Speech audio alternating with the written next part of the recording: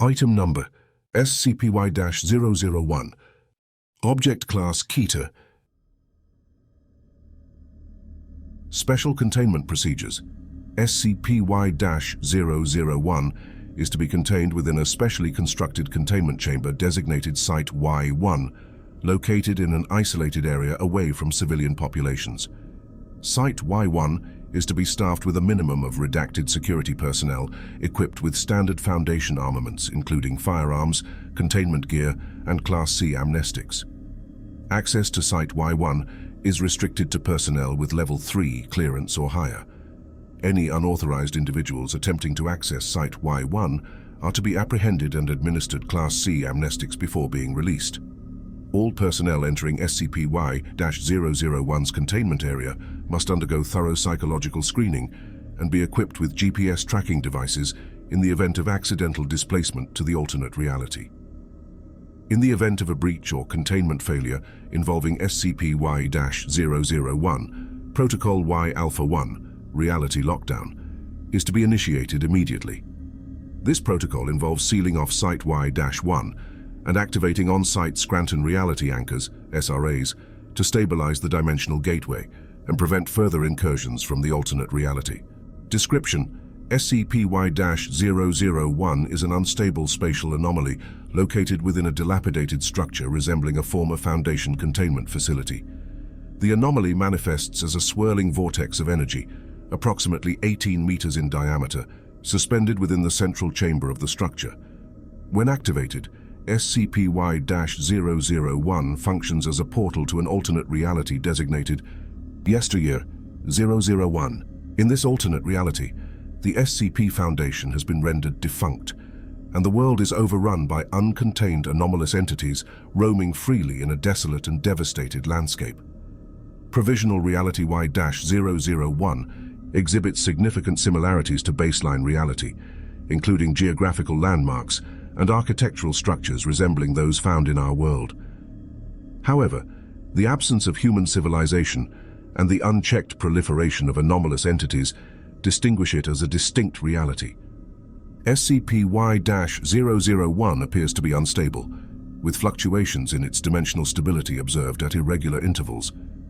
These fluctuations manifest as fluctuations in the intensity and size of the dimensional gateway, potentially leading to breaches or incursions from Provisional Reality-Y-001 into baseline reality. The origin of SCP-Y-001 and the nature of its connection to Provisional Reality-Y-001 remain unknown. Research into the cause of SCP-Y-001's instability and potential methods for stabilizing or sealing the dimensional gateway is ongoing. SCP-Y-001 was discovered following reports of anomalous activity in Redacted, prompting investigation by Foundation agents. Upon discovery, SCP-Y-001 was already active, with instances of wild SCPs emerging from the dimensional gateway. Mobile Task Force Zeta-0, Bad Bunch, was deployed to contain the breach and establish containment protocols for SCP-Y-001. Due to the unpredictable nature of SCP-Y-001 and the potential threat posed by incursions from Provisional Reality Yesteryear, containment procedures are subject to regular review and updates as new information becomes available. Research efforts are ongoing to develop effective methods for stabilizing or neutralizing SCP-Y-001 and preventing further breaches into our reality.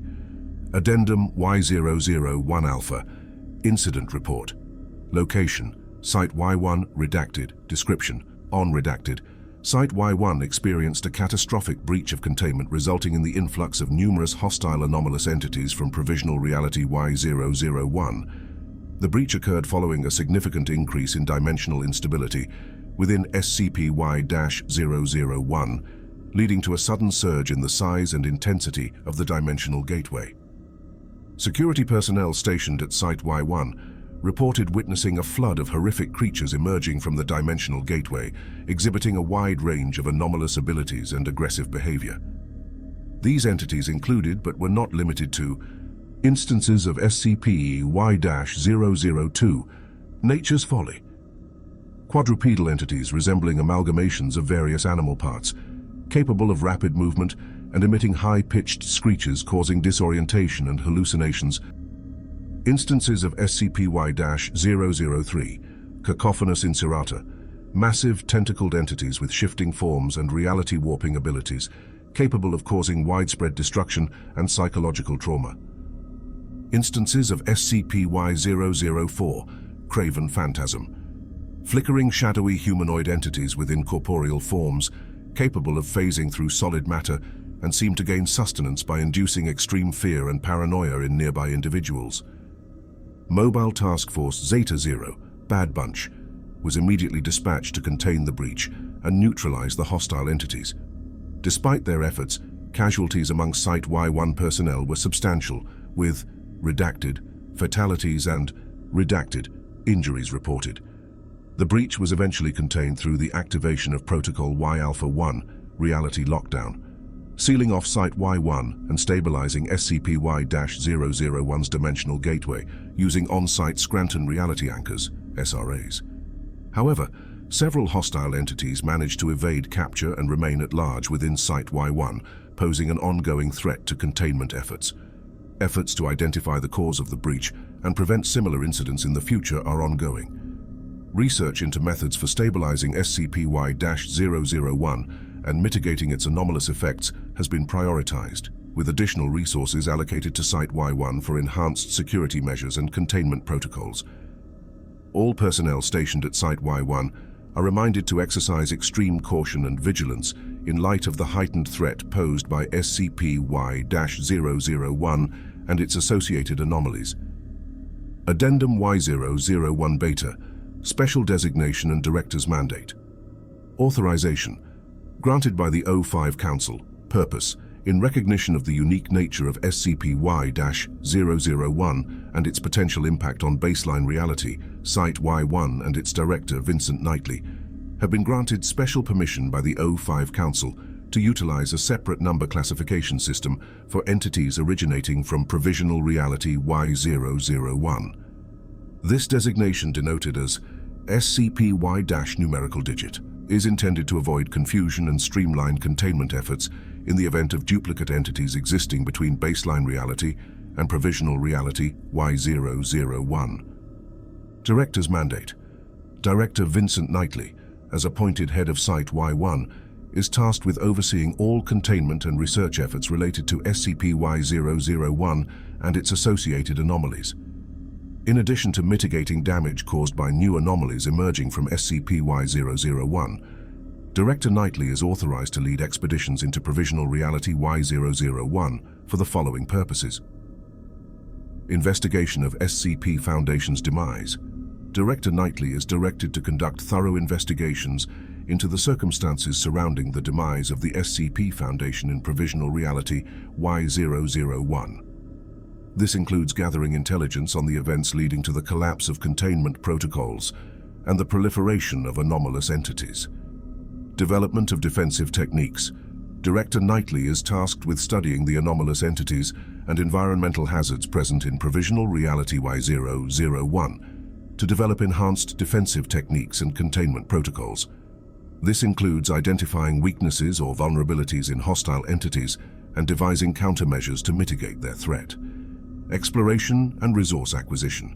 Director Knightley is authorized to explore Provisional Reality-Y-001 with the goal of identifying valuable resources or assets that could benefit the Foundation. This may include anomalous artifacts, technological advancements, or information that could aid in the advancement of Foundation goals. Director Knightley is granted broad discretion in the execution of his mandate, with full support from Foundation resources and personnel.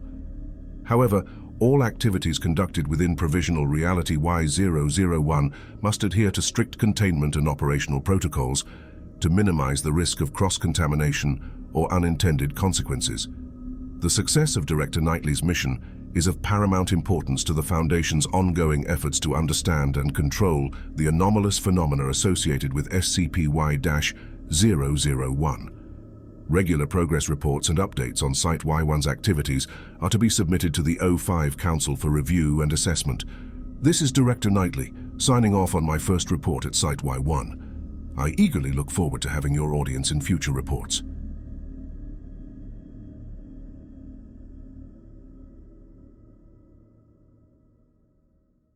Item number SCP-Y-002, Object Class Euclid. Special Containment Procedures.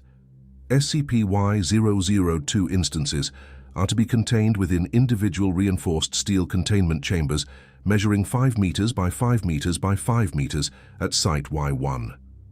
Each chamber is to be equipped with reinforced doors secured with electronic locks operated by Level 3 personnel or higher. SCP-Y-002 instances are to be provided with a constant supply of live animals for sustenance. The type and quantity of animals required are to be determined based on the size and activity level of each instance. Personnel responsible for feeding SCP-Y-002 instances are to be equipped with protective gear and are to avoid direct contact with the entities at all times. Personnel entering SCP-Y-002's containment area must undergo psychological evaluation and receive training, handling, and containment procedures specific to SCP-Y-002. In the event of a containment breach or aggressive behavior from SCP-Y-002 instances, Protocol Y-2, Phantasmal Restraint, is to be initiated immediately to sedate and recontain the affected entities. Description: SCP-Y-002 refers to a species of anomalous entities characterized by a grotesque fusion of various animal parts and features. Each SCP-Y-002 instance exhibits a unique combination of animal characteristics, resulting in a nightmarish amalgamation of forms. SCP-Y-002 instances vary in size, shape, and composition, with some resembling humanoid figures with animalistic features, while others appear as a chaotic mass of limbs, fur, feathers, and scales. Despite their diverse appearances, all SCP-Y-002 instances share a common trait of extreme aggression and predatory behavior towards any living beings that enter their vicinity. These entities hunt by using their formidable physical strength and diverse array of appendages to overpower and subdue their prey. SCP-Y-002 instances are capable of rapid movement and surprising agility, making them formidable opponents in both open combat and confined spaces. Despite their violent tendencies, SCP-Y-002 instances have been observed to exhibit a neutral reaction towards individuals with a documented history of owning and responsibly caring for pets. These individuals are perceived as non-threatening by SCP-Y-002 instances and are generally ignored or tolerated in their presence. Research into the origins and biology of SCP-Y-002 is ongoing, with the goal of understanding the anomalous properties that govern their physiology and behavior. Efforts to develop effective containment and neutralization strategies are also underway, given the inherent danger posed by SCP-Y-002 and the challenges associated with its containment. SCP-Y-002 was discovered following reports of anomalous activity in Redacted, with evidence suggesting the involvement of SCP-Y-002 instances in various incidents of violence and property damage. Mobile Task Force Zeta-0, Bad Bunch, was deployed to investigate and contain the threat posed by SCP-Y-002, leading to its eventual containment at Site Y1. Due to the unpredictable nature of SCP-Y-002 and the ongoing research efforts surrounding its containment and behavior, containment procedures are subject to regular review and updates as new information becomes available. All personnel assigned to SCP-Y-002's containment must adhere strictly to established protocols to minimize the risk of breaches and ensure the safety of both personnel and SCP-Y-002 instances. Item number SCP-Y-003, Object Class Keter. Special Containment Procedures. SCP-Y-003 instances are to be contained within individual reinforced steel containment chambers measuring 10 meters by 10 meters by 10 meters at Site Y1.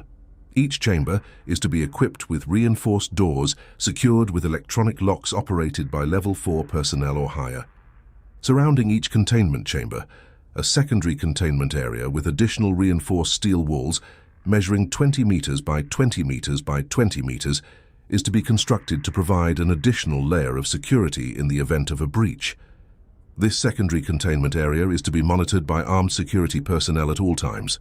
SCP-Y-003 instances are to be kept under constant surveillance via closed-circuit cameras, with feeds monitored by designated security personnel on a 24/7 basis. Any unusual activity or anomalous behavior observed in SCP-Y-003 instances is to be reported immediately to Site Command for further analysis and containment measures. Research into the anomalous properties and containment of SCP-Y-003 instances is ongoing, with the goal of developing more effective containment protocols and neutralization strategies. Personnel involved in SCP-Y-003 research must undergo thorough psychological screening and receive specialized training in handling and containment procedures specific to SCP-Y-003. Description: SCP-Y-003 refers to a species of massive tentacled entities with vaguely arachnid heads. Each SCP-Y-003 instance exhibits a unique appearance, with elongated bodies covered in iridescent scales and multiple sets of sinuous tentacles extending from their central mass. Their heads resemble those of arachnids with multiple eyes and mandibles. SCP-Y-003 instances possess highly developed cognitive abilities and demonstrate remarkable intelligence when not in a state of agitation. Tests have shown that they are capable of learning communication techniques with humans using a combination of vocalizations, body language, and rudimentary sign language. Despite their intelligence, SCP-Y-003 instances are contained within reinforced steel chambers at Site Y1 due to their extreme aggression and destructive capabilities. The containment chambers are equipped with Scranton Reality Anchors, SRAs, to counteract SCP-Y-003's reality warping effects and maintain stability within the containment area.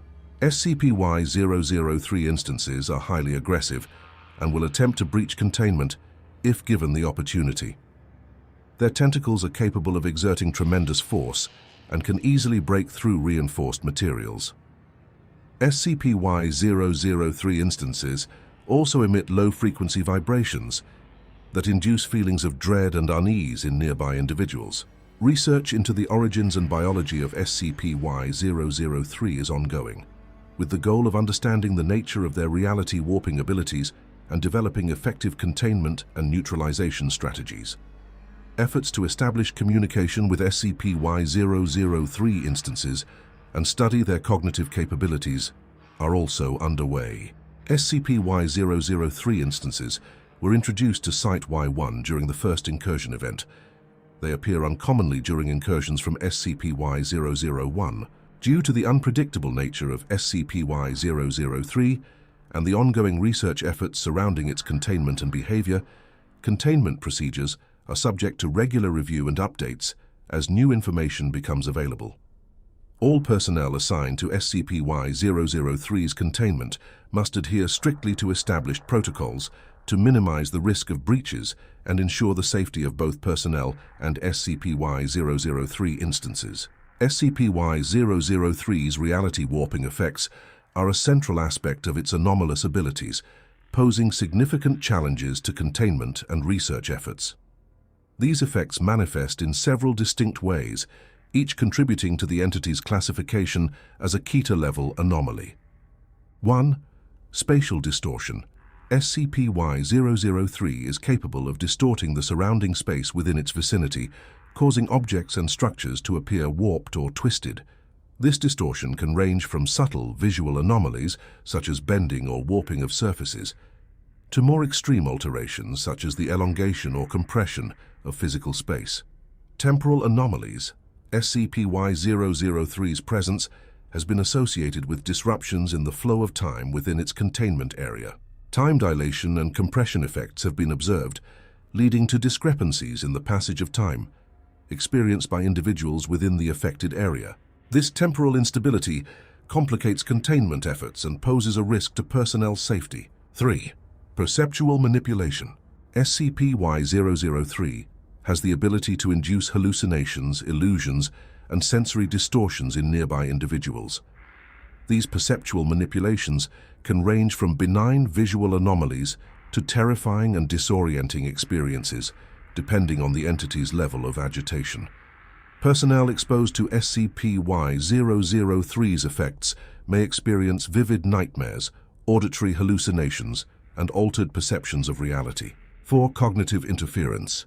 SCP-Y-003's reality warping abilities extend to the cognitive domain, affecting the thoughts, memories, and mental processes of individuals within its vicinity.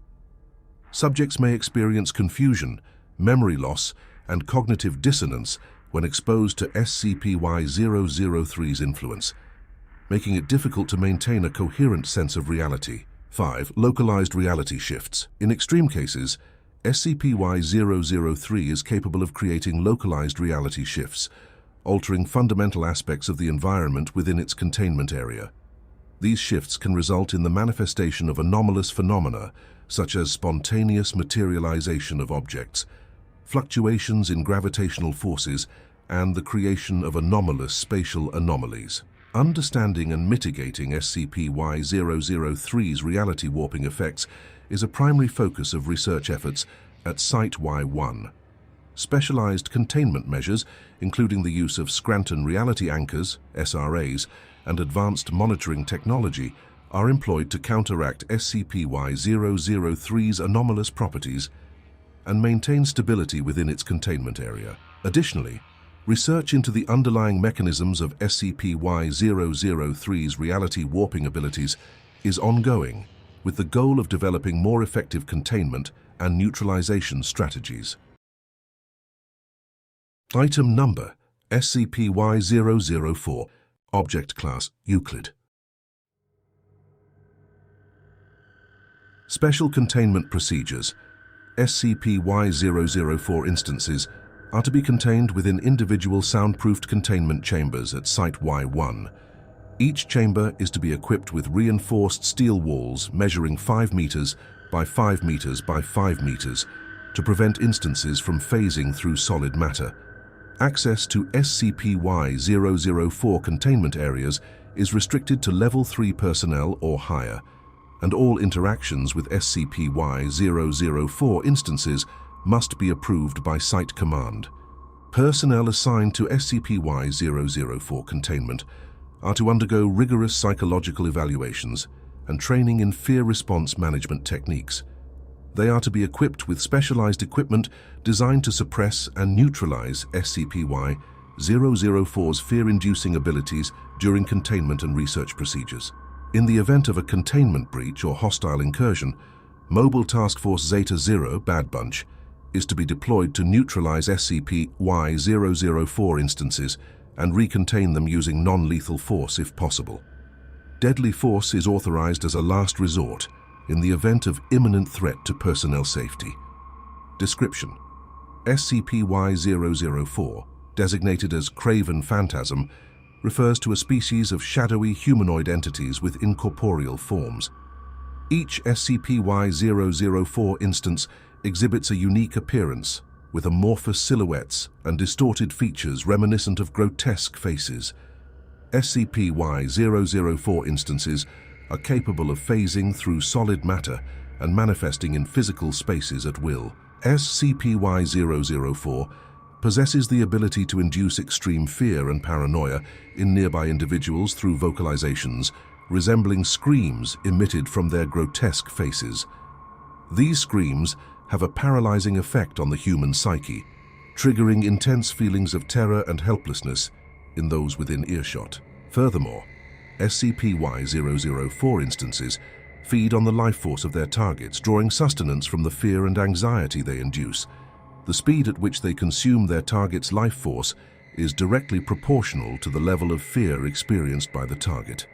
Some instances have been observed to drain their target's life force within seconds, while others prolong the process over hours of torment. Interestingly, SCP-Y-004 instances exhibit a peculiar behavior when confronted with individuals who do not experience fear in their presence. Instead of attacking or feeding on these individuals, SCP-Y-004 will attempt to instill fear in them through their screams. If the individual remains unaffected by their fear-inducing abilities, SCP-Y-004 will exhibit signs of extreme distress and fear, recoiling from the person and attempting to maintain distance. During these encounters, SCP-Y-004 instances may exhibit behaviors indicative of extreme anxiety, including quiet weeping, trembling, and attempts to avoid direct eye contact with the fearless individual. These reactions suggest that SCP-Y-004 experiences a form of vulnerability or weakness in the presence of individuals who do not fear them. SCP-Y-004 was initially discovered during the first SCP-Y-001 incursion event, but evidence suggests that they have been coming into our world before SCP-Y-001's discovery, as a group of SCP-Y-004 were found after a group of campers went missing in the woods of Redacted. Research into the origins and behavior of SCP-Y-004 is ongoing, with the goal of understanding the nature of their fear-inducing abilities and developing effective containment and neutralization strategies. Efforts to mitigate the psychological effects of SCP-Y-004's presence on nearby individuals are also underway, with the aim of minimizing the risk of psychological trauma and ensuring the safety of Foundation personnel. Item Number SCP-Y-005. Object Class Euclid. Special Containment Procedures. SCP-Y-005 is to be contained within a secure, climate-controlled containment chamber at Site Y1. The chamber must be equipped with temperature and humidity control systems to prevent deterioration of the painting. Access to SCP-Y-005's containment area is restricted to personnel with Level 3 security clearance or higher. SCP-Y-005 is to be mounted on a sturdy display easel and covered with a protective acrylic casing to prevent direct contact with the painting. Any personnel entering SCP-Y-005's containment chamber must undergo psychological evaluation before and after exposure to the object. No emotionally or mentally unstable individuals are permitted to enter SCP-Y-005's containment area. SCP-Y-005 was discovered by the cleanup crew after an incursion event, tangled and gripped tightly by the limbs of an instance of SCP-Y-002. All instances of SCP-Y-002 are to be monitored closely for the presence of anomalous objects or entities attached to their bodies. Any instances discovered carrying anomalous items are to be immediately contained and quarantined for further analysis. Description: SCP-Y-005 is a painting on canvas measuring 80 centimeters by 60 centimeters. The style and composition of the painting resemble works of art from the early 20th century, although the artist is currently unknown. The anomalous properties of SCP-Y-005 manifest when individuals with strong emotions or psychological distress are in close proximity to the painting. SCP-Y-005 will undergo spontaneous changes in appearance, altering its imagery and composition to reflect the emotional state of those nearby. These changes can range from subtle shifts in color and texture to dramatic transformations, including the appearance of disturbing imagery, cryptic messages, or surreal landscapes. The content of SCP-Y-005's alterations is often highly subjective and may vary depending on the observer's interpretation. SCP-Y-005 has been observed to respond to a wide range of emotions, including fear, sadness, anger, and joy.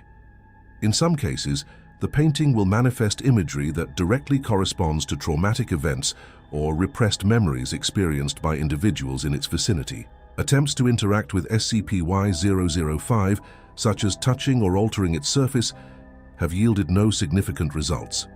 The painting appears to be resistant to physical manipulation and remains unchanged despite external stimuli. Research into the nature and properties of SCP-Y-005 is ongoing, with the goal of understanding its anomalous effects and developing effective containment procedures. Personnel assigned to SCP-Y-005's containment must exercise caution and avoid prolonged exposure to the painting, especially during periods of heightened emotional distress. Item Number: SCP-Y-006. Object Class: Safe. Special Containment Procedures. SCP-Y-006 is to be stored within a secure anomalous item containment locker at Site Y1. Access to SCP-Y-006 requires authorization from personnel with Level 2 security clearance or higher. Personnel handling SCP-Y-006 are required to wear protective gloves to prevent inadvertent activation of its anomalous properties. SCP-Y-006 is to be periodically inspected for any signs of degradation or unusual activity. SCP-Y-006 is not to be worn or utilized by personnel unless authorized for testing purposes in a controlled environment. Any personnel exhibiting signs of prolonged exposure to SCP-Y-006's effects are to undergo immediate psychological evaluation. Description: SCP-Y-006 is a pair of rectangular eyeglasses with metal frames and clear lenses. The design and construction of SCP-Y-006 appear to be consistent with standard prescription eyewear, although no manufacturer's markings or identifying information have been found on the item. The anomalous properties of SCP-Y-006 manifest when worn by an individual, allowing them to perceive hidden messages written in a language unknown to humanity.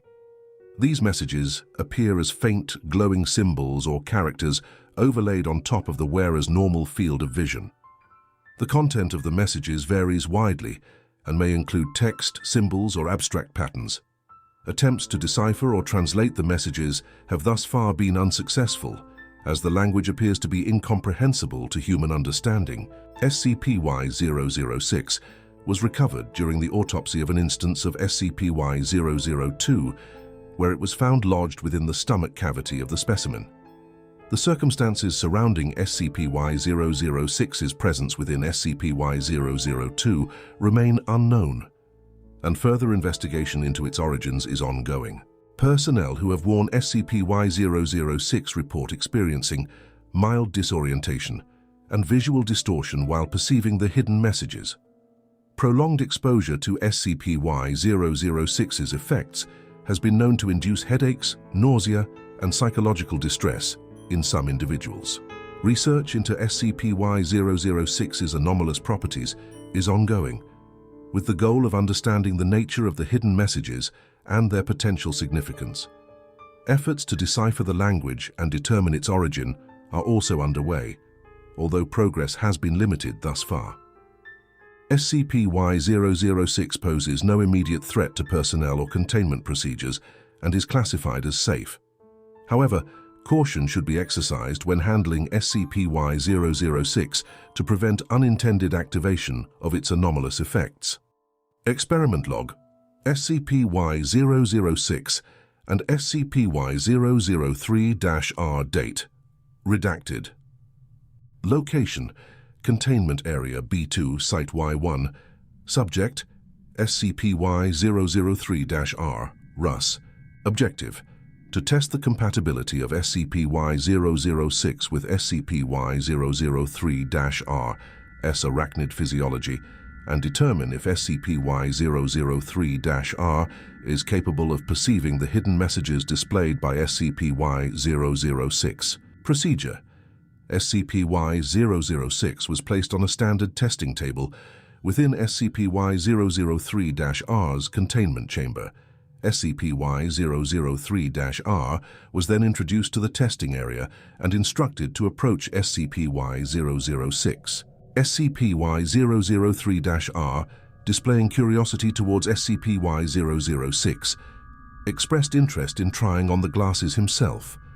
With the assistance of containment personnel, SCP-Y-006 was carefully positioned over one of SCP-Y-003-R's large arachnid eyes, ensuring a secure fit. Results: upon wearing SCP-Y-006 over its arachnid eye, SCP-Y-003-R did not display any reaction or indication of perceiving the hidden messages displayed by SCP-Y-006. Despite its keen interest in the glasses, SCP-Y-003-R's arachnid physiology appears to be incompatible with the anomalous properties of SCP-Y-006. Subsequent attempts to position SCP-Y-006 over other arachnids yielded similar results, with SCP-Y-003-R remaining unaffected by the hidden messages displayed by the glasses. SCP-Y-006 only appears to function when worn by human subjects, suggesting that its anomalous effects are limited to human perception. Analysis: SCP-Y-006's inability to affect SCP-Y-003-R's perception indicates a potential limitation of its anomalous properties. It is possible that SCP-Y-006 is specifically attuned to human physiology and cognition, rendering it ineffective when worn by non-human entities, such as SCP-Y-003-R. Further experimentation may be warranted to explore the extent of SCP-Y-006's limitations and determine if any anomalous properties are present in SCP-Y-003-R that could explain its immunity to the glass's effects.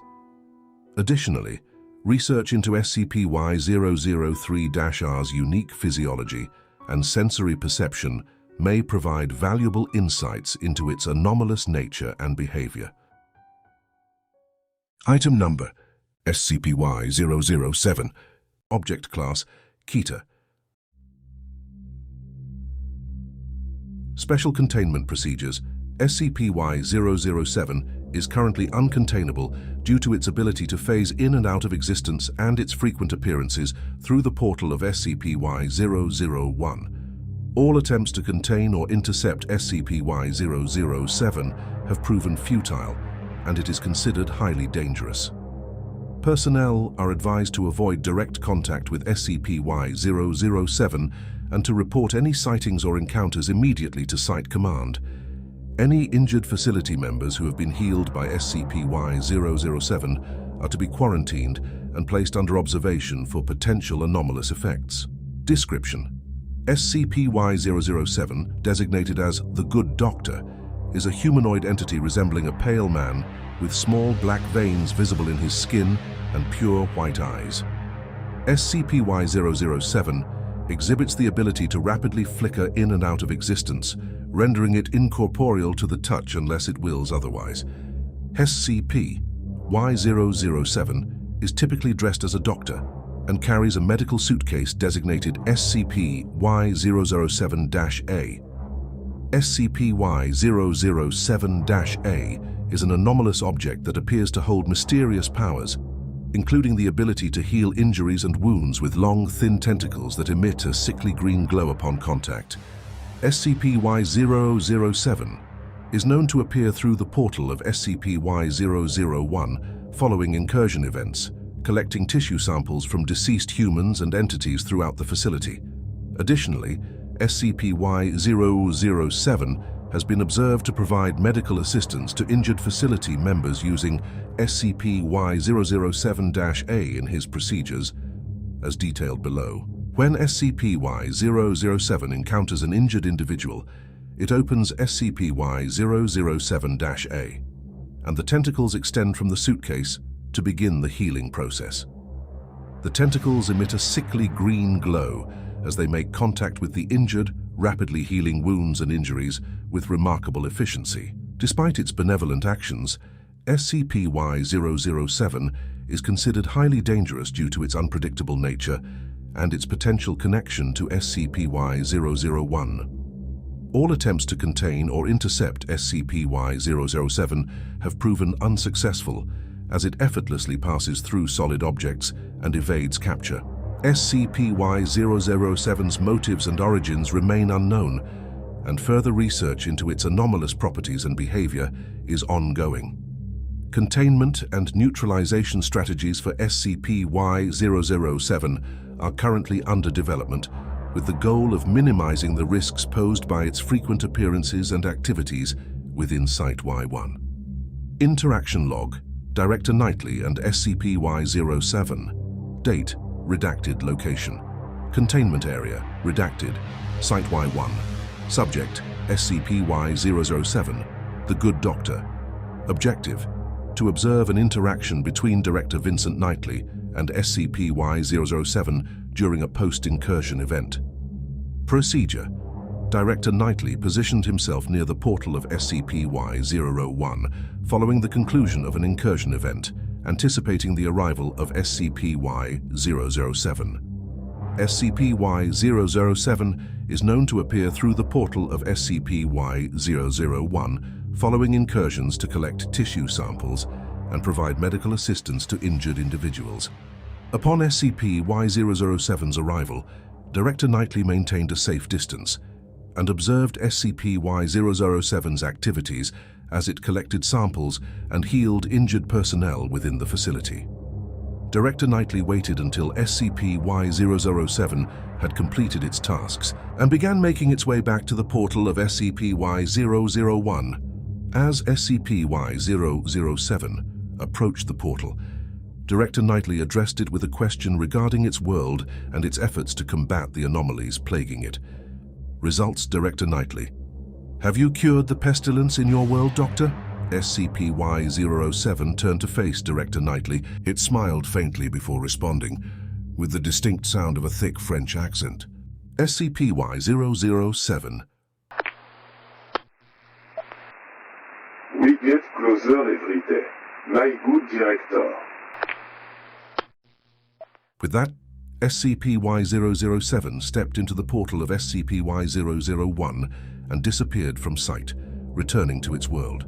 Analysis: The exchange between Director Knightley and SCP-Y-007, particularly SCP-Y-007's response, "We get closer every day," bears striking resemblance to the demeanor and goals attributed to SCP-049, commonly referred to as the Plague Doctor in Provisional Reality-Y-1. SCP-049.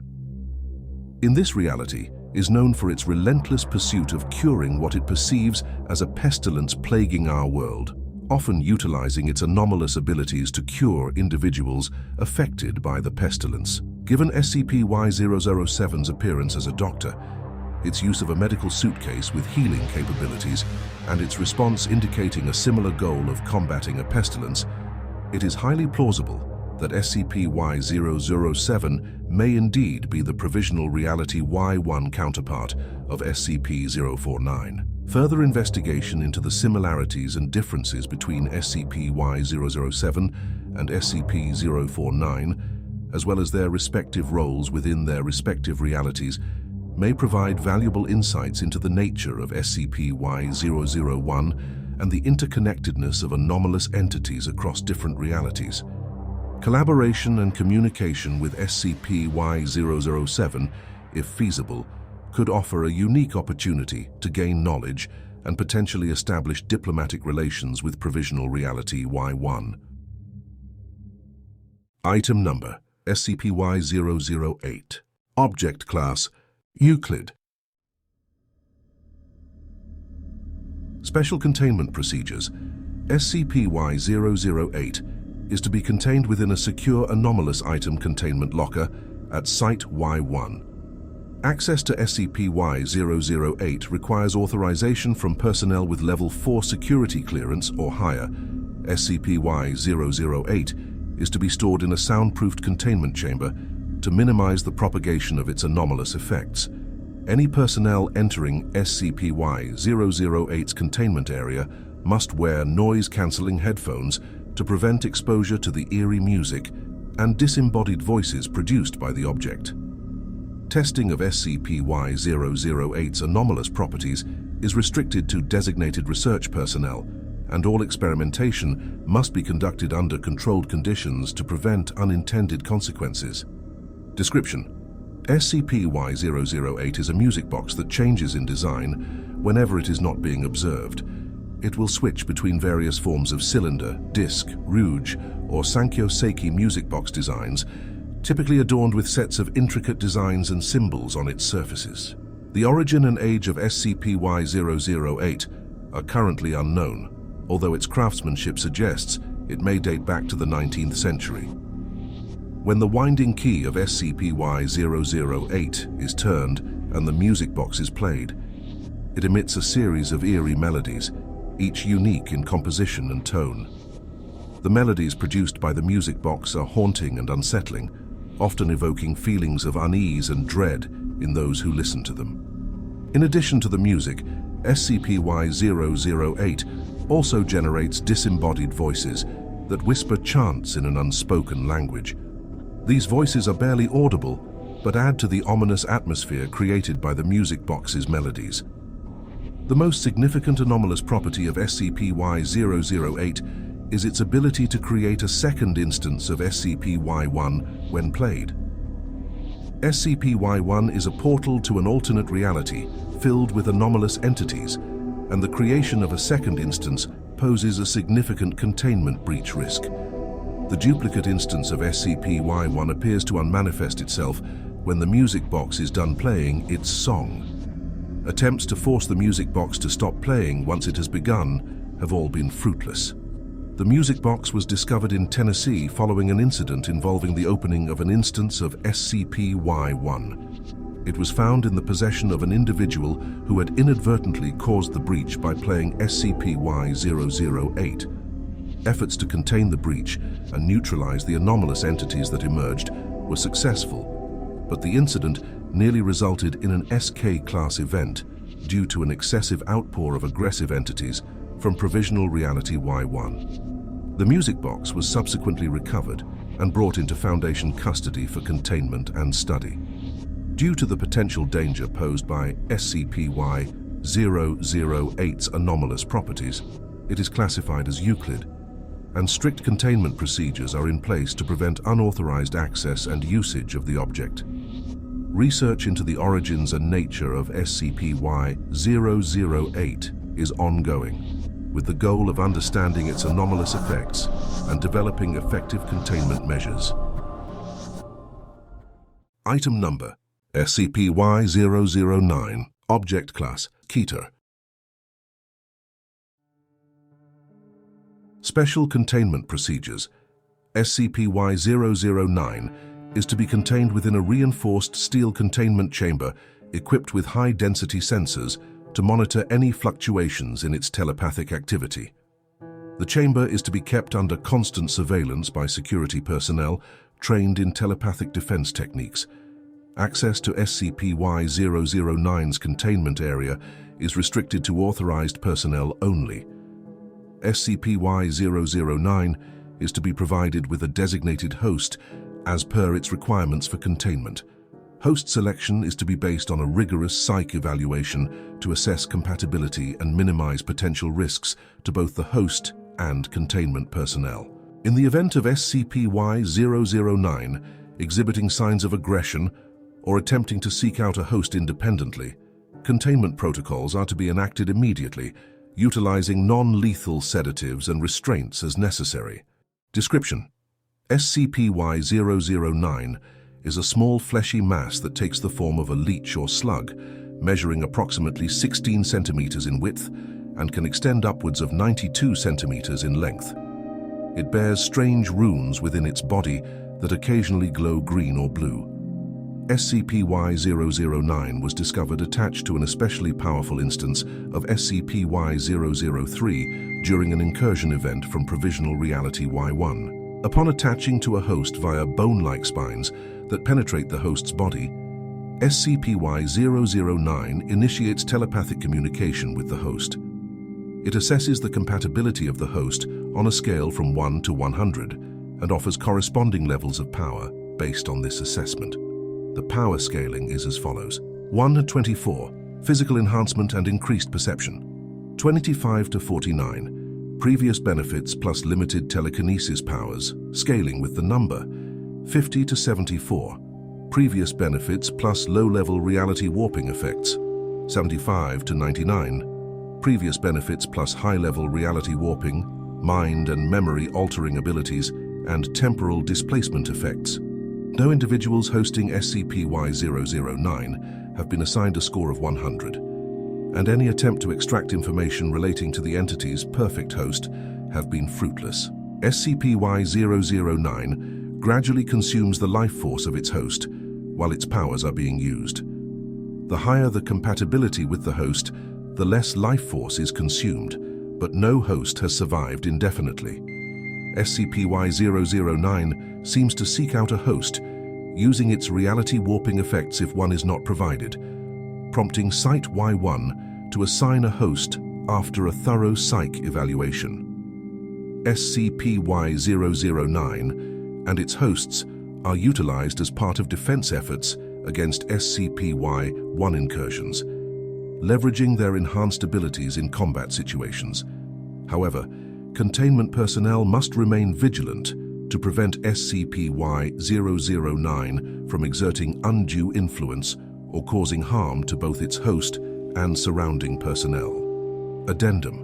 Due to SCP-Y-009's unpredictable nature and potential for catastrophic consequences, research into its origins and behavior is ongoing. Efforts to understand and mitigate its effects on hosts and containment procedures remain a top priority for Site-Y1 personnel.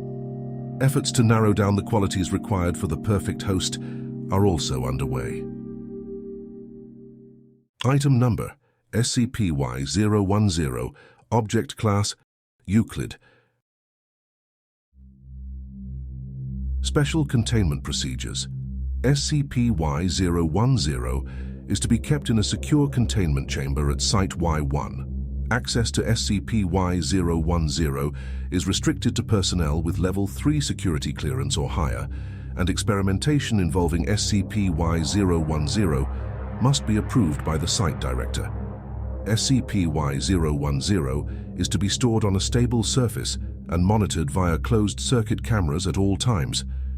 Any instances of SCP-Y-010's anomalous behavior are to be documented and reported immediately to Site Security.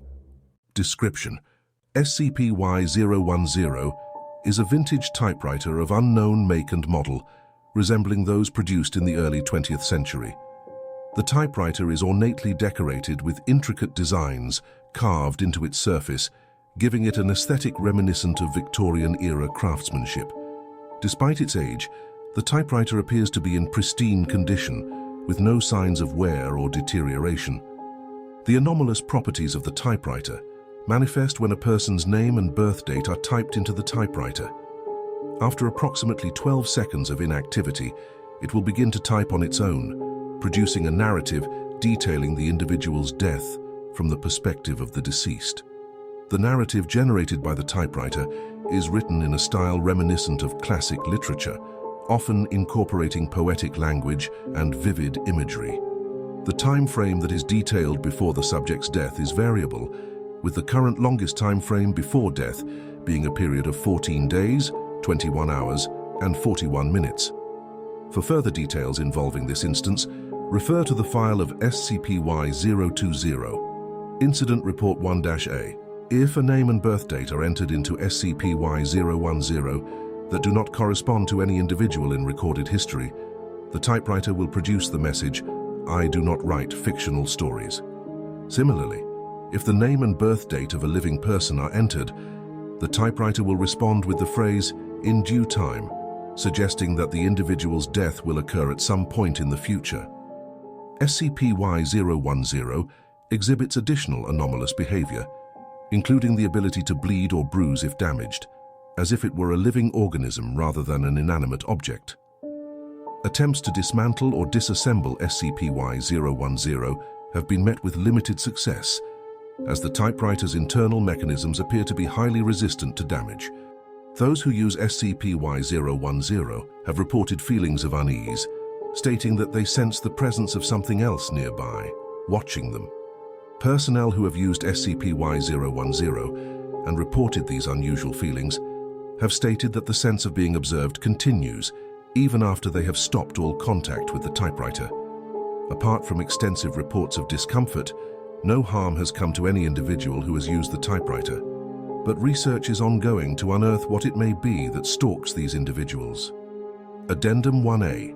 SCP-Y-010 was recovered during the first excursion into Provisional Reality-Y-1 by Mobile Task Force Zeta-0, Dramatic Duos.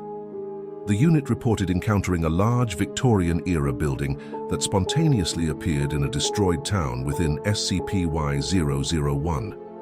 Inside the building, they discovered 2 rooms, one adorned with paintings and a clear indication that one was missing, and another containing SCP-Y-010 on a desk surrounded by empty bookshelves. After leaving the building, Zeta-Zero, dramatic duos, found themselves disoriented and in a different location than when they entered. Despite this, they safely navigated through Provisional Reality-Y-1 and returned to SCP-Y-001, eventually making their way back to Site Y1 without incident. SCP-Y-010 was subsequently secured and contained for further study. Addendum 1B. Director Knightley has granted authorization for the utilization of SCP-Y-010 to assess the status of units during excursions into Provisional Reality-Y1 under his direct supervision. During excursions, if SCP-Y-010 begins to detail the deaths of units currently on a mission, Director Knightley reserves the authority to order the immediate retreat of the affected team through SCP-Y1. Based on the information provided by SCP-Y-010's death knells, Director Knightley may also enact alterations to defensive procedures at Site Y1 to mitigate potential threats or anomalies identified during the excursion. This protocol is implemented to ensure the safety and security of personnel and resources within Site Y1 and to enhance the effectiveness of containment efforts in response to emerging threats from Provisional Reality-Y1. Item Number: SCP-Y-011. Object Class: Safe. Special Containment Procedures. SCP-Y-011 is to be stored in a standard containment locker at Site Y1. The containment locker must remain locked when not in use, and access to SCP-Y-011 requires Level 2 clearance or higher. All testing with SCP-Y-011 must be conducted in a controlled environment with prior approval from the site director. Instances of SCP-Y-011-B created during testing are to be catalogued and monitored for the duration of their activity. After the fireflies in SCP-Y-011-B instances have expired, the jars are to be collected and returned to storage or disposed of according to standard biohazard protocols. Description: SCP-Y-011 is a large mason jar containing a variable number of bioluminescent fireflies, family Lampyridae.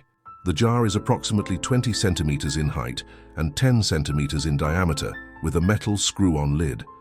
The fireflies inside SCP-Y-011 exhibit unusual behavior and properties, notably their apparent immortality. They do not die or show signs of aging, and only emit a deep red glow similar to the color of blood. When the lid of SCP-Y-011 is opened, the fireflies inside the jar immediately disappear. They reappear within the jar once the lid is closed, regardless of how long it remains open. Observers who gaze upon the glow emitted by SCP-Y-011 may enter a trance-like state, characterized by enhanced relaxation and mental clarity. This effect has been observed to alleviate symptoms of stress, anxiety, and other psychological traumas in some individuals, though the extent of its efficacy varies. Instances of SCP-Y-003 that are part of Mobile Task Force Zeta-Zero, dramatic duos, have exhibited aversion to SCP-Y-011, often covering their mouths with their tentacles and hastening their departure from its vicinity. These instances of SCP-Y-003 have reported that SCP-Y-011 emits a foul odor or smell, prompting their avoidance of the object. When SCP-Y-011 is uncovered, the fireflies within the jar disappear, and the object reverts to the appearance of a standard glass jar with no anomalous properties. Reapplying the cover to SCP-Y-011 restores its anomalous effects, allowing the fireflies to reappear and emit their soothing glow once again. When SCP-Y-011 is opened in the presence of other transparent glass jars, with their lids also removed, an anomalous event occurs.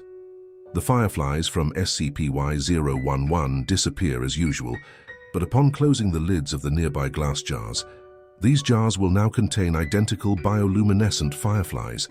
These new jars, designated SCP-Y-011-B, adopt all the anomalous properties of SCP-Y-011, including the disappearance and reappearance of fireflies when the lid is removed and replaced.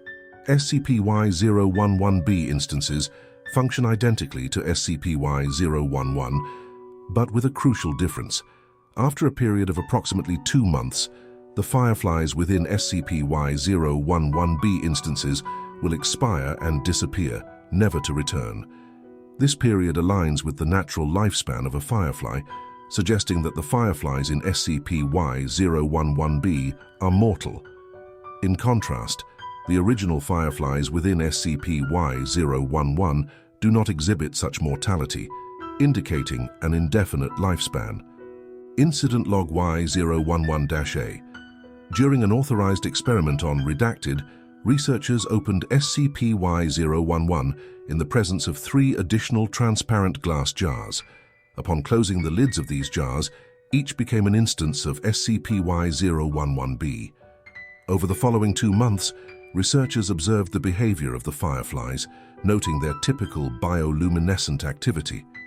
At the end of the observation period, the fireflies in all SCP-Y-011b instances died off and disappeared. The most notable aspect of this incident is that the instances of SCP-Y-011b appeared to be gradually impacted by their own relaxation effect. Over the 2-month period, their movements became less erratic each day until the final week, in which they simply remained in place until their eventual end. Further testing involving the creation of SCP-Y-011b instances has been restricted to prevent unnecessary proliferation. Current research efforts focus on understanding the mechanisms behind the immortality of SCP-Y-011's original fireflies and the potential applications of this anomaly. Additionally, further research is being conducted to understand the exact nature of SCP-Y-011's sedative and psychological effects, as well as the reasons behind the aversion displayed by instances of SCP-Y-003. Experimentation with SCP-Y-011 is to be conducted cautiously, taking into account the potential therapeutic benefits as well as the adverse reactions observed in certain SCP entities. Item Number: SCP-Y-012. Object Class: Euclid. Special Containment Procedures. SCP-Y-012 is to be contained within a reinforced steel containment chamber at Site Y1. Access to SCP-Y-012 is restricted to personnel with Level 3 security clearance or higher, and experimentation involving SCP-Y-012 must be approved by the Site Director. The containment chamber is to be equipped with surveillance cameras to monitor the activity of SCP-Y-012 at all times. SCP-Y-012 is to be kept covered with a heavy cloth when not in use to prevent inadvertent activation of its anomalous properties. Personnel entering SCP-Y-012's containment chamber for research or testing purposes must undergo thorough psychological evaluation before and after interaction with SCP-Y-012. Description: SCP-Y-012 is a sentient chess set comprised of a wooden board and intricately carved wooden pieces. The pieces of SCP-Y-012 exhibit sapience and possess unique abilities based on their respective positions on the chessboard. When engaged in a game, SCP-Y-012 will challenge the player to strategic matches, with the pieces coming to life and demonstrating their capabilities in combat. Individuals who touch the chess pieces report that during the game they cannot see standard reality and instead perceive a black and white world with heavy medieval themes. Players describe being in a large throne room filled with spectral knights and subjects, all of whom watch the proceedings with an intense, unsettling focus on an empty throne in the center of the room. If the player loses a game against SCP-Y-012, a random piece on the chessboard will turn to dust, and the losing player will be subjected to an excruciatingly painful process. During this process, the player is transformed into the new chess piece, effectively becoming part of SCP-Y-012. The transformation involves a reduction in size and physical alteration to match the appearance of the chosen chess piece. Conversely, If the player emerges victorious in a match against SCP-Y-012, the chess set will disappear and the player will gain temporary access to anomalous abilities. For a period of 48 hours following their victory, the player is capable of summoning black and white phantasmal knights, bishops, and soldiers, each representing pieces on a chessboard. These summoned phantasms exhibit exceptional combat abilities and are fiercely loyal to the winning player, protecting them at all costs. The summoned phantasms, designated SCP-Y-012-B, produce disembodied voices that whisper, "Protect the king," and analysis has shown that some voices bear striking similarities to those of former D-Class personnel who lost games against SCP-Y-012 and were subsequently transformed into chess pieces. After the 48-hour period elapses, SCP-Y-012 will rematerialize in front of the player, and they will lose the ability to summon phantasmal allies. SCP-Y-012 will resume its normal state, ready to engage in further games with potential challengers. Incident Report Y012-1. Date: July 23, 2000. Subject: D7391. Details: during a scheduled test, D7391 attempted to leave the game in progress, expressing fear and a desire to quit. As D7391 stood up and moved away from the table, a spectral knight manifested and swiftly decapitated him. The incident was recorded, and subsequent analysis confirmed the manifestation of the knight originated from SCP-Y-012. Incident Report Y012-2. Date: July 24, 2000. Subject: D8412. Details: D8412 attempted to cheat during a game with SCP-Y-012 by moving pieces while SCP-Y-012 was in a dormant state. Upon resumption of the game, spectral horses manifested and executed D8412 by drawing and quartering him. The gruesome execution was captured on surveillance footage, confirming the origin of the horses as SCP-Y-012. Incident Report Y012-3. Date: July 25, 2000. Subject: D9203. Details: during a game with SCP-Y012, D9203 became increasingly frustrated and fearful as he realized he was losing. In a fit of panic, D9203 shoved the chess set off the table. Immediately, a spectral knight appeared and decapitated D9203. The incident was fully documented, highlighting the immediate and lethal response from SCP-Y-012 to any perceived disruption or disrespect during gameplay. All personnel are reminded of the severe consequences of tampering with SCP-Y-012 and are instructed to follow established protocols without deviation. Further testing is to be conducted under strict supervision with emergency response measures in place. Interaction Log Y012-L. Date: August 3, 2000. Personnel involved: Psychic Specialist Charlie Lawrence, Mobile Task Force Zeta 0, Bad Bunch. D9501, former D-Class, now a chess piece within SCP-Y-012. Location: Site Y1, SCP-Y-012. Containment Chamber. Purpose: to investigate the internal world of SCP-Y-012 and gather information from D9501, a low-level psychic who was transformed into a chess piece. Psychic interaction recorded using brainwave auditory reception device, BARD. Begin log.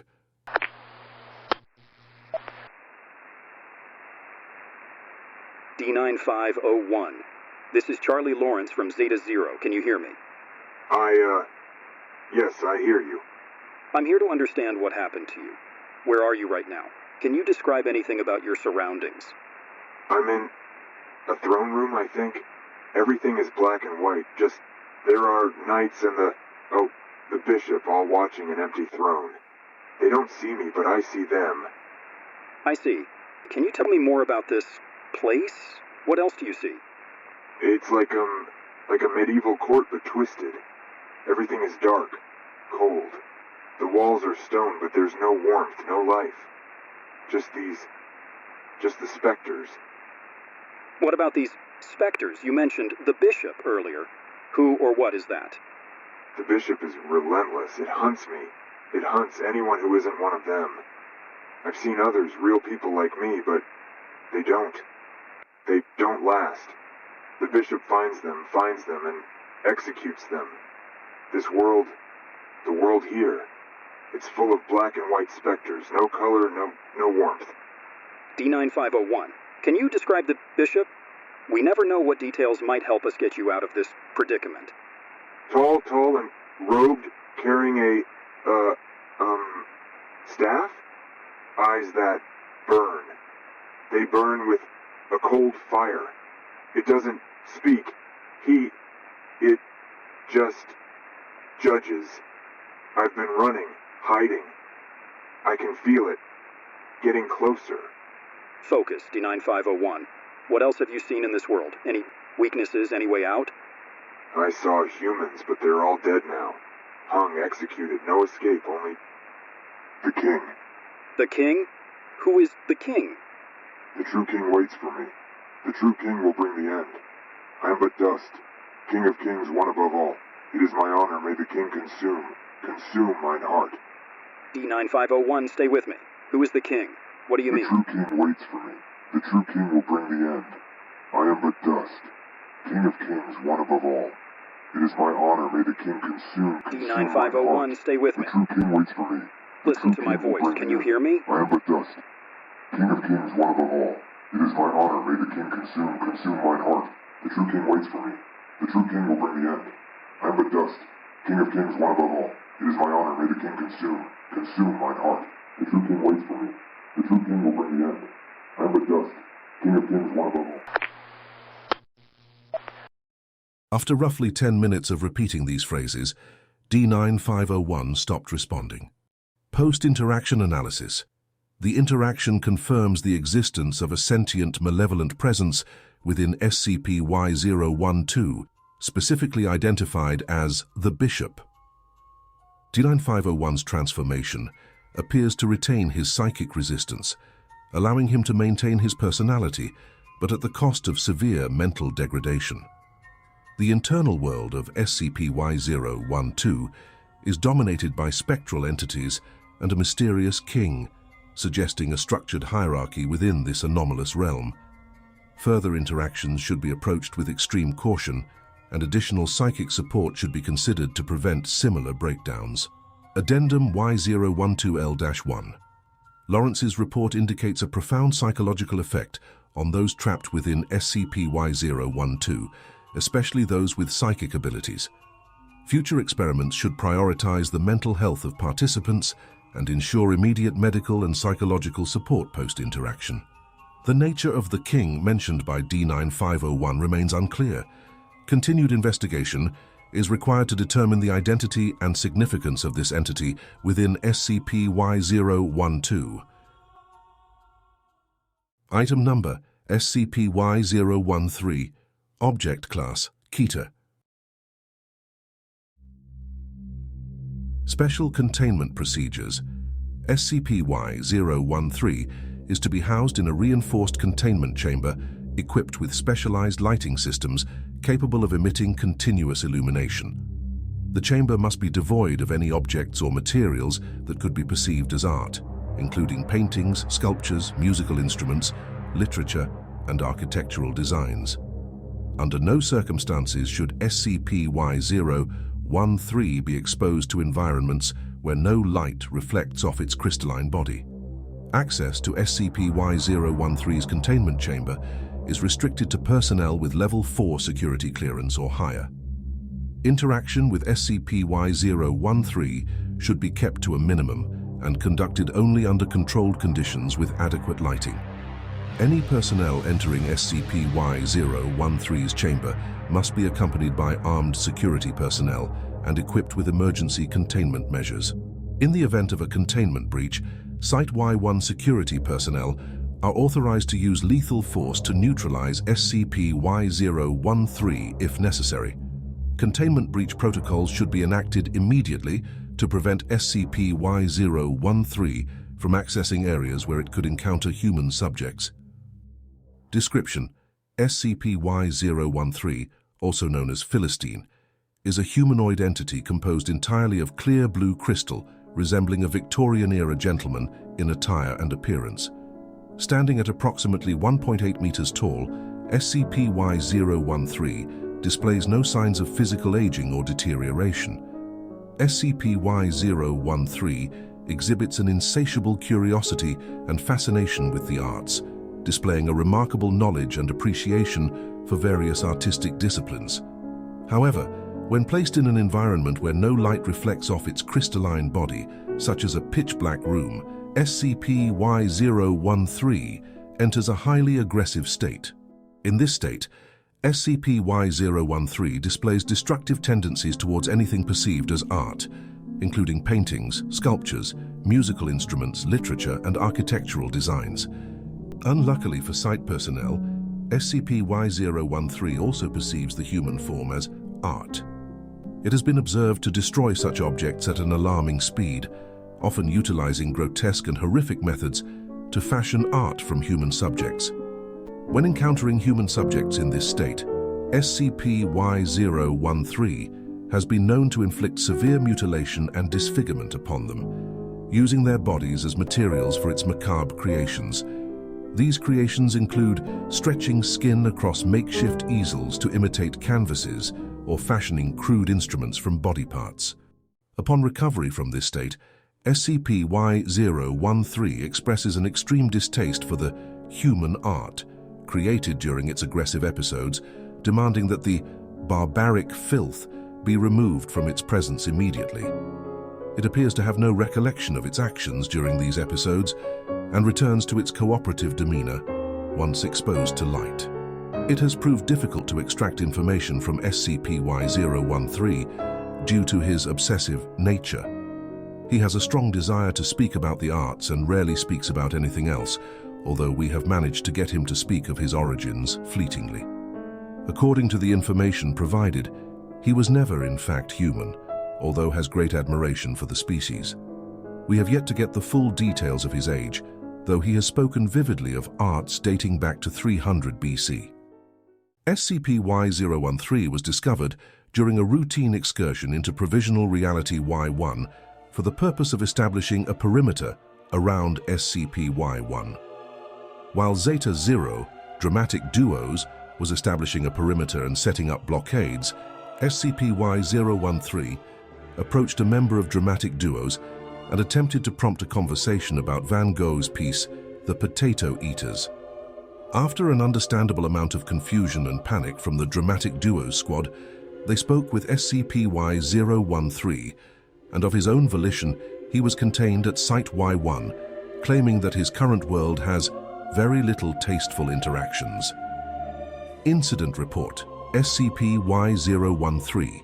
Date: June 5, 2000. Location: Site Y1, Containment Sector. Description of incident: during a containment breach at Site Y1, SCP-Y-013, colloquially known as Philistine, exhibited heightened agitation in response to the escalating noise levels outside its containment chamber. As the disturbance reached a peak, SCP-Y-013's containment chamber lighting mechanisms began to flicker erratically, prompting security personnel to monitor the situation closely. At approximately hours, SCP-Y-013 vocalized its frustration and expressed its intention to drown out the disruptive noise with a superior sound. Without warning, an anomalous event occurred within SCP-Y-013's containment chamber, resulting in the spontaneous manifestation of a translucent blue piano. Seating itself at the piano, SCP-Y-013 proceeded to play an intricate rendition of Lacrimosa by Mozart, its performance imbued with anomalous properties that affected the chamber lighting. As the music intensified, the lights dimmed progressively, culminating in a complete blackout at the climax of the performance. During this blackout, SCP-Y-013's previously observed state of aggressive behavior was triggered due to the absence of light. Security teams responded immediately, but visual contact with SCP-Y-013 was lost. The sound of crashing and tearing was reported from within the chamber, consistent with SCP-Y-013's known destructive tendencies. When the lights were restored, SCP-Y-013 was found standing in the middle of its chamber, surrounded by destroyed containment furniture and deformed sculptures fashioned from the collective remains of nearly half of the personnel assigned to Site Y1 West Wing. SCP-Y-013 expressed visible disdain for these creations and demanded their immediate removal. Audio log interview, SCP-Y-013. Date, June 6, 2000. Interviewer, Dr. Matthew Rhodes. Subject, SCP-Y-013. Philistine. Begin log. Good morning, Y-13. How are you feeling today? Splendid as always, Dr. Rhodes. It's always a pleasure to have company. How might I assist you today? I wanted to discuss the recent incident where you conjured a piano and played Lacrimosa. It was quite the performance. I must say, it was the best rendition I've ever heard. Why, thank you, Dr. Rhodes. Lacrimosa, a piece close to my heart. Its beauty truly lies in its origins, the melancholic touch, left behind by Mozart's student. Completed at the behest of Count Walsegg in honor of his late wife, such depth of sorrow and reverence captured in music. It certainly is a hauntingly beautiful piece. Now, back to the incident. Can you tell me more about the piano? How did you manage to conjure it? Conjure? Oh, dear doctor. It's merely a manifestation of my love for the arts. When the cacophony outside became too much, I felt compelled to bring forth a source of true, sublime sound. It was a natural response, really. Fascinating, very fascinating. However, after your performance, the lights went out and, well, there was significant destruction in your chamber. Do you recall anything about that? Lights going out? How whimsical. I've no recollection of such an event. The idea of lights magically dimming is quite amusing, don't you think? Yes. Quite amusing. Still, it reminds me a bit of a Dr. Jekyll and Mr. Hyde scenario. I wonder what it would be like to interview the other version of you. Dr. Jekyll and Mr. Hyde. Ah, Stevenson's work is remarkable, isn't it? His exploration of duality and the human condition is profound.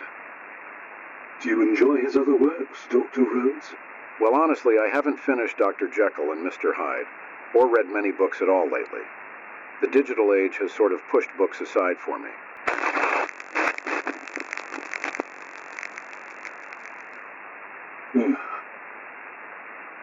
Not everyone can be so cultured, I suppose. Still, I would surely prefer my future interviewers to be well-read. It adds a certain depth to our conversations. Don't you think? Yes, of course. I'll be sure to, keep that in mind. Thank you for your time, Y-13. The pleasure is mine, Dr. Rhodes.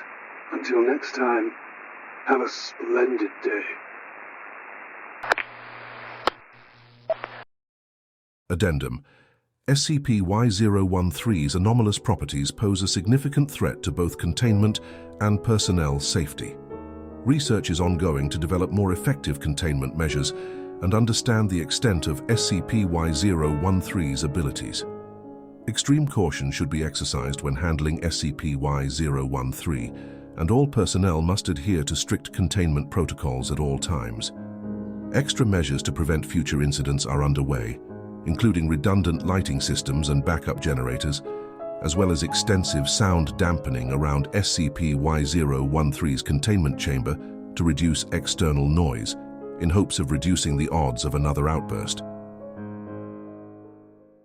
Item Number SCP-Y-014. Object Class Euclid. Special Containment Procedures.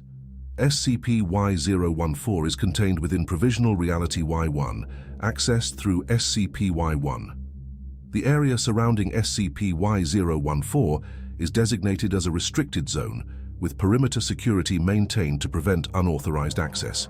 Access to SCP-Y-014 is restricted to approved research personnel with Level 3 security clearance or higher. Excursions into Provisional Reality-Y-1 and SCP-Y-014 must be authorized by the Site Director and conducted with caution, following established safety protocols. In the event of a death occurring within SCP-Y-014, containment procedures are to be initiated immediately to monitor and document any changes within the anomaly.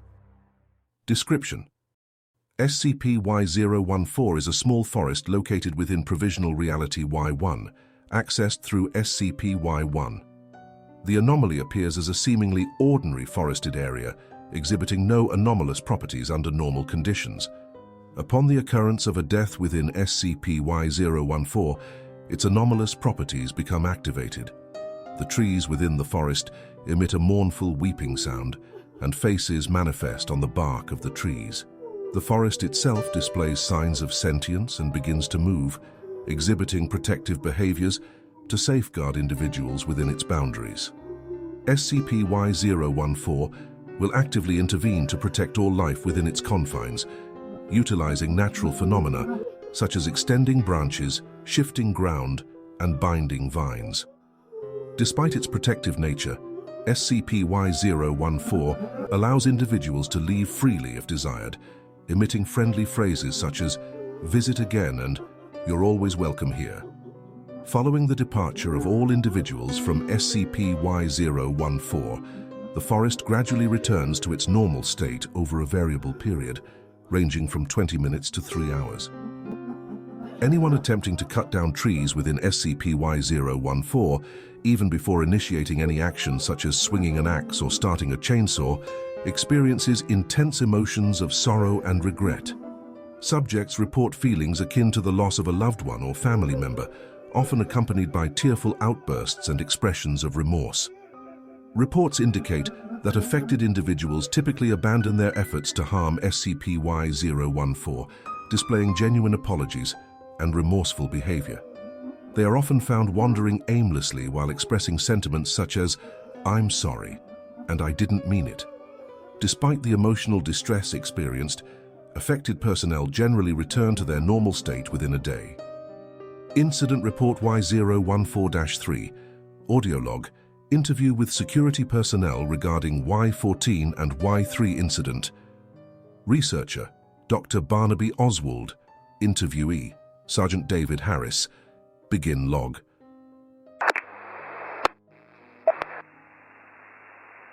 Good afternoon, Sergeant Harris. Could you start by telling me what happened during the attack by the 2 instances of Y-3 in the forested area of Y-14? Afternoon, Doc. Yeah, it was a rough day. So, these 2 massive tentacle freaks, Y3 or whatever, just showed up out of nowhere. They started wreaking havoc right away.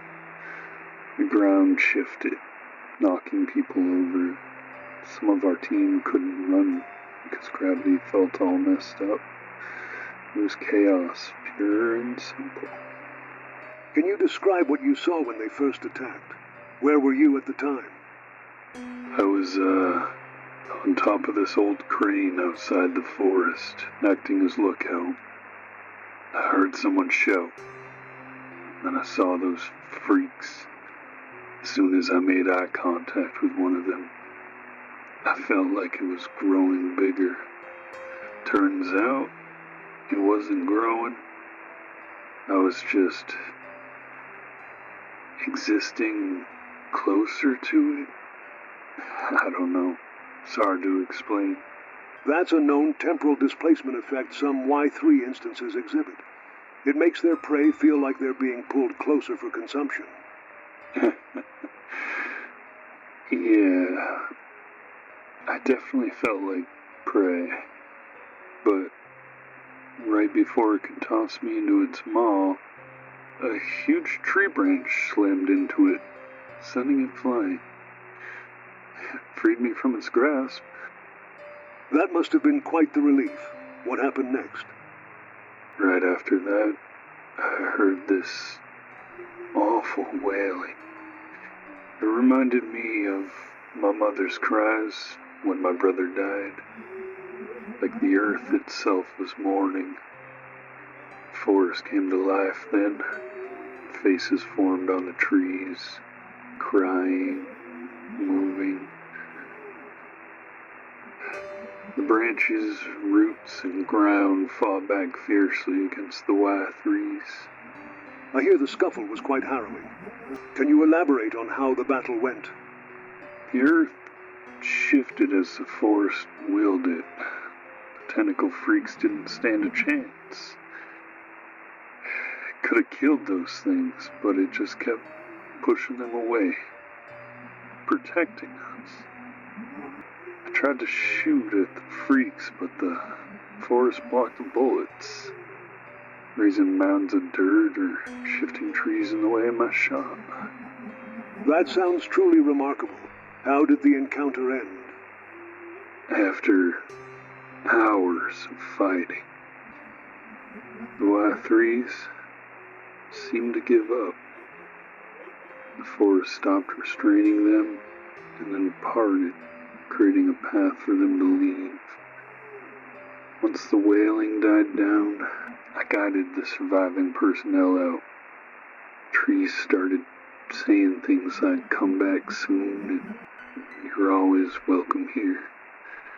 They even wished us good health and happiness. That situation must have been daunting. Given this traumatic experience, would you like to be reassigned to a different location? No way, Doc. That forest saved our lives. I want to protect it, just like it protected us. Understood, Sergeant. Thank you for sharing your experience and your ongoing commitment to the Foundation. The events that occurred during this incident highlight the importance of remaining vigilant against the ongoing threats of Provisional Reality-Y-1, as well as the unpredictable and aggressive nature of SCP-Y3 instances. Sergeant Harris is still assigned to security detail on the perimeter of SCP-Y-014, though we are keeping him under heavy surveillance after his noticeable change in professing a heavy concern or allegiance to SCP-Y-014's trees and wildlife. Audio log. Interview with D-Class personnel regarding failure to collect Y14 tree husk sample. Begin log. Good morning, D9321. I understand you had an incident in the forested area of Y14. Can you tell me what happened? Morning, Doc. Yeah, I don't know what I was thinking. I tried to cut down one of those trees. My God, I almost killed my family. Your family? To what family do you refer? Yes, my family. Those trees, the forest, they're alive. They're my family now. I'm so sorry. It's all right. You can relax here. Can you explain what you felt when you attempted to cut the tree? I felt this overwhelming sadness. Like I lost someone dear to me. It was like my heart was being ripped apart. I saw their faces on the bark, crying, looking at me with those sad eyes. I couldn't do it. I couldn't hurt them. So you saw these faces, and then what happened? I dropped the axe, fell to my knees. I was crying uncontrollably. I'm sorry. I didn't mean it. Forgive me. I couldn't stop. I felt their pain, Doc. They forgave me, though. They always forgive. I don't deserve it, but they forgive. It sounds like you were deeply affected by the forest. How do you feel now? I feel guilty so guilty, but also connected. I can't explain it. I don't ever want to hurt them again. And I almost betrayed them. I'm so sorry. Thank you for sharing that. Your experience is very important for our research. Is there anything else you'd like to say? Just tell them I'm sorry, Doc. Could you do that for me? Tell them I didn't mean it. And thank you. Thank you for not giving up on me. I'm so sorry. Furthermore, individuals who have encountered this effect demonstrate a strong aversion to causing harm to SCP-Y-014 thereafter, refusing to engage in actions that could potentially damage or disturb the anomaly. This behavior suggests a psychological resistance against harming the forest, as if the anomaly itself elicits protective instincts from those within its vicinity.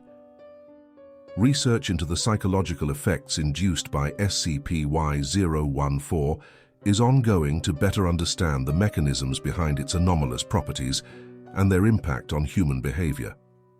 Personnel interacting with SCP-Y-014 are advised to exercise caution and avoid attempting to harm or disrupt the anomaly to prevent unnecessary emotional distress and maintain containment protocols. Item Number: SCP-Y-015. Object Class: Euclid. Special Containment Procedures. SCP-Y-015 is to be contained within a large, heavily reinforced aquatic life containment chamber measuring at least 80 meters in length, 60 meters in width, and 50 meters in height. The chamber walls must be constructed of non-permeable materials, such as steel and reinforced concrete, and the chamber must be sealed with airtight measures to prevent SCP-Y-015 from traversing through solid objects. The containment chamber is equipped with multiple Scranton reality anchors, SRAs, placed at evenly spaced intervals. These SRAs are essential in preventing SCP-Y-015 from utilizing its anomalous ability to phase through matter. The SRAs create a stabilized reality field that negates SCP-Y-015's phasing capabilities. Due to an unknown interaction between SCP-Y-015 and the SRAs, a large area around SCP-Y-015 spontaneously produces ocean water at an alarming rate when within range of an SRA. To manage this, the water level in SCP-Y-015's containment chamber must be regularly monitored and reduced using high-capacity drainage systems to prevent overflow or structural damage to the containment chamber. Regular inspections of the containment chamber are to be conducted to ensure the structural integrity of the chamber and the operational status of the SRAs. Any presence of the slimy substance left by SCP-Y-015 must be promptly cleaned and disposed of according to biohazard protocols. This slimy substance has been identified as marine mucilage, commonly referred to as sea snot. Access to SCP-Y-015's containment area is restricted to personnel with Level 3 clearance or higher. All interactions with SCP-Y-015 must be authorized and supervised by at least 2 senior containment specialists. Description: SCP-Y-015 is a large, nightmarish entity resembling an anglerfish, measuring approximately 25 meters in length. It possesses a grotesque appearance, with multiple rows of razor-sharp teeth and bioluminescent features along its body. SCP-Y-015 exhibits anomalous abilities that allow it to traverse through air and solid objects with ease, unless countered by Scranton reality anchors, SRAs. The secondary anomalous feature of SCP-Y-015 is its esker, a fishing rod-like appendage located on its head. The esker is capable of generating illusory forms, often manifesting scenes depicting loved ones or individuals in imminent danger. These illusions serve as bait to lure unsuspecting prey toward SCP-Y-015's biting range. Furthermore, SCP-Y-015 can manipulate the illusions to create terrifying images or creatures, inducing fear in potential victims and compelling them to flee. The entity's ability to shift the location of the illusion makes it difficult for targets to discern whether they should approach or avoid the apparition. The entity leaves behind a slimy substance, resembling marine mucilage, commonly referred to as sea snot. On surfaces it has passed through, which serves as a potential indicator of its presence. Additional notes: SCP-Y-015 poses a significant challenge to containment due to its ability to manipulate perceptions and phase through solid matter.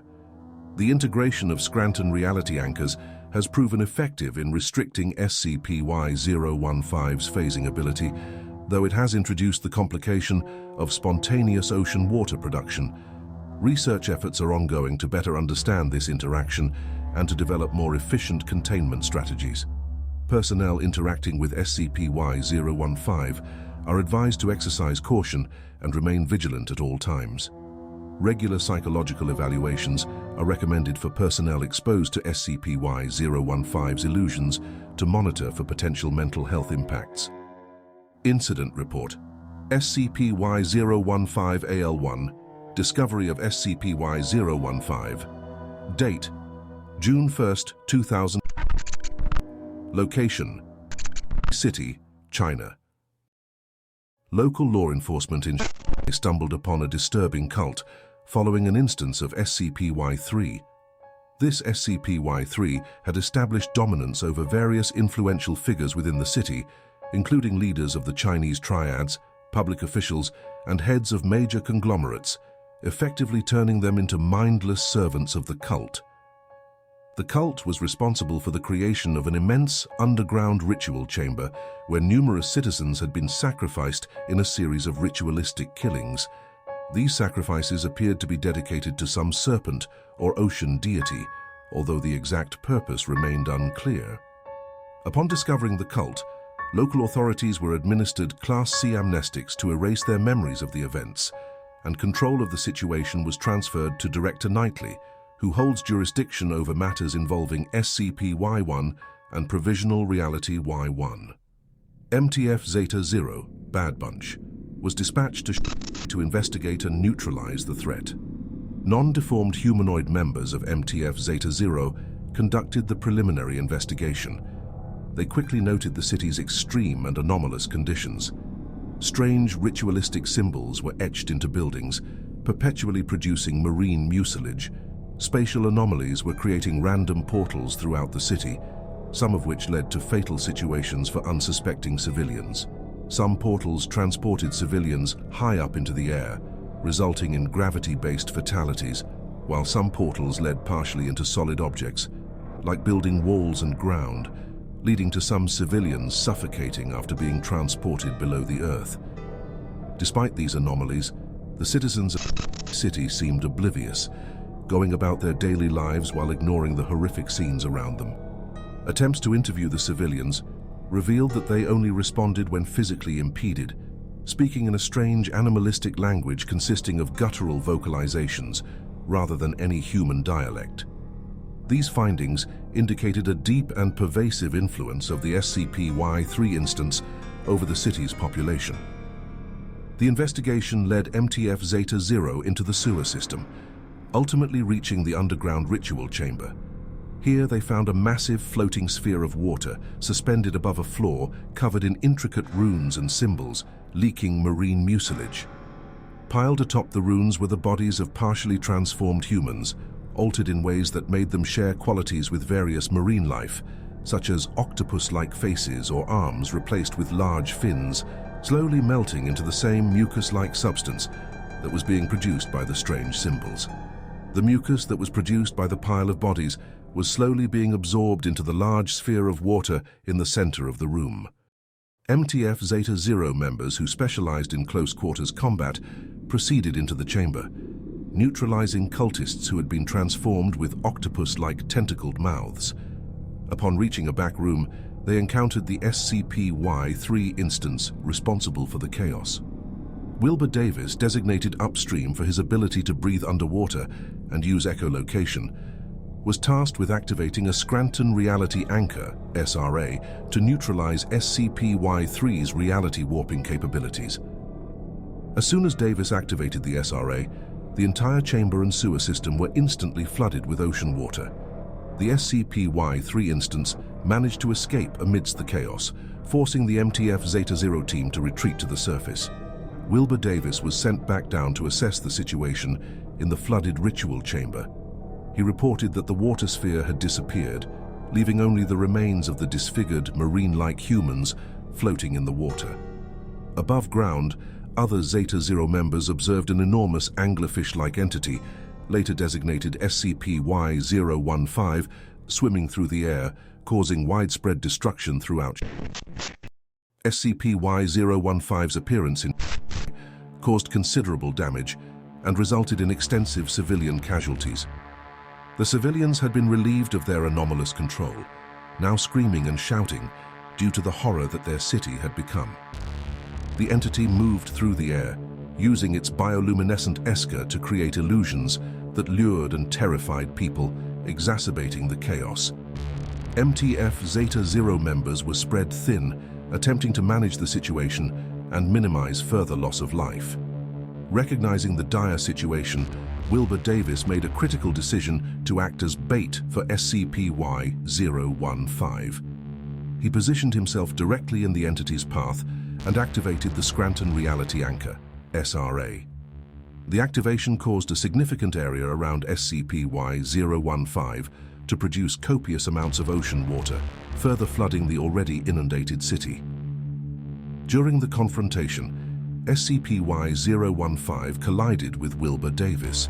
Upon making physical contact with the entity, while the SRA was active, Davis vanished without a trace. His sudden disappearance was witnessed by the remaining Zeta-0 team members who were left to manage the escalating crisis. With Davis gone, the rest of the Zeta-0 team focused on containing SCP-Y-015 without making direct contact. Utilizing a mix of their anomalous abilities, they managed to guide the entity into a temporary containment chamber. The excessive production of ocean water complicated the containment process, causing further logistical challenges. After securing SCP-Y-015 in the temporary containment chamber, one of the Zeta-0 members noticed an unusual radio signal when in close proximity to the chamber.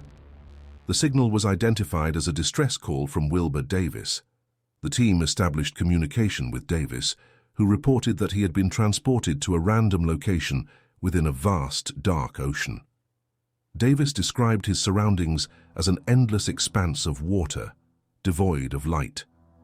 He noted that the initial air in his lungs had expelled and was floating in front of him, slowly dissolving into the ocean water. This observation supported his theory that he had been transported to an alternate reality entirely comprised of seawater. He further stated, "This doesn't feel like normal water," indicating a potential anomalous nature to the environment.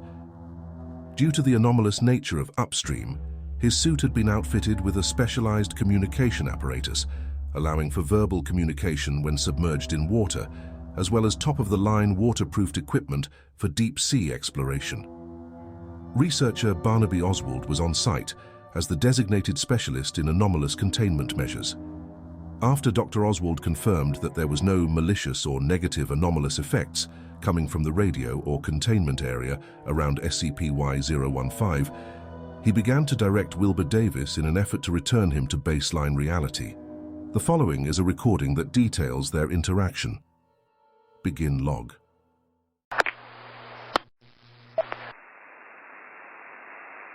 This is Davis. I'm, still here, Oz. Swimming through this endless ocean. It's been hours. Feels like days. But I finally found something. Feels like, the ocean floor? Yeah.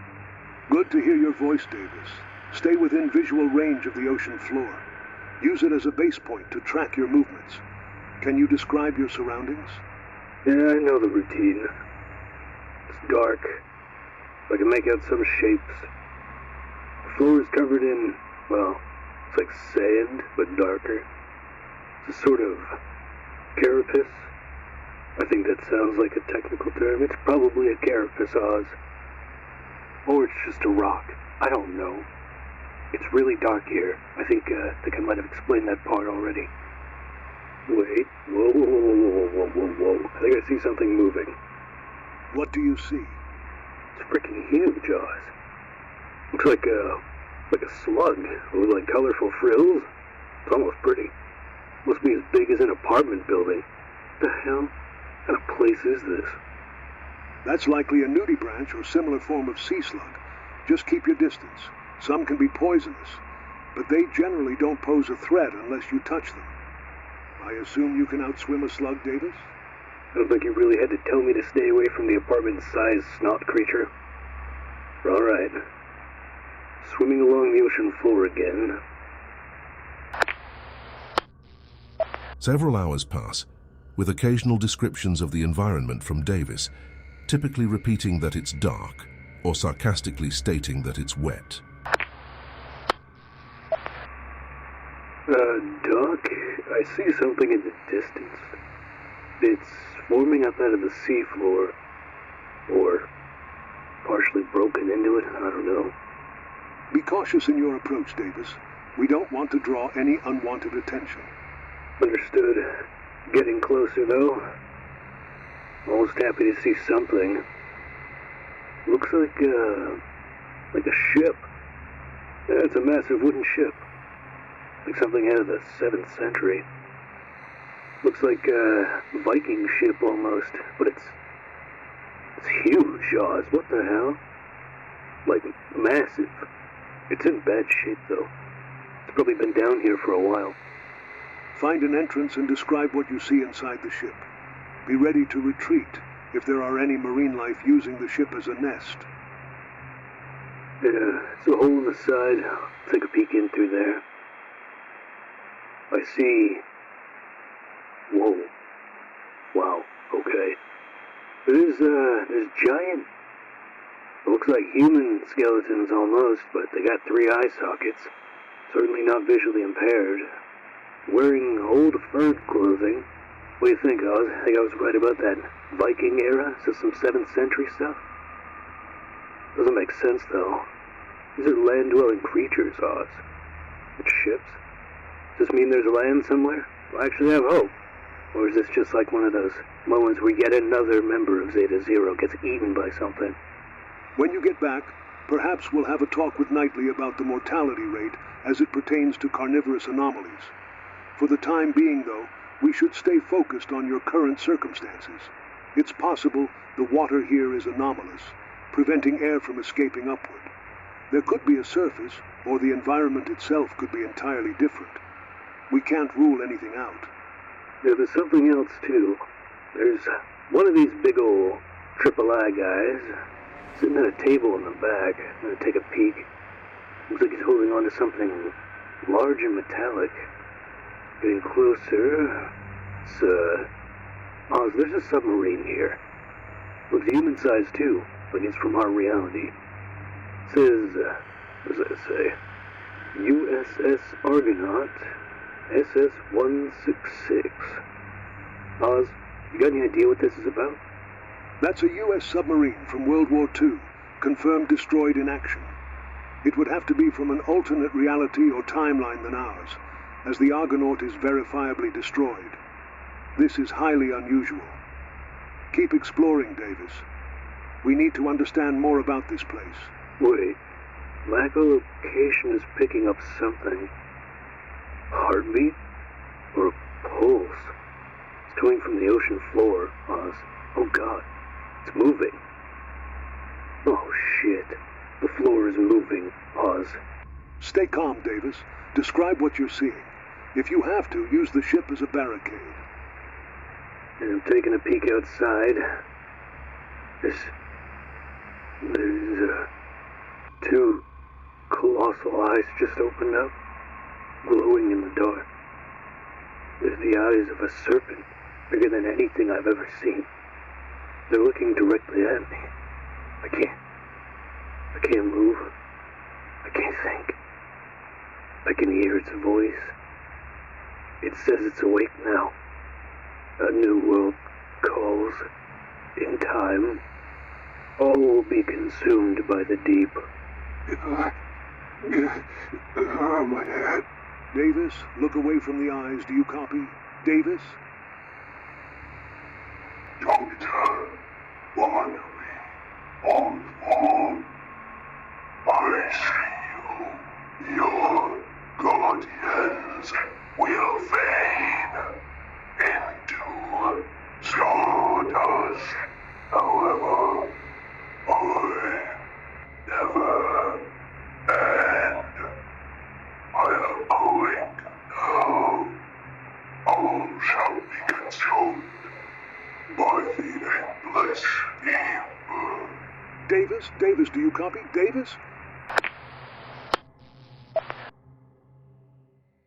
Wilbur Davis encountered a series of anomalous and disturbing phenomena while exploring the ocean floor of an alternate reality. His final communication described a colossal serpent, which subsequently took control of his voice to deliver a threatening message. The radio signal then cut off, and further attempts to contact Davis were unsuccessful. The fate of Wilbur Davis remains unknown, and the nature of the serpent and its connection to SCP-Y-015 requires further investigation, although currently our primary theory is that SCP-Y-015 is serving as a surrogate portal to the deep, as referred to by the serpent during the audio log. This could be due to the fact that the ritual attempted in City was interrupted before it could finish, resulting in a flawed end product. Measures to further understand this particularly turbid SCP and the matters connected to it are underway, being conducted cautiously to avoid repeated incidents. This incident highlights the ever-present need to move carefully and swiftly when dealing with new anomalies, as well as raising the apparent concern of consumption-based mortality for Zeta-0 members. This will be considered for future operations, and improved hazard pay compensation has been submitted for review to the O5 Council. This is Director Knightley, signing off on an especially problematic report at Site-Y-1. It's important to stay up to date on all SCPs contained here, so Wilbur Davis can serve as a cautionary tale instead of a repeating occurrence. I eagerly look forward to having your audience in future reports. Item Number: SCP-Y-016. Object Class: Euclid. Special Containment Procedures. SCP-Y-016 is to be contained within a standard anomalous object containment chamber at Site-Y-1. Access to SCP-Y-016 is restricted to authorized personnel with Level 3 clearance or higher. Any attempts to use SCP-Y-016 for outbound calls must be strictly prohibited, and all inbound calls are to be logged and monitored by Foundation personnel. Description: SCP-Y-016 is a vintage rotary telephone of unknown make and model. It exhibits no visible anomalous properties when not in use.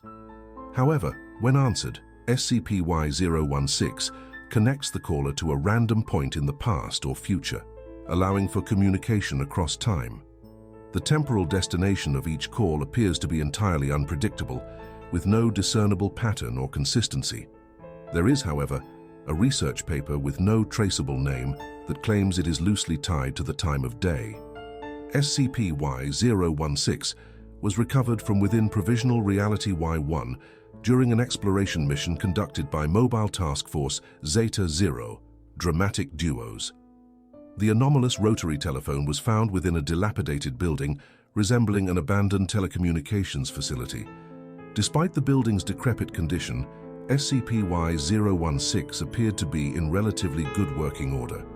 Upon retrieving SCP-Y-016, Zeta-0 reported experiencing several temporal anomalies and disturbances during their subsequent return journey through SCP-Y-1. These anomalies included brief glimpses of historical events and encounters with entities from various points in time. Addendum Y-016-1. Research into the origins and capabilities of SCP-Y-016 is ongoing. Efforts are underway to develop protocols for safe interaction with SCP-Y-016 as well as to study the potential implications of its temporal communication abilities. Any personnel wishing to conduct experiments involving SCP-Y-016 must obtain approval from Site-Y-1's director and adhere to strict containment procedures. Incident Report Y-016-R1. On May 22, 2000, a man named Dmitry Romanov was mysteriously found in a standard testing room with SCP-Y-016. After an emergency notice was issued, Romanov was immediately detained and interrogated regarding his presence at Site-Y-1 and his identity. The following is an audio log that details the interrogation of Dmitry Romanov. Begin log. State your name for the record, please. Dmitry Romanov. And how did you get into Site-Y-1? I don't know. How do I even explain this? One moment I was in testing room, and then I blink. And here I am. Who are you to the Foundation? And what were you doing in the testing room? I'm a D-class. Think that's what you call us? A criminal. I was on death row for murdering a man with my bare hands. He ran over my wife and daughter while drunk driving. The bastard. There's no evidence supporting your claims.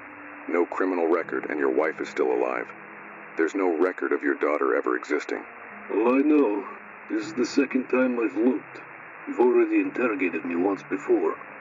Explain what you mean by looped. Oh, where do we begin?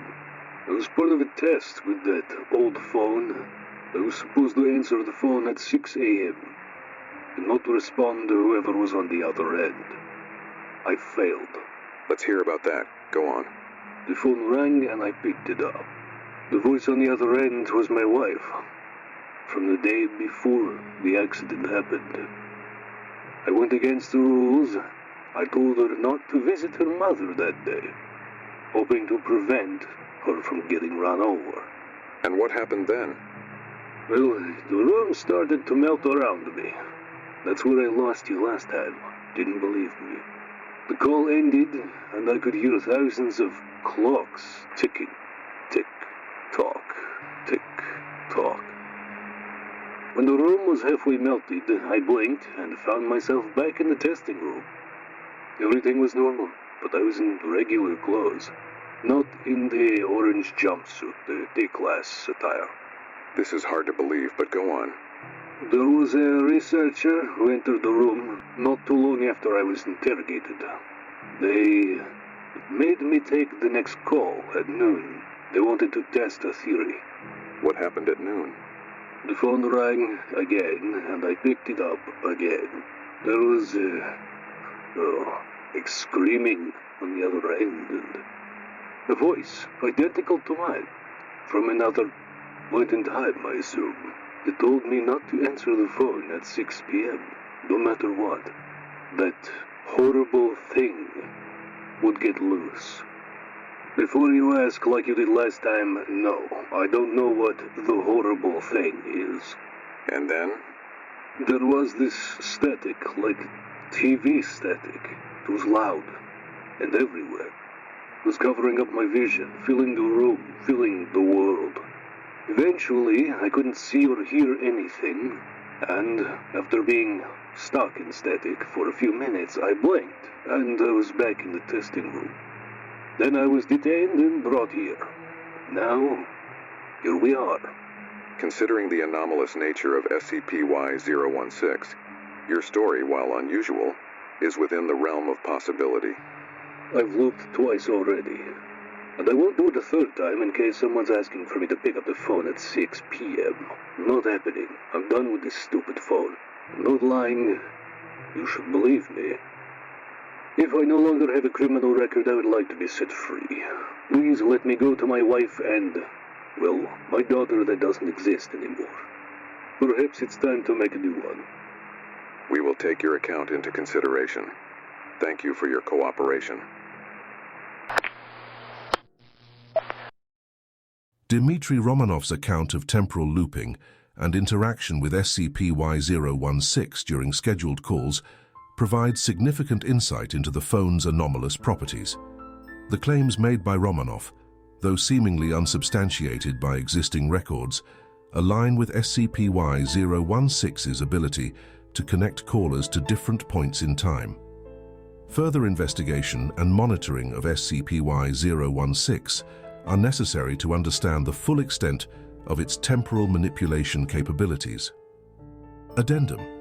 Attached to the incident report was a research paper detailing a study claiming a significant discovery about SCP-Y-016. The paper posits that the timeline of SCP-Y-016's calls is connected in a roughshod manner to the specific times of day it is used. However, the name and details of the researcher who authored the paper are not connected to any known Foundation personnel, nor do they correspond to anyone who has ever seemingly existed. Director's warning. Despite the rules clearly stating that no tests shall be conducted on SCP-Y-016, this incident has demonstrated the need for even stricter security measures. All personnel are reminded that under no circumstances are any research personnel to perform testing with SCP-Y-016 without authority from the site director. Violations of this directive will result in immediate disciplinary action. Item Number SCP-Y-017. Object Class Euclid. Special Containment Procedures. Due to the incorporeal and unpredictable nature of SCP-Y-017, containment efforts are currently focused on monitoring and documenting its appearances and behavior. Personnel at Site Y1 are to be briefed on the existence of SCP-Y-017 and instructed to report any sightings or encounters immediately. SCP-Y-017 appears to be largely harmless, but caution is advised when encountering it. Personnel who report sightings of SCP-Y-017 are to be debriefed and monitored for any signs of distress or anomalous behavior. In instances where SCP-Y-017 is observed in conjunction with other SCPs, particularly SCP-Y-013, additional precautions may be necessary to ensure the safety and containment of both SCP-Y-017 and the affected SCPs. Description: SCP-Y-017 is a nightmarish, semi-humanoid entity with lanky, elongated limbs and a body that appears to be completely burned. Its appearance varies slightly depending on the observer, leading to reports of differing details, such as facial features and limb proportions. SCP-Y-017 is uncontainable in the traditional sense, as it appears to exist on a separate plane of existence from our own. It is only visible to one person at a time, whom it selects seemingly at random from among the personnel at Site Y1. The exception to this rule is SCP-Y-013, who is also able to perceive SCP-Y-017. Once SCP-Y-017 has selected a target, it will begin to follow them, appearing clear as day to the chosen individual. It often manifests by clinging to walls or ceilings near the target, watching them silently until they move a certain distance away. At this point, SCP-Y-017 will disappear and reappear somewhere close to the target, continuing its vigilant observation. Anytime between 1 week or 2 months, SCP-Y-017 will select a new target from among the personnel at Site Y1, causing it to become visible to the new target while the previous target loses the ability to perceive it. Interestingly, the only entity capable of constant surveillance on SCP-Y-017 is SCP-Y-013, Philistine. Though he seems to hold no interest in the entity, ignoring its presence most of the time, only one interaction has been recorded between the two anomalies, in which Y-13 stood in an apparently empty doorway and spoke, "Oh, good heavens, don't just stand in the doorway, you troglodyte." After a few seconds passed, he walked through the doorway and then said, "Good day to you." It was later reported that one of the site personnel in the room that Y-13 was entering was the targeted person for SCP-Y-017's observation on that day. While SCP-Y-017 has not been observed to directly harm or interact with personnel, its presence has been known to cause distress and discomfort among those it follows. Incident Report Y017-2. Date: May 16, 2000. Location: Site Y1. Description of incident. On May 16th, Dr. Stephen Harris, a researcher at Site Y1, was reported missing from his assigned laboratory. Security footage revealed that Dr. Harris was last seen being pulled into an extra-dimensional rift by SCP-Y-020. This occurred while Dr. Harris was also under observation due to being stalked by SCP-Y-017. An audio log was recovered from Dr. Harris's recording device, which he wore as part of his standard-issue suit. The log provides detailed accounts of his experiences during the 7 days that he was trapped in SCP-Y-020's alternate reality, as well as his interactions with SCP-Y-017. The following is a transcription of the audio log. Begin log.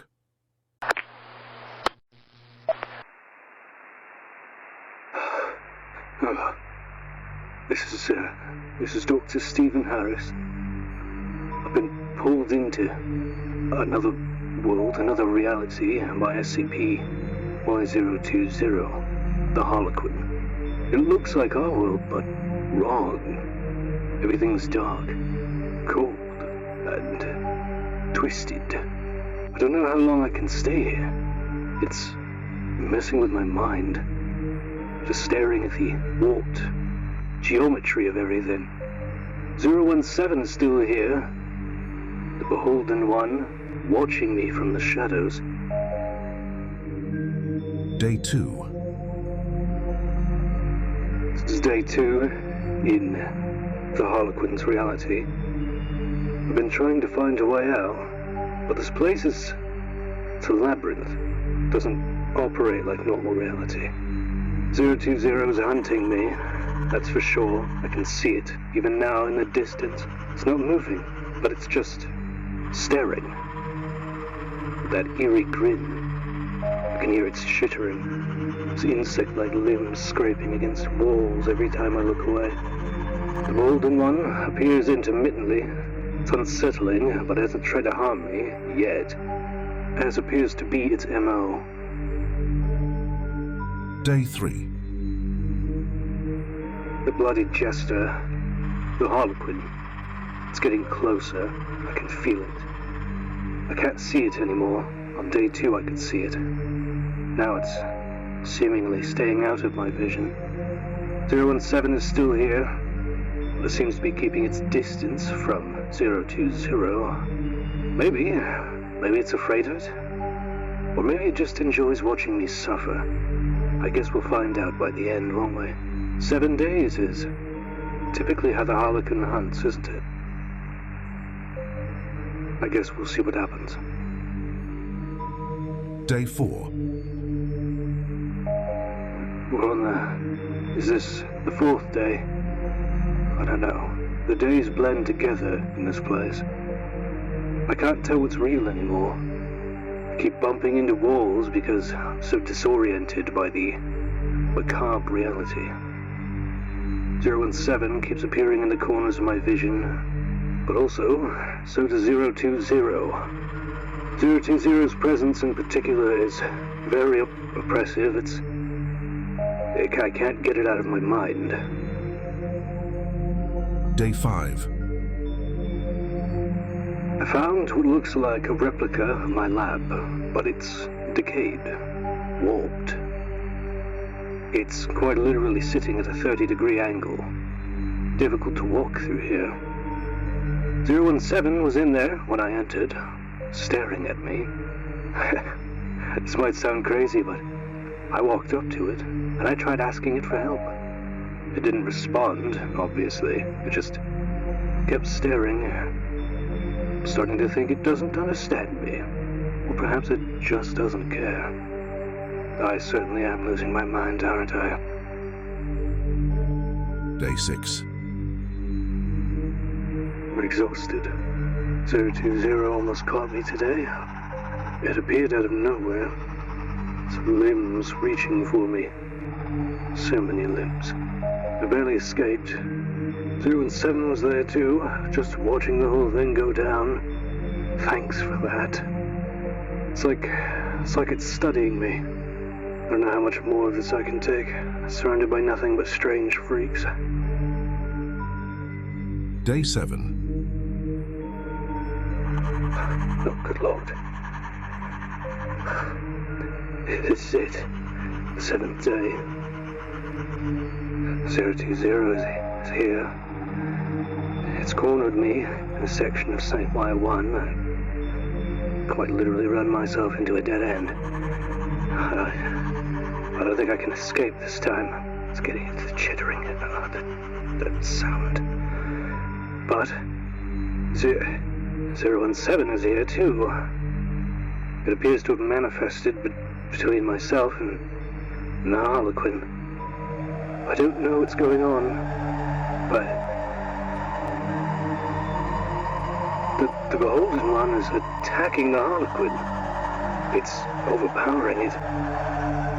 020 is retreating. And stand a bloody chance. I think I might actually survive this. Day 8. Oh, my head. Director Knightley, is that you? Good Lord, am I happy to see another human. Dr. Harris, if you wanted to take a week off, you simply had to ask.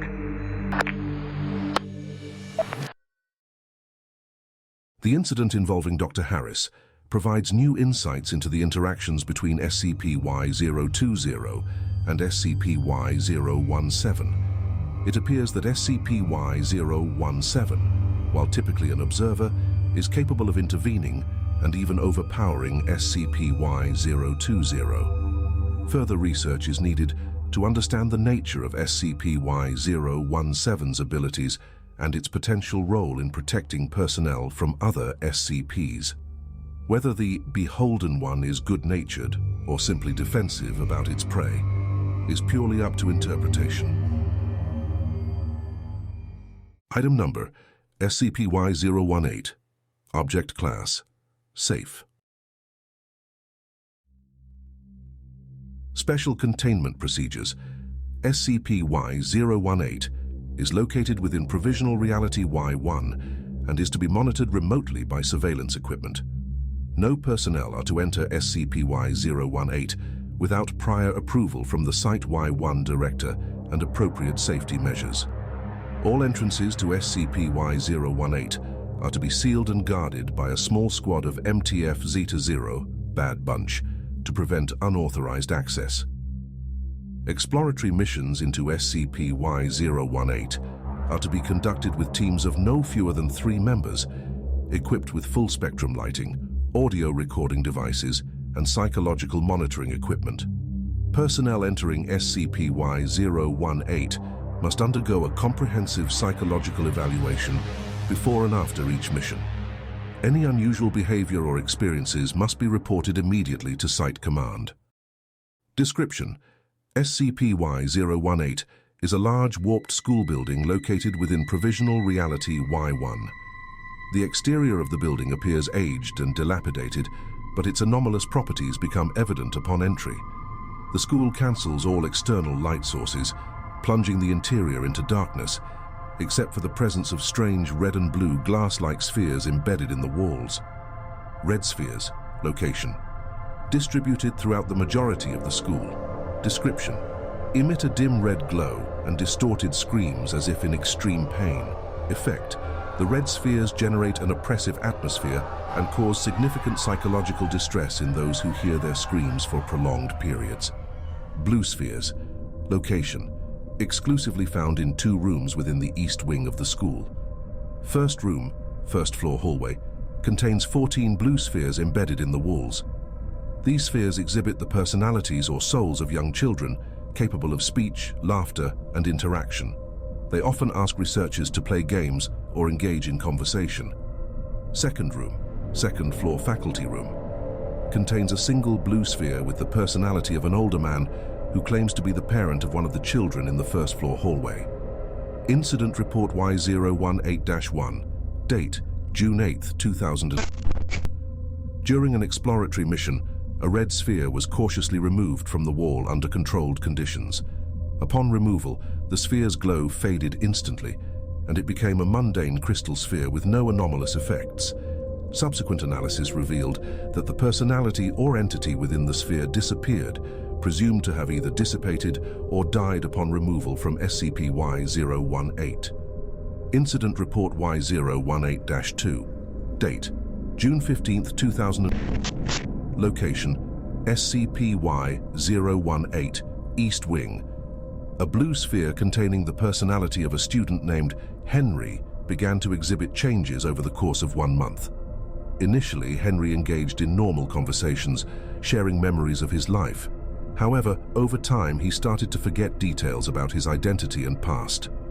Henry's behavior became increasingly erratic, often repeating that it hurts and expressing that the pain was worsening each day. As the weeks progressed, Henry's speech became more fragmented and filled with distress. By the end of the month, the blue sphere's glow shifted to a dim red, and Henry's cries of pain turned into the distorted screams characteristic of the red spheres. The transition was completed, and Henry had fully converted into a red sphere, emitting constant screams and causing psychological distress to any personnel nearby. Due to the extremely negative impact the screams had on the other 13 students within the spheres of the classroom, the newly converted red sphere that was previously Henry had been neutralized to stop progressive damages to the other blue sphere anomalies. Interaction Log Y018-6, Interview Audio Log, Log Date, June 20th, 2000. Interviewee, SCP-Y-018-A, alias Robert Welsh. Interviewer, Dr. Roland Cobalt. Begin log. Mr. Welsh, can you tell me what you remember about how you ended up in the sphere? It's hard to remember. My memories are like fragments, breaking apart. There were creatures, horrible creatures, appearing everywhere. Felt like the end of times, Dr. Cobalt. Like the apocalypse had come for us. Can you describe these creatures? They were monstrous, twisted forms. Things you'd see in your nightmares. There was this one bloody titanic centipede wearing a man's face that came out of nowhere, and the world started to fall apart. Quickly. How did you and the children end up in the school? We sought a refuge here at the school. There was chaos outside, but somehow it was still safe in here. We thought we'd be safe inside the school, and it seemed like we were for a little bit. At least to stave off the end for a while. And then, a strange man appeared. A strange man? Can you elaborate? Yes, he said he could offer us more time, a way to survive.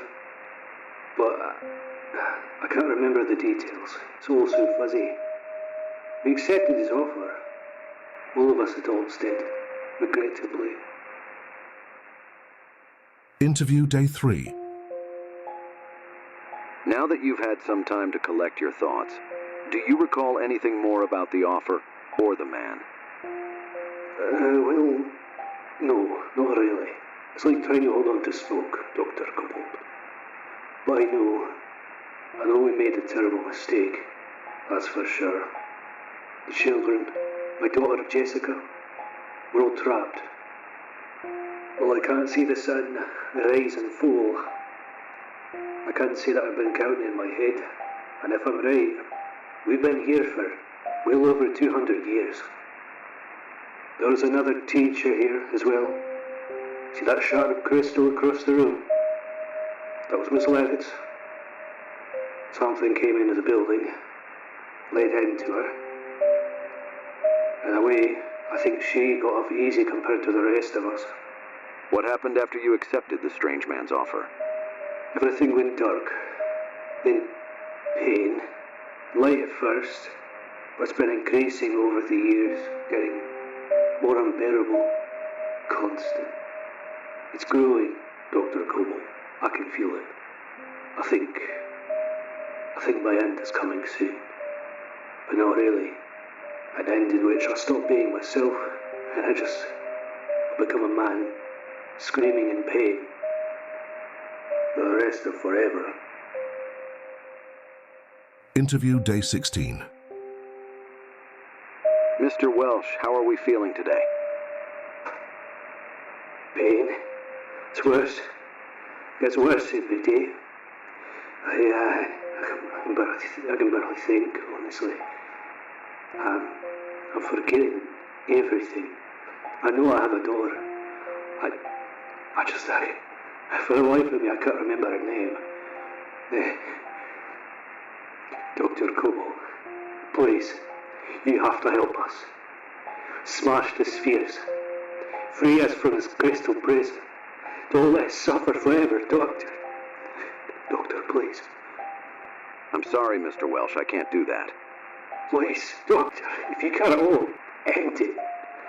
Yes, at least, my daughter. Don't let us suffer forever. Don't let her suffer forever. Interview Day 42. Mr. Welsh, can you hear me? It's almost time. I can feel myself slipping. Becoming one of those dread spheres. Please. Kobo, don't let this happen to the children. Please. Jessica, I'm sorry. I wish I could help you more, Mr. Welsh. I truly do, but my hands are tied. Remember us. Don't let this place become a tomb or eternal prison. You're the only one I can ask, Doctor. For love of all that is good. Please, Doctor.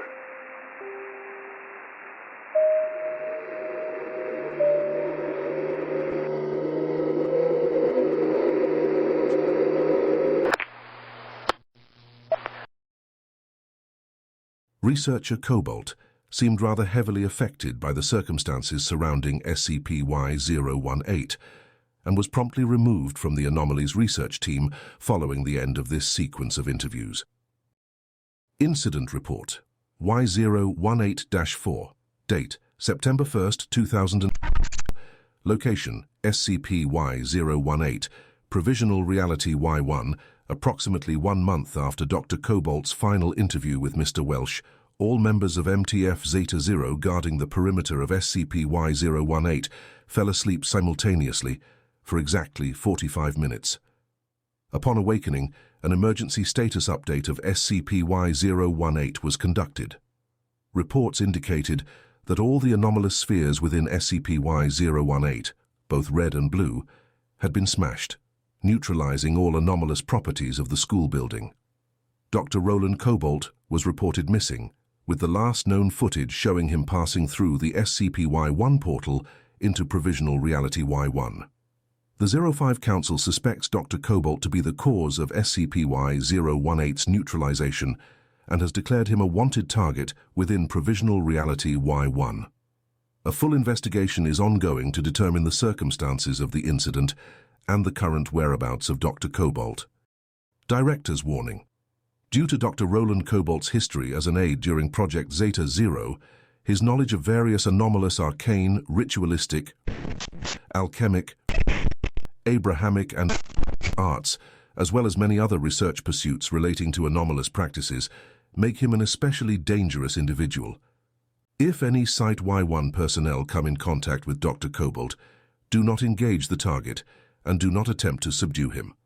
All sightings or interactions with Dr. Cobalt are to be immediately reported to the site director, at which point Devil in Charge will be deployed. Note: during the incident of Dr. Cobalt's appearance, Sub-Commander Blindshot appears to have suffered a memetic attack, resulting in his memory lacking any details of Dr. Cobalt, and as a side effect of this memetic attack, Blindshot appears to have completely lost all memories of some family members and close faculty members at Site-Y1. This attack was likely due to Dr. Cobalt being well aware of the Sub-Commander's anomalous effects, relying on visualization of a target. Enhanced security has been placed around the personal chambers of Blindshot to prevent similar incidents in the future, as well as revised protocols for perimeter security regarding Provisional Reality-Y-1 anomalous locations. Following this report, SCP-Y-018's file will be updated from safe to neutralized. Item number: SCP-Y-019. Object Class: Euclid. Special Containment Procedures. SCP-Y-019 is located within Provisional Reality-Y-1, accessed through SCP-Y-001. The area surrounding SCP-Y-019, including the Sand Manifestation Zone, is designated a restricted area with a 2,200-meter radius from the pyramid. Access to this zone is limited to approved research and security personnel with Level 3 clearance or higher. Perimeter security is maintained to prevent unauthorized entry. Regular patrols and monitoring are required to ensure the safety and containment of SCP-Y-019 and its associated entities. Any wildlife within the Sand Manifestation Zone should be documented and studied, but no harm should come to these creatures unless they pose a direct threat to personnel. Personnel are strictly prohibited from interacting with the Anubis statues, SCP-Y-019-A, or their ANC staffs unless authorized for research purposes. Any personnel engaging in such interactions must be equipped with tracking devices and monitored closely. Emergency evacuation protocols are in place for personnel needing to escape SCP-Y-019-A instances. Description: SCP-Y-019 is a colossal Egyptian pyramid situated in a large decayed modern city within Provisional Reality-Y-1.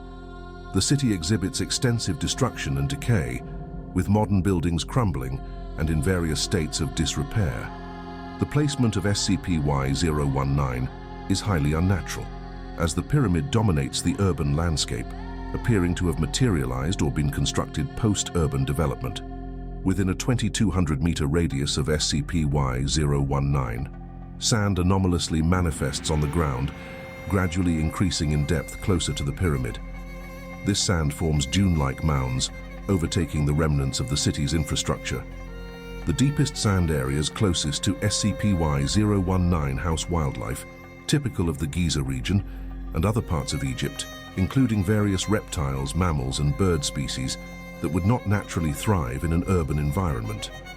Around the pyramid, extremely detailed statues of Anubis, SCP-Y-019-A, are arranged in a perimeter, each standing 2.1 meters tall and placed 9 meters apart. The statues appear to be made of an indeterminate stone, but reveal a different nature upon interaction. If an individual approaches one of the Anubis statues and removes one of the ANC staff-like weapons it holds, then points the ANC at the corresponding statue, the statue undergoes a transformation. It molts a layer of sand, revealing a living humanoid entity with a jackal head and black fur, designated SCP-Y-019-A. SCP-Y-019-A entities become highly aggressive upon activation, targeting the individual who disturbed their ANC staff. These entities exhibit enhanced strength, agility, and combat proficiency. Any attempts to pacify or evade SCP-Y-019-A, such as dropping the ANC staff or signaling surrender, have proven ineffective. The only known method to end the pursuit is to exit the 2,200-meter sand manifestation zone surrounding SCP-Y-019 after relinquishing the ANC staff. If the challenger manages to defeat SCP-Y-019-A in combat using the ANC staff, the SCP-Y-019-A entity will disintegrate into sand, along with the ANC staff used by the challenger. Subsequently, the Anubis statue will reform in its original place, but it will now be gesturing towards the pyramid with its ANC staff. When the challenger approaches the pyramid at the point where the statue is gesturing, a large doorway will materialize in the side of the pyramid, granting access to the interior. The contents and interior of SCP-Y-019 remain largely unexplored, and extreme caution is advised for anyone entering. Incident Report Y-019-7. Date: June 26, 2000. A research team attempted to study the interaction between SCP-Y-019-A and the ANC staffs. During the experiment, one team member activated an SCP-Y-019-A entity. Despite immediate attempts to neutralize the entity, the SCP-Y-019-A instance pursued the individual relentlessly until they exited the sand manifestation zone. The incident highlighted the necessity for strict adherence to containment protocols and the potential hazards posed by SCP-Y-019-A. Incident Report Y-019-8. During a subsequent research operation, a D-Class personnel successfully defeated an SCP-Y-019-A entity in combat.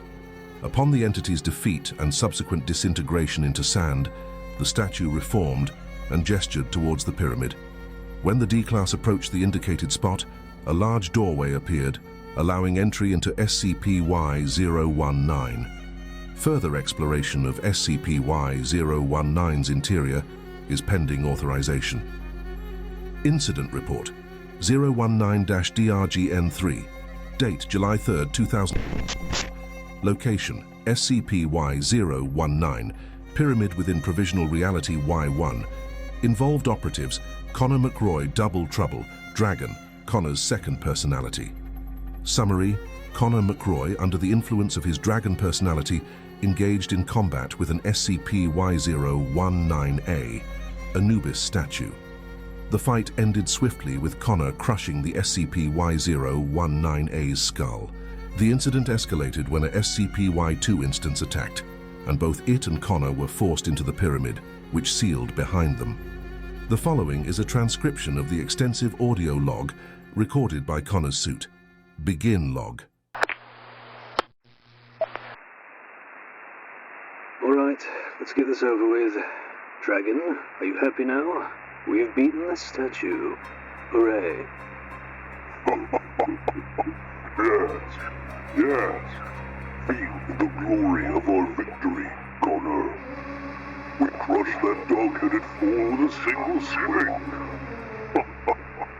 Yeah, don't get too full of yourself. It's just a bloody sand sculpture. What the hell is that sound? Get off of me, you bloody scorpion freak. Oh, wonderful. Knocked us into the pyramid. God damn it, Dragon. Look what you've done.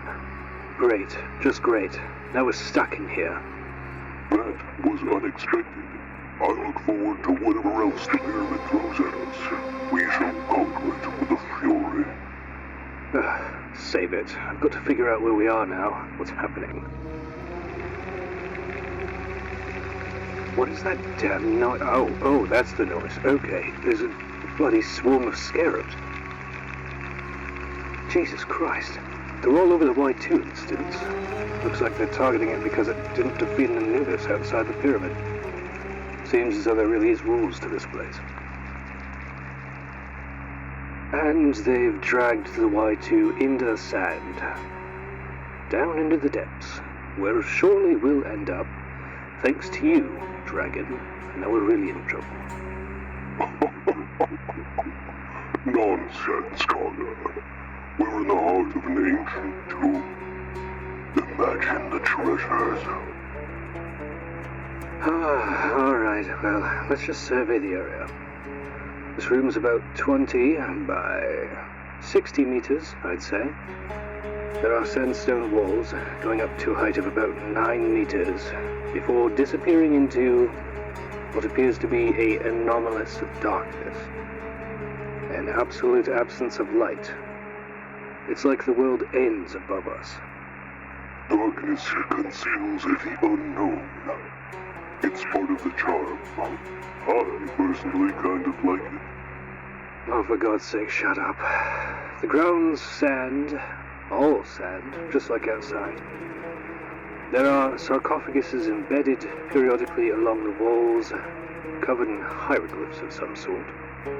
It's sarcophagi, not sarcophaguses, you dope. Oh, thank you, Great Dragon, for your infinite wisdom. Whatever would I do without you? You would be lost without me, clearly. Okay, sure. Anyway, these hieroglyphs show a lot of Anubis statues, that weird eye symbol, doorways, and some really gruesome executions. Sacrifices, maybe? Why do you insist on narrating everything? Have you finally lost your tiny human mind? Director Knightley sent in some D-class before, but nobody's come back up. Since I'm here, and I was a researcher before Project Zeta Zero, I'm going to simply treat this like a research project. I'm sure the information will be appreciated if we can get out alive. The damnable Project Zeta Zero should never have happened. It's an insult to the natural order. If we keep talking about that project, this audio log will get redacted. I want to keep this info for review if we make it out alive, so stop talking about it. Worst case scenario, the information will be useful if our body is retrieved, and we don't survive. Not survive? A brown dragon does not die to old, dried out beef jerky. What do you mean by beef jerky? That came out of nowhere. Oh, God. It's a mummified D-class. I remember this guy. Too bad he ended up like this. The beef jerky has attacked. Oh, get off of me. Why is he opening his mouth like that? Oh, God. Oh, there's locusts everywhere. Jesus Christ. Oh, come on. Is it my turn yet? Oh, yeah, I guess so. It's your turn. Go ahead. Just please get rid of the box.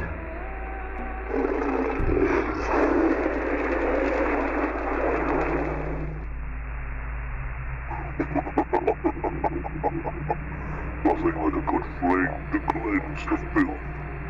Oh, the smell is awful. But at least the bugs are gone. Let's just keep moving. There's got to be more to this place. Certainly more than just a single mummy and a lot of bugs.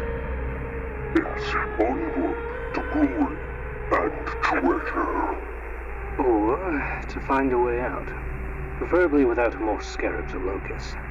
Must you always be such a spoil sport? Alright, moving through the initial entry room, those sarcophagi are lined up pretty neatly. Too bad they were housing mummies. Ugh. Just keep moving, Connor. There aren't any more locusts.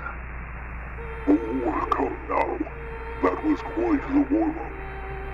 I can feel the thrill of the hunt in my veins. And here I thought you were bored. Let's focus. There's an extremely large gate up ahead, made of sandstone, just like the rest of this place. Let's try giving it a bit of a push, shall we?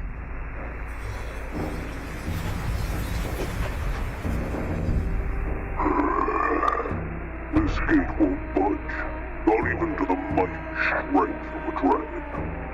Hold on. If something physically can't be moved, there's something anomalous keeping it locked.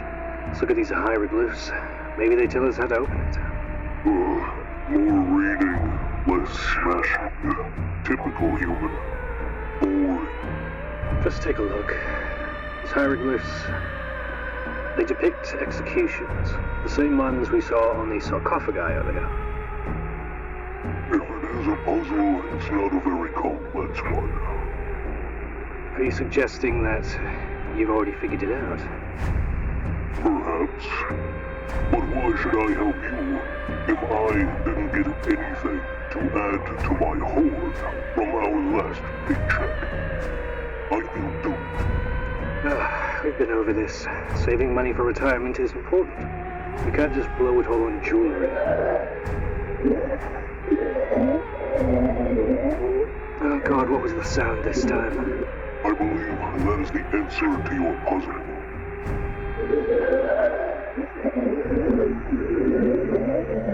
Oh, that is a lot of mummies.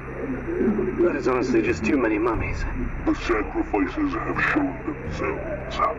Oh, just great. Absolutely wonderful. Oh, get off of me. Why does this keep happening? Dragon, use the breath, damn it. As you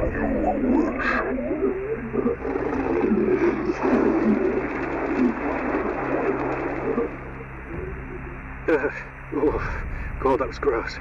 Being gnawed on by dead mummies. Oh, and the room smells like burning corpses. Oh. Oh, take it easy. Those mummies could never get past our dragon scales in a million years.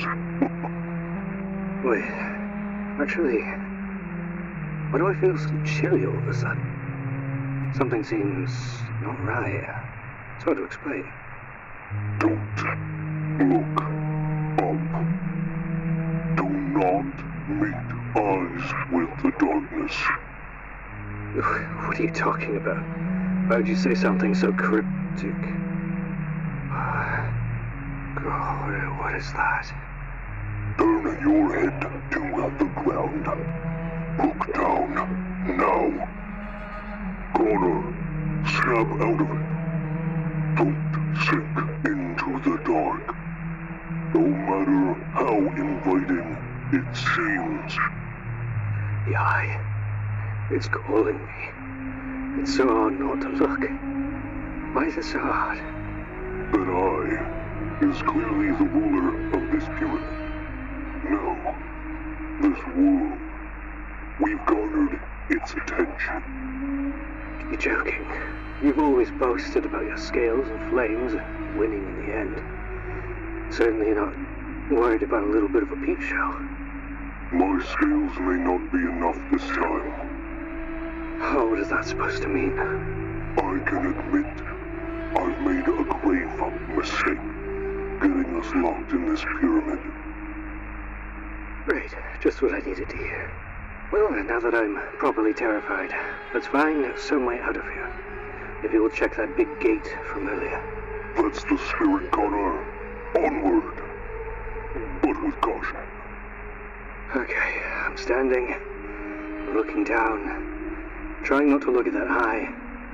God, this is unnerving. I've never felt so deeply that I wanted to stare at something before. I shall control the body for now. Let the mighty dragon handle this.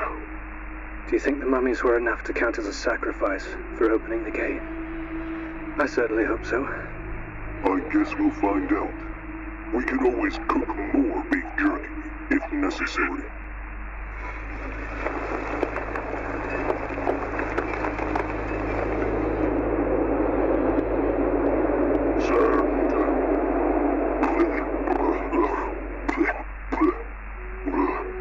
This is why I leave the menial work to you, lesser humans.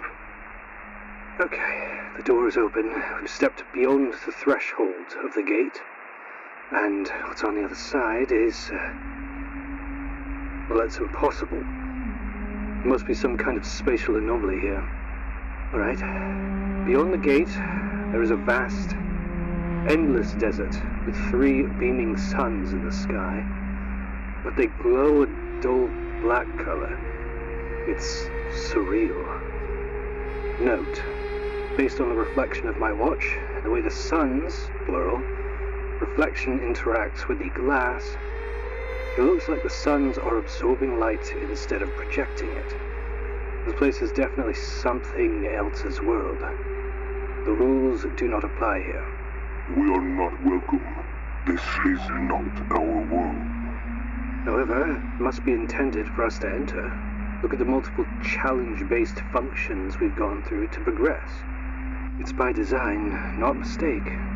Or it is an entertaining way to entice meals into the ruler of the world's lair.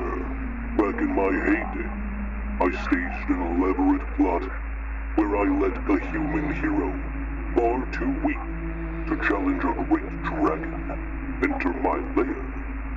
I pretended to be defeated. And why exactly would you pretend to be defeated?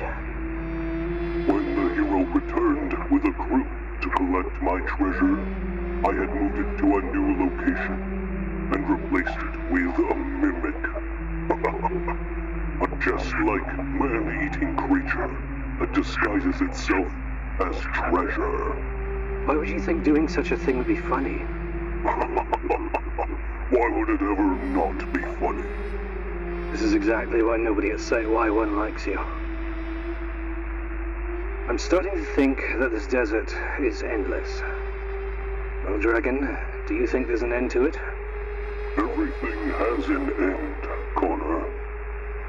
Even if the end doesn't seem to be in plain sight. You know, I can never tell if you're producing wise quotes or complete nothing burgers. Well, we should document more of our surroundings. There might be clues. Agreed, but be quick. I don't like being out in the open like this. Note, the sand here feels different. It's finer, almost like powder. The air is dry, but there's an odd metallic taste to it. I wonder what else we'll find here. There has to be more to this place than just a desert. A long period of time passes in the recording, filled only with the occasional complaint from the dragon. More than 27 hours have passed beyond this point in the audio log, but it seems that some kind of time dilution has left Operative Double Trouble, unaware of how long he had truly traversed within this desert. We've been walking through this desert for hours now. I'm bored. Well, you're just going to have to be patient. Doesn't seem to be much else to do in this desert besides walking and breathing, both of which are impeded by the sand. I am still bored. Certainly your endless wisdom doesn't end after 2 minutes of silence. There is something in the distance, to the east. I can smell the familiar scent of charred human bones. The fact that you specifically know the scent of charred human bones is a little disturbing. I can see something. Looks like a person, sitting at a table in the middle of the desert, wrapped in mirrors. Okay, things are getting cryptic. Wonderful.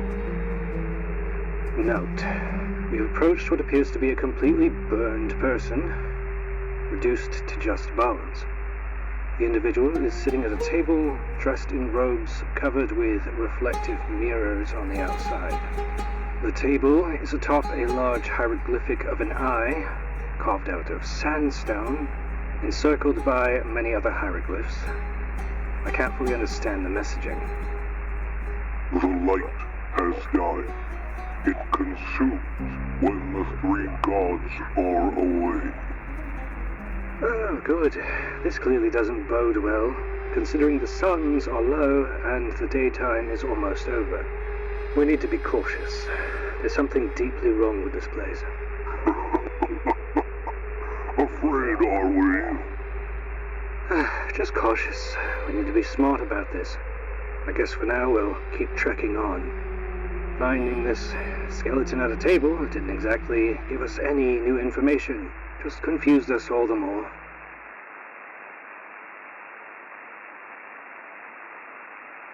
Alright. The suns are nearly down. It'll be night soon. Should be an interesting endeavor. I don't like this. Look at your shadow, Connor. Oh, and why should I do that? My shadow is a light cast across the ground instead of darkness. How is that possible? The natural order is distorted. Note. There is an inexplicable phenomenon within Y-19. Shadows, by definition, are areas devoid of light. Yet, here, my shadow is illuminated. This suggests that the desert in SCP-Y-019 operates under different fundamental principles, altering the base function of darkness. What significance does that have regarding the eye, and the anomalous darkness in the initial room of the pyramid, or its ceiling? I can't draw any concrete conclusions yet. The suns are down, but there is no moon yet. It should be high in the sky. Well, the nature of this world is clearly different. Maybe the moons don't exist here. At least giving a bit of a scan above the sky. The great eyes here just opened in the sky. Connor, give me control. It watches. It watches. It burns. Your skin is melting. The scales aren't protecting you from the eye. Connor, Listen to me. It watches as we burn. We burn. Watch us burn. This is an emergency. I'm breaking the contract set by that devil commander. It burns. We burn. Watch the flames. Sorry, Connor. I'm taking control. Start by blocking that wretched eye with my wings. Now we cannot see it. We burrow beneath the sandstone. Bird can't see us. Dig. Burrow.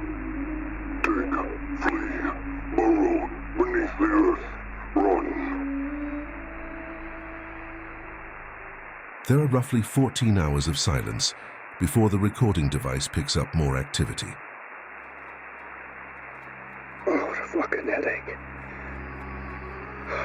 What happened? You lost your mind for a moment. I had to take over and burrow us out of the eye's view. Well, that's certainly appreciated. It's, oh God, why is it so bright? How is it this bright in a burrow? Alright then. Note. Our small burrow is impossibly bright, almost hurting my eyes. This world's properties make it so that areas not on the surface follow the strange reversed concept of light being the absence of darkness. Hence, this burrow is impossibly bright. Oh, my eyes. Yes, fascinating. But we should get moving. The 3 suns should be up by now.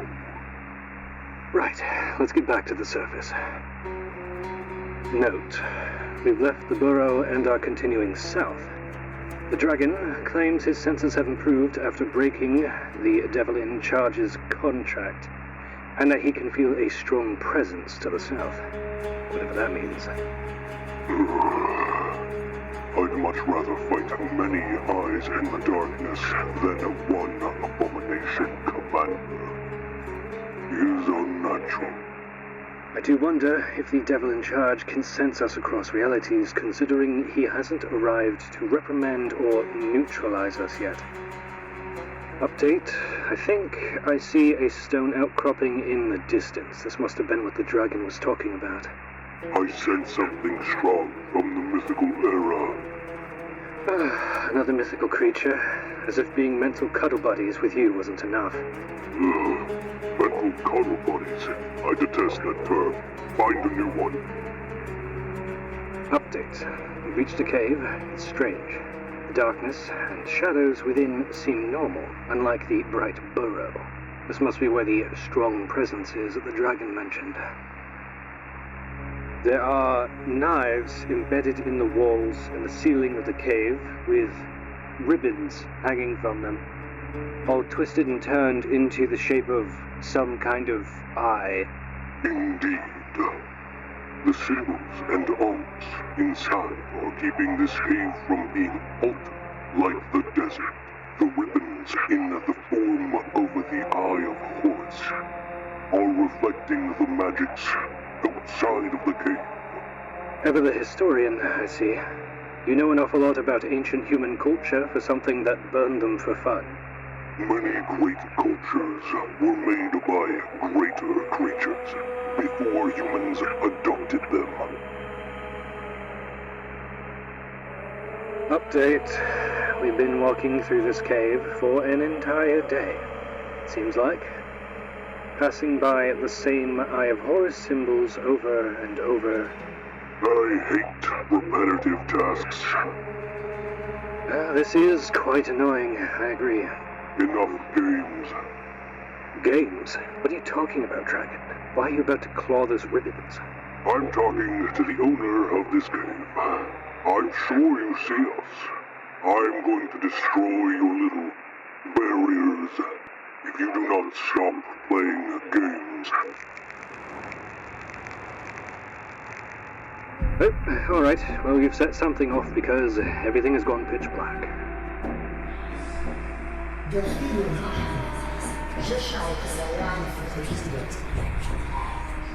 Alright then, I'm hearing lots of voices at once, and it's pretty disturbing. Oh, well, okay. Things are starting to clear up, and we appear to be standing above a galaxy, stars, a universe. We're in a cave still, but there's pillars. And between the pillars there's two large feline eyes watching me intently.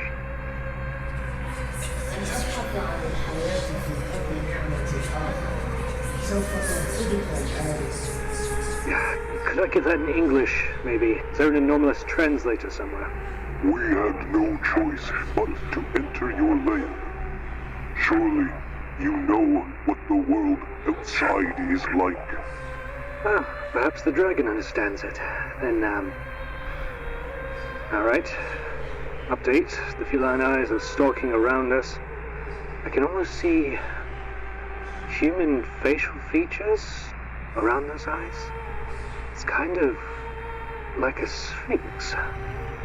أنت تشعر على ملاحظة تألق أيها المخلوق التشكيلي. Connor, stop trying to understand her.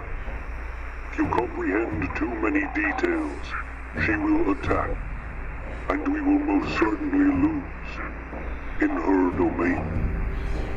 Okay, I guess I just don't understand any lore about sphinxes. Never heard of this one. I'll keep my head down. Is it okay to speak to her? I have to suss out exactly what's happening here. As long as you don't say anything too stupid. Okay, well, in that case, do you know what happened outside? Or why your world became like this? Dark, but light, but not?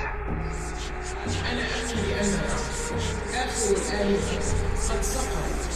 عينها الفاسدة هي كل ما تبقى، ملعونة لتشاهد الضوء الأخير يتلاشى. Care to translate, Dragon? She says that she weeps, cries, as last of the gods. Ra has fallen. The eye of Ra, corrupted and broken, is all that remains. Cursed to watch the last light fade. Does that mean that something kills Ra? لقد شاهدت العالم أيولا ثم شاهدت الأمور يتلاشى، لكني لا أعرف الشيء الذي أنهى ذلك، فقط أنه غير طبيعي. She has watched the world be born and watched it fade. But she does not know the thing that ended the gods. Only that it is unnatural. Interesting. I don't understand a damn thing that's going on. Oh shit, I just made eye contact. Oh, the Sphinx is lunging. Oh, and now she's backing off. I guess we don't have to fight then? Good. طبيعتي تتطلب موتك، لكنك فليس لشيء آخر، شيء أسوأ من الشيء الذي يحمل عينك. She says, my nature demands your death, but you are someone else's prey. Something worse than that which holds the eye of Ra. Perhaps she's referencing the devil in charge, though he hasn't come and neutralized us yet, so I'm just glad I'm not Cat Chow. Wait, why did the Sphinx's eyes just flash purple? Because you keep looking her in the eye, you dolt. You just invited her to ask you a riddle. A challenge. This may be the end of our journey, Connor. We'll die if we don't answer properly.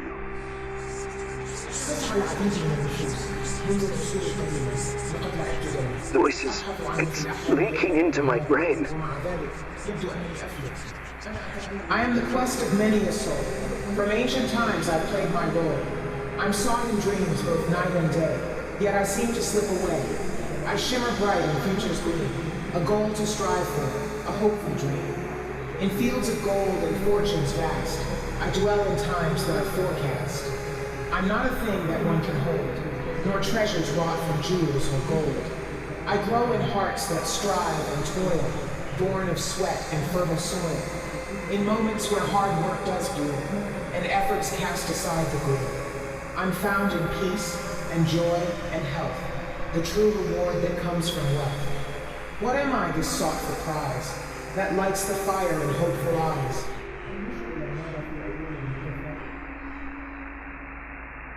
Quest of many a soul, from ancient times, so it's not new. Sought day and night, never stops, always seems to slip away. Hopeful dreams, you can't hold it. No treasures, jewels, shit. Be careful how you answer, Connor. Both of our lives are on the line. This sought-for prize that lights the fire in hopeful eyes. It's, prosperity, perhaps?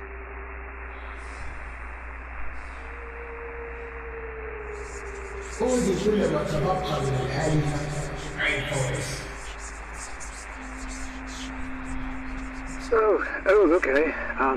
A mask just manifested in my hands. It's shaped sort of like an eye, similar to the hieroglyphs that were on the sarcophagi, and similar to the symbols that the ribbons were weaved into at the front of the cave. I am surprised you got that. Perhaps you're smarter than I give you credit for.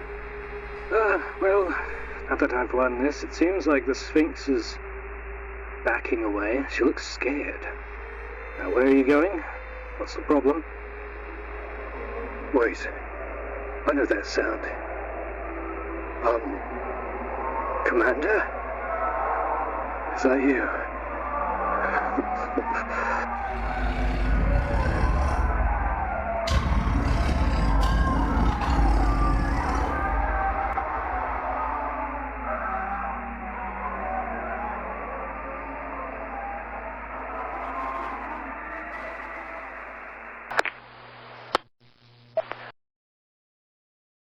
Connor was found in his personal chambers one day after this incident, huddled in the fetal position in a corner of the room, clutching onto the mask that was gifted to him via the Sphinx's riddle.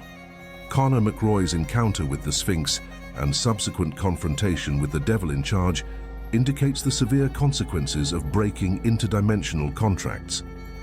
The Sphinx's riddles and the resulting mask suggest potential keys to navigating SCP-Y-019's anomalies.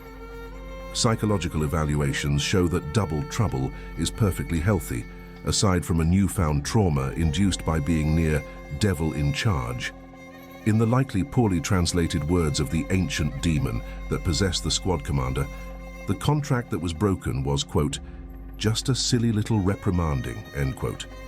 Security measures have been increased around the perimeter of SCP-Y-019, and the pivotal information that Connor McRoy shared in his information log are being researched and implemented to improve and revise any protocols for any future personnel who partake in excursions into SCP-Y-019. All things considered, Site-Y1 considers this incident to be a net positive, as we have also retrieved a new SCP in the process, the Eye of Horus, file still pending. Item number SCP-Y-020. Object Class Keter. Special Containment Procedures SCP-Y-020 cannot be contained due to its existence on a separate plane. Efforts are focused on tracking its manifestations and minimizing its impact. Surveillance equipment sensitive to extra-dimensional anomalies is stationed in areas where SCP-Y-020 is known to appear. Any sightings or encounters are to be reported immediately to Site-Y1 Command for analysis. SCP-Y-020-A instances are to be contained in standard humanoid containment cells equipped with soundproofing to prevent the spread of scratching sounds. Personnel interacting with SCP-Y-020-A must wear noise-cancelling headphones to avoid auditory hallucinations. Psychological support is mandatory for all personnel exposed to SCP-Y SCP-Y-020 or SCP-Y-020-A instances. Description: SCP-Y-020 manifests as a tall, thin humanoid wearing a jester costume intertwined with patches of sickly green flesh. It features a gaunt face with sunken, glowing eyes and a perpetual ear-to-ear smile revealing elongated teeth. Insect-like limbs protrude from its head, mimicking a jester's hat, and produce a chittering sound as they move. Notably, SCP-Y-020's face appears to be a mask of skin covering an insectoid body. It flickers in and out of visibility, selectively appearing to chosen individuals. Those hunted by SCP-Y-020 report hearing scratching sounds inside their heads before disappearing without a trace. Within 7 days, some reappear as SCP-Y-020-A instances, bearing grotesque deformities and a tick-like insect in place of their heads. SCP-Y-020's manifestations are frequently preceded by an anomalous drop in temperature and an increase in ambient electromagnetic interference. Witnesses describe an overwhelming sense of dread and an inability to move or look away during its appearances. SCP-Y-020 appears to favor locations with high human activity, often choosing urban parks, schools, and public squares for its manifestations. SCP-Y-020's presence causes localized reality distortions, making its containment and study exceedingly difficult. These distortions include sudden spatial anomalies, temporal displacements, and auditory hallucinations. Subjects exposed to SCP-Y-020's chittering sounds report symptoms ranging from mild anxiety to full-blown psychosis. Addendum Y020-3, Psychological Impact Study, Abstract, SCP-Y-020 induces profound psychological distress in individuals who encounter it. Symptoms include paranoia, hallucinations, severe anxiety, and dissociative episodes. Long-term exposure leads to irreversible mental deterioration. Case study 1. Subject D4532-1. Exposure: direct visual and auditory symptoms. Subject reported incessant scratching noises and visual hallucinations of SCP-Y-020. Over time, subject developed severe paranoia, believing SCP-Y-020 was hiding in shadows and corners. Subject was found attempting to carve out their own eyes, claiming they couldn't unsee the Harlequin. Case Study 2. Subject Agent. Exposure: visual symptoms. Agent reported feeling watched and hearing chittering noises. Agent's mental state deteriorated rapidly, culminating in a dissociative episode where the agent believed they were becoming SCP-Y-020. Psychological evaluation revealed severe cognitive dissonance and identity fragmentation. Incident Report YHLQN-2. Date: August 1, 2000. Location: United States. Details: Y020 manifested in a middle school during a theatrical performance causing mass hysteria. Several students and staff members disappeared, and 4 Y020-A instances were discovered in the school's gymnasium. One instance was clutching a makeshift mask made of human skin, resembling Y020's face. Psychological counseling was provided to all surviving witnesses.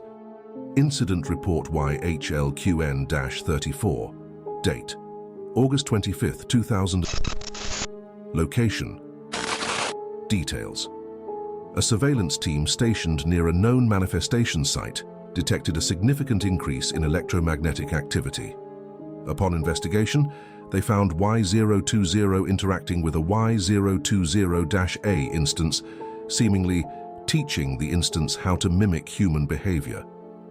Y020 noticed the team and vanished. One team member later reported severe auditory hallucinations and was subsequently classified as Y020-A after a followed abduction. Incident Report YHLQN-55. Date: July 3, 2000. Location: Site Y1. Details: Y020 appeared during a Foundation secure transfer operation targeting the convoy. The entity managed to abduct 2 personnel, who later reappeared as Y-020-A instances. Both exhibited extreme aggression, and one anomalous humanoid from Zeta 0, who had been converted into a Y-020-A instance, seemed to maintain her psychokinetic abilities, even though her body was horribly disfigured and her head had been replaced by the odd tick-like insect. Due to the extreme aggression of these instances, they had to be terminated. Analysis of their remains showed advanced insectoid metamorphosis, with internal organs replaced by chitinous structures. Incident Report YHLQN-207. Date: July 19, 2000. Location: Site Y1, Testing Chamber Y6. Details: during a routine test involving SCP-Y6, Dr. Jameson donned the eyeglasses and reported immediate visual contact with Y-020. Dr. Jameson described Y-020 as standing in the corner of the testing chamber, observing him intently. Upon removing SCP-Y6, Y-020 disappeared from sight. This observation was replicated with subsequent tests involving different subjects wearing SCP-Y6. Further testing revealed that SCP-Y6 allows individuals to perceive Y-020, suggesting that Y-020 exists on a plane or dimension that intersects with our reality in ways normally invisible to the human eye. Individuals using SCP-Y6 reported feeling intense unease and a sense of being watched while Y-020 was in view. Incident Report YHLQN-322. Date: July 31, 2000. Location: Site Y1, Containment Chamber Y13. Details: during an unscheduled inspection of Y13's containment chamber, Y13 vocalized a complaint about the presence of that ghastly jester within its vicinity. Security personnel on site confirmed that Y13 was referring to Y-020, which was not visible to any personnel present. Y13 expressed visible agitation and demanded the immediate removal of Y-020. The lighting of the containment chamber began to mildly malfunction, while Y13 expressed his intent to give it a right wallop if it was not removed. This interaction suggests that Y13 is inherently capable of perceiving Y-020 without the aid of SCP-Y6, possibly due to its own anomalous nature. Y13's sensitivity to Y-020 raises questions about the relationship between different SCP entities and their abilities to perceive or interact with one another. Incident Report YHLQN-1. Date: August 1, 2000. Location: Wyoming. Details: Y-020 appeared to civilian witnesses in a public park, resulting in widespread panic. Mobile Task Force Zeta 0 was dispatched to contain the situation. Upon arrival, Y-020 had vanished, leaving behind 3 Y-020-A instances suspended in mid-air, each displaying the characteristic green patchwork skin and tick-like insect heads. The instances were muttering incoherently in an unknown language, with a rhythmic clicking sound emanating from their throats. The following is an interview conducted with Donovan Carlson, a man who was present during the Y-020 incident at the park. Begin log.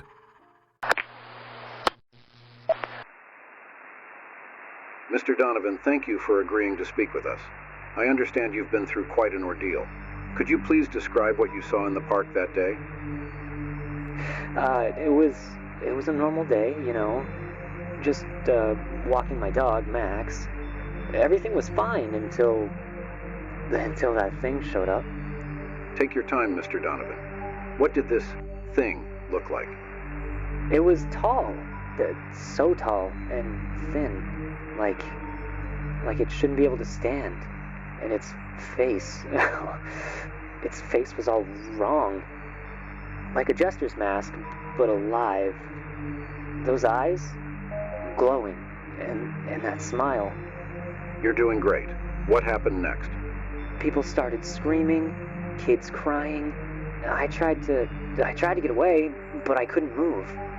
It felt like it was looking right at me. And then scratching. Scratching? Can you elaborate on that? In my head. Like nails on a chalkboard, but inside. I couldn't think. I couldn't breathe. You mentioned 3 individuals were left behind. Can you describe what they looked like? They were hanging. Not by anything I could see, just suspended. Their skin, it was green patches, like sickly green. And their heads, insects. Clicking, always clicking. Talking, but I couldn't understand. Did they say anything you could make out? Any words or phrases? No, not words, just muttering and that clicking. Rhythmic, like a pattern. Do you hear that? Hear what, Mr. Donovan? The scratching. It's back inside my head. Mr. Donovan, there's no scratching sound. Can you focus on me? Look at me, please. No, it's here. I can hear it. It's... Oh, God. Mr. Donovan? It's in the corner. The jester. It's here. Watching.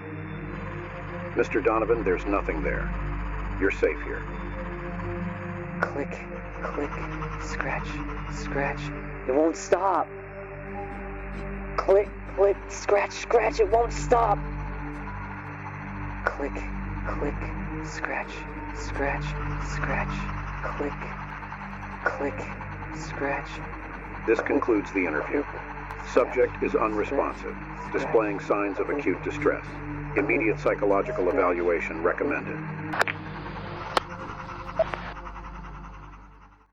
Donovan Carlson experienced an acute psychological reaction at unprecedented speeds compared to other individuals, developing a rapidly mentally evolving psychosis that is unusual even for those exposed to Y-020. It was later confirmed via a separate testing group participating in a daily walk with Y-13, Philistine, that Y-020 had walked out of the interview room around the time that the interview ended, potentially implying that Y-020 had intentionally induced rapid psychosis in Donovan during his interview. SCP-Y-020's predatory nature and proclivity to toy with its prey, as well as its fast-stacking body count, has earned it an infamous reputation at Site-Y-1. While it clearly enjoys hunting in populated areas, it also appears to have a proclivity for hunting Site-Y-1 personnel, having a notable effect on our mortality rates. Site-Y-1 personnel who find themselves hunted are urged to alert the site director immediately. Around the clock, security personnel will be assigned, and specially designated researchers will conduct extermination tests during the hunting period. We have yet to discover a way to stop, interact, or communicate with Y-020, making it extremely difficult to conduct research on or defend against. Unlike most SCPs, Y-020 may be exterminated on site if one can find a way to do so, and the individual or group to do so will be rewarded gratuitously. Item Number SCP-Y-021, Object Class Euclid. Special Containment Procedures. SCP-Y-021 is to be housed in a reinforced containment unit made of a combination of lead and steel to prevent unauthorized access and to isolate its effects. The unit must be fitted with high-resolution surveillance cameras, minimum 4K resolution, for continuous monitoring, motion sensors with real-time alert capabilities, an airtight locking mechanism requiring dual authentication, keycard and biometric scan for entry. Only personnel with Level 4 clearance or higher are authorized to access SCP-Y-021. All personnel must undergo a comprehensive psychological evaluation before and after interacting with SCP-Y-021. Unauthorized attempts to access SCP-Y-021 will result in immediate disciplinary action and containment. All experiments involving SCP-Y-021 must be pre-approved by the site director and conducted in a controlled environment with a minimum of 3 security personnel present. The containment unit must be sealed during experiments to prevent the spread of the purple mist.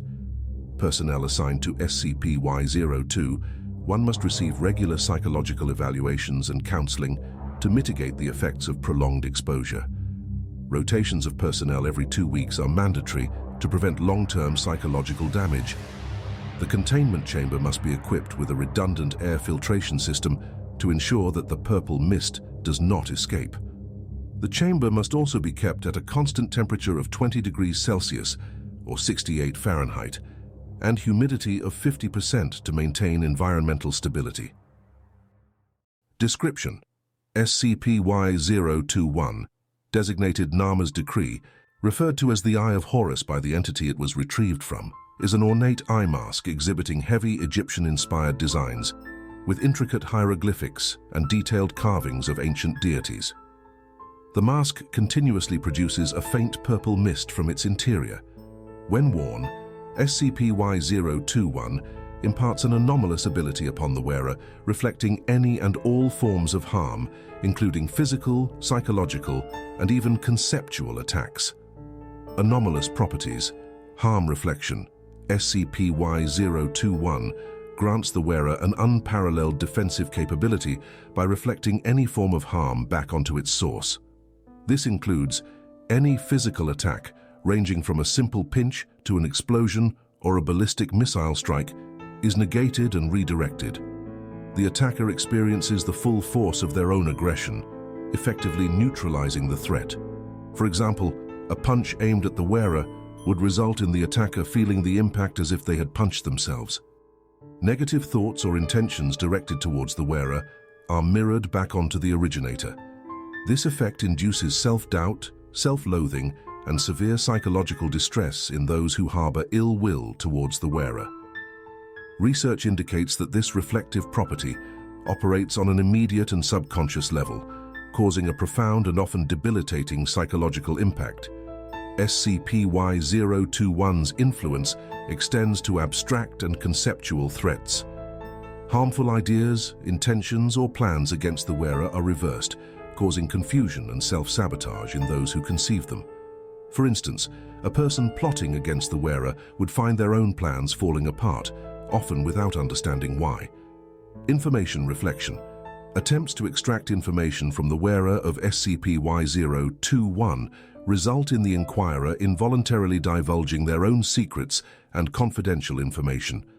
This reflective property creates a one-way flow of information towards the wearer, making traditional interrogation or espionage techniques ineffective.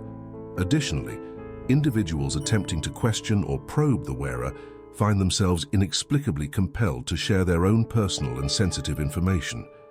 This phenomenon has been observed to operate on both conscious and subconscious levels, leading to the exposure of deeply buried secrets. The information reflection disrupts social interactions, as individuals become hesitant to engage in conversations that could lead to unintended self-revelations.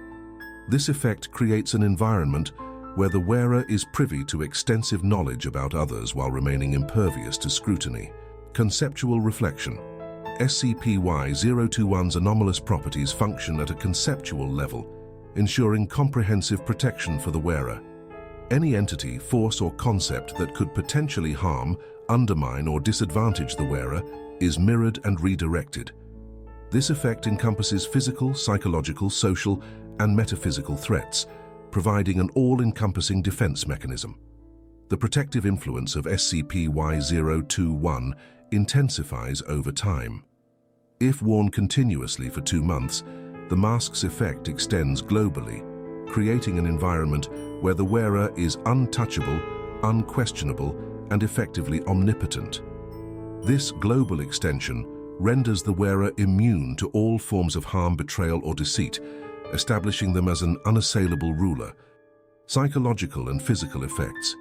When an individual wears SCP-Y-021, the mask ceases to produce its purple mist. The wearer perceives the world through a purple haze, impairing their vision and focus. Over time, the wearer undergoes several psychological and perceptual changes. Day 1 through 2. The wearer experiences initial sensory alterations, characterized by the perception of the world through a purple mist. This haze reduces visual clarity and creates a sense of disorientation.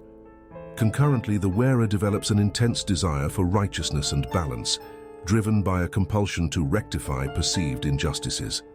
This shift in moral alignment is consistent, even in individuals with previously psychopathic or malevolent tendencies. Day 3 through 4. As the influence of SCP-Y-001 deepens, the wearer begins to perceive a dark figure within the purple mist. Initially, this figure is indistinct and shadowy, eliciting curiosity and mild concern. The presence of the dark figure correlates with an escalation in the wearer's anxiety and paranoia, as the figure becomes more defined and menacing. Day 5 through 6. The dark figure grows larger and more detailed, now featuring dull grey eyes and sharp teeth, with 2 prominent fangs from the bottom row of teeth. The wearer's anxiety intensifies, accompanied by a profound sense of impending doom.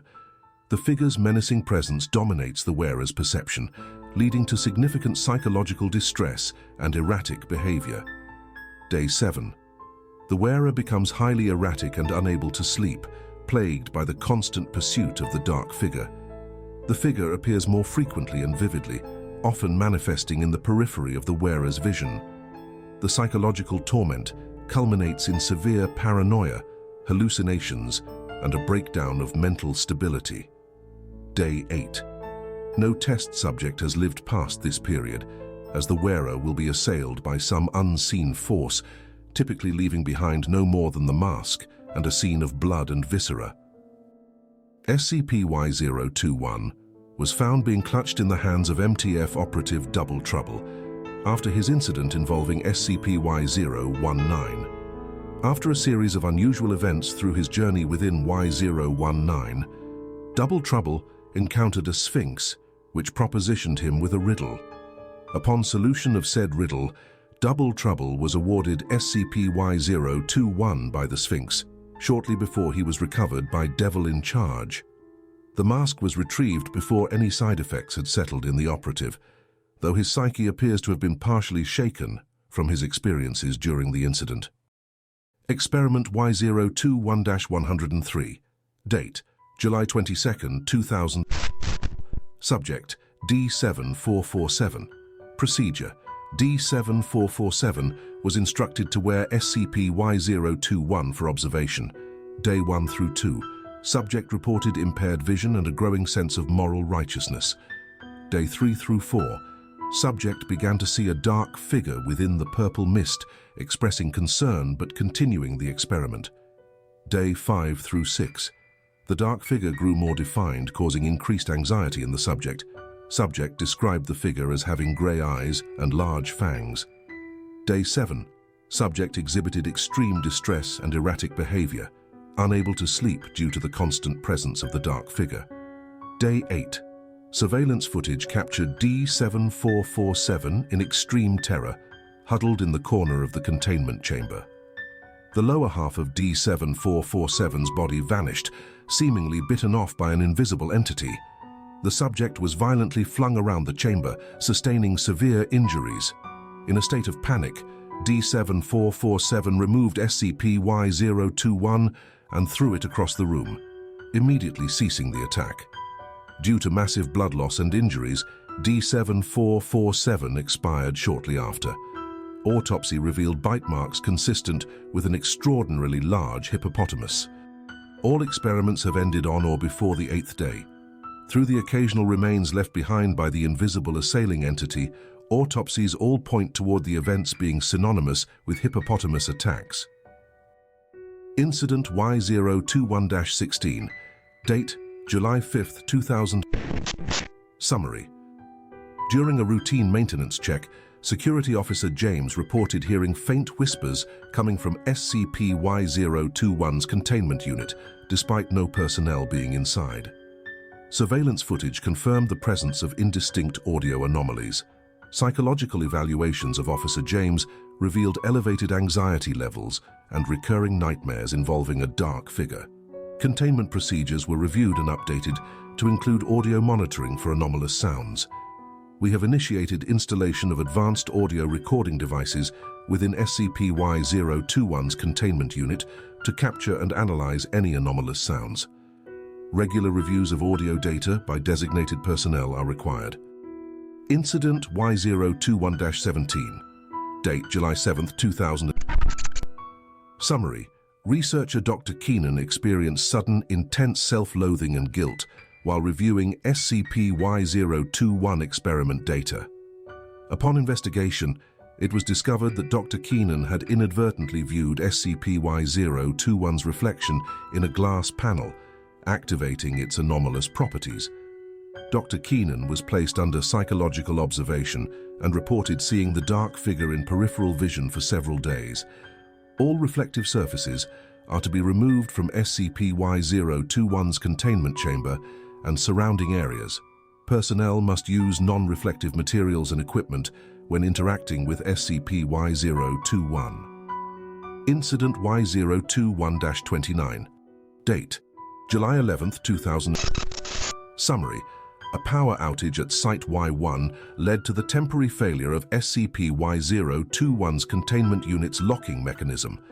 During this period, several personnel reported seeing fleeting glimpses of a dark figure in the hallways near SCP-Y-021's containment unit.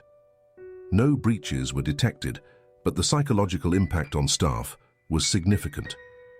Installation of a backup power generator dedicated to SCP-Y-021's containment unit has been issued, ensuring that its security measures remain operational during power outages. Additional motion sensors and emergency lighting have been installed in the surrounding hallways. Incident Y021-30. Date: July 13, 2000. Summary. D-Class personnel assigned to SCP-Y-021's containment reported experiencing vivid hallucinations of being chased by a large, fanged creature. Psychological evaluations revealed a correlation between the duration of their proximity to SCP-Y-021 and the intensity of their hallucinations. We have updated to establish a minimum safe distance of 50 meters from SCP-Y-021's containment unit for non-essential personnel. Implement regular rotation and psychological support for all personnel required to enter this proximity. Extra caution is to be taken for those without resistance to memetic hazards. Incident Y021-32. Date: July 14, 2000. Summary. During an approved experiment, the wearer of SCP-Y021 D3878 reported seeing the dark figure within the purple mist after only 24 hours, significantly earlier than previous tests. This accelerated timeline suggested a possible intensification of SCP-Y021's effects. We have updated to limit the duration of SCP-Y021 experiments to no more than 12 hours to prevent rapid escalation of its anomalous effects. All test subjects must undergo thorough psychological and physical evaluations before and after exposure. All personnel are reminded of the extreme dangers posed by SCP-Y021. Unauthorized access or experimentation is strictly prohibited and will result in immediate disciplinary action. The containment and study of SCP-Y021 are critical to understanding its full range of effects and preventing potential catastrophic consequences should its influence extend beyond containment. Note: SCP-Y021's potential to render its wearer an indomitable ruler necessitates ongoing evaluation of ethical and security implications. The O5 Council has mandated that all research and experimentation prioritize the prevention of SCP-Y021's misuse. Item Number: SCP-Y022. Object Class: Euclid. Special Containment Procedures.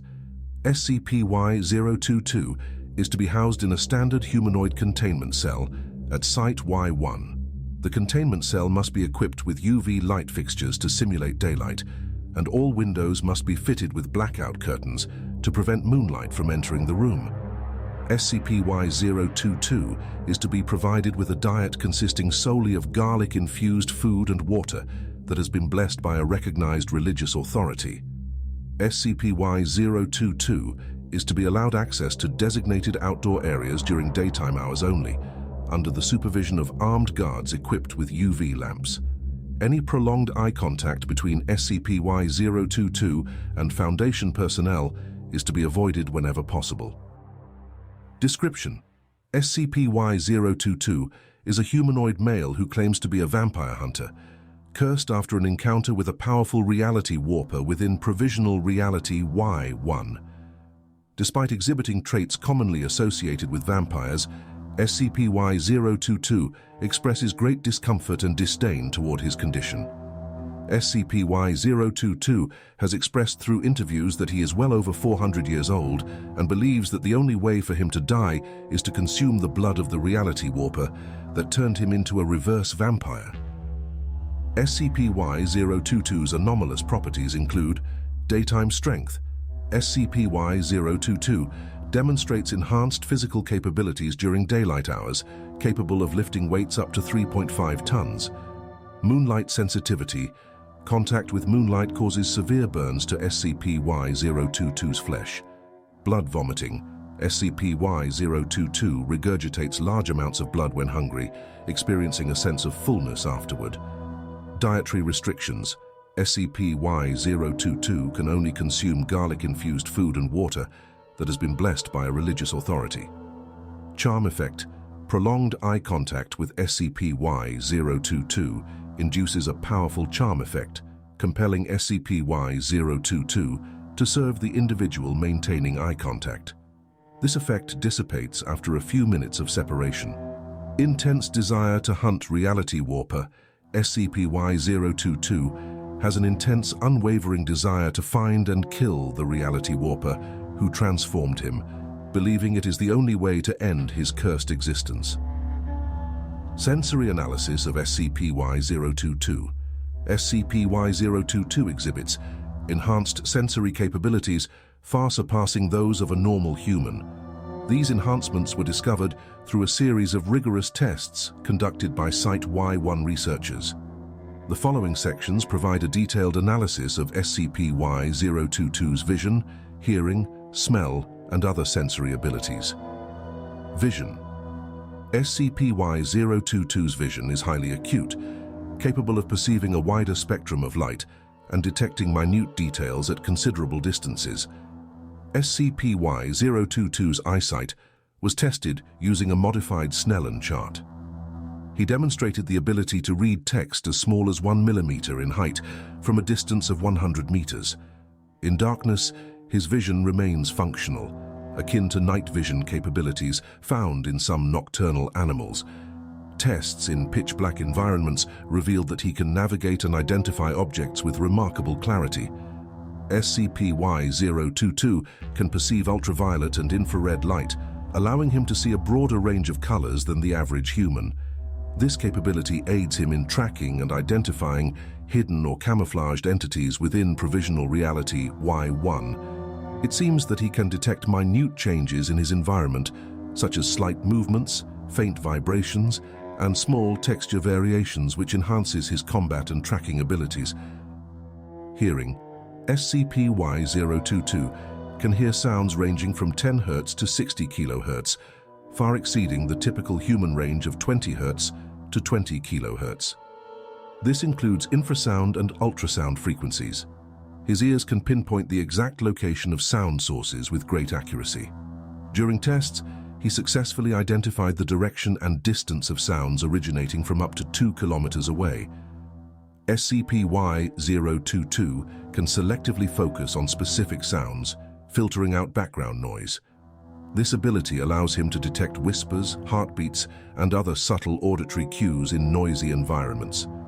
In total darkness, he can produce and interpret echolocation clicks similar to those used by bats and dolphins. This aids in navigation and spatial awareness when visual input is limited. SCP-Y-022 can identify individual scent molecules at concentrations as low as 1 part per trillion. This sensitivity is comparable to that of bloodhounds. He can track scents over long distances and through complex environments. During tests, he accurately followed a scent trail laid out over 5 kilometers. Through varied terrain, including urban and natural settings. He also appears to have an exceptional memory for scents, allowing him to recognize and recall specific odors encountered in the past. This ability aids in identifying individuals, entities, and objects by their unique scent signatures. SCP-Y-022 can feel minute vibrations and temperature changes through his skin. He successfully identified temperature variations of less than 0.1 Celsius and detected vibrations as subtle as 0.01 millimeters. His fingers can discern fine textures and patterns on surfaces. Tests showed he could read Braille and identify intricate engravings on metal surfaces by touching distant parts of the object they are engraved on. Despite his heightened sense of touch, he has an unusually high pain threshold, likely a result of his unique cellular state and regenerative capabilities. Addendum Y022-4, Interview Log. Interviewer Dr. Eleanor Harding. Interviewee SCP-Y022. Date, July 18th, 2000. Begin log.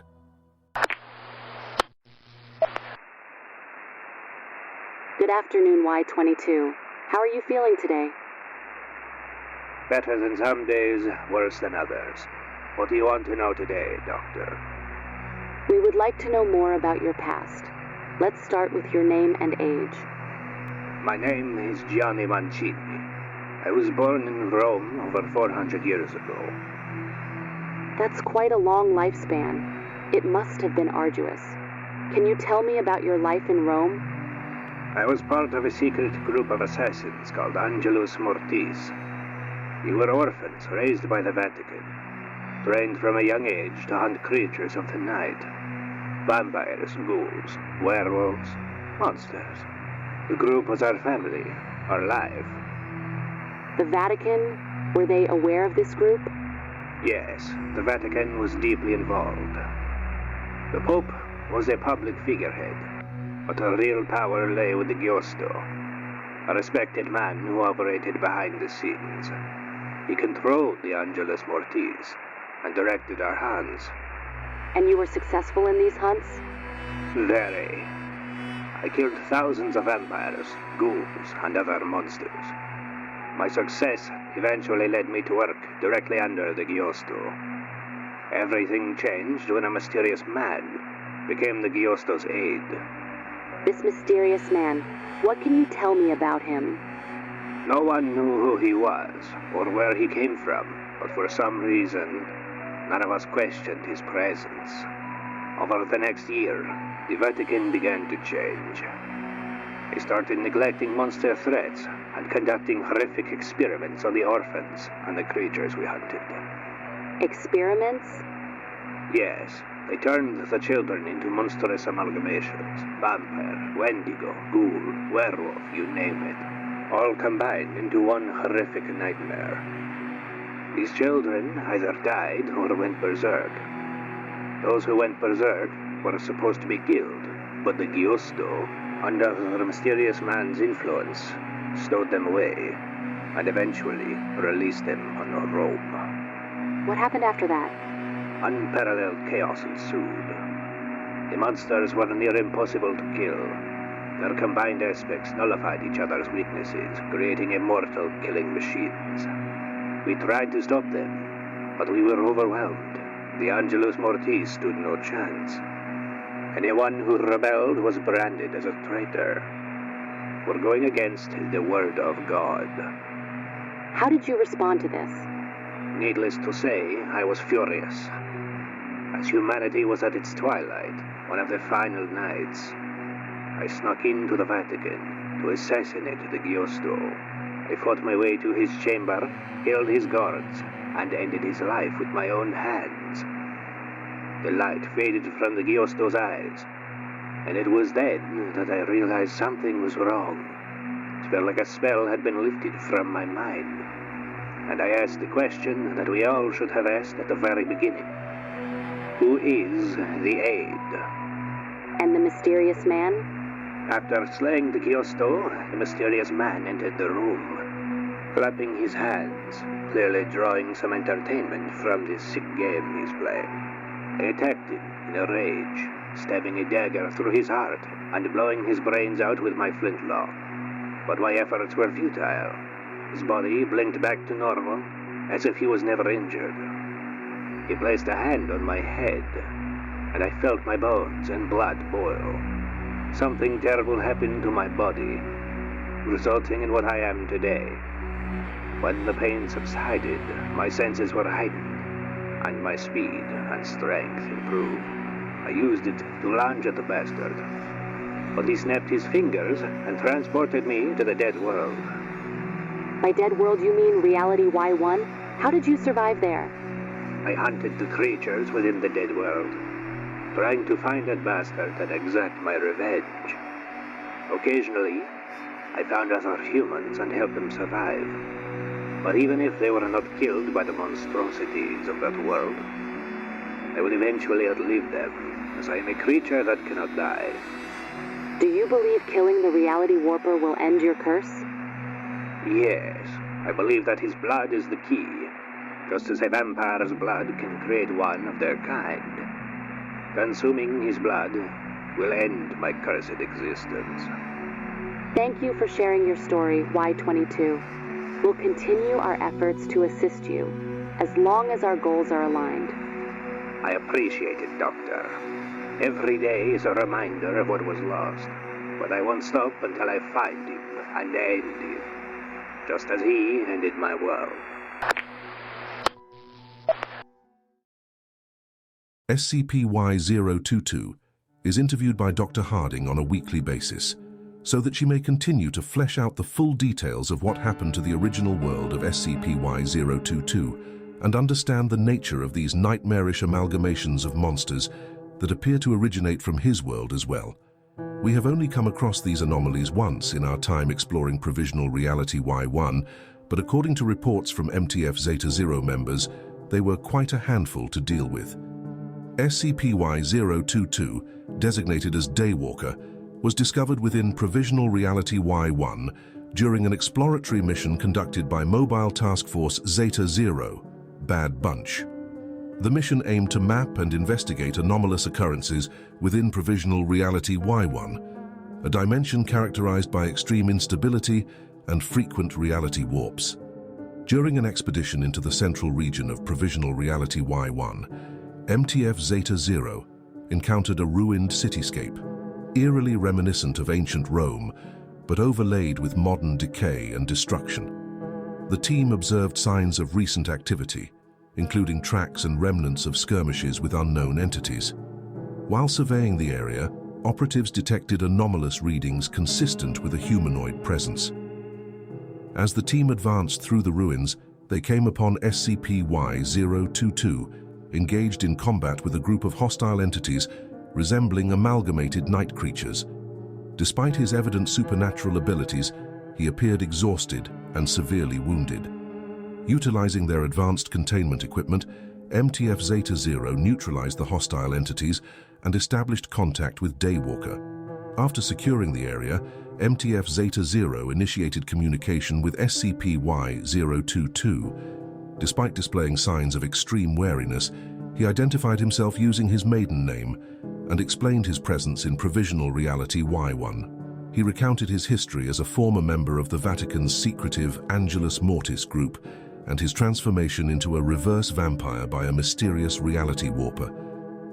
Understanding the potential threat and value of SCP-Y-022, MTF Zeta-0 proceeded with caution.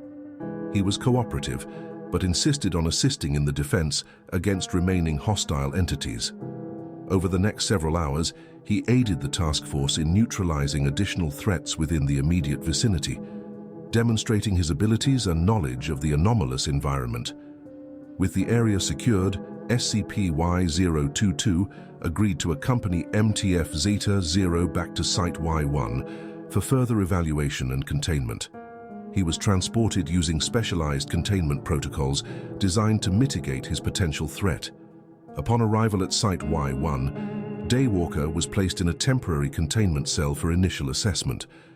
Comprehensive medical and psychological evaluations were conducted to understand the extent of SCP-Y-022's anomalous properties and mental state. Researchers noted his unique physiology, particularly his state of perpetual cellular decay and regeneration, as well as his intense desire to locate and destroy the reality warper responsible for his transformation. Experiment Log Y-02279. Date: July 22, 2000. Subject: D5687. Objective: to determine if SCP-Y-022 can sire other vampires using the traditional method of feeding a human SCP-Y-022's blood. Procedure: D5687 was secured in a reinforced testing chamber equipped with surveillance cameras and monitoring equipment. SCP-Y-022 was instructed to provide a small amount of his blood. The blood was collected using a sterile syringe. The collected blood was administered orally to D5687 under controlled conditions. D5687 was observed for immediate reactions and monitored continuously. 0 to 6 hours post-ingestion, D5687 experienced intense pain immediately after ingestion, displaying symptoms consistent with severe gastrointestinal distress. Subject fell into a comatose state within 30 minutes, showing no response to external stimuli. 6 to 24 hours post-ingestion. Vital signs of D5687 remained stable but showed significant deviations from baseline, including increased heart rate and elevated body temperature. Subject exhibited rapid cellular regeneration, visible through accelerated healing of minor injuries inflicted prior to the test. 24 to 48 hours post-ingestion. D5687 regained consciousness at approximately 27 hours post-ingestion. Initial observations indicated enhanced physical capabilities, including increased strength, speed, and sensory acuity. Subject displayed heightened sensitivity to light, though not to the same extent as SCP-Y-022. Psychological evaluations indicated heightened aggression and reduced cognitive function. Subject became increasingly irritable and uncooperative. 48 to 72 hours post-ingestion, subject's behavior became increasingly erratic and violent. D5687 exhibited signs of severe psychological distress and primal aggression. Efforts to calm and communicate with D5687 were unsuccessful. Subject became completely feral, attacking personnel and attempting to breach containment. Beyond 72 hours post-ingestion. Due to the immediate threat posed by D5687, Site Command authorized the neutralization of the subject. D5687 was terminated by security personnel using standard lethal force. Conclusion: the experiment revealed that while ingestion of SCP-Y-022's blood temporarily granted D5687 enhanced physical capabilities similar to SCP-Y-022's daywalker traits, it ultimately led to severe psychological degradation and uncontrollable aggression. The subject's transformation into a feral state necessitated termination to ensure the safety of site personnel. SCP-Y-022 expressed significant distress upon learning the results of the experiment. He indicated strong reluctance to participate in any further testing related to the potential siring of other vampires. Dr. Eleanor Harding recommended a moratorium on similar experiments until a deeper understanding of SCP-Y-022's blood and its effects can be established. Further research into the underlying mechanisms of the transformation and its long-term effects is necessary before any additional testing is considered. SCP-Y-022 has been provided with a detailed report of the test results and has been informed of the decision to halt further blood siring experiments. SCP-Y-022's cooperation and psychological well-being remain a priority in ongoing containment and research efforts. Incident Report Y-022-2. Date: July 24, 2000. Summary: at approximately 0300 hours, Site-Y-1 security personnel observed an unauthorized individual, later identified as janitorial personnel Frank Henderson, attempting to communicate with SCP-Y-022. Initial review of security footage revealed Henderson under the control of an SCP-Y3 instance. The individual approached SCP-Y-022's containment chamber and solicited the anomaly's attention through prolonged eye contact, initiating SCP-Y-022's charm effect.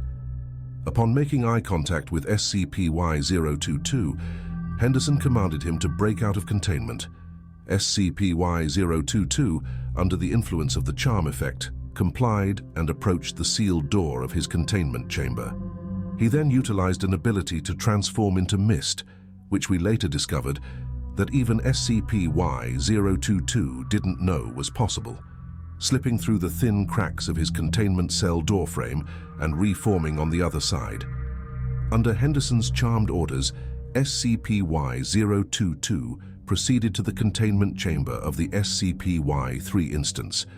SCP-Y-022, using his enhanced strength, destroyed the reinforced door, gaining entry to the SCP-Y-3's chamber.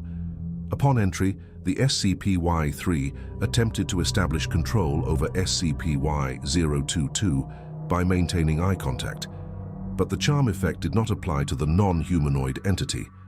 SCP-Y-022, realizing his actions were no longer under Henderson's control, began to act independently. In a violent display of power, SCP-Y-022 grabbed the destroyed steel door and used it to beat the SCP-Y-3 instance to death. Once the SCP-Y-3 instance was neutralized, SCP-Y-022 restrained Henderson until security personnel arrived. Henderson was then taken into Site-Y-1 custody for psychological evaluation. SCP-Y-022 was escorted back to his containment chamber without further incident. Incident Y-022-6, date, July 31, 2000. Summary: a containment breach alarm was triggered when SCP-Y-022 spontaneously displayed an unusual behavior pattern, resulting in damage to his containment cell.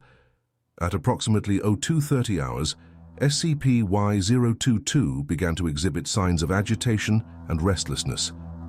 Without any apparent external stimulus, SCP-Y-022 started to repeatedly strike the walls of his containment chamber with superhuman strength, causing structural damage. Security footage shows SCP-Y-022 muttering phrases in Latin, seemingly in a trance-like state. Efforts to communicate and calm SCP-Y-022 via intercom were unsuccessful. SCP-Y-022 eventually breached the inner wall of his containment chamber, but was intercepted by the secondary reinforced steel barrier.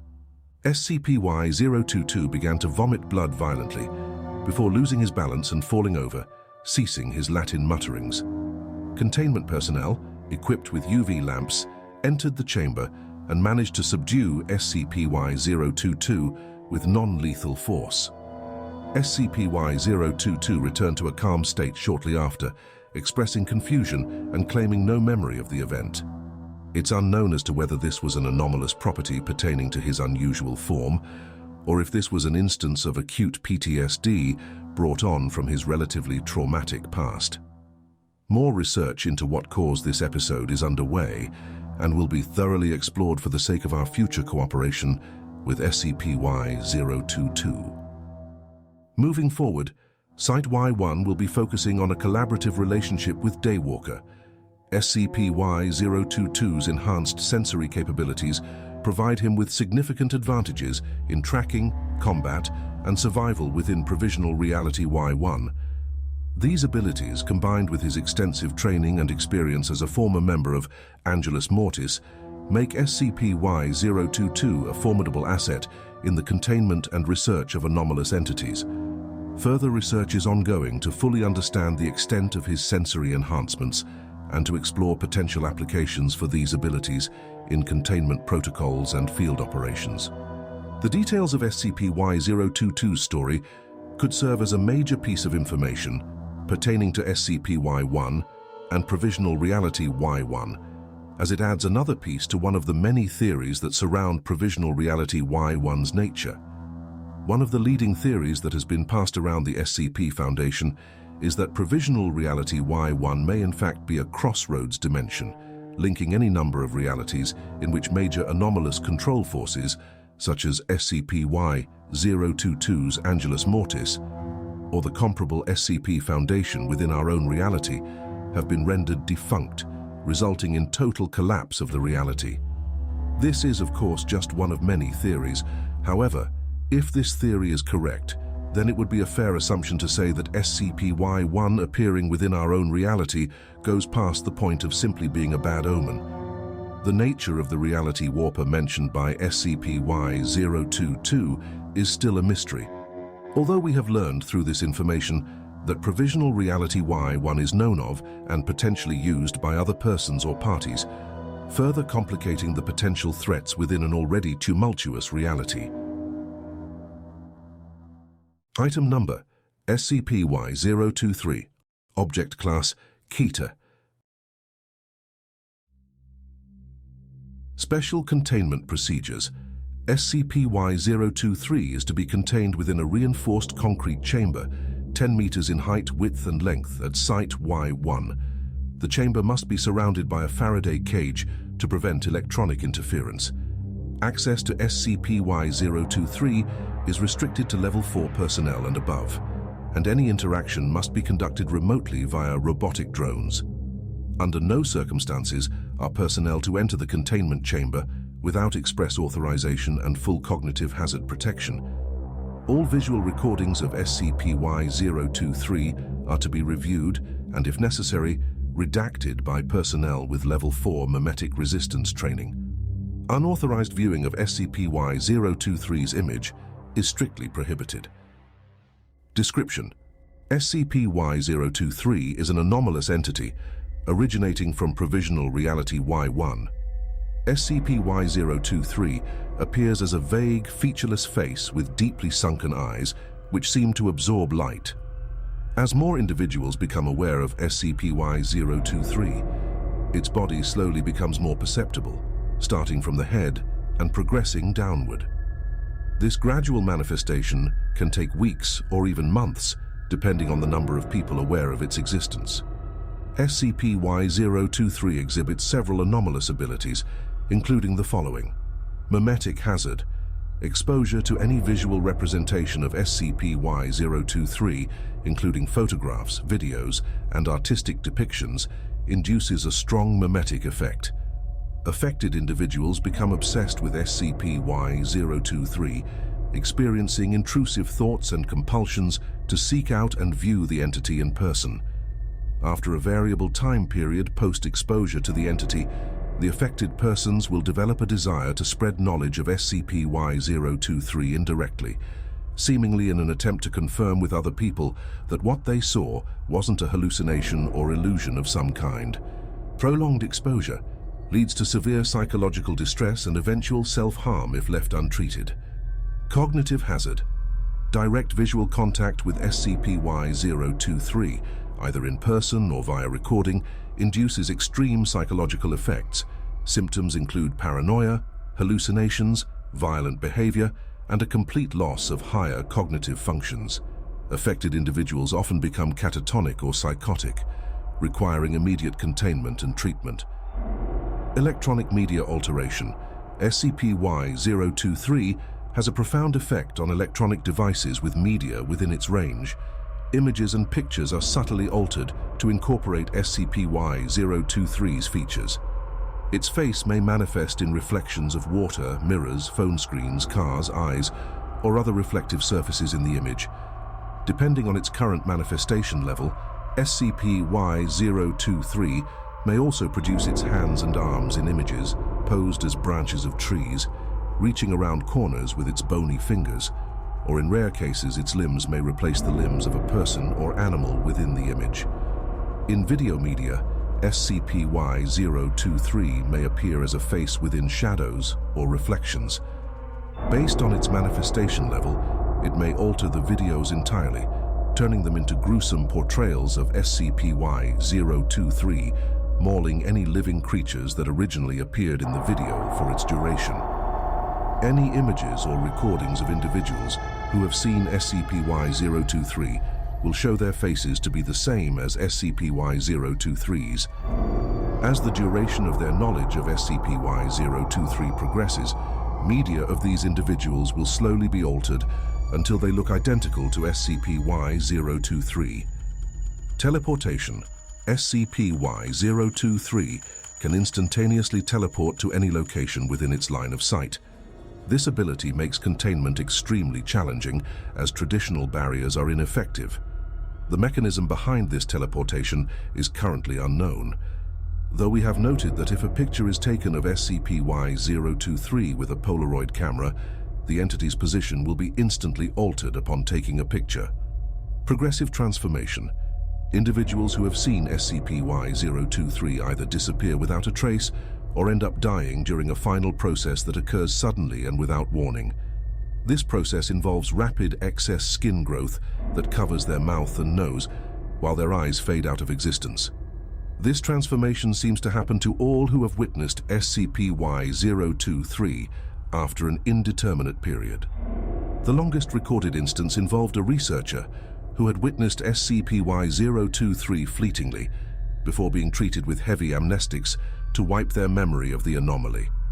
After 7 months, this researcher disappeared.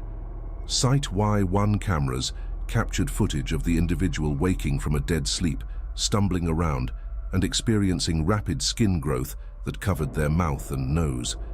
After their face was completely covered, the researcher walked to a corner of their chamber and phased through the walls, never to be seen again.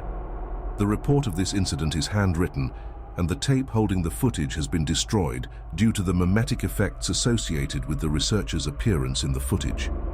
Whether they disappear or are found dead, affected individuals develop excess skin growths that imitate the vague visage of SCP-Y-023. Some disappear mysteriously, but most are found deceased, having asphyxiated during the transformation process. Incident Log Y-023-3. Date: October 2000. Y-023 breached containment following a power outage at Site Y-1.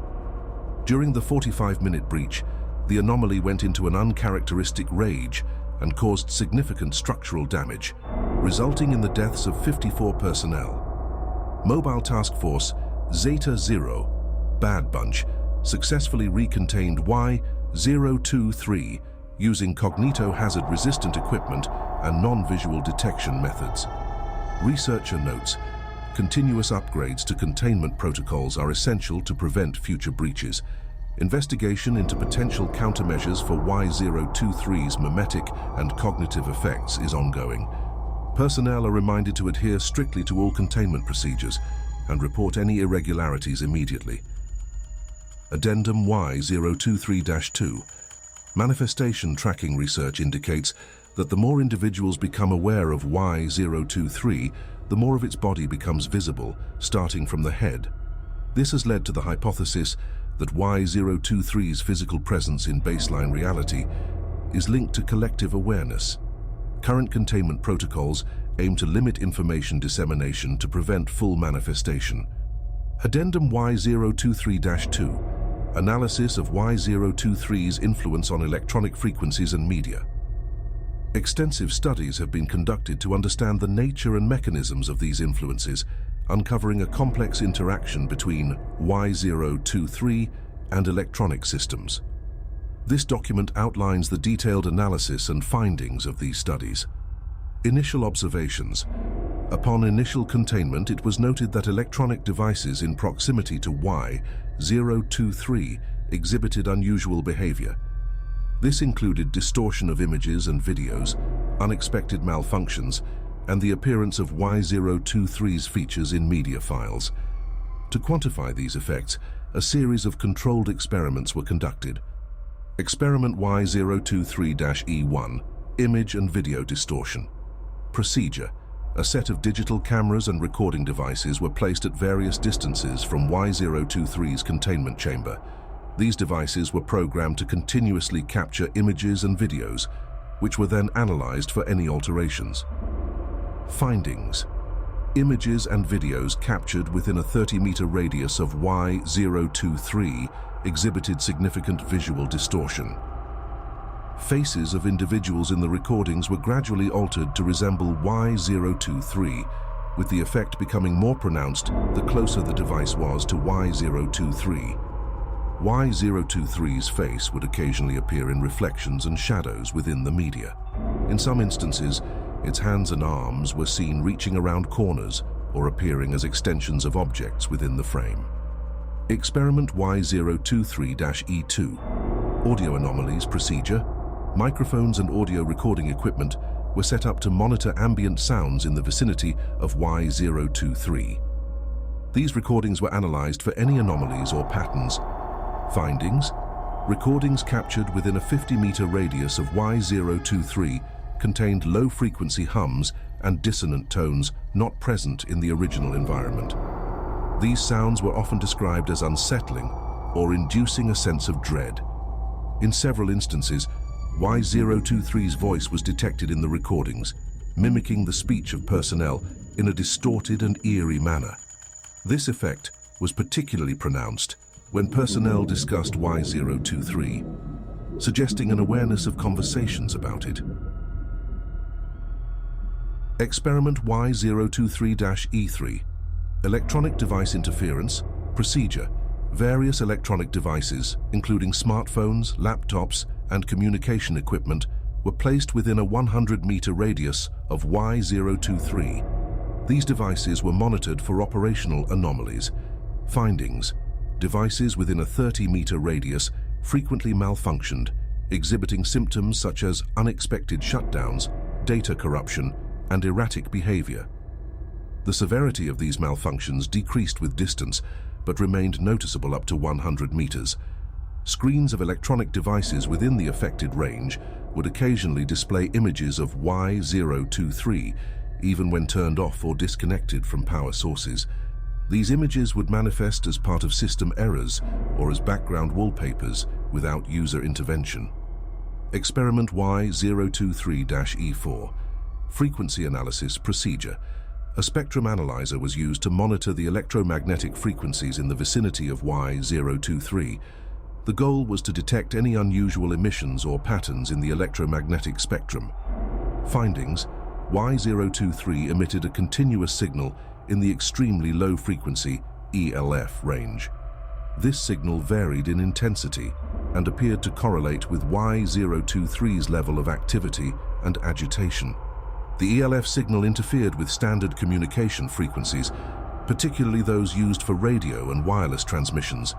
This interference caused disruptions in communication equipment, leading to static, dropped signals, and corrupted data transmissions. Advanced analysis. Sub-experiment Y-023-4.1. Signal modulation. Procedure: advanced signal analysis tools were used to study the modulation patterns of the ELF signals emitted by Y-023. Researchers aimed to determine if these signals contained any encoded information or patterns. Findings: detailed analysis revealed that the ELF signals emitted by Y-023 contained complex repeating patterns. These patterns did not correspond to any known communication protocols or natural phenomena, suggesting an anomalous origin. Researchers hypothesized that these patterns might represent an attempt at communication or an unknown form of data transmission. Further studies are required to decode the information contained within these signals. Sub-experiment Y-023-E4.2. Cognitive effects of ELF exposure. Procedure: volunteers were exposed to the ELF signals emitted by Y-023 under controlled conditions. Their cognitive and psychological responses were monitored and analyzed. Findings: exposure to Y-023's ELF signals induced feelings of unease, paranoia, and mild hallucinations in subjects. These effects were more pronounced with prolonged exposure, leading to heightened anxiety and distress. Subjects exposed to the signals exhibited impaired cognitive functions, including difficulty concentrating, memory lapses, and confusion. These effects subsided gradually after the exposure ceased, but long-term exposure resulted in more persistent cognitive deficits. Conclusion: the studies conducted on Y-023's influence on electronic frequencies and media have revealed a multifaceted, anomalous effect that disrupts electronic systems, distorts visual and audio media, and emits complex ELF signals with potential cognitive hazards. The following key findings have been established. Y-023 causes significant visual and audio distortions in media captured within its vicinity, altering images and recordings to include its features and mimicking speech. Electronic devices within a 100-meter radius experience malfunctions, unwanted displays of Y-023's image, and interference with communication signals. Y-023 emits continuous ELF signals that interfere with standard frequencies, induce psychological and cognitive effects, and contain complex patterns suggesting potential communication. Ongoing research aims to decode the ELF signals, mitigate the cognitive hazards, and develop advanced containment measures to counteract Y-023's electronic influence. Further experiments are planned to explore the underlying mechanisms of Y-023's anomalous effects and to enhance the security protocols at Site Y1. Addendum Y-023-5. Detailed analysis of face covering skin growth and transformation process. Overview. Y-023's influence extends beyond electronic interference and media distortion to induce a unique and fatal transformation in individuals who have seen it. This process involves rapid and abnormal skin growth that covers the face, leading to asphyxiation or mysterious disappearance. Detailed studies, including direct observation of D-class personnel during transformation and autopsies of deceased victims, have been conducted to understand the biological effects and mechanisms behind this phenomenon. Experiment Y-023-T1. Observation of living subjects transformation. Subject, D98642, a 35-year-old male with no prior health issues. Procedure. D98642 was exposed to a visual representation of Y-023 under controlled conditions. The subject was then monitored continuously for signs of transformation, with regular medical examinations conducted to document physiological changes. Findings. Within 24 hours of exposure, D98642 began experiencing mild headaches, dizziness, and an increasing sense of unease. Psychological evaluations indicated heightened anxiety and paranoia. Approximately 3 weeks and 6 hours post-exposure, the subject's skin began to exhibit unusual activity. Medical scans showed accelerated cell growth around the face, particularly around the eyes, nose, and mouth. Within 2 hours after this instance, visible patches of excess skin began forming around D98642's eyes, nose, and mouth. The skin growth appeared to be a result of hyperproliferation of keratinocytes, the primary cell type in the epidermis. By the end of the 23rd day post-exposure, the excess skin had completely covered the subject's eyes, nose, and mouth, forming a continuous layer that obstructed breathing and vision.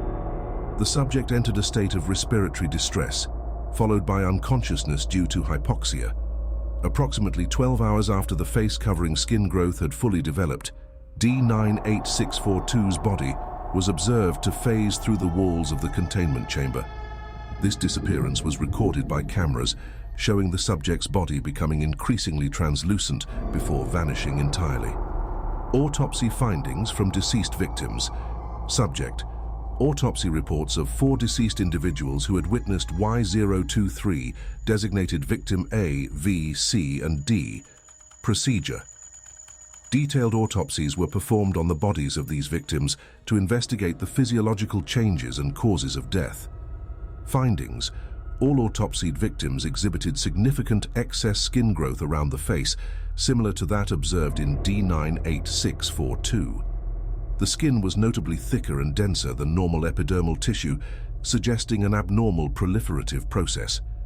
In all cases, the victims' airways were completely obstructed by the excess skin, leading to asphyxiation.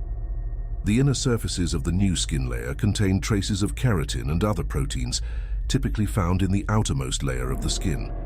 The eyes of all victims appeared to have dissolved or disappeared during the transformation. Microscopic analysis revealed that the ocular tissues had been replaced by undifferentiated skin cells, indicating a complete cellular transformation. Aside from the facial changes and asphyxiation, no significant internal damage was noted in the autopsied victims. This suggests that the transformation process is localized to the face and respiratory system. Molecular and cellular analysis. Experiment Y-023-C1. Cellular proliferation studies. Procedure. Skin samples from victims and transforming D-class personnel were collected and analyzed under laboratory conditions to study the cellular mechanisms of the transformation. Findings. The skin cells exhibited abnormally rapid division rates, far exceeding normal epidermal cell proliferation. This hyperproliferation was linked to overactive signaling pathways typically involved in wound healing and regeneration. Genetic analysis revealed mutations in several key genes regulating cell growth and differentiation. These mutations were not present in the subject's genomes prior to exposure, indicating that Y023 induces specific genetic changes. The transforming skin cells showed abnormal expression of keratin and other structural proteins, leading to the formation of the thick, dense skin layer. These proteins were also found in locations typically devoid of keratinocytes, such as the eyes and inner nasal passages. Behavioral and psychological effects. Experiment Y023-P1. Psychological evaluation. Procedure. Psychological assessments were conducted on D-class personnel and surviving witnesses of Y023 to document the mental and emotional effects of exposure. Findings. All subjects reported severe paranoia and anxiety following exposure to Y023. These symptoms intensified as the transformation progressed, contributing to psychological distress. Subjects exhibited compulsive behaviors, including repeated attempts to touch or remove the excess skin growth. These behaviors were driven by intense discomfort and a sense of suffocation.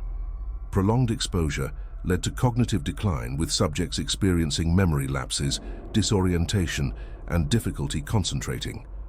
These effects were more pronounced in individuals with advanced transformation stages. Conclusion. The detailed analysis of Y023's influence on individuals has revealed a complex and fatal transformation process characterized by rapid and abnormal skin growth. This growth obstructs the airways, leading to asphyxiation and causes the eyes to dissolve or disappear. Genetic and molecular studies suggest that Y023 induces specific mutations and abnormal protein expression, driving the hyperproliferation of skin cells. Behavioral and psychological effects include severe paranoia, anxiety, compulsive behaviors, and cognitive decline, further complicating the containment and treatment of affected individuals. The mysterious disappearances observed in some cases, where subjects phase through solid objects, remain unexplained and warrant further investigation. Ongoing research aims to uncover the precise mechanisms behind Y023's effects, develop effective countermeasures, and improve containment protocols to prevent further casualties. Addendum Y023-5. Discovery of SCP-Y023. SCP-Y023 was discovered under disturbing and macabre circumstances in a small village in Germany. The event was triggered by the unexpected and harrowing vacation of a Site-Y-1 security personnel, who had traveled to Germany to participate in Oktoberfest and explore the country. Incident Report Y023-0 Fest 1. Date: October 5, 2000. Location: Germany. Involved personnel: MTF Zeta 0 Bad Bunch. Lead operative: 4 Head. Initial incident: the discovery began with a sudden and unexplained disturbance at Site-Y-1. The site's intercom systems were simultaneously disrupted by a sharp, piercing sound, immediately followed by a blood-curdling scream. The scream was quickly identified by co-workers as belonging to the Site-Y-1 security personnel on vacation in Germany. MTF Zeta 0 Bad Bunch was dispatched to trace its last known location. Following his vacation itinerary through various Oktoberfest locations, the team was led to a small, secluded village in Germany. As the team approached the village, several operatives with heightened or supernatural senses reported feeling an intense and foreboding sensation. Operatives with advanced hearing capabilities detected a horrific and unsettling frequency emanating from the village. Based on these unsettling reports, 4 Head ordered a switch to a high-caution hands-off approach. The team deployed drones controlled via satellite signal by personnel at Site Y1 to survey the village remotely.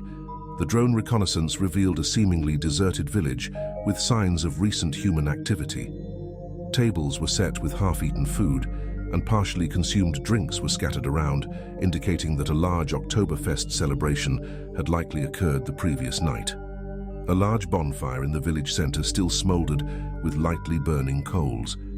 Approximately 2 hours into the drone survey, Zeta-0 members stationed outside the village reported that the unsettling frequency had suddenly increased in pitch and intensity. Simultaneously, drone camera signals were interrupted for about a minute before resuming to reveal a horrific scene. Every building in the village was overflowing with corpses, each victim having died from the asphyxiation effect associated with SCP-Y-023's transformation. The bodies were crammed into houses as if packed into an overstuffed pantry. Near the village's central bonfire, the upper half of SCP-Y-023's body had manifested, staring directly into the drone cameras. The entity's appearance was disturbingly intentional, as if it knew it was being observed. In an alarming turn of events, a simultaneous phone call was made to every personal and company phone, as well as all landlines within Site Y1. Personnel stationed in Provisional Reality-Y-1 with company phones also received these calls, indicating a cross-dimensional effect. An emergency broadcast was quickly played by Site Director Knightley to prevent personnel from answering the calls, but 2 researchers and 5 security personnel had already answered. Their phones automatically switched to speaker mode, playing a dissonant and haunting voice that uttered the words,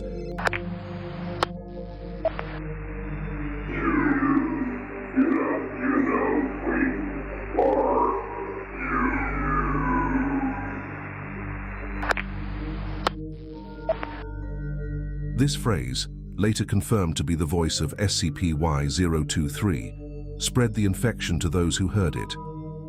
Following this incident, MTF Zeta-0 Bad Bunch managed to contain the situation by establishing a quarantine perimeter around the village. Drones continued to monitor SCP-Y-023, which remained partially manifested by the bonfire, until additional containment measures could be implemented. The Site Y1 personnel who had answered the calls were immediately isolated and subjected to intensive amnestic treatment.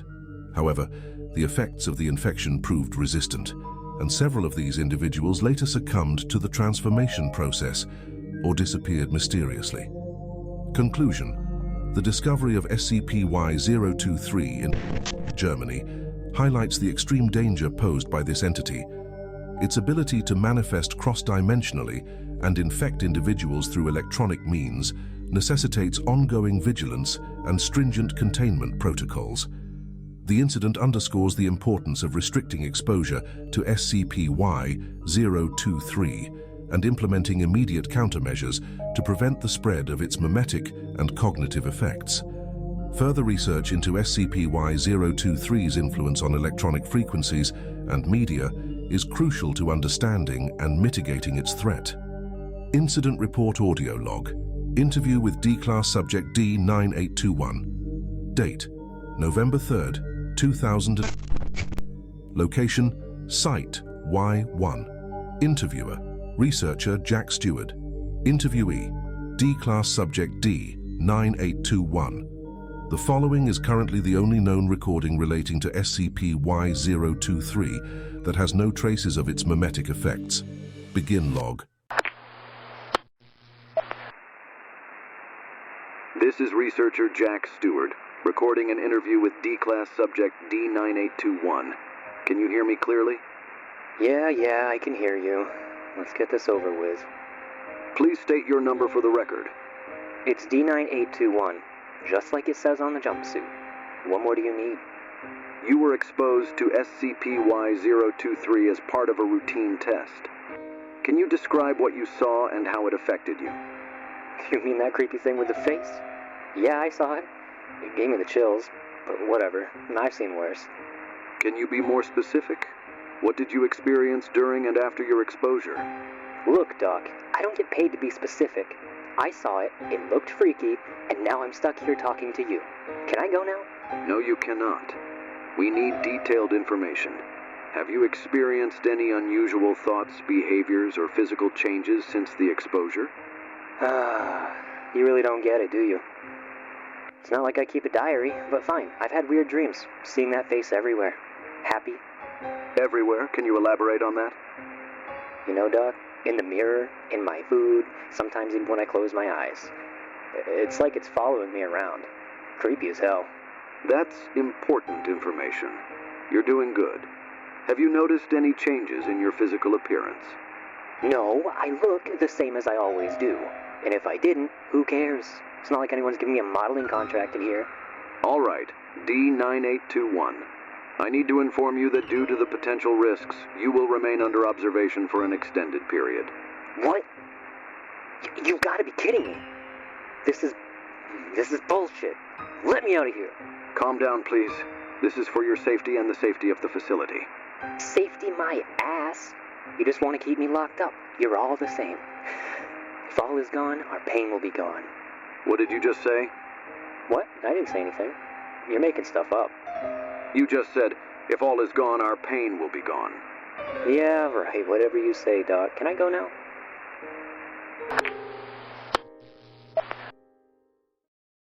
One week after this interview, D-Class subject D9821 was found deceased in his containment chamber. Cause of death was determined to be asphyxiation, as his nose and mouth had been covered by anomalous flesh growth. His face had taken on the sunken eyes and featureless visage, characteristic of SCP-Y-023. An investigation is ongoing to understand the progression of SCP-Y-023's effects and to develop better containment and mitigation protocols. Enhanced security and monitoring measures have been implemented for all personnel and D-Class subjects exposed to SCP-Y-023. Item Number: SCP-Y-024. Object Class: Keter. Special Containment Procedures. Due to the unpredictable migration patterns and expansive nature of SCP-Y-024, containment is currently unfeasible. Instead, efforts are focused on monitoring its movement and evacuating areas at risk of exposure. Mobile Task Force Zeta-0, Bad Bunch, is tasked with tracking SCP-Y-024 and coordinating with local research sites to implement immediate evacuation protocols. A 43-meter perimeter around SCP-Y-024 is to be established and maintained by unmanned aerial drones, equipped with high-resolution cameras and atmospheric sensors. These drones are to relay real-time data to Site-Y-1 for analysis and early warning purposes. Any attempts to collect samples or interact with SCP-Y-024 directly are strictly prohibited due to the nullification of wind and vacuum effects within its radius. Personnel encountering SCP-Y-024 must immediately withdraw to a safe distance and report their location. Any individuals exposed to SCP-Y-024 must be quarantined and monitored for signs of accelerated blood production. Immediate medical intervention is required for anyone exhibiting symptoms, although the prognosis is generally poor. Description: SCP-Y-024 is a large red fog capable of covering an area equivalent to a small town. It manifests within Provisional Reality-Y-1 and exhibits unpredictable migration patterns, making tracking and containment extremely challenging. Within a 43-meter radius of SCP-Y-024, all natural and unnatural wind or vacuum effects are nullified. This property makes it impossible to collect samples or affect the fog using conventional means. SCP-Y-024 is also capable of moving at speeds that make evasion nearly impossible for those caught in its path.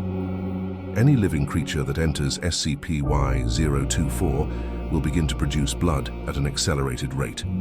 This phenomenon starts with the visible swelling of veins and progresses to the leakage of blood from orifices. After approximately 4 hours of exposure, the affected individual's body will begin to expand due to the excessive blood production. This stage is accompanied by extreme pain. Roughly 3 hours later, the individual will burst, transforming into a cloud of red fog that integrates with SCP-Y-024. If a living creature exits SCP-Y-024 after partial exposure, the blood will be forcibly extracted from the last part of their body that made contact with the fog. This process results in the skin rupturing at the contact point, creating a severe and often fatal wound. Survival is possible only in cases of minimal exposure and immediate medical intervention, although such instances are exceedingly rare due to SCP-Y-024's rapid movement. Research file: Atmospheric cancellation effects of SCP-Y-024. Principal Investigator, Dr. Evelyn Harris, Atmospheric Sciences Department, Site Y1. Date of initiation: 1st, 2000.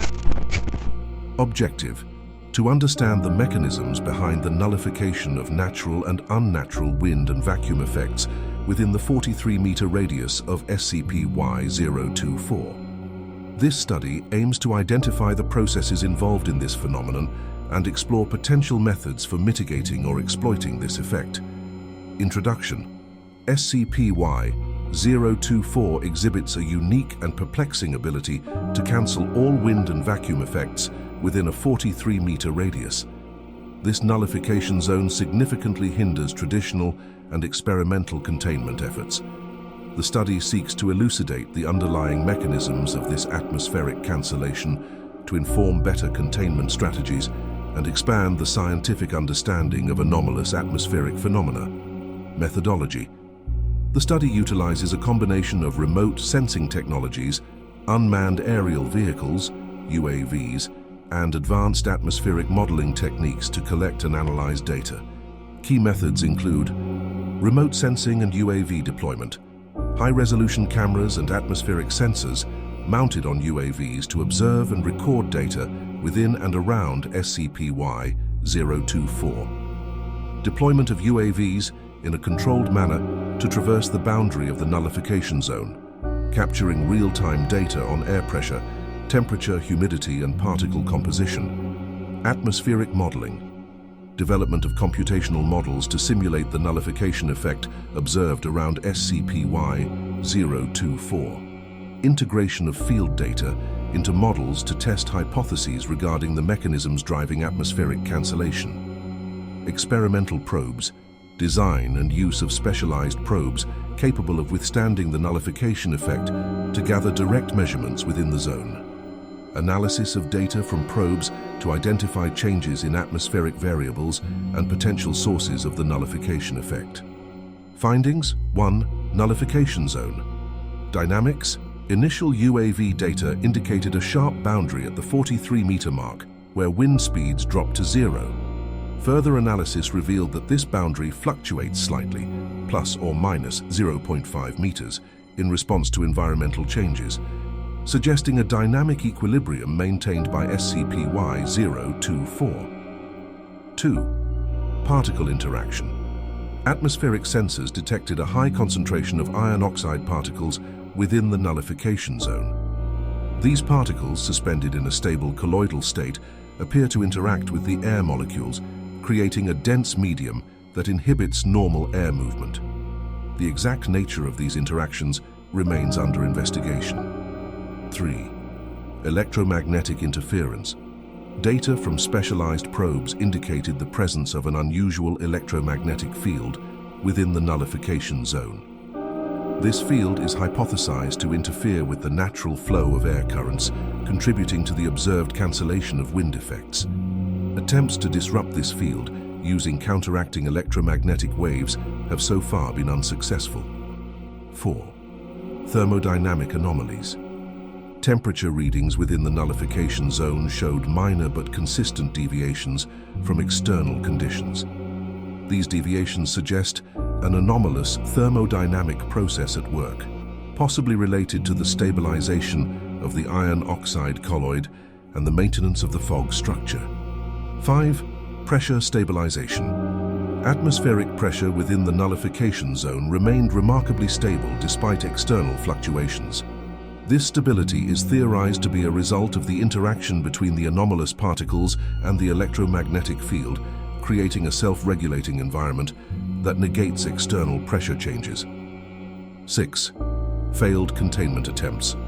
Several experimental approaches were tested to disrupt the nullification zone, including high-energy electromagnetic pulses, showed no effect on the stability of the nullification zone. Chemical dispersants failed to disperse the iron oxide colloid, likely due to its anomalous stabilization. Sonic disruption. High-frequency sound waves produced minimal impact on the atmospheric conditions within the zone.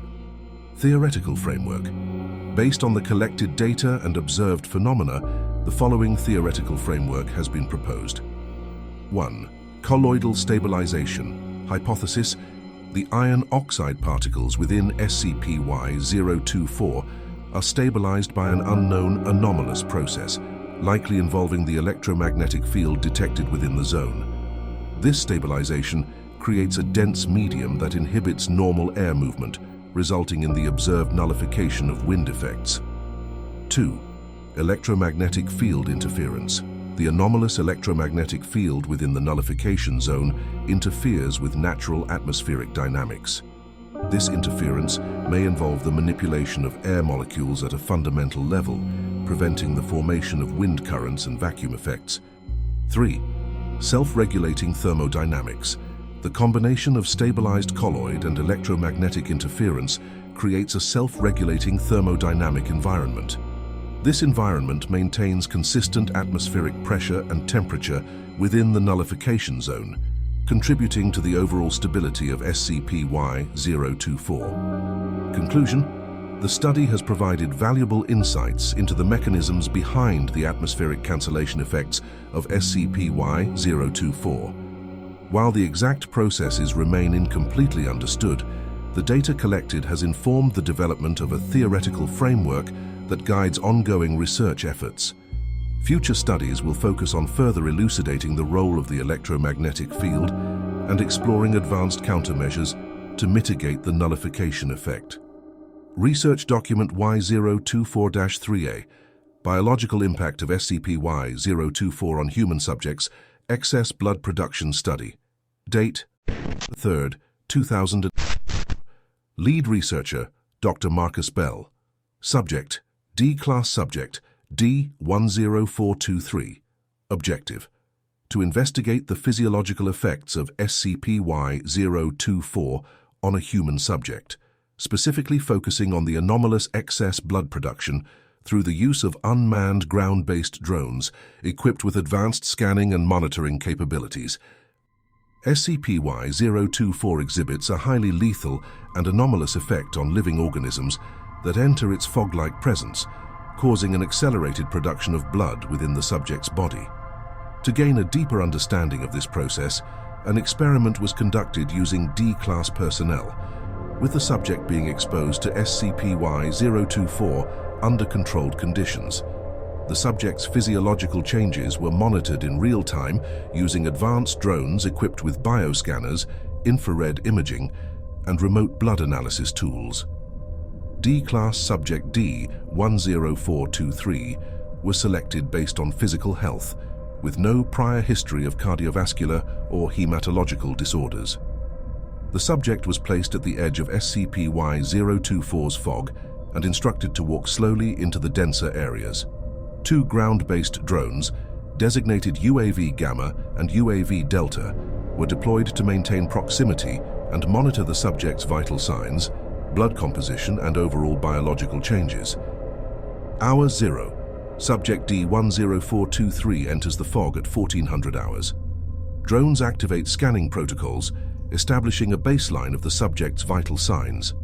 Heart rate is at 72 BPM, blood pressure at 120/80 mmHg, millimeters of mercury, and no immediate changes in blood composition are detected. Subject reports an immediate sense of pressure, as though the atmosphere around him has thickened.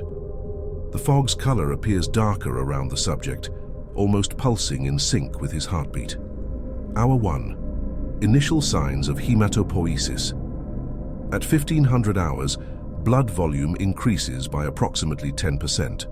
The subject's veins are visibly engorged, and drone sensors detect a rapid increase in red blood cell production, with bone marrow activity spiking to over 200% of normal levels.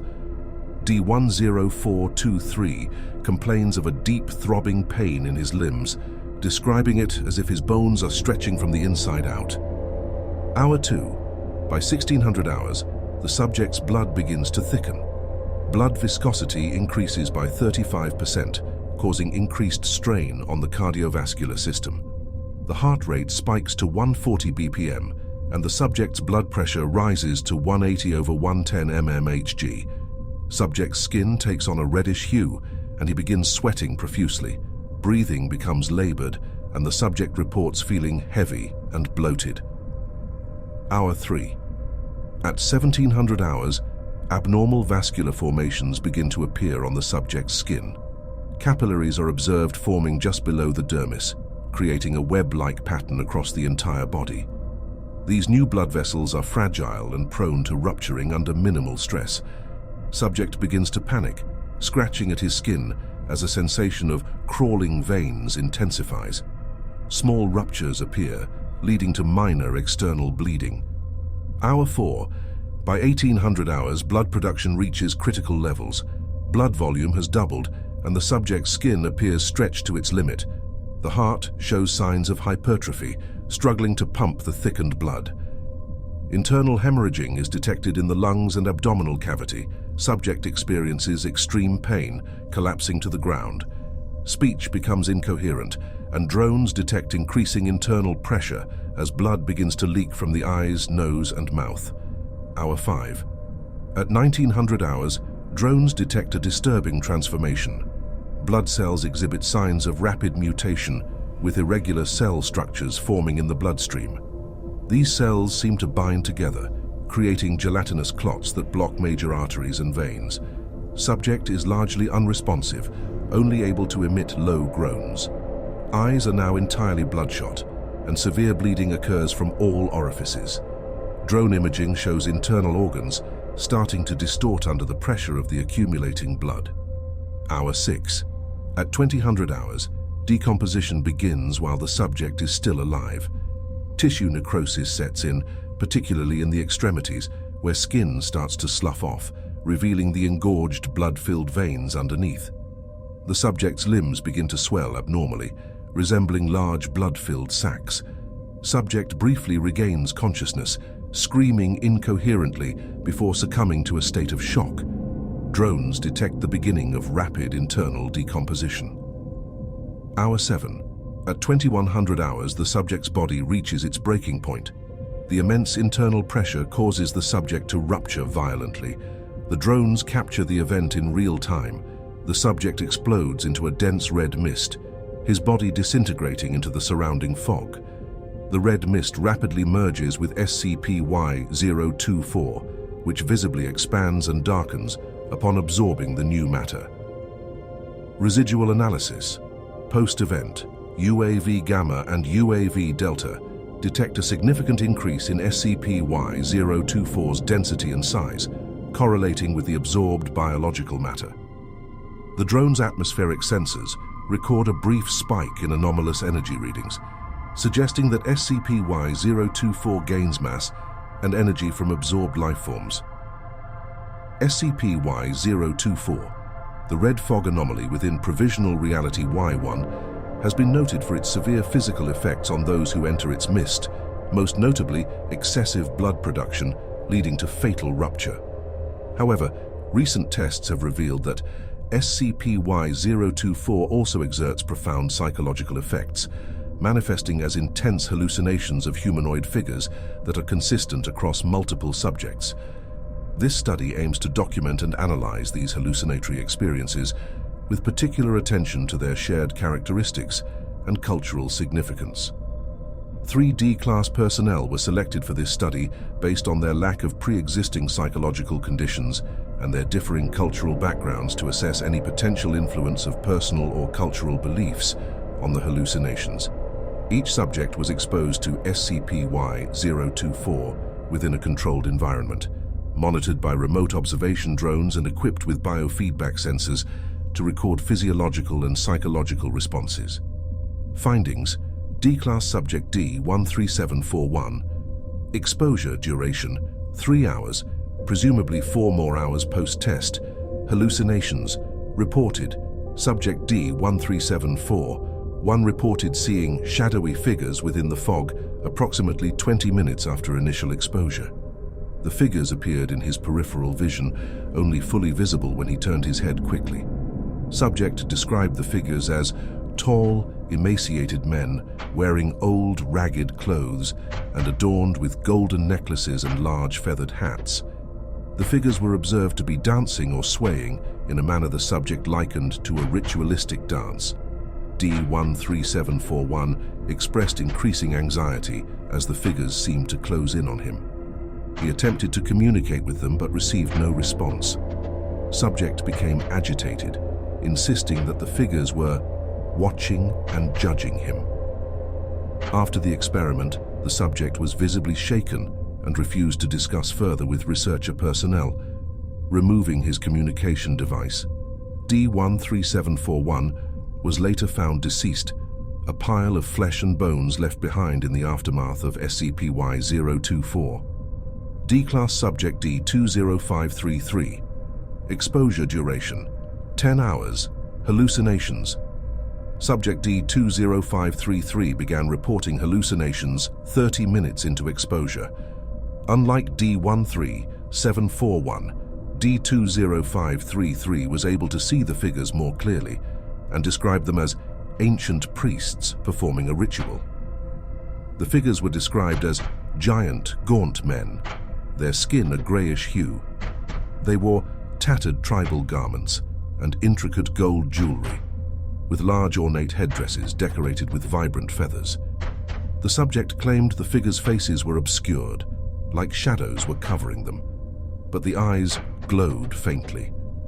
D-20533 appeared mesmerized by the figures, watching them intently as they danced.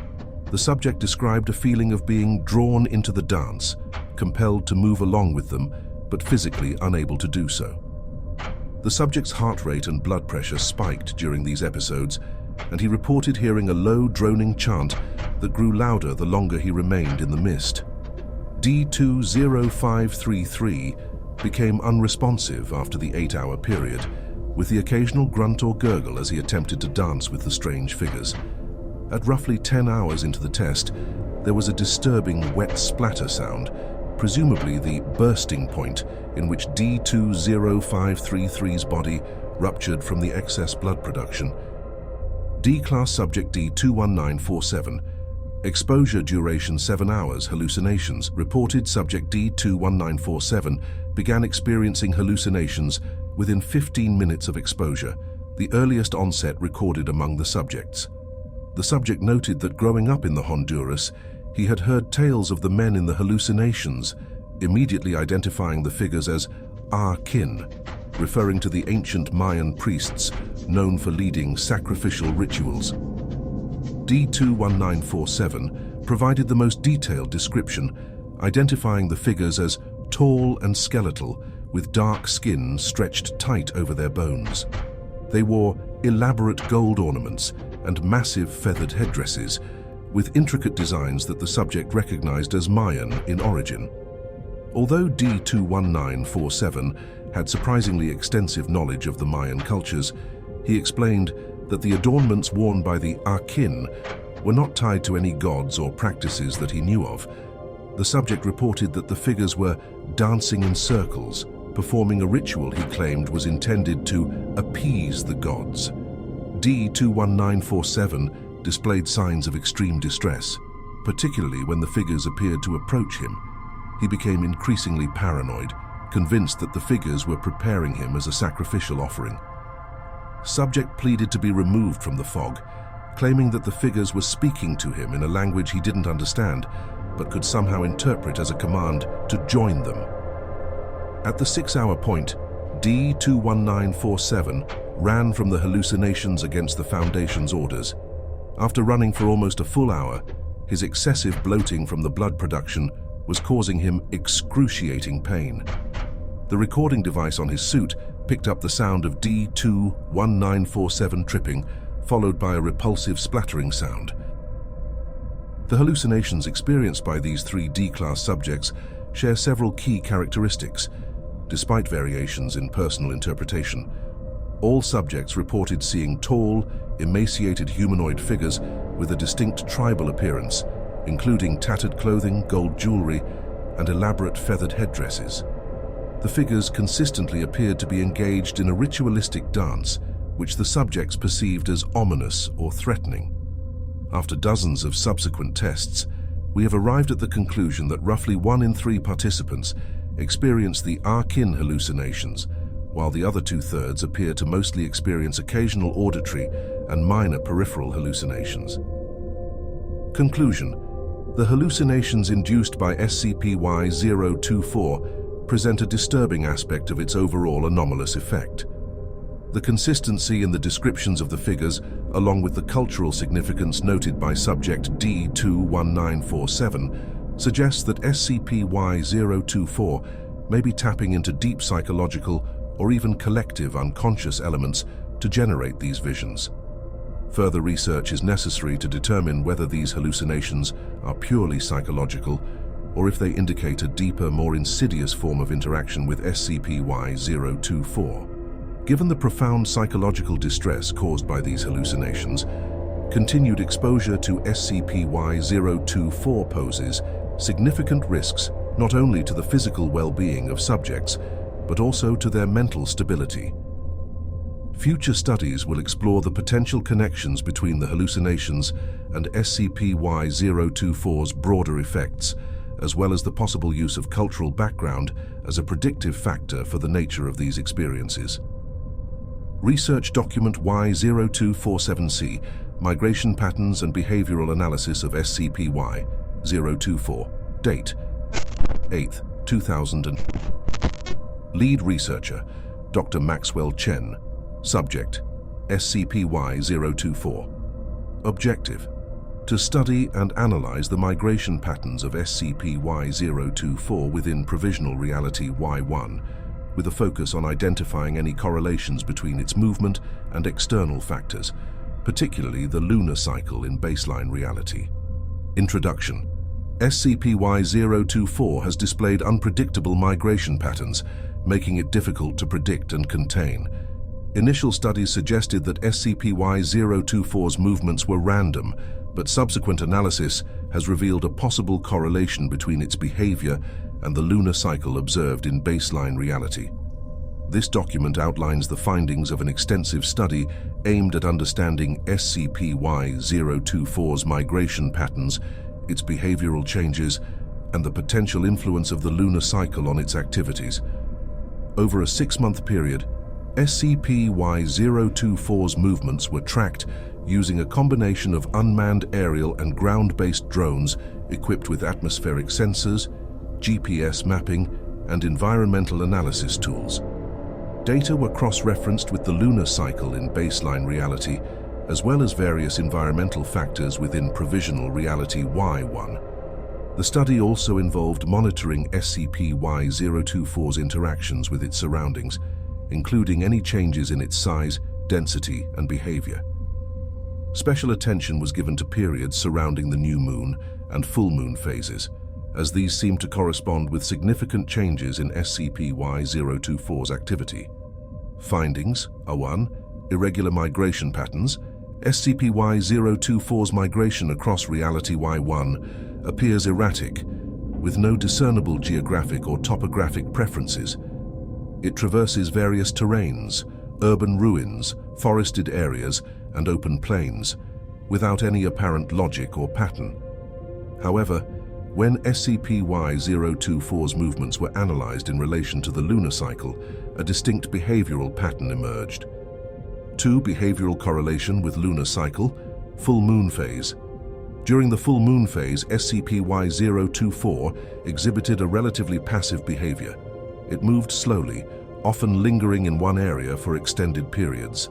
The fog's size remained consistent, and its interaction with the environment was minimal. No aggressive behavior or active pursuit of organic entities was observed. This phase was marked by what could be described as a resting state for SCP-Y-024. Waning moon phase. As the moon transitioned from full to new, SCP-Y-024's activity began to increase. the fog's movement became more deliberate, covering greater distances within shorter periods. SCP-Y-024's size fluctuated slightly, expanding and contracting in seemingly random intervals. During this phase, there were sporadic reports of SCP-Y-024 pursuing small animals or stationary objects, though it did not exhibit outright aggression. New Moon Phase. The New Moon Phase marked a significant shift in SCP-Y-024's behavior. The fog became highly aggressive, moving at speeds not observed during other phases. SCP-Y-024 actively sought out organic entities within Provisional Reality-Y-1, displaying a predatory nature. Drones captured footage of SCP-Y-024 changing direction to intercept animals, and even D-Class personnel left in designated observation zones. During the new moon, SCP-Y-024's size increased by approximately 15%, and its density intensified, creating a darker, more opaque fog. This phase was also characterized by sudden, sharp fluctuations in its shape, suggesting a more chaotic and erratic internal structure. SCP-Y-024's behavior during this phase could be likened to a hunting predator, seeking out and engulfing any living organisms it encountered. Waxing Moon Phase. Following the new moon, SCP-Y-024's aggression gradually subsided. Its movements slowed, and it resumed a more passive, exploratory behavior. The fog's size returned to baseline levels, and its density decreased. During this phase, SCP-Y-024 seemed to retract, as if recovering from the intense activity of the new moon phase. Interestingly, the moon within Provisional Reality-Y-1 cannot be tracked or observed in a manner consistent with baseline reality. Attempts to locate the moon or track its phases have failed, leading to the conclusion that the lunar cycle's influence on SCP-Y-024 is tied to the moon's phase in baseline reality, rather than its manifestation within Provisional Reality-Y-1. SCP-Y-024's size and density were noted to fluctuate in tandem with its behavioral shifts. During the waxing and waning phases, these fluctuations were subtle, likely in response to environmental factors or internal changes. However, the most significant changes occurred during the new moon phase, where SCP-Y-024 expanded rapidly, increasing in both size and opacity. This correlation between size, density, and aggression suggests that SCP-Y-024 undergoes a form of growth or empowerment during the new moon, possibly linked to an underlying anomalous energy cycle.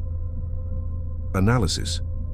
The correlation between SCP-Y-024's migration patterns and the lunar cycle suggests that its behavior is not random, but rather driven by an external influence. The most plausible explanation is that SCP-Y-024 is affected by the lunar phases of baseline reality, with its aggression peaking during the new moon and diminishing during the full moon. This behavioral pattern mirrors the natural cycles of some predatory animals, which are known to exhibit heightened activity during periods of darkness or lower light levels. The inability to track the moon within Provisional Reality-Y-1 adds a layer of complexity to this phenomenon. It is possible that SCP-Y-024 is linked to a non-visible or non-physical manifestation of the moon, existing in a state that interacts with SCP-Y-024 on an anomalous level. This could involve energy cycles, gravitational influences, or other unknown factors that affect SCP-Y-024's internal structure and behavior. Understanding SCP-Y-024's behavioral patterns in relation to the lunar cycle provides a potential framework for predicting its movements and aggression levels. By monitoring the lunar phases in baseline reality, it may be possible to anticipate SCP-Y-024's periods of heightened activity and implement preemptive measures to minimize the risk to personnel and the surrounding environment. However, the unpredictable nature of Provisional Reality-Y-1, combined with SCP-Y-024's erratic behavior, means that these predictions are not foolproof. The potential for sudden, unanticipated changes remains high, necessitating continued vigilance and adaptation of monitoring strategies. Researcher notes, Additional resources have been allocated to study the potential energy or gravitational influences during the new moon phase, which may provide insights into the anomalous behaviors observed. A proposal for the deployment of specialized drones capable of detecting non-visible electromagnetic or gravitational anomalies within SCP-Y-024's vicinity is under review. Personnel are reminded that interactions with SCP-Y-024 during the new moon phase are strictly prohibited without explicit authorization from Site Command. Research Document Y-0248-A, Containment Attempts and Classification of SCP-Y-024 as Uncontainable. Date: 9th, 2000. Lead Researcher, Dr. Emilia Hart. Subject: SCP-Y-024. Objective: to document and analyze the various containment strategies attempted for SCP-Y-024, the reasons for their failure, and the final classification of SCP-Y-024 as uncontainable. Introduction. SCP-Y-024 has proven to be a significant challenge for the SCP Foundation. Its unpredictable migration patterns, the nullification of environmental effects within its vicinity, and its lethal effects on living organisms have rendered conventional containment methods ineffective. This document provides a comprehensive review of all containment attempts, the underlying rationale for each strategy, and the reasons for their eventual failure, leading to SCP-Y-024's classification as uncontainable. Containment Attempt Number 1. Standard Containment Protocols. Initial Contact Date: 12th, 2000. Method: a 50-meter containment perimeter was established using reinforced steel barriers and containment personnel stationed around the area. High-powered fans were deployed at strategic points around the perimeter to create a wind current intended to push SCP-Y-024 away from populated areas. Containment teams were equipped with airtight suits and respirators to prevent exposure to SCP-Y-024's effects.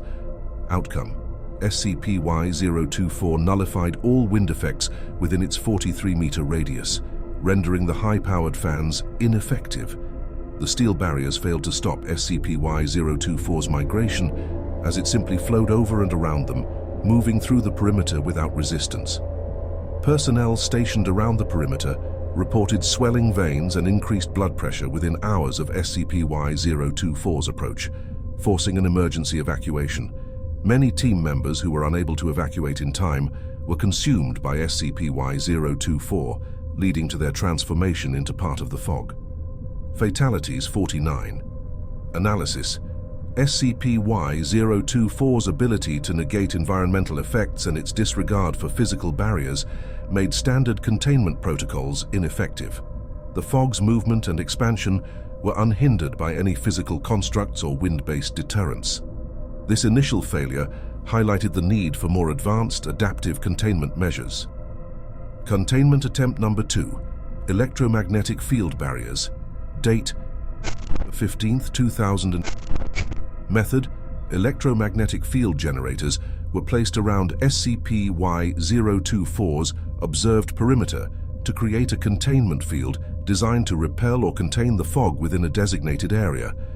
The field was calibrated to interfere with the electromagnetic properties detected within SCP-Y-024 with the aim of neutralizing its ability to nullify environmental effects.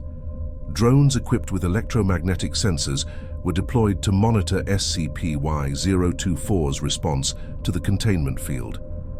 Outcome: upon activation, the electromagnetic field initially appeared to slow SCP-Y-024's movement, leading to optimism among the research team. However, SCP-Y-024 quickly adapted, with the fog's density increasing dramatically. The increased density caused the electromagnetic field to destabilize and eventually fail.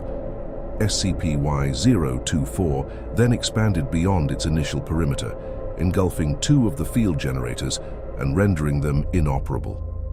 Attempts to re-establish the field were unsuccessful. Fatalities 2.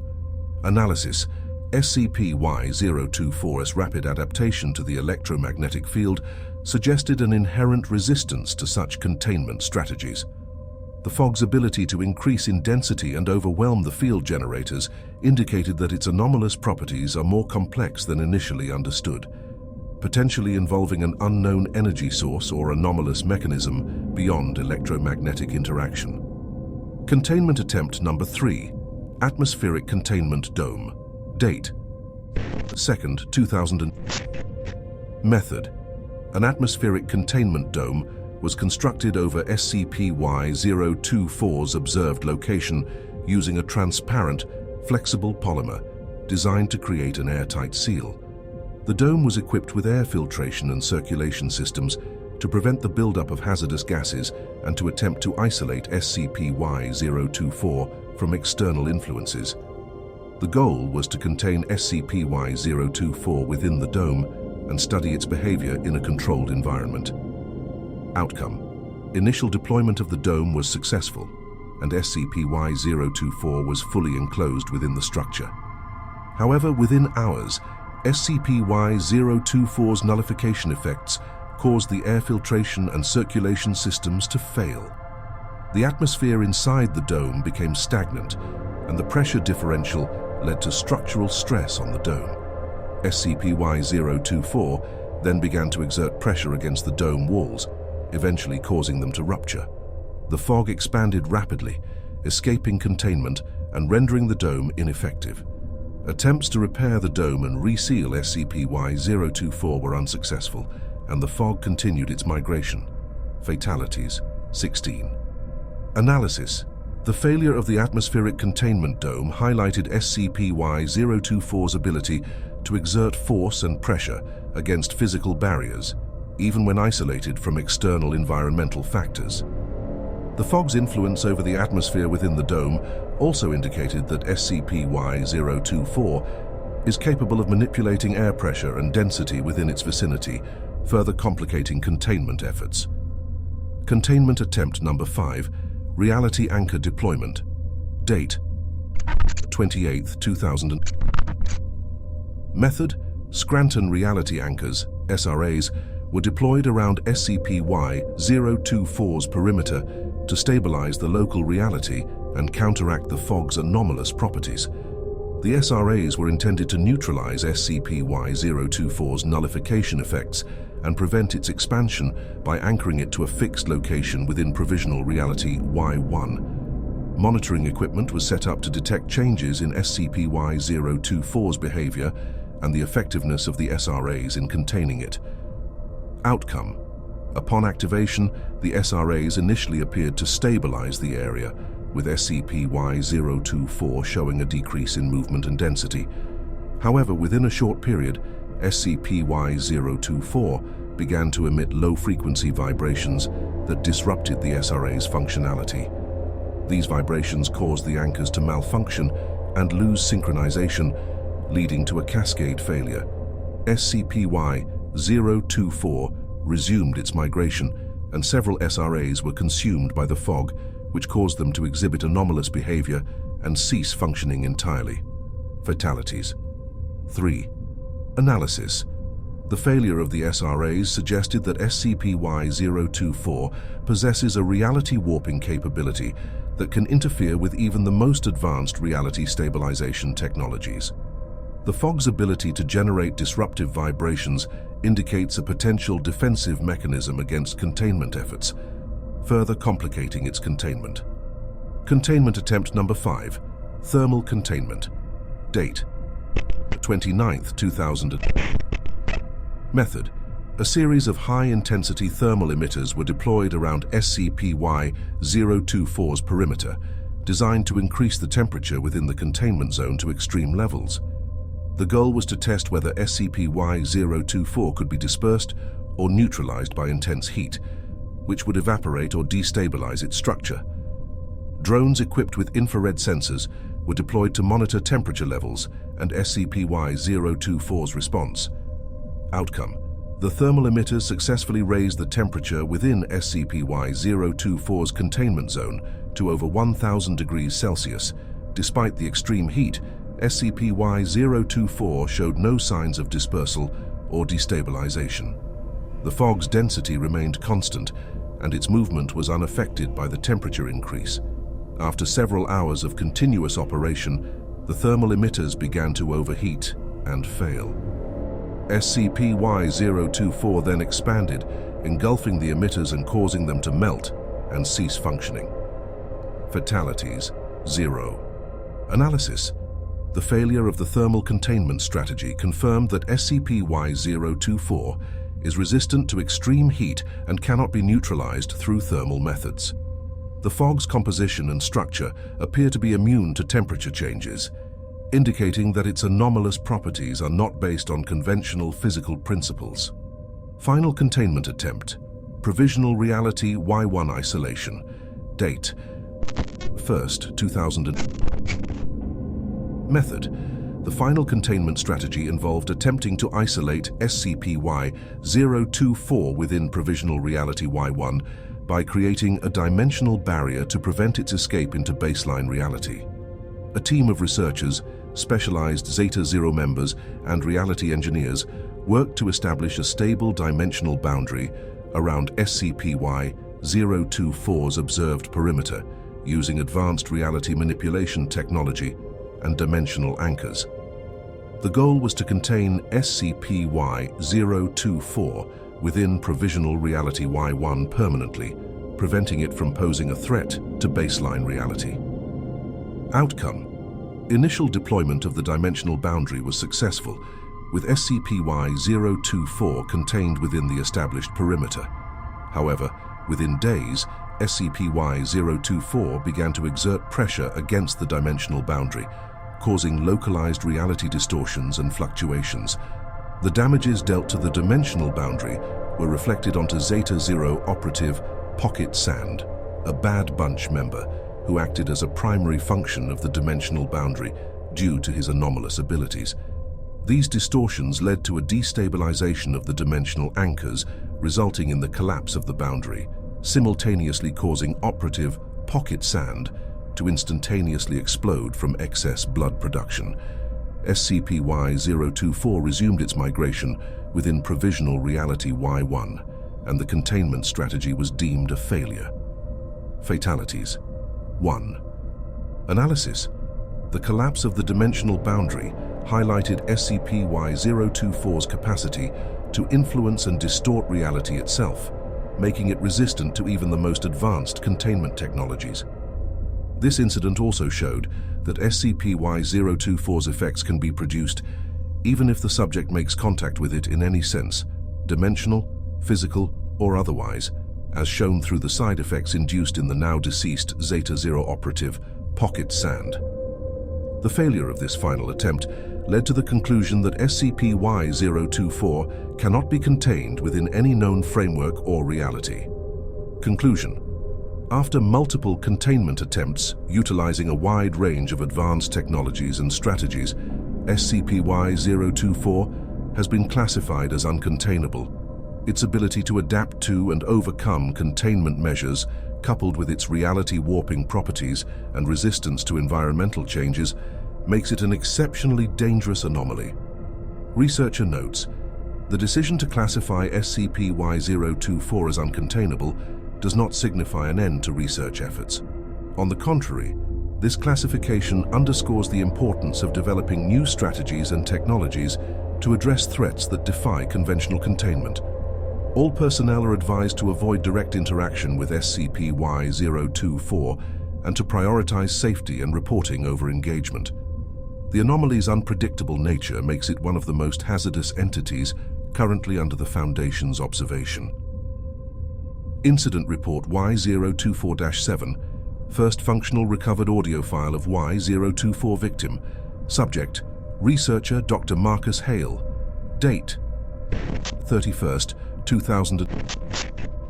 Dr. Hale was performing analysis on local fauna within Provisional Reality-Y-1 and documenting his findings when SCP-Y-024 quickly overtook the environment during a migration period. Duration, 10 hours. Begin log. Hour 1. This is Dr. Marcus Hale. commencing sample collection from the anomalous flora designated as PRY-12. The specimen appears to exhibit bioluminescence and limited motility, likely influenced by the unique conditions of Provisional Reality-Y-1. Initial observations suggest adaptive traits for nutrient acquisition in low-light environments. Soil and air samples will be collected in parallel. Hour 2. Samples from PRY-12 are being stored in containment jars. The soil here is rich in unknown compounds, possibly explaining the plant's unique properties. Air sample analysis indicates high level of particulate matter, possibly from the bioluminescent spores. Proceeding to catalog findings and continue observations. Collected several floral samples. The mobility mechanism seems to involve microfibers that contract and expand, allowing the plant to inch along the ground. Remarkable adaptability. Noticed a shift in ambient temperature. A red fog's rolling in. Adjusting protocols, preparing for containment. Will continue logging hourly. Hour 3. The fog has completely enveloped the area. My suit sensors confirm it's SCP-Y-24. Experiencing minor visibility issues, but suit integrity remains intact. My veins feel strange. Slight swelling? Documenting this for analysis. We'll continue sample collection. Perhaps proximity data can aid in understanding Y-24's mechanisms. Hour 5. Swelling in my veins has increased. It's becoming uncomfortable, but I can still function. The suit's internal pressure is compensating somewhat, but the fog's effects are undeniable. I'm storing additional samples and making detailed notes. If these logs survive, they could be crucial in developing countermeasures.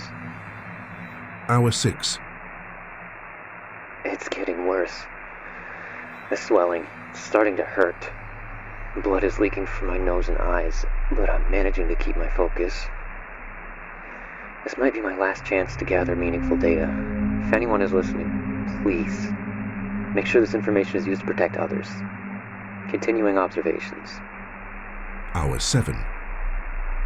Pain is intense. Body feels like it's under immense pressure. More blood leakage. My suit systems are struggling to compensate.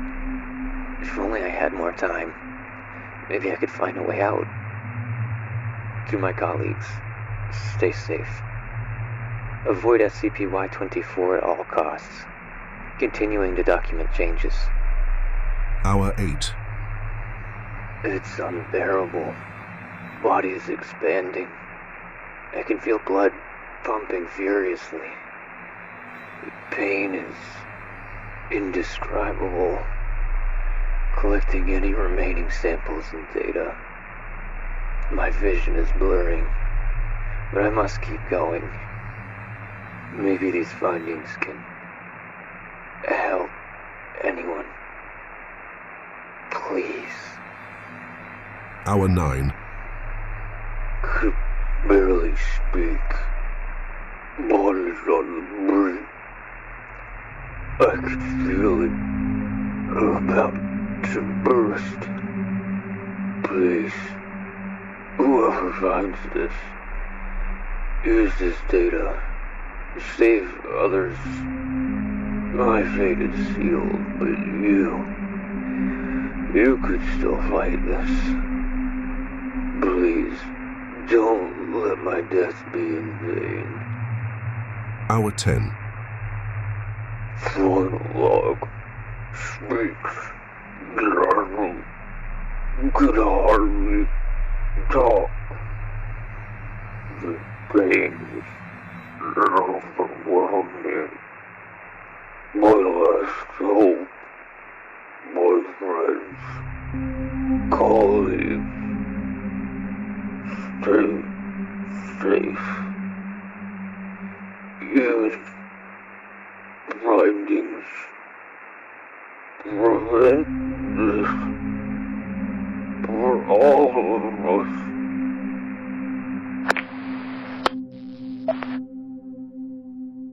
One week after the incident, Dr. Marcus Hale's suit was recovered, but his body was not found. Before Dr. Hale ruptured, he had activated the emergency marine travel utility on his multifunction suit provided to those within Provisional Reality-Y-1. sealing the suit airtight. Without having the intended oxygen tank apparatus on his suit, this means that Hale had likely suffocated before the rupture, but this action caused the blood mist from his rupture to stay within the airtight suit. This is currently the only sample of SCP-Y-024 we have, as attempts to simulate Dr. Hale's actions with D-Class personnel have proved fruitless, causing the suits to rupture along with the subject. His data and samples are now under analysis for developing effective countermeasures against SCP-Y-024. Exploration Log Y024EX-07. Date: 11th, 2000. Location: Provisional Reality-Y-1. Site: Y1. Exploration Team: Unmanned Ground-Based RC Drone. Designation: DRNY-024-07. Objective: conduct a detailed exploration of the small town enveloped by SCP-Y-024's red mist during its relaxed behavioral cycle. Begin log. Initiation of expedition, 12 p.m. The operation commenced under strict observation in the Site Y1 control room. The team, consisting of researcher Dr. Amelia Hart and several other Foundation personnel, initiated the launch sequence for DRNY-024-07, which shall be referred to simply as RC-7, a high-tech remote-controlled drone specifically designed to resist the electromagnetic frequencies emitted by SCP-Y-024. The drone was equipped with advanced sensors, high-resolution cameras, infrared imaging, and audio recording devices. As RC-7 passed through the security barrier, separating the safe zone from the mist-covered area, its camera feeds were relayed directly to the control room monitors. The red fog thickened as the drone advanced, reducing visibility to mere meters. Despite this, the drone's sensors remained operational, cutting through the dense mist with precision. 12:10 p.m. The drone arrived at the outskirts of the small town within Provisional Reality-Y-1, a location once inhabited but now abandoned. The structures were weathered and decayed, with plant life creeping up the sides of buildings, although most of the flora appeared unnaturally red or black in color, likely due to the fog's influence. The town had an eerie stillness. No movement was detected by the drone's sensors, and the mist seemed to wrap around the buildings, creating a suffocating atmosphere. RC-7 began systematically scanning the area, its cameras capturing the desolate environment. The team noted the distinct lack of sound, no wind, no animal noises, just the faint hum of the drone's engines. 12:25 p.m. As RC-7 proceeded deeper into the town, it approached a row of abandoned houses. One of these houses drew particular interest due to a strange anomaly detected by the drone's sensors. The windows of the house, though cracked and grimy, were producing an unusual condensation. Upon closer inspection, the drone's high-resolution camera revealed that the condensation was not water, but a thick, viscous substance that bore a strong resemblance to blood. The drone was instructed to move closer and focus on the window. The substance slowly formed droplets, running down the glass in a disturbingly deliberate manner. However, before the droplets could reach the windowsill, they began to evaporate into the air, merging seamlessly with the surrounding red mist. The team observed this process in silence, the phenomenon both fascinating and unnerving. 12:40 p.m. Having documented the bizarre blood condensation, RC-7 was directed to continue its exploration. The drone navigated through narrow alleyways, passing between dilapidated buildings. The architecture of the town seemed to belong to multiple eras, with modern structures intermingled with those that appeared much older, almost ancient. 1 p.m. As the drone approached the town square, its audio sensors began picking up a faint rhythmic sound at an extremely low frequency. Initially, the sound was barely audible, but it quickly became apparent that it was not a random noise. The sound was rhythmic, resembling a drum beat. The researchers in the control room listened intently as the audio feed was amplified. Upon amplification, the low-frequency sound became clearer. It was unmistakably a rhythmic, tribal drum beat, slow and deliberate, echoing through the otherwise silent town. The researchers exchanged uneasy glances, aware that such an occurrence had not been documented during previous explorations. 1:15 p.m. Intrigued and unsettled, the team decided to follow the direction from which the sound seemed to be emanating. The drone's sensors picked up the drumbeat's increasing intensity as it advanced toward the center of the town. With every meter traveled, the beat grew louder, more insistent, almost as if it were guiding the drone deeper into SCP-Y-024's domain. 1:30 p.m. As RC-7 moved closer to the source of the sound, the drone's infrared sensors detected faint heat signatures in the shape of tall, thin humanoid forms. These figures moved rhythmically, in perfect synchrony with the drum beats. The infrared images were unclear, but the forms appeared to be dancing, swaying as if in a ritual. These humanoids were wearing tattered tribal clothing, adorned with gold jewelry that seemed to shimmer even in the infrared spectrum. Their heads were crowned with intricate ornate headdresses, decorated with feathers and what appeared to be bone. The figures, though ghostly in appearance, seemed almost lifelike in their movements. 1:40 p.m. The researchers in the control room were taken aback. These figures bore a strong resemblance to the Arkin, described by a D-class subject during a previous experiment. The implication that these entities might be manifesting within SCP-Y-024 was deeply unsettling. The drone was ordered to maintain a safe distance while continuing to monitor the entities.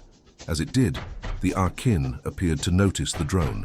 Their movements shifted slightly, still in rhythm with the drumbeat, but now they began gesturing with their elongated arms, pointing towards the center of the town, the direction the drone was already heading. 1:55 p.m. With growing apprehension, the team decided to follow the direction indicated by the entities. As RC-7 advanced, the drumbeat grew louder, almost deafening, reverberating through the control room speakers to the point of discomfort. The researchers had to reduce the volume to continue operating the drone. The humanoid figures, now almost fully visible on the infrared sensors, continued to dance, their movements becoming more intense as the drone moved closer to the town's center. The team noted that the figures seemed to be both leading and observing the drone, their gestures growing more insistent as the journey continued. 2:10 p.m. As RC-7 reached the very heart of the town, the drone's cameras revealed a sight that had not been encountered in any previous exploration. At the center of the town square was a massive, swirling hole in the ground, at least 15 meters in diameter. The hole was not a simple depression or sinkhole. It was an active vortex, spinning with terrifying speed. What made this vortex truly horrifying was the substance it was composed of. The swirling mass was made entirely of blood, dark and viscous, drawn from the red mist surrounding it. The blood seemed to materialize out of thin air, coalescing into streams that were pulled into the vortex with increasing intensity. As the blood swirled, it created a sickening gurgling sound that mixed with the ever-present drumbeat. 2:20 p.m. The researchers in the control room were stunned. Such a phenomenon had never been documented in SCP-Y-024's previous activity. The swirling pit of blood was both mesmerizing and deeply disturbing, a manifestation of SCP-Y-024's anomalous properties at their most extreme. Despite the overwhelming sense of dread, the team decided to take advantage of the opportunity to gather more data. RC-7 was ordered to approach the edge of the vortex cautiously. The drone's sensors recorded the immense gravitational pull exerted by the swirling mass, strong enough to distort the air around it. 2:30 p.m. As the drone reached the edge of the vortex, the Arkin figures became increasingly agitated. Their dancing grew frantic, their gestures wild and erratic. The drumbeat reached an almost unbearable volume, pulsating through the control room with a rhythm that seemed to shake the very walls. With a deep breath, Dr. Hart gave the order. The drone was to descend into the vortex. 2:35 p.m. The drone's descent was slow and deliberate, its cameras and sensors working overtime to capture every detail. As RC-7 entered the swirling mass, the blood seemed to cling to its frame, obscuring the cameras and distorting the video feed. For a few moments, the feed was nothing but a chaotic swirl of red. Then suddenly, everything went dark. The connection with RC-7 was lost. 4:35 p.m.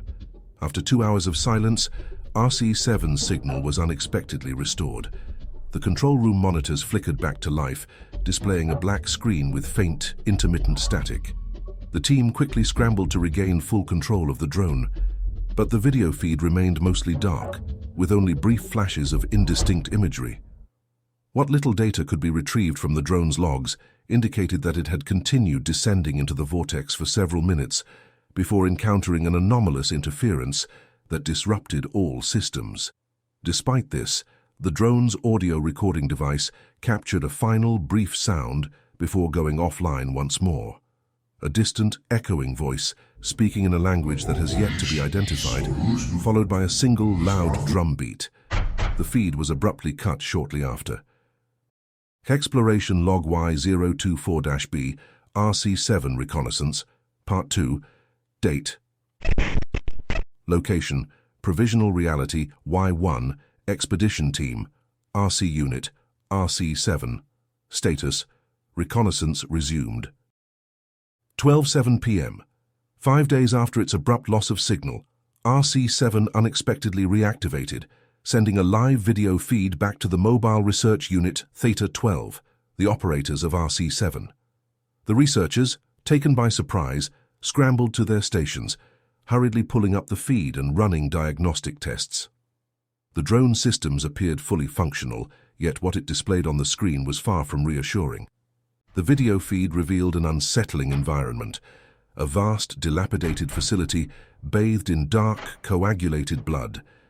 Every surface, walls, ceiling, and floor, was drenched in the substance, which dripped continuously in slow, rhythmic patterns.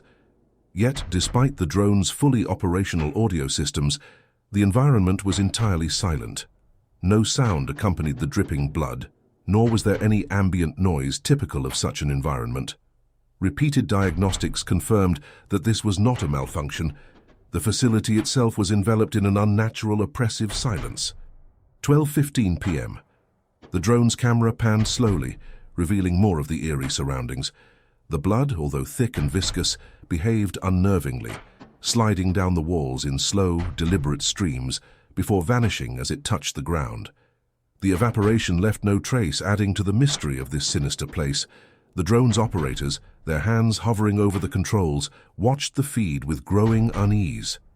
As RC-7 advanced deeper into the facility, strange symbols began to appear on the blood-soaked walls. These symbols, composed of twisted, alien shapes, glowed faintly through the layers of blood. The researchers tried to make sense of them, but their shifting nature made it impossible to decipher. Beneath each symbol, however, was a single word, written in the English alphabet: Kanan. The word's repeated appearance throughout the facility suggested it held significant, possibly ominous meaning, though its exact nature remained unknown. 12:24 p.m. The drone continued to navigate through the labyrinth of corridors, each turn revealing more of the same unsettling silence and blood-slicked surfaces.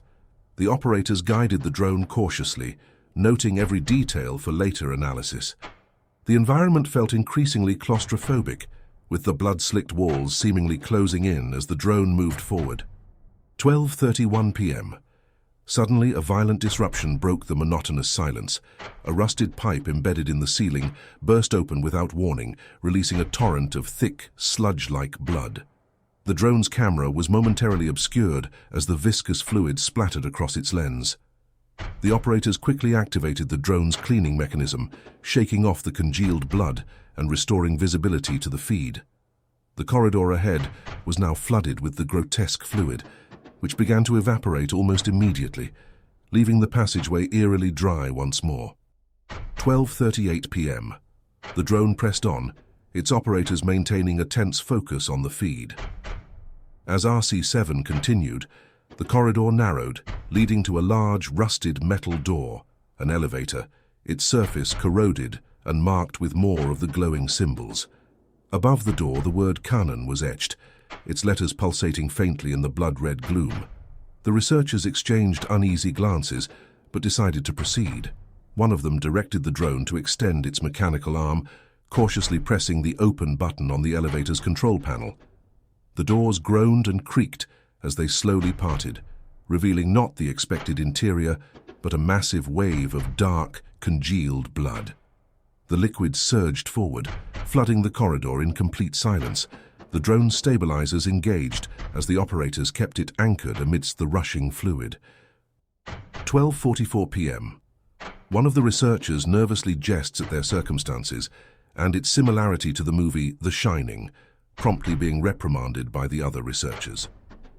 12:46 p.m.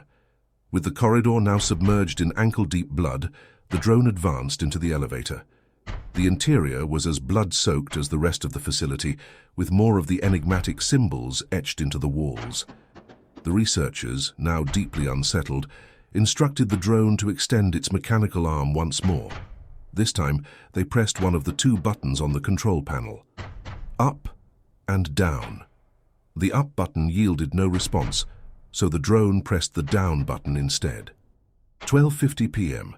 After the down button was pressed on the elevator panel, RC-7 began its descent into the unknown depths of the blood-soaked facility.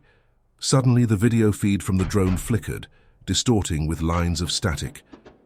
The researchers, watching intently, noticed a strange, almost imperceptible voice emanating from the drone's audio system. The voice was faint, unintelligible, and sounded as if someone or something was whispering directly into the microphone.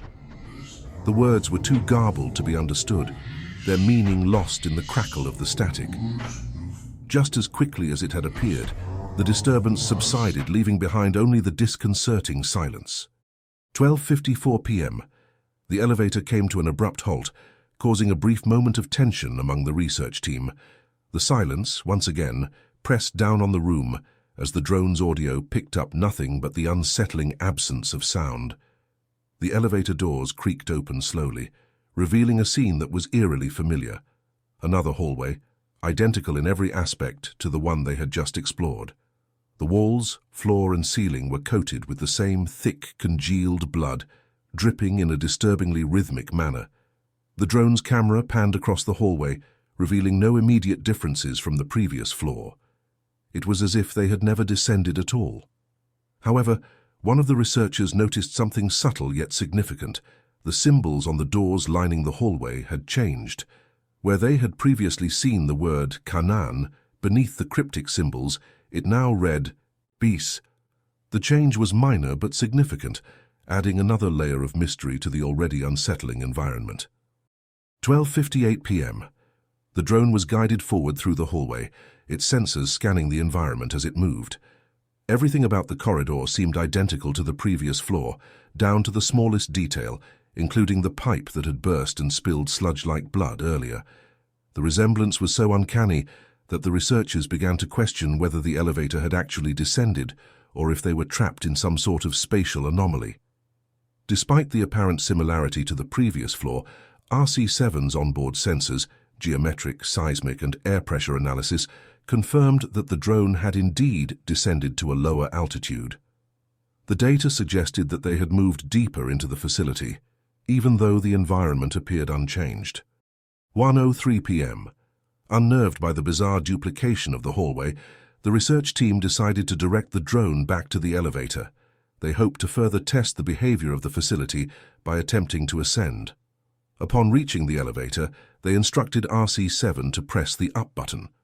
Once again, the elevator refused to respond, the up button remaining inactive despite multiple attempts. With no other option, the researchers directed the drone to press the down button again. The button responded immediately, and the elevator doors slid shut. The drone began its descent once more, the unnerving silence returning to envelop the research team. The team couldn't shake the feeling that somewhere far below, something was waiting for their arrival. The moment RC-7's claw pressed the down button, the elevator began another descent into the unknown. As it traveled further down, the elevator light suddenly flickered and then dimmed out completely, plunging the drone into darkness. The researchers, startled by the sudden loss of light, quickly realized that the illumination within the facility had not been coming from any visible light fixtures. Instead, the light had simply existed, emanating from the very walls themselves. Now, with the lights extinguished, the only source of illumination was the faint glow of the elevator's control panel. 1:10 p.m. The RC's microphone picked up the sound of the elevator doors creaking open, their slow metallic groan reverberating through the ominous silence. With no other choice, the researchers activated the drone's UV headlamp, revealing a new environment beyond the elevator. A large open cavern, its walls slick and pulsating with thick, viscous blood. The sight was both alien and unsettling, the cavern's surfaces adorned with symbols similar to those seen earlier, yet these were periodically carved along the walls, ceiling and floor. Beneath each symbol was English text, with the word Paliltsil inscribed in a dark, almost oozing script. 1:13 p.m. The drone's wheels struggled to gain traction on the blood-coated ground, its movements slow and deliberate as it maneuvered into the cavern. The researchers instructed RC-7 to perform a full scan of the area. The environment was vast, the cavern walls towering above and stretching into the darkness beyond the reach of the drone's light. As the drone approached one of the cavern walls, it extended its mechanical limb and prodded the surface. Surprisingly, there was far less resistance than anticipated. The wall yielded slightly, as though it were made of some sort of organic material. Intrigued by this discovery, the researchers had the drone prod the wall a few more times, each time feeling the same unsettling give beneath the surface. 1:17 p.m. Without warning, the entire cavern pulsed. The floor, walls and ceiling seemed to contract and expand in unison, as if the entire space were alive, reacting to the drone's touch. RC-7 barely managed to stabilize itself as the rhythmic drumming, which had been faintly echoing from deeper within the facility, suddenly intensified. The beat was loud and resonant, synchronized with the pulsing of the cavern. The organic walls throbbed in time with the drums, creating a nauseating sensation of being inside a massive living entity. The researchers watched in growing horror as the drone's camera panned back toward the elevator. Where the elevator had once been, there was now only a solid wall of organic material, as if the elevator had never existed. Trapped within this pulsing, blood-soaked cavern, the only option left was to press forward. 1:21 p.m. Activating the stabilization function of RC-7, the researchers guided the drone further into the cavern. The journey was arduous, the ground slick and treacherous, the air thick with an oppressive humidity that made every movement feel like a struggle. The drums continued their relentless beat, growing slightly louder with each passing moment, as though they were drawing the drone deeper into the heart of the anomaly. The cavern seemed to stretch on endlessly, a maze of pulsating walls and blood-slicked floors. The symbols carved into the walls became more frequent, their meaning elusive and unsettling.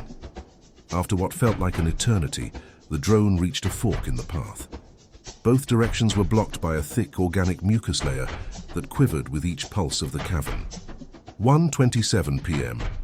After a brief analysis, the researchers decided to take the left path. They commanded the drone to use its mechanical limb to tear a small hole in the mucus layer, just large enough for it to pass through. As the limb cut through the material, the drumbeat suddenly increased in speed and intensity, the cavern walls shuddering in response. It was as if the very space around them was agitated by their actions, reacting with a growing sense of urgency. The researchers pushed the drone forward, guiding it through the newly made opening. The passage was short, leading to another mucus-covered barrier with a strange symbol carved into it. Below the symbol was more English text, this time reading, Kamazots.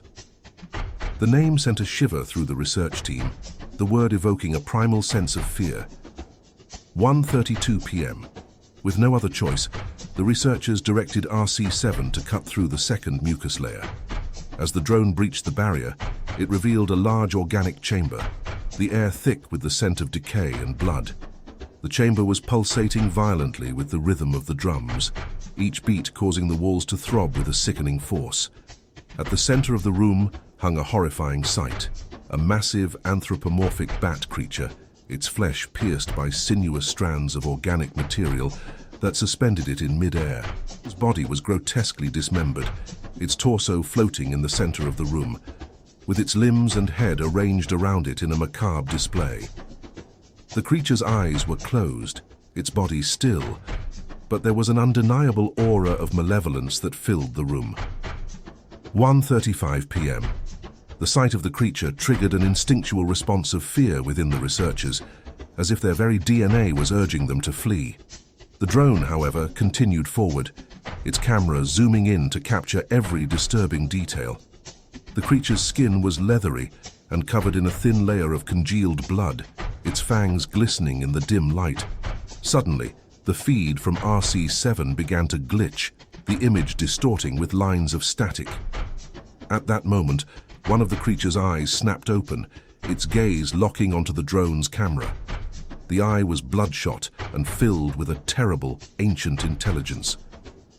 A voice echoed through the drone's audio system, the same voice that had been heard briefly in the elevator but now much clearer. It was a pained, distorted voice, speaking in an ancient tongue, Salvaten, futuros shibo ob. The phrase repeated over and over, each time more desperate and pleading, as if the creature was begging for something, salvation perhaps, or an end to its suffering. The words were a horrifying sound, filled with a mix of anguish and fear that seemed to reverberate through the very bones of the researchers. 1:39 p.m. As the voice continued, the researchers found themselves paralyzed with fear, unable to react or respond. The scenario played out for what felt like an eternity before. Without warning, the drumming stopped. The chamber fell into an absolute, ominous silence, the pulsing of the room ceasing as the creature's eye rolled back into its head, as if it were dead. In the deafening silence that followed, the researchers could only watch in horror as a mass of blood began to pool beneath the suspended creature. The blood slowly coalesced into a humanoid shape, forming a grotesque figure that moved with a disturbing fluidity. The blood creature walked toward RC-7, its form shifting and undulating as it approached. 1:42 p.m. The blood creature reached down and picked up the drone, its fluid body wrapping around it like a cocoon. It held the drone up to its face, examining it from different angles, as if it were a child inspecting a new toy. The sight was both mesmerizing and terrifying, the creature's amorphous form constantly shifting and changing. As the blood creature continued to examine the drone, one of the researchers, overwhelmed by the stress of the situation, let out an involuntary whimper. The blood creature immediately froze, its gaze locking onto the drone's camera, and then, without warning, one of the researchers in the control room began to swell with blood. In an instant, his body exploded, spraying the room with a fine mist of blood. 1:44 p.m. The remaining researchers were too shocked and horrified to react. They could only watch in silence as the blood creature continued to study the drone, seemingly unfazed by the carnage it had caused. The creature held the drone for what felt like an eternity, its fluid form shifting and flowing around it. After nearly 12 minutes, the blood creature finally lost interest. It tossed RC-7 to the floor, where the drone was immediately sucked into the organic matter beneath it. The pressure from the floor increased, crushing the drone as it was absorbed into the flesh-like ground. The feed from RC-7 cut out abruptly, the signal lost as the drone was destroyed. This expedition revealed a highly anomalous organic environment within SCP-Y-024, characterized by unnerving silence, rhythmic drumming, and sentient entities with potentially hostile capabilities. The discovery of the anthropomorphic bat creature, identified as Kamazots, and the blood creature's lethal response to the researchers' fear suggests that SCP-Y-024 harbors entities capable of interacting with and even affecting personnel remotely. The facility's nature, the meaning of the inscriptions, and the full extent of the threat posed by these entities remain unknown. Further exploration should be approached with extreme caution. Investigation into the meaning behind the symbols and the recurring words is underway, with the current theory being that the words Kanan, Bis, Paliltzil, and Kamazots having originated from the Mayan language set, though there are around 30 known Mayan languages, and some lost ancient Mayan languages. The best translation we have for now is tenuous at best, but if correct, then Kanan, Bis, and Paliltzil are respectively protect, control, slave, in that order. Kamazots appears to plainly be in reference to the Mayan deity or spirit of the same name, and the words spoken by the entity Salvaten, Futuros Shibo Ob, appeared to be a distress call, calling for the researchers and potentially the SCP Foundation itself to help the entity be freed from its circumstances. Some theories have placed the anomalous facility's words in opposite order: slave, control, protect, or SCP for short. These theories founded on the idea that something led an alternate reality's SCP Foundation down an alternate, likely horrific path. These are, of course, just theories. Future attempts to emulate the expedition into this enigmatic space within SCP-Y-024 have all failed, regardless of time, location, lunar cycle, or any other attempts to replicate a duplicate scenario to the original expedition. Every day we work toward unveiling the mysteries of the many horrific and sometimes somber anomalies of Provisional Reality-Y-1. Perhaps one day we'll manage to unveil the truth of Camazotz, as well as his mysterious and aqueous hangman. Item number: SCP-Y-025. Object Class: Keter.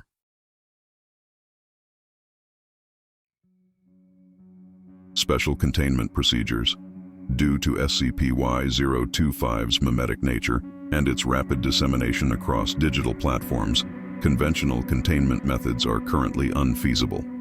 Foundation operatives are tasked with monitoring high-traffic social media sites, video sharing platforms, and music forums, including Facebook, YouTube, TikTok, and Reddit, for new instances of SCP-Y-025.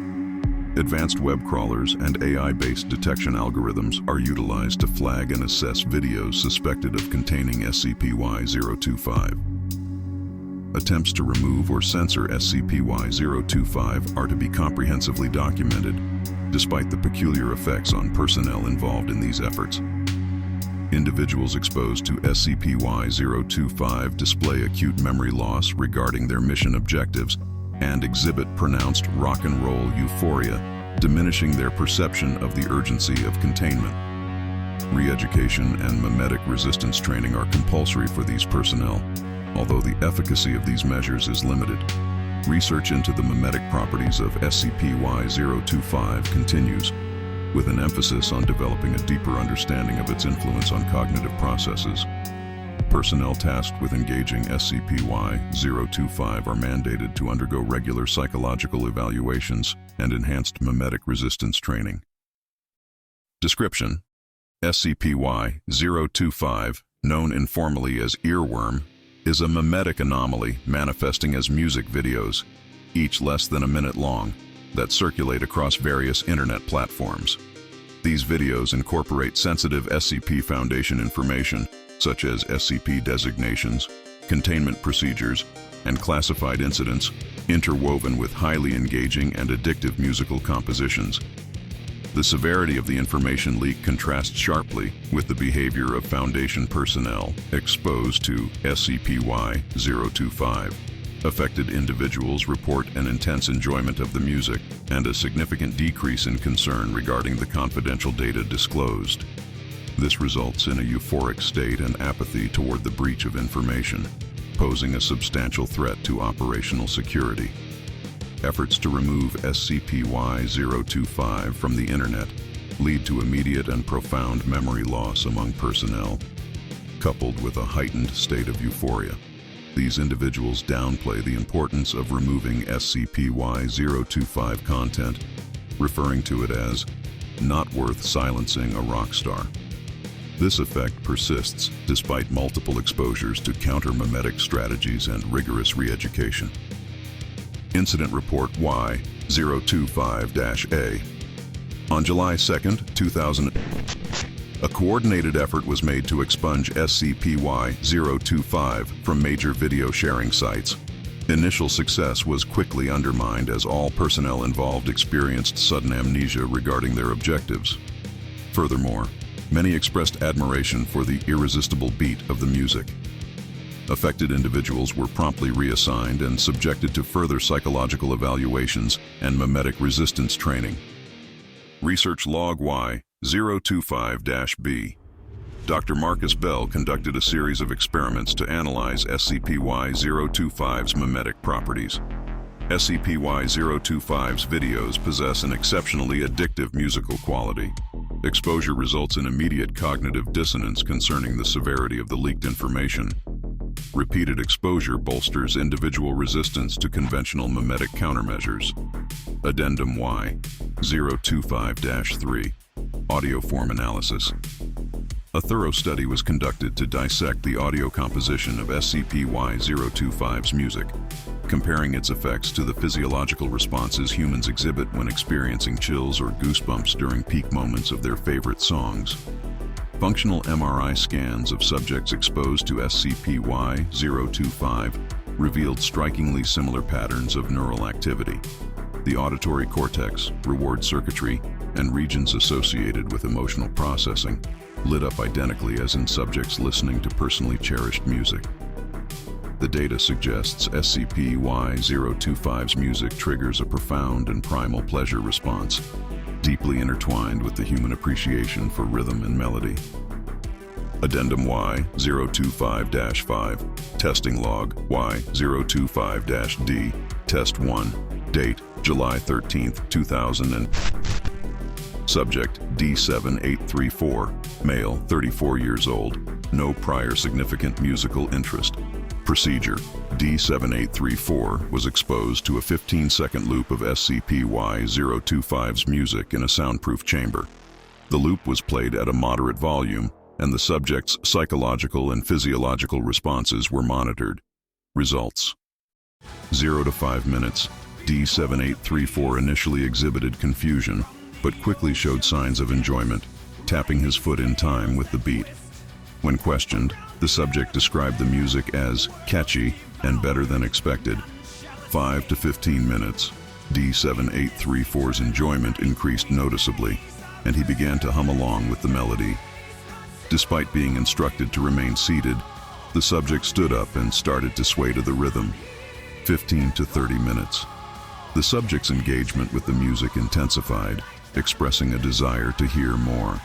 D7834 requested to listen to the full track rather than the looped segment, showing an uncharacteristic enthusiasm for music.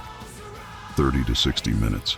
D7834 began expressing opinions about the music's quality, stating, "This is really something special," and asking if the track was available on any streaming platforms.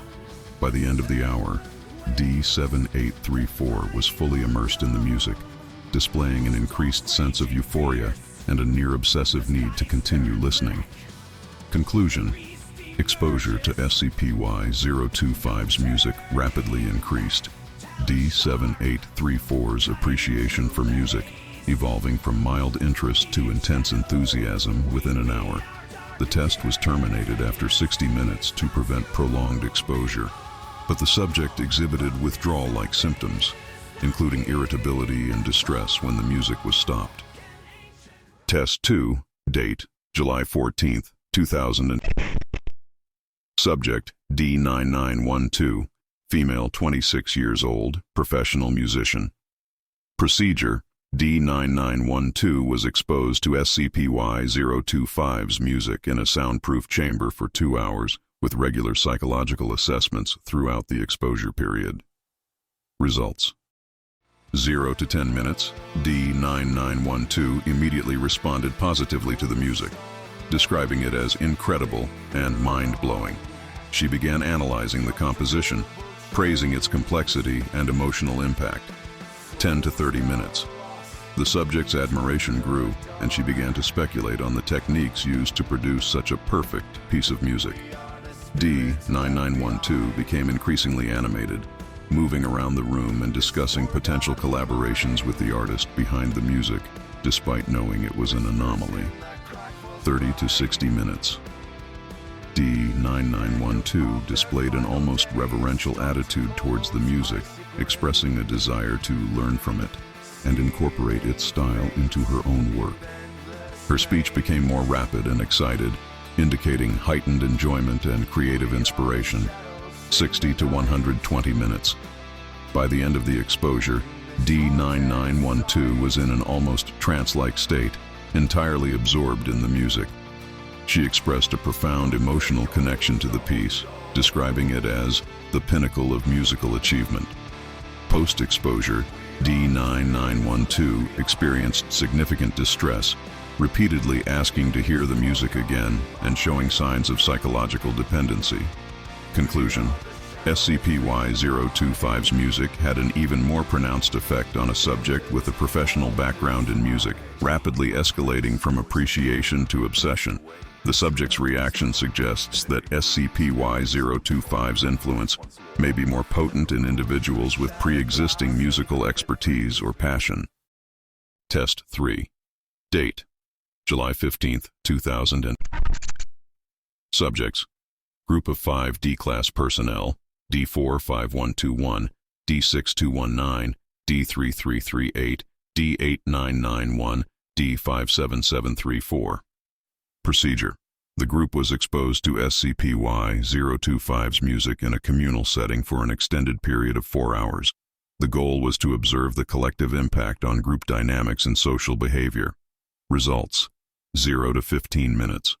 Initial reactions varied, with some subjects expressing enjoyment and others indifference. The group dynamic remained normal, with standard small talk and minimal interaction focused on the music. 15 to 60 minutes. As time progressed, all subjects began to engage with the music, commenting on its quality and sharing their thoughts. The music quickly became the central focus of conversation, with subjects exchanging increasingly enthusiastic opinions. 60 to 120 minutes.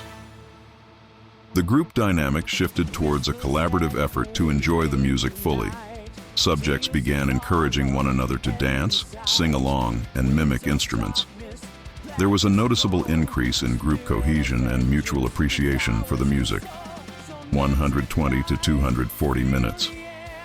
By the end of the session, the group was fully immersed in the experience, displaying behavior akin to a social gathering or concert. The subjects exhibited euphoric behavior, including spontaneous dancing and group sing-alongs, despite the repetitive nature of the music. Post-exposure, the group expressed a desire to form a band and replicate the experience, indicating a deep, shared bond formed through the music. Conclusion: SCP-Y-025's music fosters a strong sense of community and shared euphoria among groups, enhancing social bonds through collective appreciation of the music. The test also highlighted SCP-Y-025's ability to dominate social interactions and group dynamics, creating a feedback loop of increasing engagement and mutual enthusiasm. Test 4. Date: July 16, 2000. Subject: D7721, male, 45 years old, previously diagnosed with severe amusia, a condition characterized by an inability to recognize or reproduce musical tones. Procedure: D7721 was exposed to SCP-Y-025's music in a soundproof chamber for 1 hour, with a focus on evaluating its effects on a subject with minimal inherent musical appreciation. Results: 0 to 10 minutes. D7721 exhibited confusion and slight irritation, describing the music as noise and expressing discomfort. The subject's physical responses included increased heart rate and signs of anxiety. 10 to 30 minutes.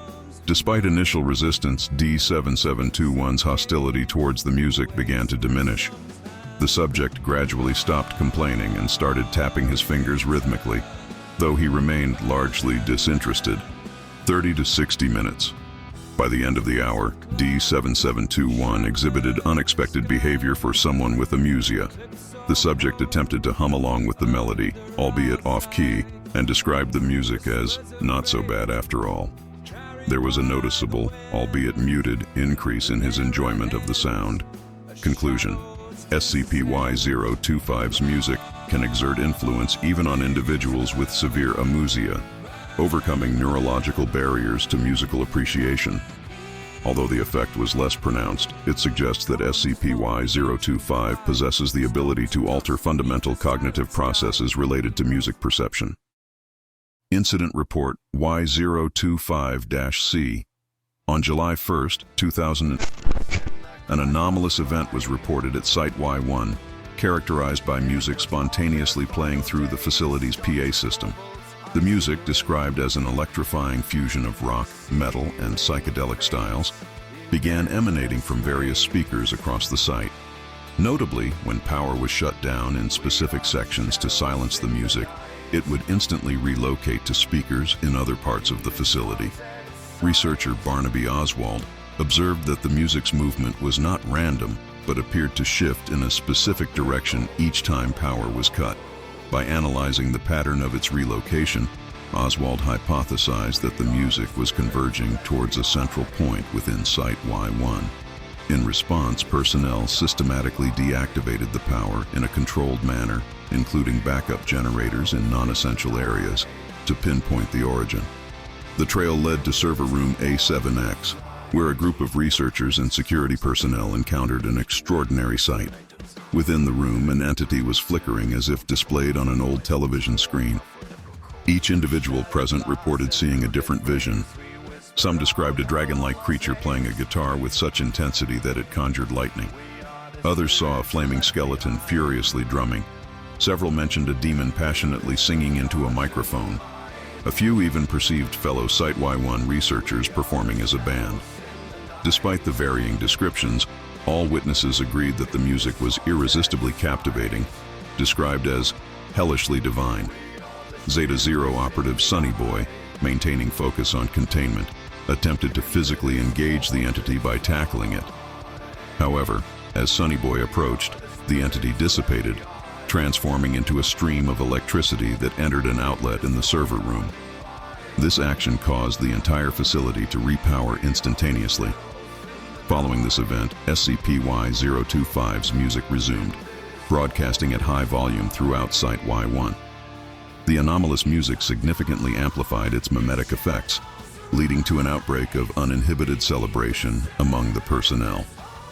Researchers and security staff alike succumbed to a euphoric state, forming impromptu dance parties and mosh pits across the site. The absence of regular reports and communication from Site-Y-1 for 3 days prompted the SCP Foundation to dispatch special agents to investigate. Upon arrival, the agents discovered the entire site in a state of disarray, with personnel strewn about, suffering from severe hangovers, and widespread complaints of migraines and body aches due to prolonged dancing.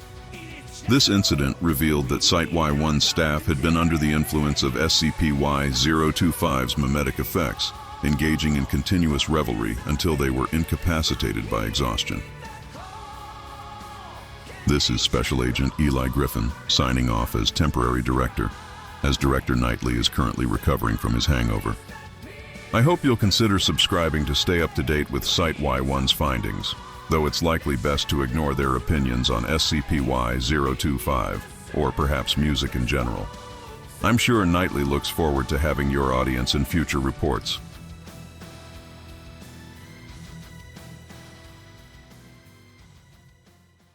Item Number, SCP-Y-026, Object Class, Keter. Special Containment Procedures. Due to the unpredictable and anomalous nature of SCP-Y-026's manifestations, traditional containment is deemed impossible. Instead, containment efforts focus on minimizing exposure and preventing unnecessary injuries within Provisional Reality-Y-1. Mobile Task Force Zeta Zero, Dramatic Duos, is assigned to monitor the borders of Provisional Reality-Y-1 during periods of instability, particularly when rapid shifts to nighttime conditions are observed. All personnel entering Provisional Reality-Y-1 must be equipped with real-time health monitoring devices and are strictly forbidden from remaining within the area after dusk or if severe injury is sustained. In cases of injury, all personnel must immediately retreat from the area to a safe distance outside the estimated manifestation radius of SCP-Y-026, which is 4.8 kilometers. Surveillance equipment must be placed at key intervals to monitor potential manifestations, though it is acknowledged that the hospital will only manifest in areas beyond the range of any active surveillance. No personnel or exploration teams are allowed within Provisional Reality-Y-1 at night unless specifically authorized by Site-Y-1 Command. Any sightings of SCP-Y-026 or instances of SCP-Y-026-A are to be reported immediately. Direct engagement is strictly prohibited. Description: SCP-Y-026 is an anomalous hospital that manifests within Provisional Reality-Y-1 under specific conditions. The hospital appears exclusively at night, though the onset of night in Provisional Reality-Y-1 is highly erratic due to the reality's unstable nature. The manifestation of SCP-Y-026 is triggered when one or more individuals referred to as patients sustain severe injuries that are likely fatal without prompt medical intervention. These injuries must occur within a group of fewer than 7 individuals. The hospital itself is a large, decrepit structure, its architecture resembling various outdated designs with rusted metal, cracked windows, and peeling paint. The exact size and layout of SCP-Y-026 appear to vary between manifestations, though it is consistently described as being far larger than a standard hospital. The building's presence is always heralded by a faint, whispering female voice, audible only to the injured individuals. The voice softly says, "You poor thing," and this auditory cue is often the first sign of SCP-Y-026's manifestation. SCP-Y-026 will only manifest in locations where it cannot be directly observed during its formation. Cameras, drones, or personnel within visual range will prevent its appearance. However, if an injured individual is in a location that could accommodate the hospital, and all observational equipment is removed or fails, SCP-Y-026 will manifest in the nearest available blind spot. SCP-Y-026-A instances. Once SCP-Y-026 has manifested, any patient who loses consciousness or calls out for help will trigger the appearance of SCP-Y-026-A instances. These entities are grotesque, humanoid figures, resembling nurses but with disturbing, exaggerated features. SCP-Y-026-A instances are typically tall and lanky, with disproportionately long limbs and worm-like skin that appears wet and slimy. They are dressed in a macabre pastiche of nurse uniforms from various historical periods, though the clothing is always tattered and stained. SCP-Y-026-A entities possess large, tooth-filled mouths that stretch unnaturally wide, and their attempts to mimic human movements are unsettlingly awkward, as though their bodies are not naturally adapted to their tasks. When summoned, 2 SCP-Y-026-A instances will emerge from the hospital and move toward the injured individual, carrying a gurney. Despite their grotesque appearance and erratic movements, SCP-Y-026-A instances are disturbingly efficient in retrieving patients and transporting them back to the hospital. Once a patient is placed on the gurney, SCP-Y-026-A entities will produce a small, fleshy, worm-like creature from their attire. This creature, resembling a living syringe with a needle at one end, is used to inject the patient with an unknown substance that induces rapid unconsciousness. The process is often performed clumsily, with the SCP-Y-026-A instances missing veins and having to repeatedly stab the individual. Survivors report excruciating pain and the sight of the creature wriggling as it attempts to inject its contents. Survivor accounts and witness testimonies. Those who survive encounters with SCP-Y-026 describe waking up strapped to dirty, blood-stained hospital beds within the facility. The beds are often in varying states of disrepair, with rusted frames and torn mattresses. The walls of the hospital are cracked and stained, and the air is thick with the scent of rot and antiseptic. All survivors report hearing faint, distorted music playing from somewhere within the hospital, though the source of this music has never been located. Survivors recount the presence of SCP-Y-026-A entities continuing to care for them after they regain consciousness. The nurses administer further injections of unknown substances and perform basic medical procedures, often with little regard for the patient's comfort or well-being. The intention behind these actions remains unclear, as they often result in unnecessary pain and trauma rather than genuine medical treatment. Survivors also describe the appearance of SCP-Y-026-B entities, which serve as the hospital's doctors, These entities are more humanoid in shape than SCP-Y-026-A, but their appearance is no less disturbing. SCP-Y-026-B entities are tall, gaunt figures, clad in decayed surgical scrubs, their faces obscured by blood-soaked surgical masks. Their eyes, when visible, are described as entirely black, with no discernible pupils or sclera. SCP-Y-026-B instances possess a cold clinical demeanor, often muttering in an unknown language as they prepare for surgery.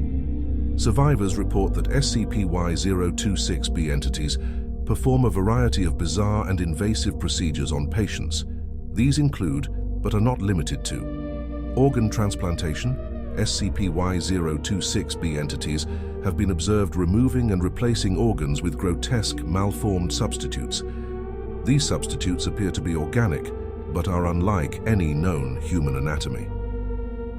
Limb reattachment. Survivors describe their limbs being severed and reattached multiple times with no clear purpose. In some cases, limbs are reattached incorrectly or replaced with limbs from other entities. Neurosurgical procedures. SCP-Y-026-B entities have performed brain surgery on conscious patients, often without anesthesia. Survivors recall the sensation of their skulls being opened and their brains being manipulated, resulting in severe psychological trauma. Internal examination. SCP-Y-026-B instances have been witnessed opening the abdominal cavity of patients and inspecting internal organs, often without performing any actual treatment or repair. The purpose of this examination remains unknown. Survivors of these procedures report varying degrees of physical and psychological trauma, with some experiencing permanent disabilities, severe disfigurement, or intense nightmares following their encounters. Many survivors are unable to provide coherent testimonies due to the overwhelming nature of the experience. Incident Report Y026-18. Audio log transcript. Date: August 6, 2000. Location: Provisional Reality-Y-1. Personnel involved: MTF Zeta 0 Operative Hawk, MTF Zeta 0 Operative Sykes. Log start time 1:47 a.m. Incident duration 3 hours, 52 minutes. Description: a standard patrol unit of non-anomalous infantry operatives from MTF Zeta 0 had a harrowing battle with several SCP-Y3 and Y2 instances that appeared to be working in tandem, with a focused effort to neutralize the patrol unit. By the time the battle had ended, only 2 units were left, having been left in a barren area with grave injuries. The following audio logs were recorded during the incident, detailing parts of their experience. Begin log.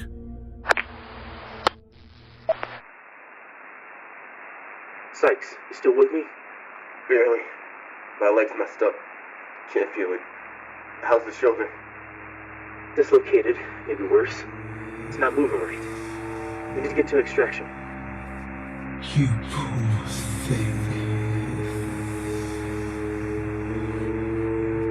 Did you hear that? Yeah, I did. Some kind of whisper? You poor thing. Y026. Sykes, we need to move. Fast. Shit. I can't. What the hell is that?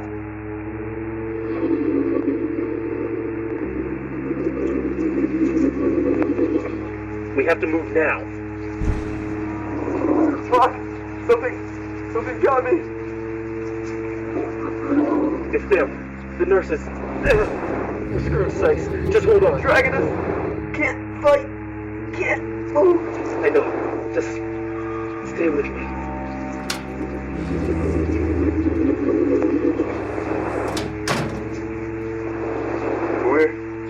We're inside.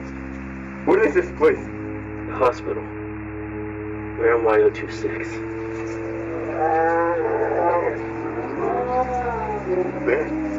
They're gonna experiment on us. I can't stay away. Fight it, Sykes. Don't let them. They keep stabbing me. Fuck! They're injecting something.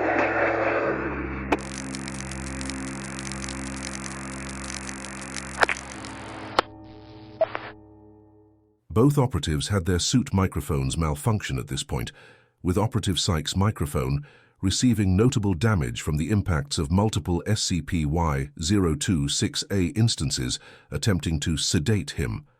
After some time, their devices became operable again. Continuing log.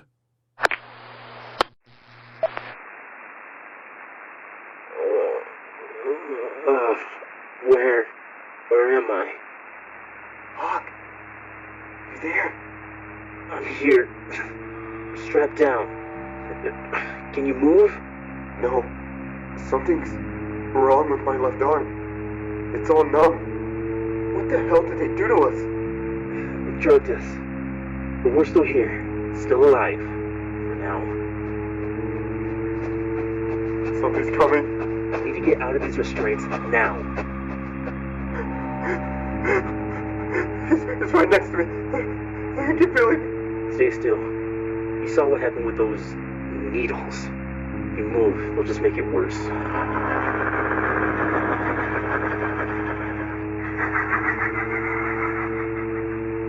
We're not just gonna roll over here. Let's make some fucking noise. Now, try to break free. Almost got it. Sykes, get me out too. Quick. Hurry, Sykes.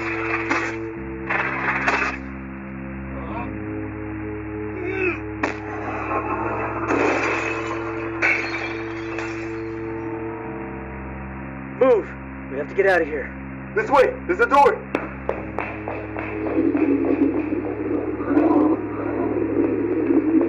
Don't look back. Just keep running.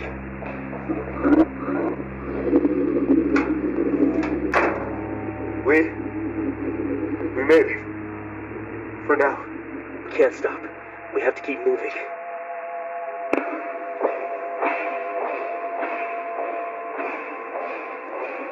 Do you hear that? That music? Where is it coming from? I don't know.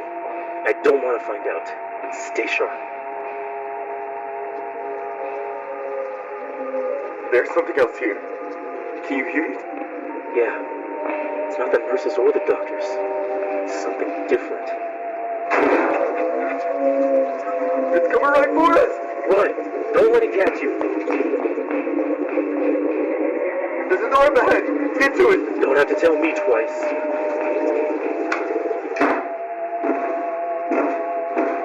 That was too close. We can't keep this up. We don't have a choice. Come on, we need to find a way out.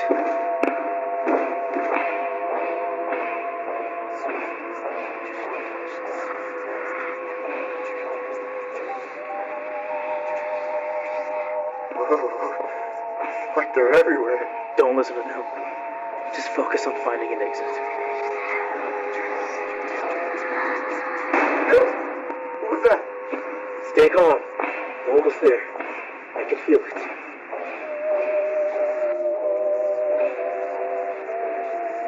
This has to be it. The way out. Let's get out of this nightmare. Why does it feel like a trap? Because it probably is. But it's our only shot. Let's go.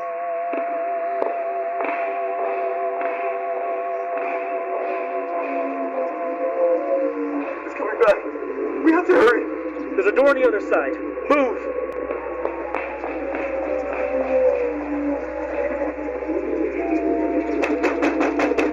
No, open it! It's locked. We're trapped. It's right behind us!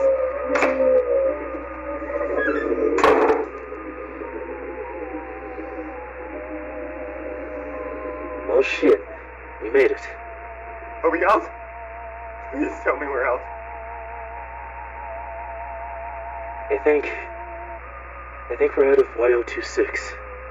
Hope I never have to see another hospital in my life. We need to get to the extraction point. Yeah. Let's get out of here for real this time. Site Y1 should be this way.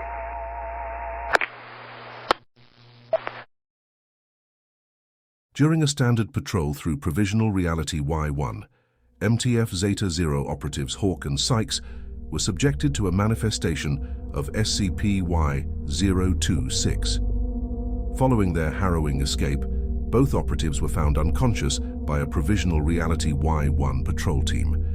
Post-incident medical examinations revealed severe and anomalous injuries indicative of non-consensual surgical procedures performed by SCP-Y-026-B entities. Medical findings: Operative Sykes. Upon regaining consciousness and subsequent medical examination, it was discovered that Sykes's left arm had been surgically removed and reattached in an incorrect anatomical position. The arm had been severed at the shoulder joint, with the surrounding tissue showing signs of crude, hastily executed surgical incisions. Despite the apparent severity of the procedure, no significant blood loss or infection was noted, an anomaly likely attributable to the unnatural surgical methods employed by SCP-Y-026-B entities. Further inspection revealed that during the arm's detachment, SCP-Y-026-B had extracted one of Sykes's ribs. The rib was removed through the open shoulder region, leaving behind a clean but jagged incision. The purpose of this extraction is unknown, and the rib was not found within SCP-Y-026 or on Sykes' person upon recovery. The reattachment of Sykes' arm was notably improper. The humerus was not aligned correctly with the shoulder joint, and the surrounding muscle tissue appeared to have been crudely stitched together with non-standard materials resembling coarse animal sinew. Despite these complications, Sykes retained partial movement in the arm, though with significant pain and limited range of motion. The skin around the reattached area was discolored, with signs of necrosis, yet there were no indications of a typical inflammatory response or infection, further highlighting the anomalous nature of the surgery. Sykes reported extreme discomfort and sharp pain originating from the reattached limb, with periods of numbness and tingling. He also experienced limited mobility, which medical personnel attributed to the improper alignment of the joint and the abnormal muscle attachment. Reconstructive surgery was performed post-recovery, but full function of the arm remains compromised. The experience left Sykes with severe psychological trauma, including recurring nightmares, anxiety, nosocomophobia, and episodes of phantom limb sensation, where he feels the missing rib or the sensation of the arm being detached again. Ongoing psychological support has been recommended. Medical findings: Operative Hawk. Upon examination, Hawk exhibited signs of extreme abdominal pain and distension. Imaging revealed the presence of a large, wriggling mass within his lower abdomen. The mass was identified as a worm-like creature, approximately 30 centimeters in length, with a segmented body and a head featuring two prominent green eyes. The creature appeared to be lodged within Hawk's intestines, causing significant internal damage and discomfort. The worm-like creature was surgically removed from Hawk's abdomen under controlled conditions. During the procedure, the creature displayed unusual behavior, seemingly attempting to avoid extraction by burrowing deeper into the tissue. Once removed, the creature continued to move and observe personnel with its green eyes, which unnervingly followed the movements of individuals in the room. The creature was placed in a secure containment unit for further study. The worm-like entity exhibited no interest in consuming any provided food, instead displaying a marked fixation on Operative Hawk.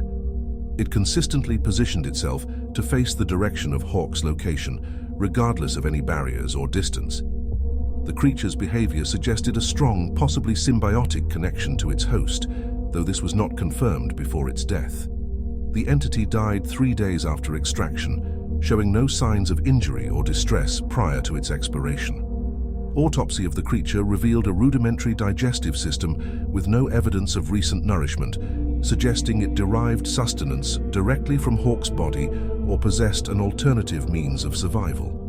The eyes were found to contain retinal structures similar to those of mammals, further emphasizing its anomalous nature. Post-operative effects. Hawk experienced significant post-operative pain and required extensive treatment for internal injuries caused by the creature. There were concerns about potential long-term effects on his digestive system, though initial recovery was promising. Similar to Sykes, Hawk has been deeply affected by the incident, including a not previously experienced nosocomophobia. He reported feeling a persistent, eerie sensation as if being watched even after the worm creature's removal and death.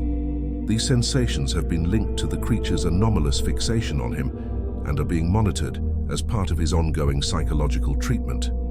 Autopsy report, SCP-Y-026b instance, summary. The SCP-Y-026b instance that was kicked out of a window and fell to its death during the operative's escape was recovered and subjected to a thorough autopsy. The results revealed numerous disturbing and inexplicable features within its anatomy. Detailed findings. The SCP-Y-026b instance was humanoid in shape, but heavily distorted. It stood approximately 2.1 meters tall, with an elongated torso and unnaturally long limbs. The skin was pale, almost translucent, with a wet, rubbery texture. The face was mostly featureless, with only a wide mouth filled with irregular needle-like teeth. The eyes were black, with reflective properties that made them glow white or red under most lighting circumstances. The internal structure of SCP-Y-026b bore little resemblance to that of a human. The skeletal system was composed of a flexible, cartilage-like substance, allowing for extreme contortion and mobility. The muscular system was poorly developed, consisting of thin, fibrous strands that appeared to lack the strength needed for the creature's size. However, the entity's movement was facilitated by numerous small, gas-filled sacs within its body, providing buoyancy and enabling its unnaturally swift and fluid movements. SCP-Y-026b possessed a highly complex nervous system with an oversized brainstem extending down the length of its spine. The brain itself was encased in a thin, membranous sac filled with a viscous, dark fluid. Neural pathways were found to be highly redundant, with multiple backups for critical functions, suggesting a design focused on survival and resilience. The circulatory system was primitive, consisting of a series of irregularly shaped chambers that pumped a dark, coagulating fluid throughout the body. This fluid was found to be highly toxic, causing rapid necrosis in organic tissue upon contact. The lack of a structured heart or veins suggested that SCP-Y-026b did not require a circulatory system in the traditional sense, relying instead on passive diffusion and the gas sacs for internal transport of nutrients and gases. The digestive tract was rudimentary and largely vestigial. It consisted of a single elongated tube running from the mouth to a small sac-like stomach, which contained a mixture of partially digested organic matter and a highly acidic substance. The presence of foreign objects, including shards of bone and metal fragments, indicated that SCP-Y-026b consumed a variety of materials, though its primary sustenance remains unknown. No reproductive organs were identified during the autopsy, raising questions about the means of reproduction or propagation of SCP-Y-026b entities. This absence suggests that the SCP-Y-026b instances may not reproduce in a traditional biological sense, potentially being created or manifested through unknown anomalous processes.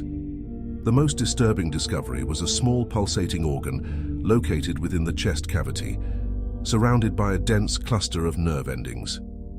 This organ emitted a low-frequency hum that caused intense discomfort in those nearby. When dissected, the organ released a burst of concentrated energy, causing the surrounding tissue to rapidly decompose into a foul-smelling, viscous liquid. The purpose of this organ remains unclear, but it is hypothesized to play a role in the anomalous surgical abilities of SCP-Y-026b. The encounter with SCP-Y-026 and its entities has left operatives Hawk and Sykes with severe physical and psychological trauma. The anomalous surgeries performed on them highlight the disturbing nature of SCP-Y-026b instances, which possess an eerie blend of rudimentary medical knowledge and grotesque improvisation. The recovery and autopsy of the SCP-Y-026b instance have provided valuable, albeit horrifying, insights into the anatomy and capabilities of these entities. Incident Report Y026-37. Date Location: City. Duration of manifestation: 2 minutes. Witnesses: approximately 450 civilians. Incident summary. On SCP-Y-026, manifested within baseline reality, in the middle of a densely populated urban area. The manifestation occurred at approximately 22:34 local time and lasted for exactly 2 minutes before SCP-Y-026 dematerialized, without any interaction with the surrounding environment or individuals. The sudden appearance of the anomalous hospital structure caused immediate panic among the civilians present in the vicinity. Multiple emergency calls were made to local authorities, reporting the sudden arrival of a large, eerie hospital building where none had existed before. Witnesses described the hospital as dilapidated, with flickering lights and an overwhelming sense of dread emanating from it. Some reported hearing a faint female voice whisper, "You poor thing." Though no specific individual could be identified as the recipient of the message. Response: Foundation assets were immediately mobilized following the reports. Due to the rapid disappearance of SCP-Y-026, containment protocols were focused on damage control and information suppression.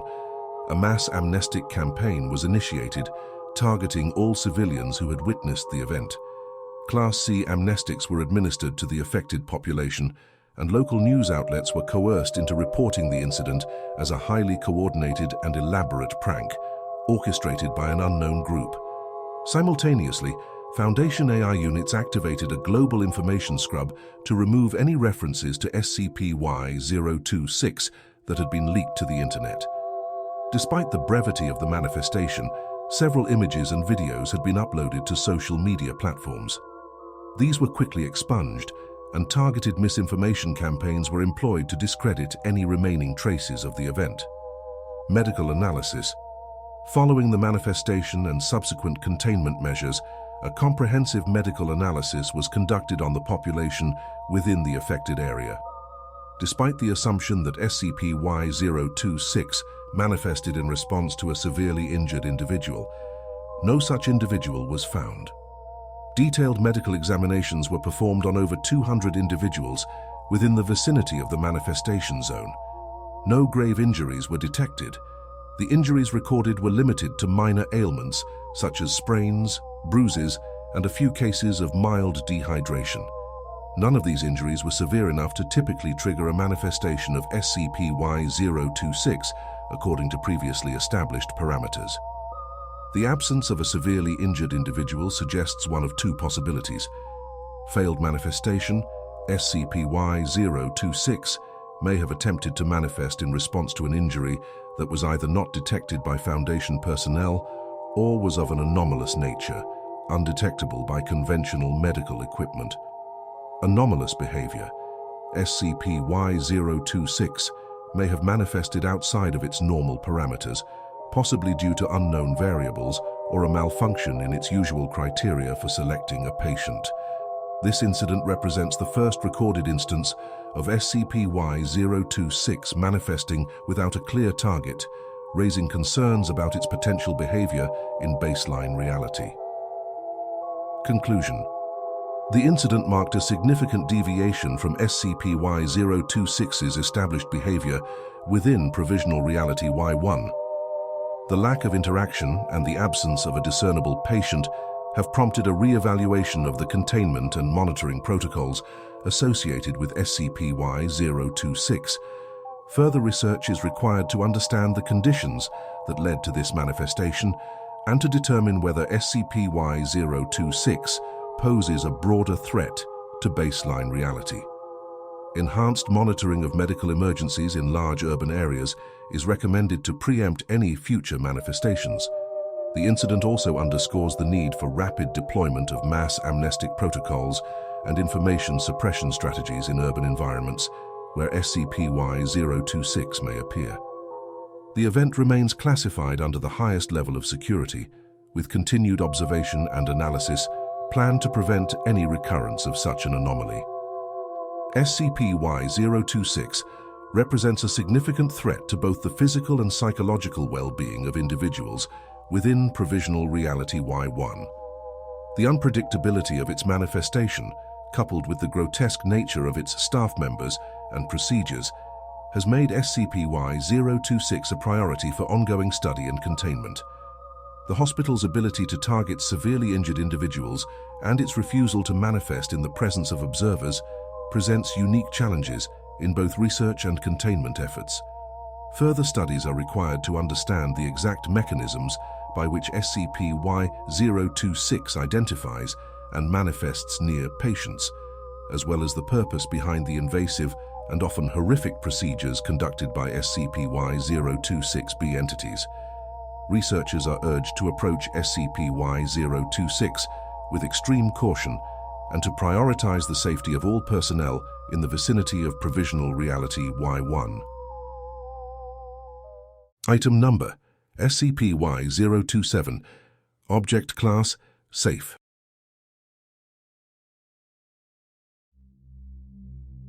Special Containment Procedures.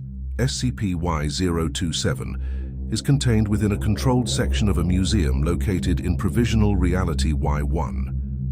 The museum itself is under continuous surveillance, with remote cameras monitoring both the display hall and the coin's position at all times. Foundation personnel are prohibited from interacting with SCP-Y-027 without express authorization from Site Director Knightley. Any personnel attempting to remove or pick up the coin without approval will be subject to immediate detainment and psychological evaluation. The museum is to remain sealed, and all access points are secured with automated defenses. Foundation personnel are to use robotic probes for exploration and interaction with SCP-Y-027 and its surrounding exhibits. Linguistic experts are actively working to decipher the language found on the display plates within the museum. In the event that SCP-Y-027 is picked up and an individual disappears, a response team specializing in cross-dimensional anomalies will be dispatched to track the individual's movements within the alternate world and ensure they are returned to baseline reality. Due to the complex nature of the otherworldly transport, extensive psychological and physical evaluations will be conducted upon the individual's return. Description: SCP-Y-027 is an anomalous coin located in the center of a vast display hall within a museum in Provisional Reality-Y-1. The museum is in remarkable condition despite the chaotic and dangerous environment of the surrounding reality. Display cases within the museum house statues of wax, stone, and other materials, all depicting horrific creatures that match various anomalies discovered in Provisional Reality-Y-1. These include known SCP entities such as SCP-Y-02, SCP-Y-003, SCP-Y-04, SCP-Y-019, and SCP-Y-026, among others. The coin itself is intricately designed and depicts a robed figure with a thick beard holding a staff. Above the staff is a symbol that has yet to be deciphered.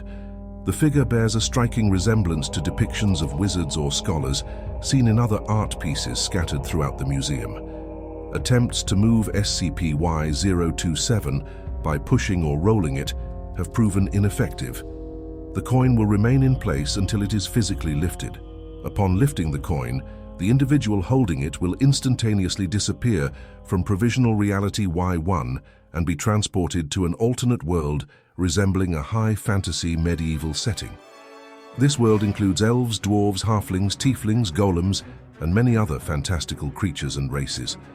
The location where the individual reappears is typically a trading hub filled with market stalls, merchants, and a variety of wares. The people of this world seem accustomed to unusual occurrences and display little reaction to the sudden appearance of an outsider. It has been observed that the destination within this world is tied to the state of the trading hub. If the hub is altered or destroyed, the coin will link to a different hub location. This behavior suggests that the coin is bound to the concept of a central trading area rather than a specific physical location. Description: Entities of the alternate world, SCP-Y-027. Through extensive exploration and interaction, it has become evident that the alternate world connected to SCP-Y-027 is populated by a variety of sapient species, many of which share parallels with creatures found in high fantasy literature. These species have formed complex societies with distinct cultural practices, technological advancements, and a shared history that spans several millennia. The following is a detailed description of the major species and races encountered. Elves. Elves in the alternate world are the longest-lived species and hold a central role in its cultural and political landscape. Standing taller than most humans, with an average height of 6 to 7 feet, elves possess slender, agile physiques and highly refined features.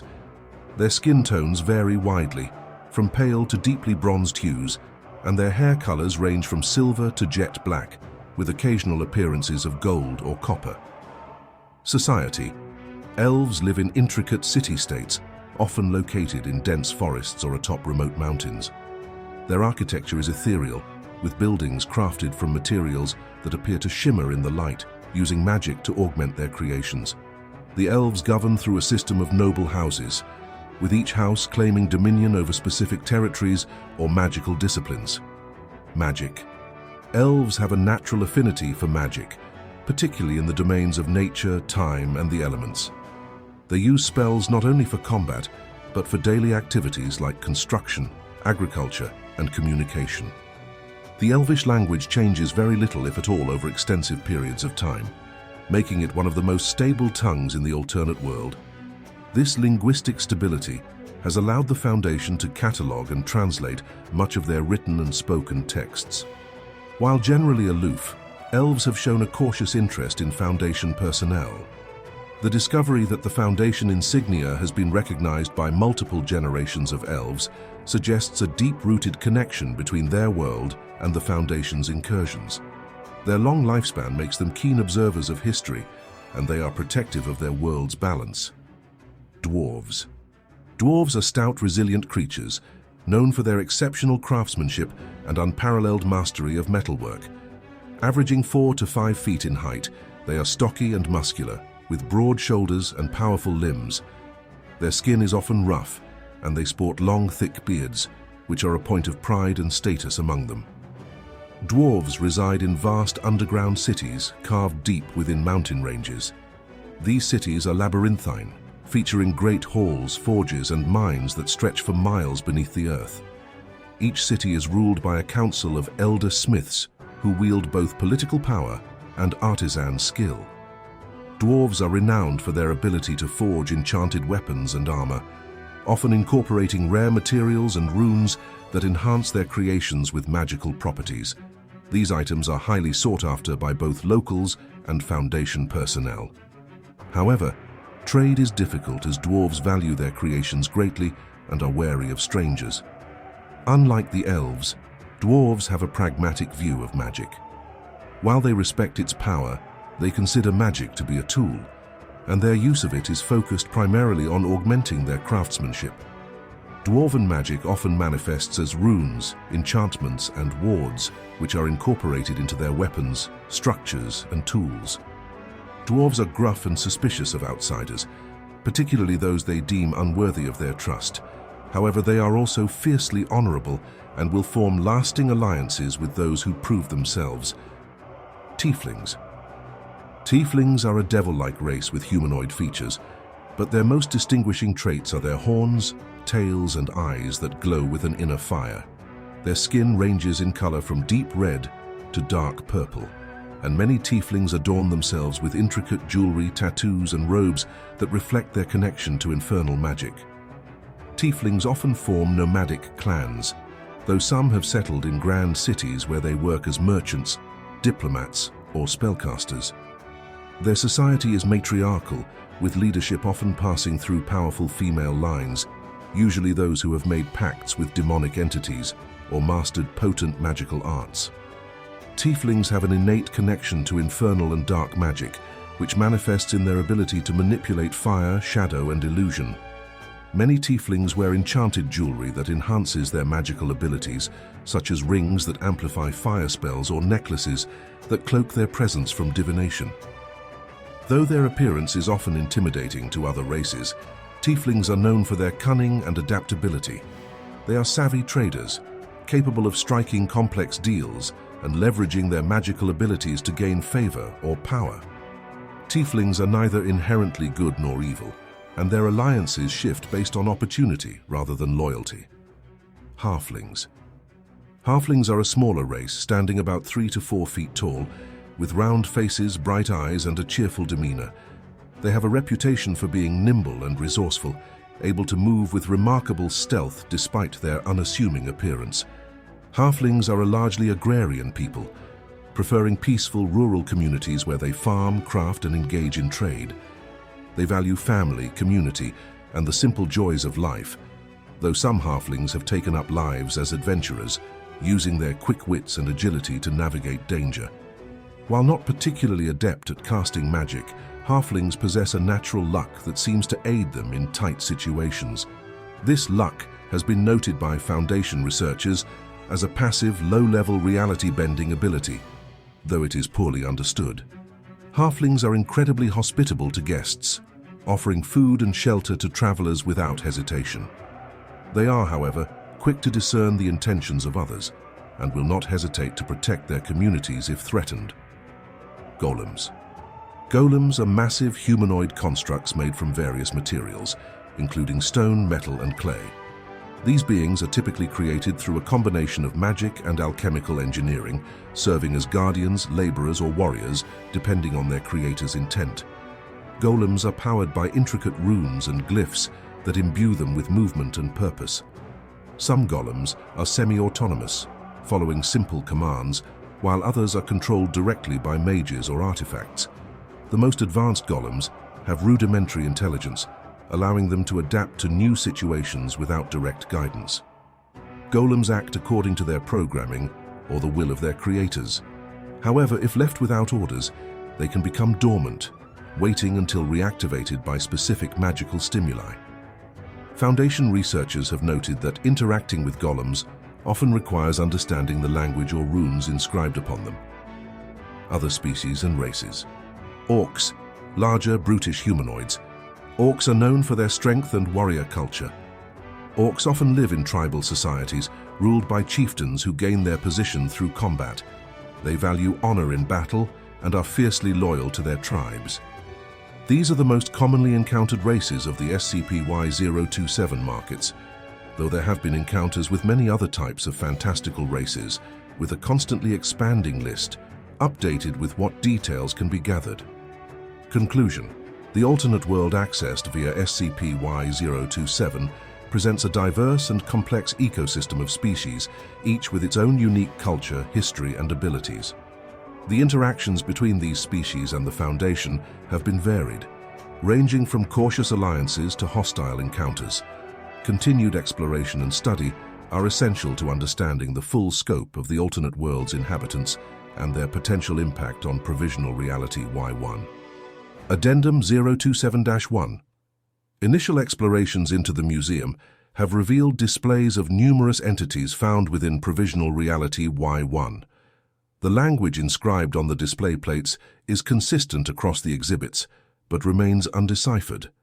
Linguists have theorized that this language may hold clues to the origin of the museum and its connection to the various anomalies it houses. Further investigation into the museum's history, the identity of the robed figure depicted on SCP-Y-027, and the purpose of the alternate world linked to the coin is ongoing. Addendum 027-2. Interaction with SCP-Y-027 and the alternate world.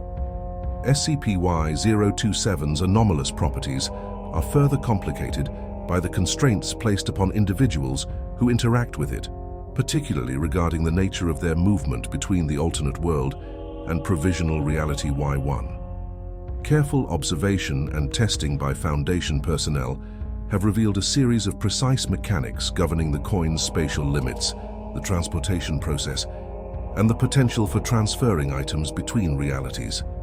Movement within the alternate world. Upon picking up SCP-Y-027, the individual is immediately transported to a trading hub within the alternate fantasy world, and their ability to move is dictated by a unique set of rules. While in this alternate world, The individual can freely move within a range that is directly proportional to the size of the display hall in which SCP-Y-027 was originally located. This hall is approximately 100 meters in length and width, and thus the individual is permitted to move a distance of 100 meters from their point of arrival in any direction while they remain in possession of SCP-Y-027. If the individual attempts to move beyond the 100-meter radius, they will find themselves instantaneously transported back to Provisional Reality-Y-1, reappearing within the display hall of the museum. The exact location of their reappearance will correspond to the point where they would have been stopped by the museum's walls had they tried to walk the same distance within the hall.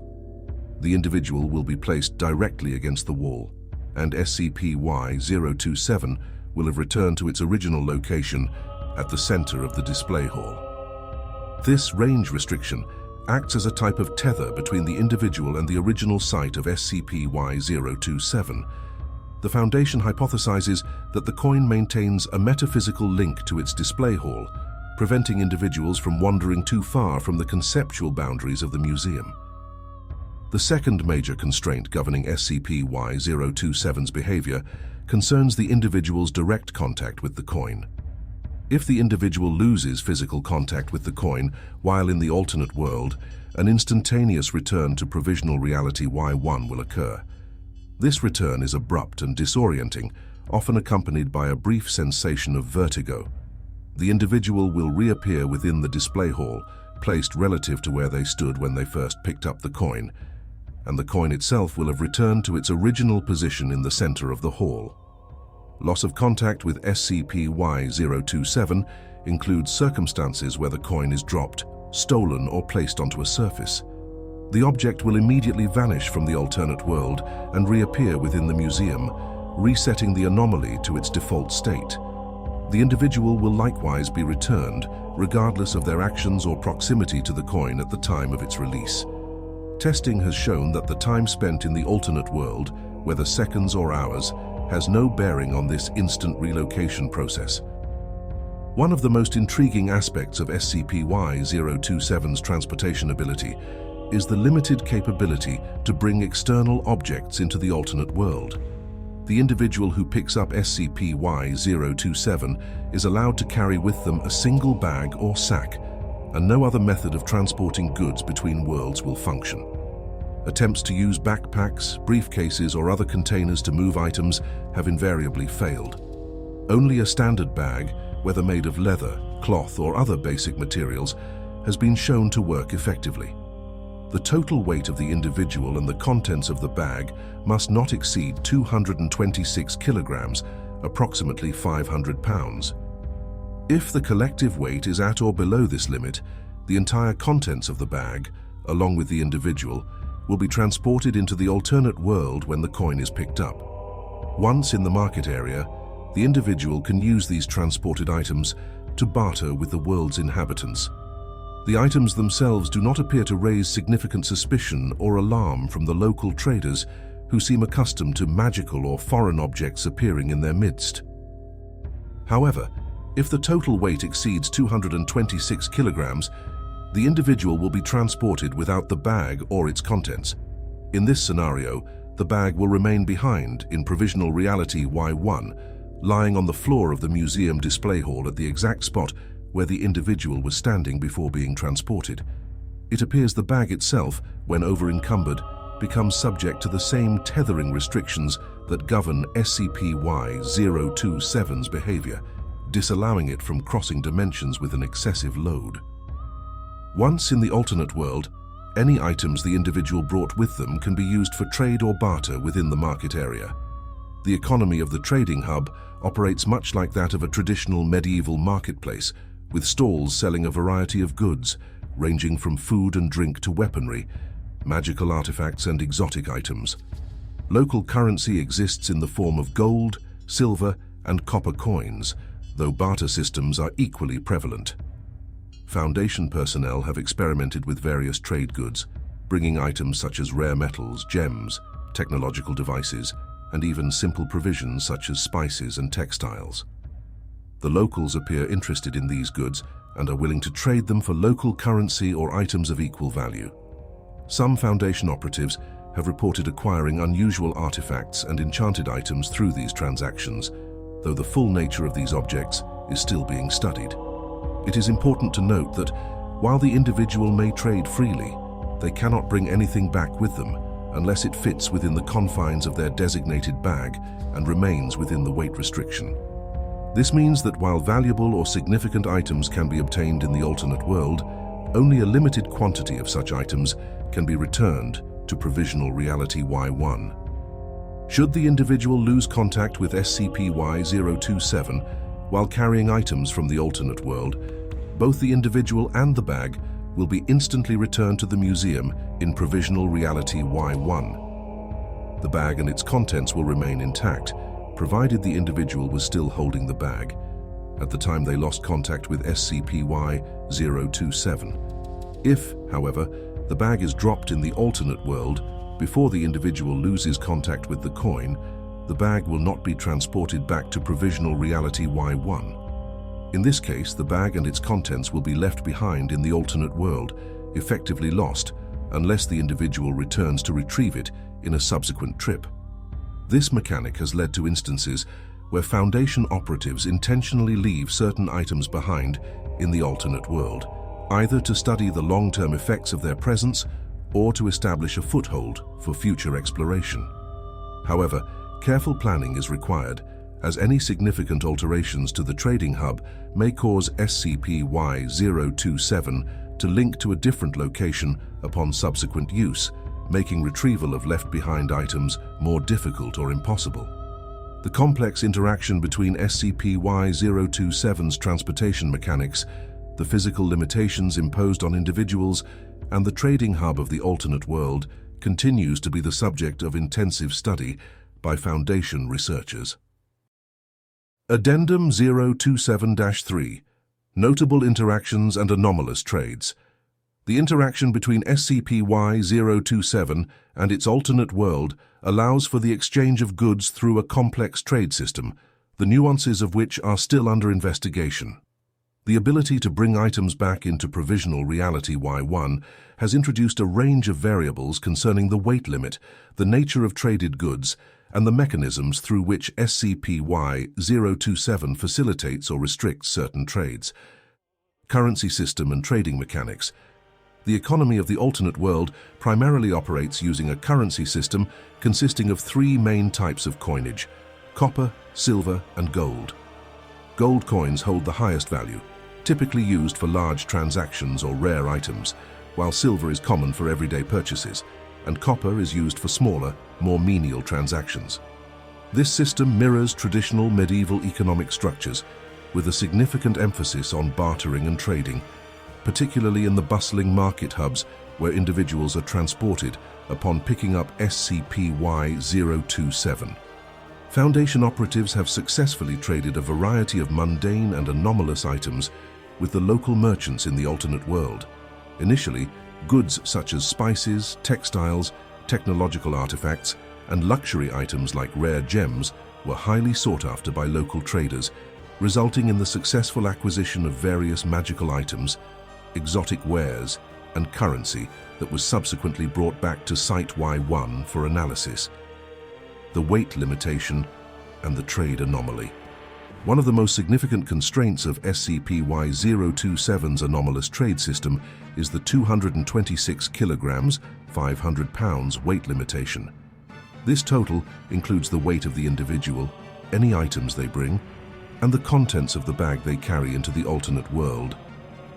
If the weight limit is exceeded, the individual will be transported without the excess items, which remain in Provisional Reality-Y-1.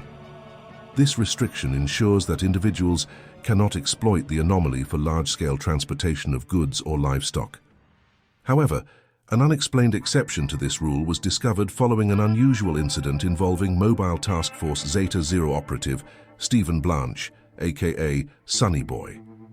Known for his brash and often unpredictable nature, Sunny Boy was particularly insistent on investigating SCP-Y-027 after hearing about its properties. After a period of persistent requests and increasing annoyance from Site-Y1 staff, Director Knightley approved his participation in an exploratory mission. In preparation for his journey into the alternate world, Sonny Boy commissioned a large quantity of cheesecake from the Site-Y-1 kitchen personnel, having filled a bag with roughly 100 pounds of the dessert. Within moments of crossing into the alternate world, he returned, without the cheesecake, without the bag, but instead leading an enormous horse-sized lizard-like creature that had never been seen in Provisional Reality-Y-1. The creature, later designated SCP-Y-027b, was calm, obedient, and entirely unfazed by the sudden transportation into the museum's display hall.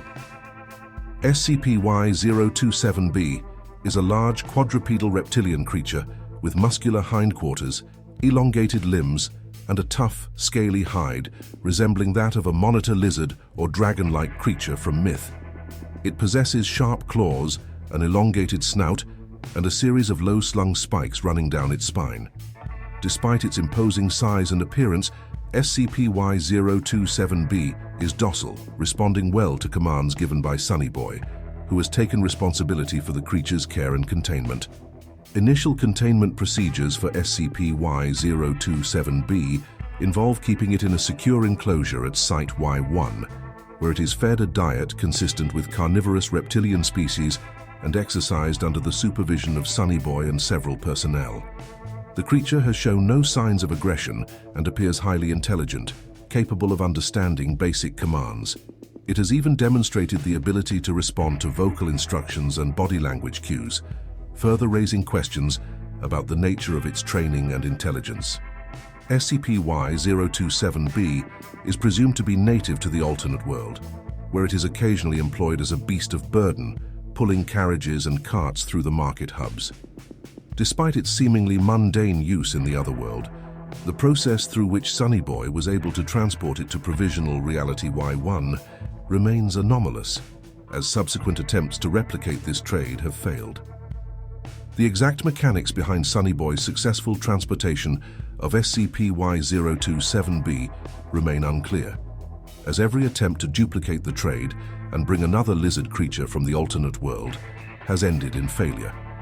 Operatives have attempted to recreate the scenario by bartering similar goods, offering increasingly valuable items in the market, and even acquiring lizard creatures directly from local merchants in the alternate world.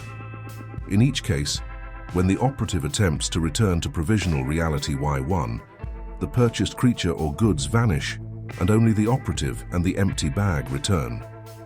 This discrepancy has led to extensive study of Sonny Boy's initial interaction and the unique set of circumstances surrounding the trade.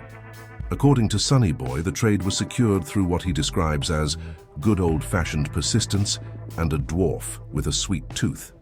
His recounting of the event is frustratingly vague, but he insists that after offering the cheesecake to a local dwarf who operated a carriage, the dwarf agreed to trade his lizard creature in exchange for the dessert. When pressed for more detailed information, Sonny Boy's explanations have been less than enlightening, as he maintains that his success was due simply to his, quote, desire for a damn lizard, end quote, and his ability to pressure the dwarf until he relented.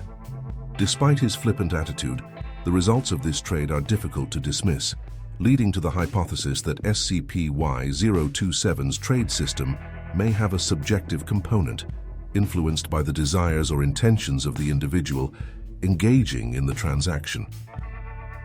The exact nature of SCP-Y-027's anomalous trade system remains a subject of ongoing investigation. Several hypotheses have been proposed regarding why Sonny Boy's trade was successful while others have failed. One theory suggests that SCP-Y-027 operates on a form of personal significance, recognizing the intensity of the individual's desire for the traded item and allowing for exceptions when the emotional or psychological investment in the trade is particularly high. This would explain Sonny Boy's seemingly irrational success, as his single-minded pursuit of the lizard creature may have triggered the anomaly's willingness to bypass its normal weight restrictions and trade limitations. Another hypothesis posits that SCP-Y-027 operates on a barter system that includes not just physical goods, but intangible elements such as emotional exchanges, intentions, or even metaphysical components tied to the individual's state of mind at the time of the trade. If this is true, Sunny Boy's casual but determined approach to bartering may have unlocked a deeper facet of SCP-Y-027's mechanics, one that has yet to be fully understood or replicated by other operatives. To date, all attempts to reproduce the conditions of Sunny Boy's trade have ended in failure. Foundation personnel have tried to recreate the cheesecake barter, offering varying quantities of the dessert to dwarves and other traders in the alternate world. While the cheesecake is often well received, the resulting trades have never involved the successful transport of additional lizard creatures or other large items. Testing continues, with researchers now focusing on the psychological and emotional state of the individuals engaging in the trade, as well as exploring the possibility that SCP-Y-027's trade anomaly is influenced by the broader context of the exchange, including the reputation or relationship between the trader and the local inhabitants of the alternate world. Sunny Boy's trade, the acquisition of SCP-Y-027b, and the subsequent failure to replicate his success have raised significant questions about the nature of SCP-Y-027's connection to the alternate world. Further investigation is needed to understand the precise mechanisms that govern these trades, as well as the implications for future explorations and the potential for leveraging this anomaly to acquire unique or valuable resources from beyond Provisional Reality-Y-1. Naturally, the cost of housing and any excess costs accrued due to SCP-Y-027b are deducted from Sunny Boy's pay. Addendum 027-4, Temporal Discrepancies and Interdimensional Time Flow. As research surrounding SCP-Y-027 has progressed, an unexpected and highly anomalous factor has emerged. The flow of time in the alternate world accessed through the coin does not follow a consistent pattern when compared to time in Provisional Reality-Y-1. This phenomenon was first noted after multiple operatives returned from the alternate world to find that their experiences, which appeared to last mere hours or days, spanned significantly longer periods, ranging from weeks to decades, depending on the specific instance of travel. Initial studies into the temporal discrepancies suggested that time may flow at a rate faster or slower than in Provisional Reality-Y-1. However, repeated experimentation has revealed that the flow of time is highly unstable and unpredictable, with no discernible pattern or consistency between each use of the coin. The duration experienced in the alternate world seems to vary drastically with each trip, making it impossible to establish a concrete relationship between the two realities. Example 1. On September 4, 2000, an operative entered the alternate world via SCP-Y-027 and spent what appeared to be 48 hours engaging with local traders and studying the market environment. Upon returning to Provisional Reality-Y-1, only 2 hours had passed, suggesting that time in the alternate world had been moving at a slower rate relative to the baseline reality. Example 2. In contrast, on October 2, 2000, another operative engaged in a mission that was supposed to last 24 hours in the alternate world. Upon returning, they discovered that 23 years and 2 months had passed in the alternate world, with many locals they had interacted with during their previous visit having aged significantly or even died. Further complicating the issue is the fact that the degree of time dilation seems to vary from one instance of travel to the next.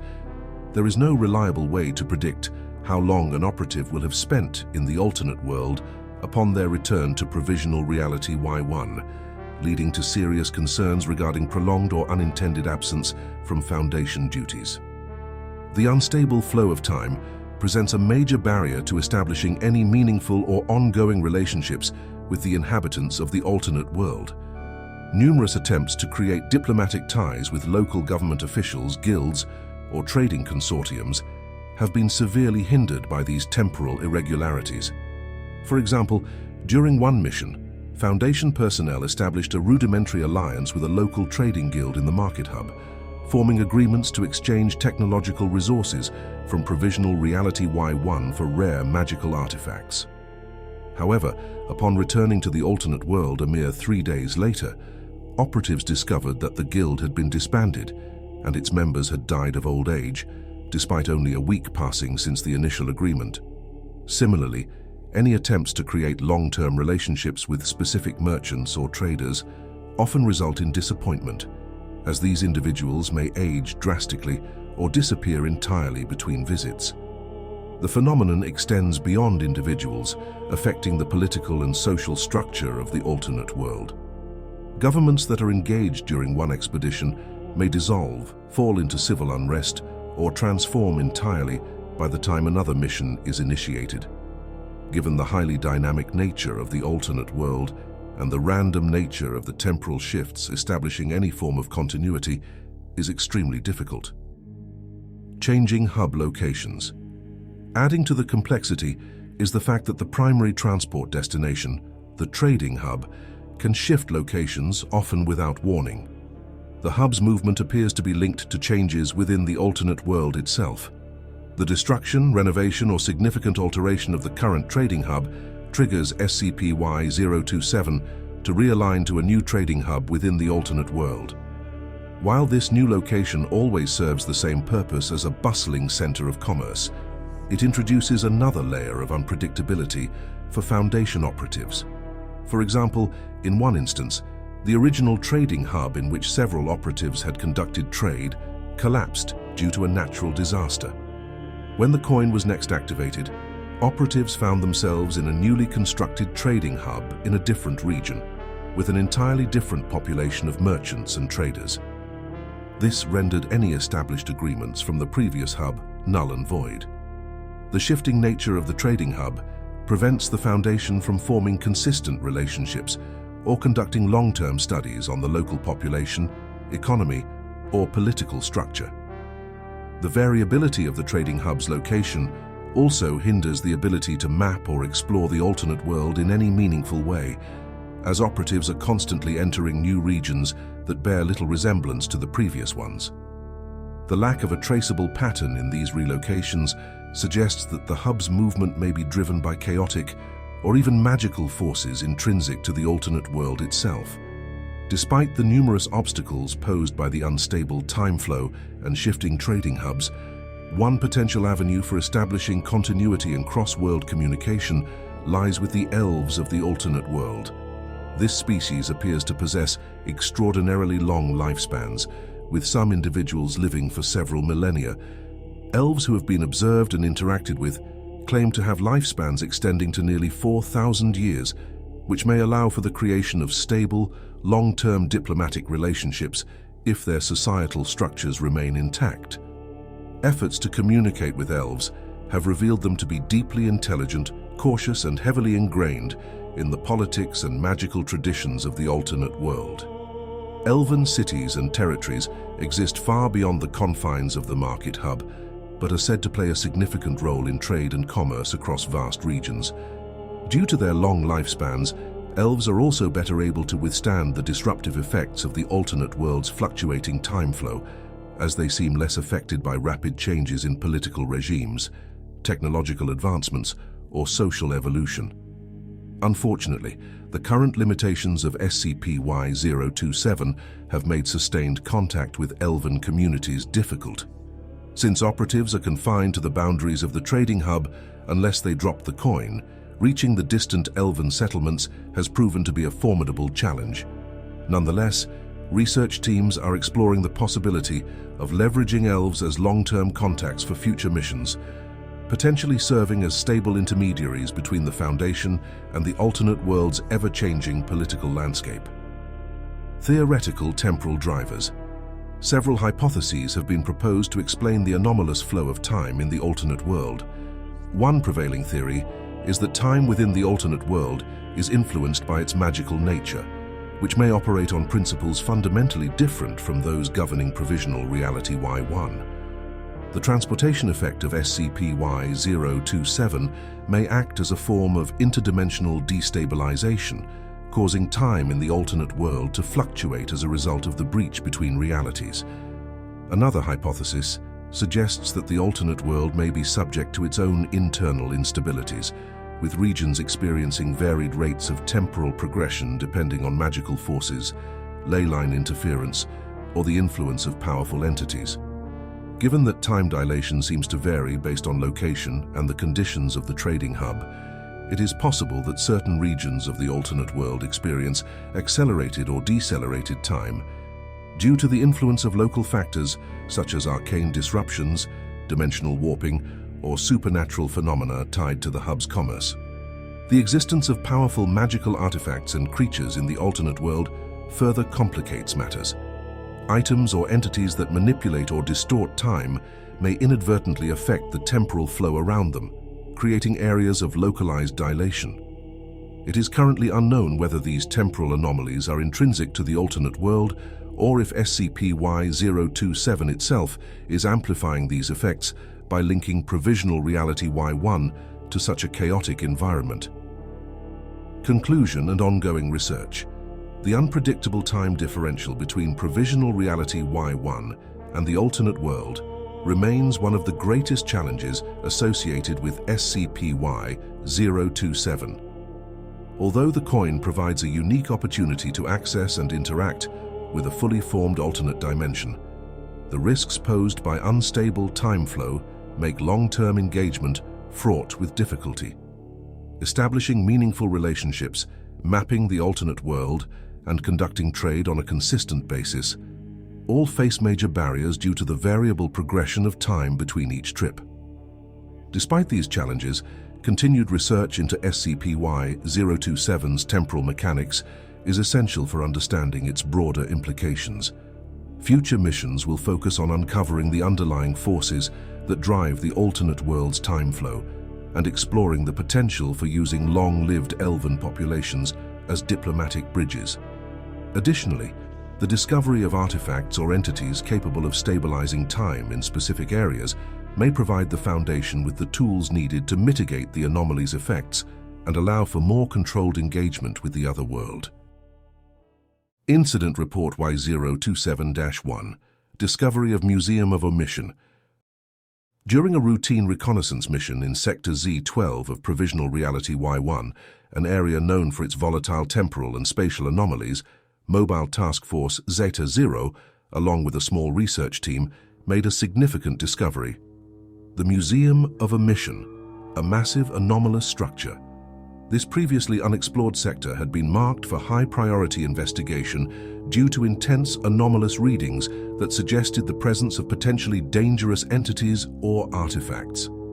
The team, consisting of 2 operatives, Talon and Whisper, as well as researchers Dr. Alan Bradley and Dr. Monica Lewis, entered Sector Z12 under challenging conditions.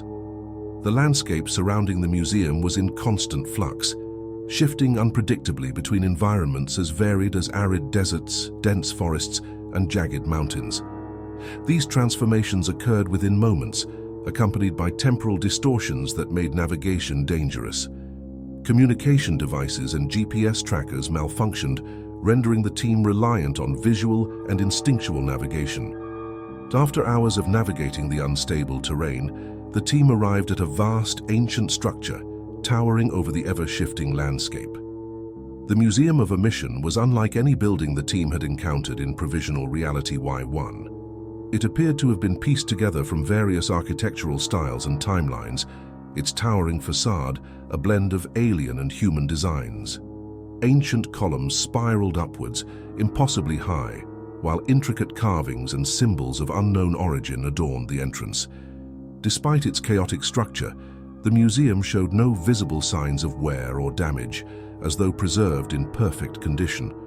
With no immediate threats in the surrounding area, the team prepared to enter the museum. Talon and Whisper scouted the perimeter, ensuring no hostile entities lurked nearby, while Dr. Bradley and Dr. Lewis prepared to document the museum's anomalous qualities.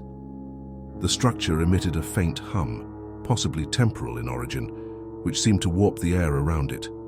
Dr. Lewis noted that the museum's glyphs and symbols appeared to represent multiple forgotten civilizations, possibly suggesting that the building itself was a nexus for various timelines or realities. Once the exterior was deemed secure, the team entered the museum through its massive open doors.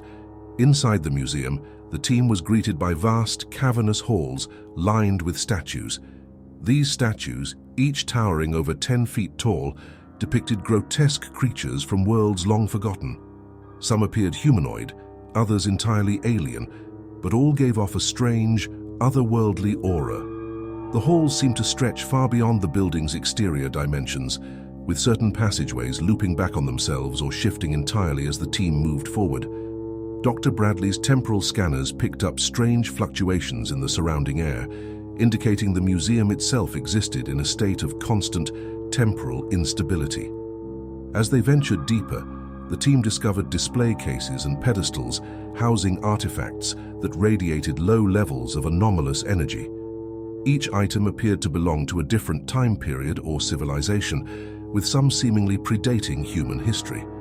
Dr. Lewis theorized that the museum served as a repository for relics from multiple realities, preserving items and knowledge that had long been lost to the passage of time. Despite the strange surroundings, the team pressed onward, documenting each discovery meticulously. As they moved deeper into the structure, the ambient energy levels increased, and the halls began to shift more rapidly. The atmosphere within the museum grew heavier, as though the air itself was charged with ancient power.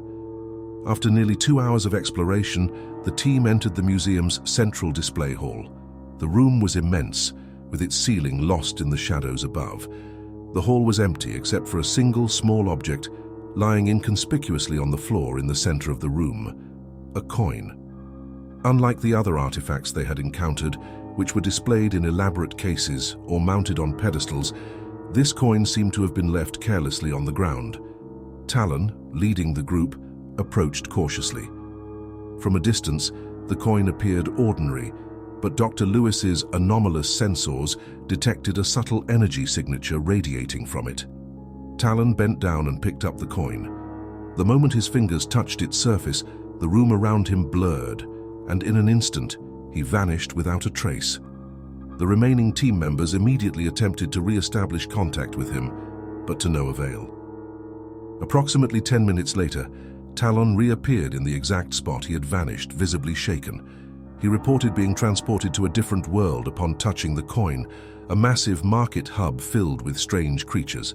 He mentioned that he felt like something ancient had been watching him, though he couldn't determine what or where it was. Following Talon's return, the team made several attempts to remove the coin from the museum for further study.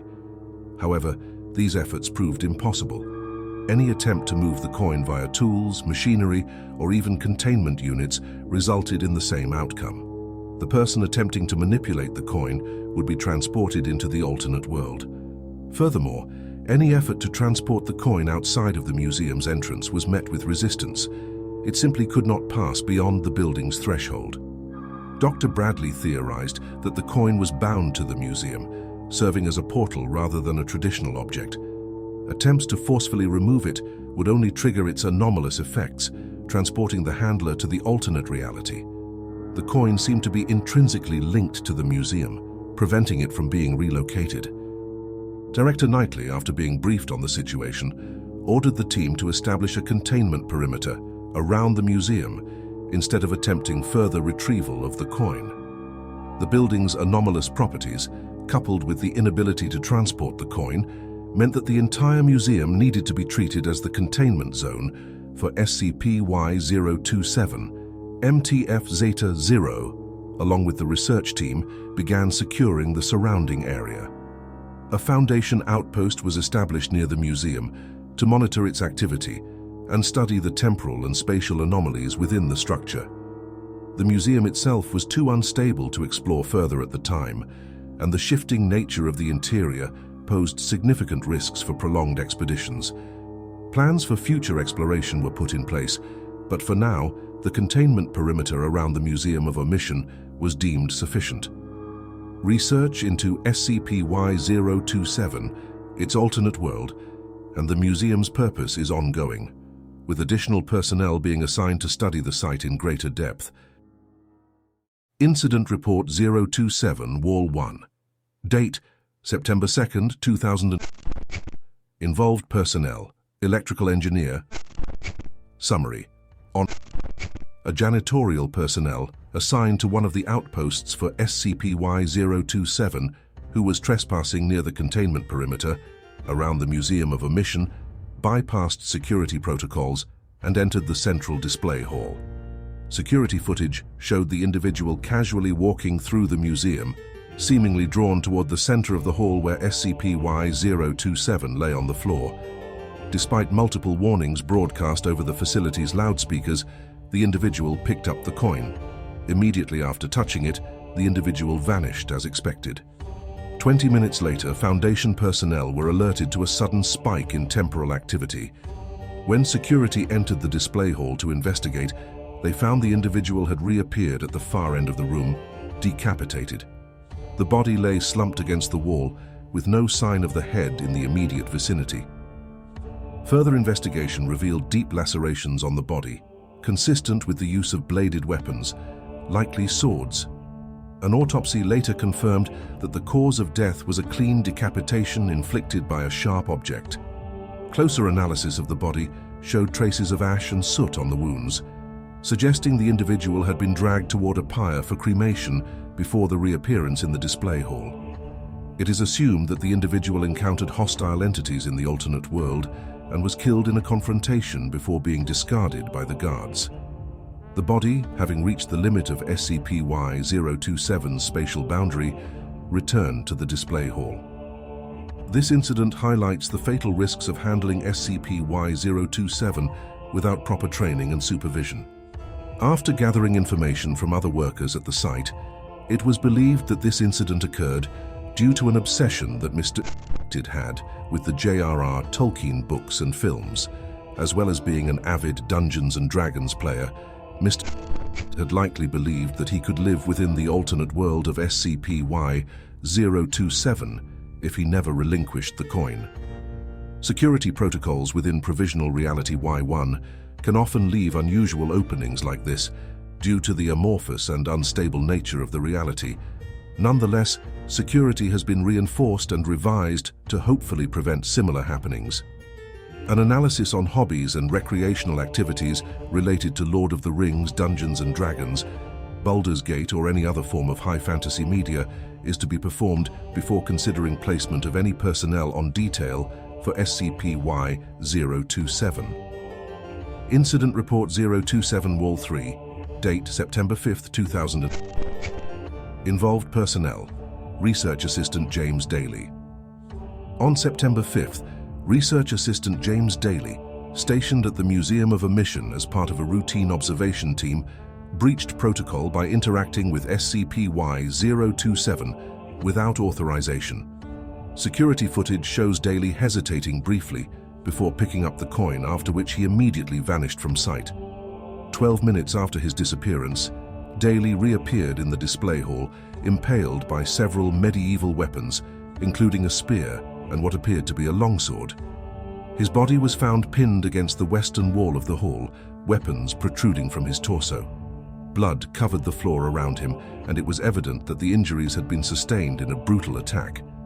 Autopsy reports confirmed that Daly had suffered multiple stab wounds to vital organs, consistent with medieval warfare. The spear that pierced his abdomen appeared to be made of ancient wood, and the sword's design matched historical styles from the alternate world as previously documented. Analysis of the weapons indicated they had been crafted with both mundane and anomalous properties, their blades unnaturally sharp and resistant to decay. Further investigation into Daly's actions revealed that he had been attempting to trade Foundation equipment for what he believed would be valuable artifacts. His unsanctioned behavior likely led to a confrontation with local authorities or hostile forces in the alternate world. It is presumed that Daly's body was being removed by the guards for incineration before reappearing in the display hall, once again demonstrating the spatial limits of SCP-Y-027. Incident Report 027-IR-1, date September 9, 2000. Involved personnel: MTF Zeta 0 Operative Glint. Summary: during a routine surveillance mission within the trading hub of SCP-Y-027's alternate world, MTF Operative Glint was tasked with gathering intelligence on local market trends and potential trade opportunities.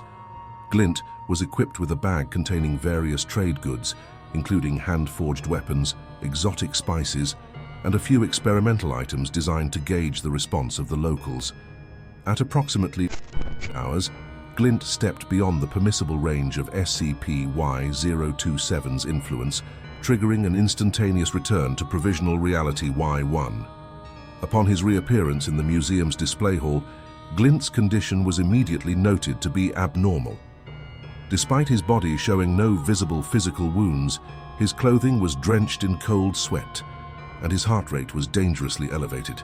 He was unresponsive to initial inquiries, repeatedly muttering incoherent phrases about shadows following him and eyes that never blink. Operative Glint was swiftly escorted to the medical bay, where his symptoms became more pronounced. His eyes darted around the room as if tracking invisible entities, and his breathing became shallow and erratic. A psychological evaluation was ordered, but Glint continued to spiral into paranoia. He claimed to have encountered something in the marketplace, a humanoid figure shrouded in tattered, blackened robes, moving in an unnatural, jerky manner, as though its limbs were twitching in places they shouldn't. He described the figure as having too many eyes, which he claimed glowed with a searing brightness that followed his every move. Glint recounted that no one else in the market seemed to notice the entity, despite its oppressive presence. The creature appeared at first to be a distant figure in the mist, but each time Glint blinked, it would be closer, always watching, always waiting. As Glint continued to relay the event, his description of the entity grew more grotesque. He spoke of hearing a constant, raspy whisper, too low to understand but always just behind him. The whispers escalated into unintelligible babbling, punctuated by sickening clicks and gurgles, as though the figure was trying to speak but couldn't form coherent words. Glint claimed the creature never approached him directly, yet its presence felt impossibly close. Every time he turned to look, the figure was a step closer, until its glowing eyes were all he could see. When shown a series of images to help identify potential entities from the world, Glint reacted with mild recognition to several common humanoid species, but his demeanor shifted drastically when presented with an image of a beholder, a creature from fantasy literature known for its floating form and multiple eyes. At the sight of this image, Glint immediately suffered a panic attack, screaming that the creature he encountered was like that thing but worse.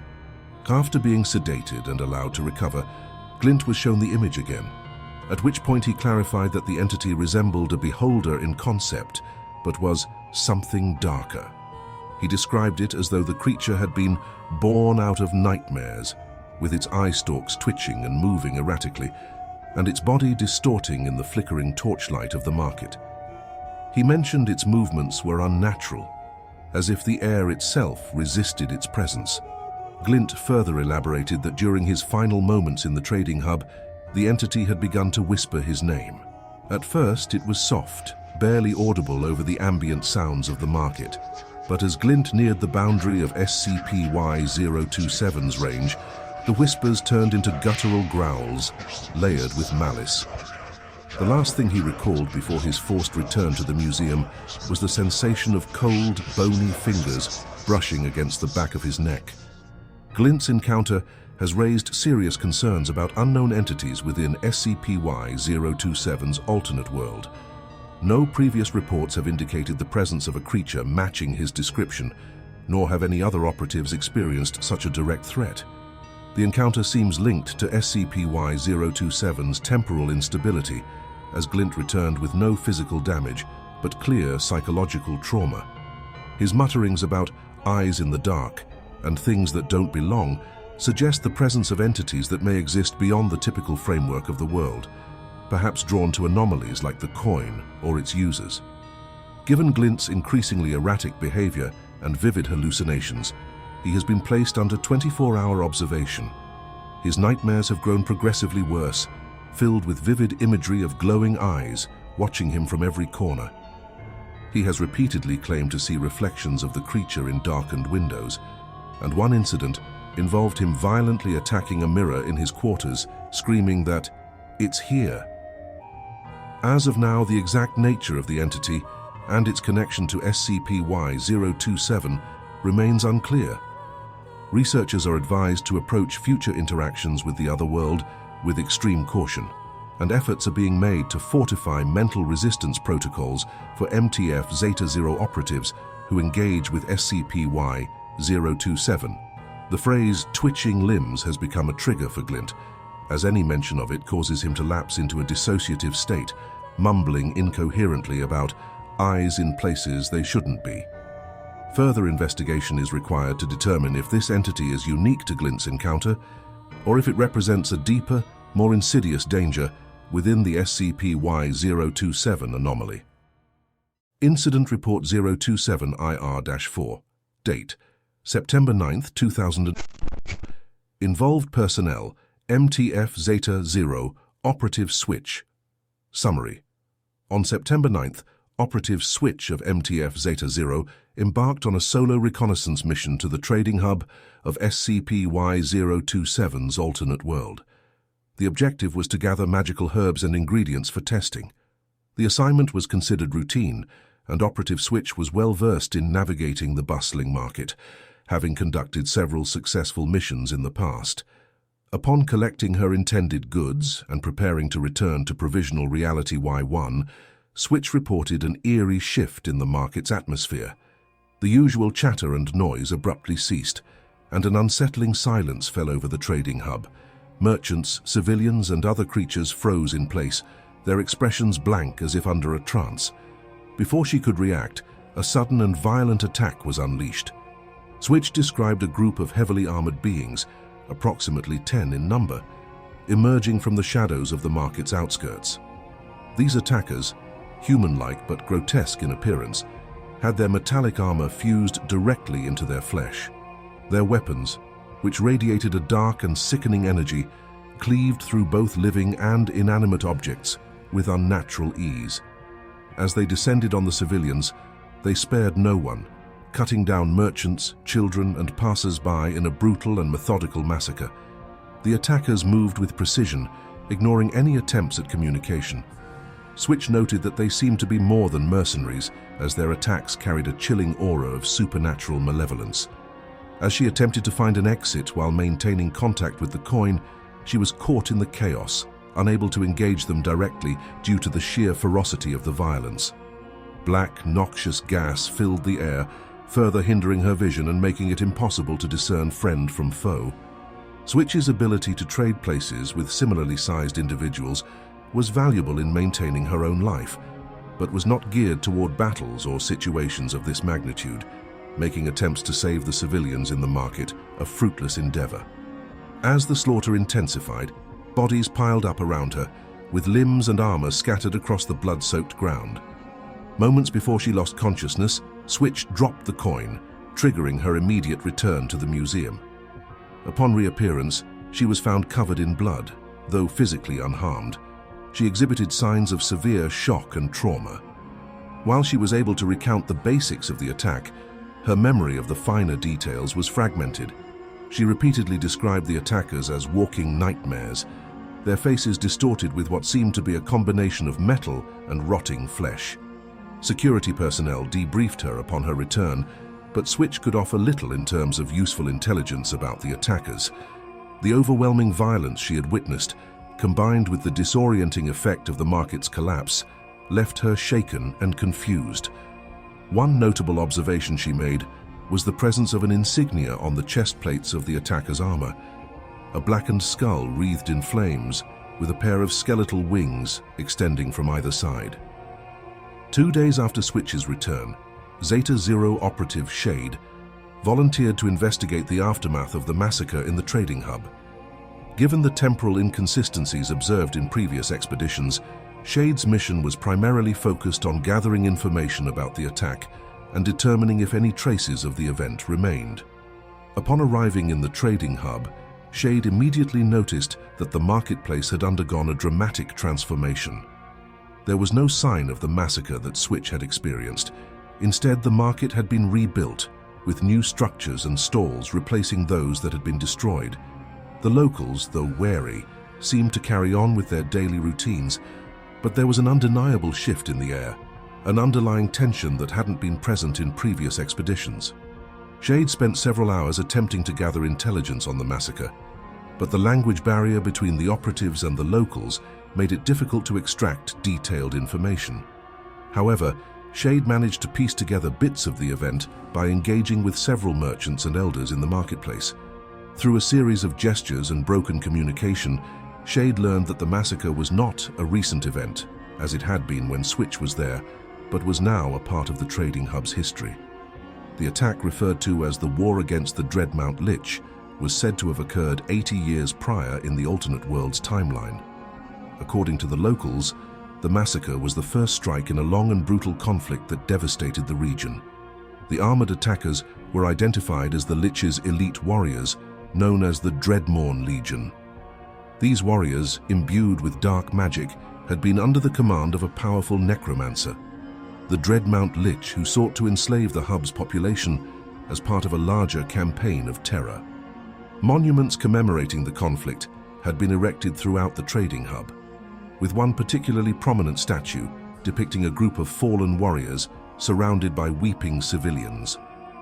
These monuments served as a grim reminder of the devastation wrought by the Dreadmorn Legion and their master. Shade noted that the insignia described by Switch, the skull wreathed in flames, was prominently featured on the statues, further corroborating Switch's account of the attackers. What made the investigation even more unsettling was the temporal gap between Switch's experience and Shade's findings. While only 2 days had passed in Provisional Reality-Y-1 between the two missions, the alternate world had seemingly aged 80 years during that time. The massacre Switch had witnessed firsthand was now an event of historical significance, remembered and memorialized by the locals as a pivotal moment in the trading hub's history. The time distortion between realities had effectively rendered Switch's experience a haunting echo of a past long gone in the alternate world. Incident Report 027, IR-5. Date, September 11, 2000. Involved personnel, MTF Zeta 0 Operative Talon. Summary: Operative Talon was assigned to explore the trading hub, document local flora, and retrieve samples for further research. Equipped with the coin, Talon was expected to return within a 24-hour window. When the operative failed to reappear, an additional 48 hours were given to account for potential time distortions. Despite this, Talon did not return, and a solo operative, Gale, was dispatched to investigate. Upon Gale's entry into the trading hub, Talon's bag and several gathered items were found abandoned in the market square. The locals reported a disturbing account of Talon's final moments. They described him fighting a beast that was not there, erratically swinging his arms and seemingly engaged in combat with an unseen foe. According to witnesses, Talon's body flickered, growing faint and translucent, as though being torn apart by something invisible, before disappearing entirely. Struggling through the language barrier, Gale managed to gather more details, as well as recover a portion of Talon's suit holding the SCP-Y-1 standard video recording attachment. Talon had been shouting warnings to the market-goers, some of which were caught in broken-up footage from his suit's camera. The footage, largely distorted by static, included fragmented audio of Talon saying, "Don't. Look. Provoke. The eyes. Get inside. Go. Not safe. Talon appeared to be attempting to guide civilians to safety, interspersing warnings in both English and what little he knew of the local language, Arudesh. However, no one in the market saw any creature besides Talon himself. The camera footage showed nothing but heavy distortion, and Talon's erratic movements gave no clear indication of what he was fighting. Shortly after Talon's disappearance, the coin had reappeared in its original place in the Provisional Reality-Y-1 museum, but Talon did not. This marks the first instance where a person failed to return alongside the coin. Director's note: the disappearance of Operative Talon is an especially troubling event. Talon, with his anomalous ability to conjure impossibly sharp claws around his body, granting him near invulnerability to most known forms of attack, was considered one of the strongest and most skilled operatives in MTF Zeta 0, Bad Bunch. His claws could penetrate 50-inch steel, be launched at will as an immensely destructive projectile, and even withstand mortar fire. The fact that Talon was overwhelmed by an unseen entity and taken despite his immense combat ability and control over his anomaly implies we are dealing with a force beyond conventional or physical confrontation. It's likely that whatever entity Talon engaged with operates on a plane of reality we've barely scratched the surface of, perhaps requiring reality warping countermeasures to even begin comprehending it. Until we have more information, SCP-Y-027 remains under close scrutiny. The risk of any hostile force following Talon's disappearance back into Provisional Reality-Y-1 cannot be overstated. Incident Report 027, ALF-4, date, September 12, 2000. Involved personnel, MTF Zeta 0, Operative Alfie, Researcher Daria Hines, Summary. During a routine mission to SCP-Y-027's alternate world, Operative Alfie, equipped with a bag containing assorted trinkets weighing 100 kilograms, entered the trading hub as per standard procedure. Alfie's abilities include the capacity to charm and control most anomalies and entities associated with the afterlife, such as undead, ghosts, and spirits. This talent, however, comes at the cost of progressive insomnia, which, if left untreated, could lead to fatal familial insomnia, FFI. To manage his condition, Alfie undergoes regular anomalous treatment at Site Y1 to ensure he remains operational and healthy, albeit perpetually fatigued. Upon arrival in the alternate world, Alfie reported an unsettling change in the environment. The bustling marketplace was enveloped in a dense, eerie mist, and an oppressive silence replaced the usual commotion. A group of spectral elves, distinguished by their glowing eyes and vacant expressions, surrounded Alfie. These entities exuded an otherworldly presence, their spectral forms shimmering faintly in the fog. The elves appeared to be drawn to the coin Alfie carried, their focus fixed on it with an intensity that grew palpable. Despite Alfie's notable ability to charm and control spirits, these elves remained impervious to his powers. They seemed to possess an invisible barrier or shield that neutralized his abilities, and their silent scrutiny was unyielding. Moments after his arrival, the mist thickened dramatically, and a deep, resonant voice began to echo through the hub in an unknown language. The voice reverberated with a menacing quality, inducing a profound sense of dread. Alfie described the voice as emanating from something ancient and ominous, which made him feel as though, quote, "something immense and beyond the veil was watching me," end quote.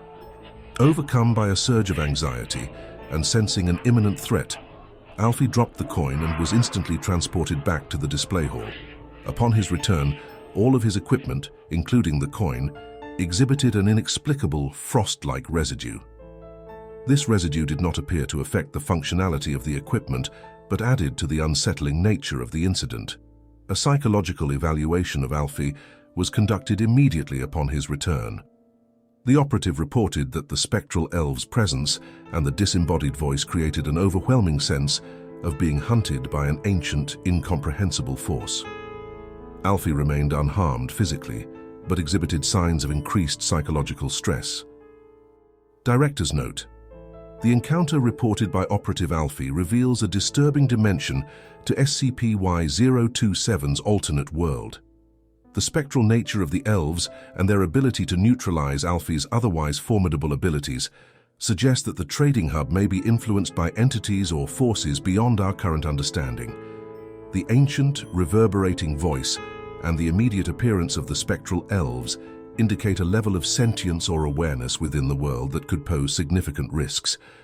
The frost-like residue found on Alfie's equipment could be related to the mist's properties, and its meaning is yet to be fully understood. Alfie's experience underscores the need for heightened caution and preparedness for future explorations. Given the spectral entity's resistance to supernatural influence and the profound psychological impact on even our most resilient operatives, further investigation into these phenomena is imperative. Incident Report 027-LZD-8. Date: September 15, 2000. Involved personnel: MTF Zeta 0 Operative Sunny Boy. Summary: following the infamous cheesecake trade incident, Sunny Boy was once again granted clearance to interact with SCP-Y-027. On this occasion, He brought a bag filled with various electronic devices to barter for more creatures or items from the other world. Upon his return, however, Sunny Boy came back with a sentient, six-legged creature resembling a large beetle that emitted a soft, rhythmic hum. The creature, later dubbed SCP-Y-027-C, appeared to have the ability to generate an electric charge, while Sunny Boy claimed the trade was, quote, just a bit of fun, end quote. The creature demonstrated unusual behavior. Over the course of several days, SCP-Y-027-C began absorbing electricity from its containment cell and nearly caused a power failure at Site Y1. Further testing revealed that the beetle-like entity could disrupt electronic equipment within a 10-meter radius. Sunny Boy remains nonchalant about the incident, stating that he simply, quote, wanted a shiny bug, end quote. Director Knightley issued a formal reprimand but permitted further containment efforts, acknowledging that SCP-Y-027-C provided a unique research opportunity. Naturally, as the anomaly is currently maintained specifically at Site Y1 at the request of Sunny Boy, additional costs related to SCP-Y-027-C will be deducted from the operative's pay. Incident Report 027-ELF-15. Date: September 20th, 2000. Involved personnel: MTF Zeta 0 Operative Whisper, Dr. Sasha Ford. Summary: MTF Zeta 0 Operative Whisper was selected for a critical mission to establish peaceful and productive communication with the Elven faction in the alternate world accessible via SCP-Y-027. As Whisper possesses the anomalous ability to speak across dimensions with a single target, the operation was conducted with Dr. Sasha Ford, a specialist in linguistics and expert in the language of the elves. This was necessary as only one person can physically cross into the alternate world at a time via the coin. Upon entering the trading hub, Whisper immediately contacted Dr. Ford through his ability, who began translating as he navigated the bustling marketplace. Whisper's task was to locate any Elven officials or figures of authority who could provide insights into the Elven culture and help develop relations between the SCP Foundation and the Elves, the longest-lived species in this alternate reality. Due to their longevity, their Elvish language had undergone the fewest changes, even through the temporal distortions that regularly affected the world. After several minutes, Whisper identified a particularly well-dressed elf standing near a group of merchants. The elf, clad in rich green and gold robes, adorned with intricate embroidery and carrying an ornate staff, exuded an air of authority. Whisper approached cautiously, speaking through Dr. Ford. The elf, intrigued by Whisper's respectful tone and clear attempt at communication, gestured for him to continue. Dr. Ford translated, explaining their interest in learning more about the Elven culture and establishing mutual cooperation. The elf's gaze fell upon the insignia on Whisper's uniform, the SCP Foundation emblem. His expression shifted slightly, and he appeared to recognize the symbol, though his reaction was unreadable at first. He spoke in slow, deliberate Elvish, which Dr. Ford interpreted. Your mark is one I have seen before, though only in visions. I have long lived, and yet have never encountered one who bears it in person. Whisper, through Dr. Ford, expressed interest in the elf's knowledge of the emblem. The elf, after a moment's contemplation, invited Whisper to a more private location for further discussion. He summoned his retinue and directed Whisper to a nearby inn. The innkeeper was handsomely paid to clear the building of all other patrons, and the elf made sure the space would remain private for the duration of the conversation. Dr. Ford continued providing translation as Whisper followed the elf into the inn. Upon entering, the elf ensured that Whisper could sit comfortably and spoke a few words to his attendants, who left immediately. He introduced himself formally, though the name did not have a direct translation into any known language. It was simple enough to imitate the sound, Larithrin. Whisper, through Dr. Ford, agreed, and the two sat opposite one another in the empty inn. Audio log 027-ELF-15-A. Date: September 20th, 2000. Personnel present: MTF Zeta 0 Operative Whisper, Dr. Sasha Ford, Translation and Linguistics Specialist via Communication Link. Larithrin, Elven representative of the unnamed Elven clan. The translation from Elvish has been enhanced post-mission by Foundation AI systems for clarity. Begin log. Sit, Traveler. We have much to discuss, though I doubt our time will be enough to cover the depths of history between your kind and mine. Your mark, the emblem you carry, is not new to us. Your people have crossed into our realm for many generations. My clan has been watching, recording each appearance. It is strange, though. Your visits are not frequent, but when they do happen, they leave ripples in our world. Ripples that stretch far beyond the days they occur. We didn't realize our presence was noticed, let alone that it spanned so many of your lifetimes. How long has the SCP Foundation been known to your people? For centuries, your actions in our realm have been marked in our records. The first of your kind stepped through the veil over 600 years ago, by our time. Each visit, each interaction, was subtle but noticeable to those of us who pay attention. The nature of your operations has often brought balance, whether intentional or not.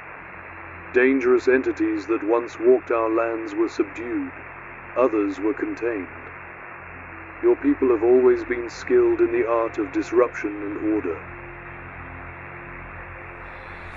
6 centuries? That's astonishing. Whisper, they've been watching us for far longer than we realized. This could mean our incursions into this world happen in cycles. 6 centuries? Yet we didn't realize we were even being observed.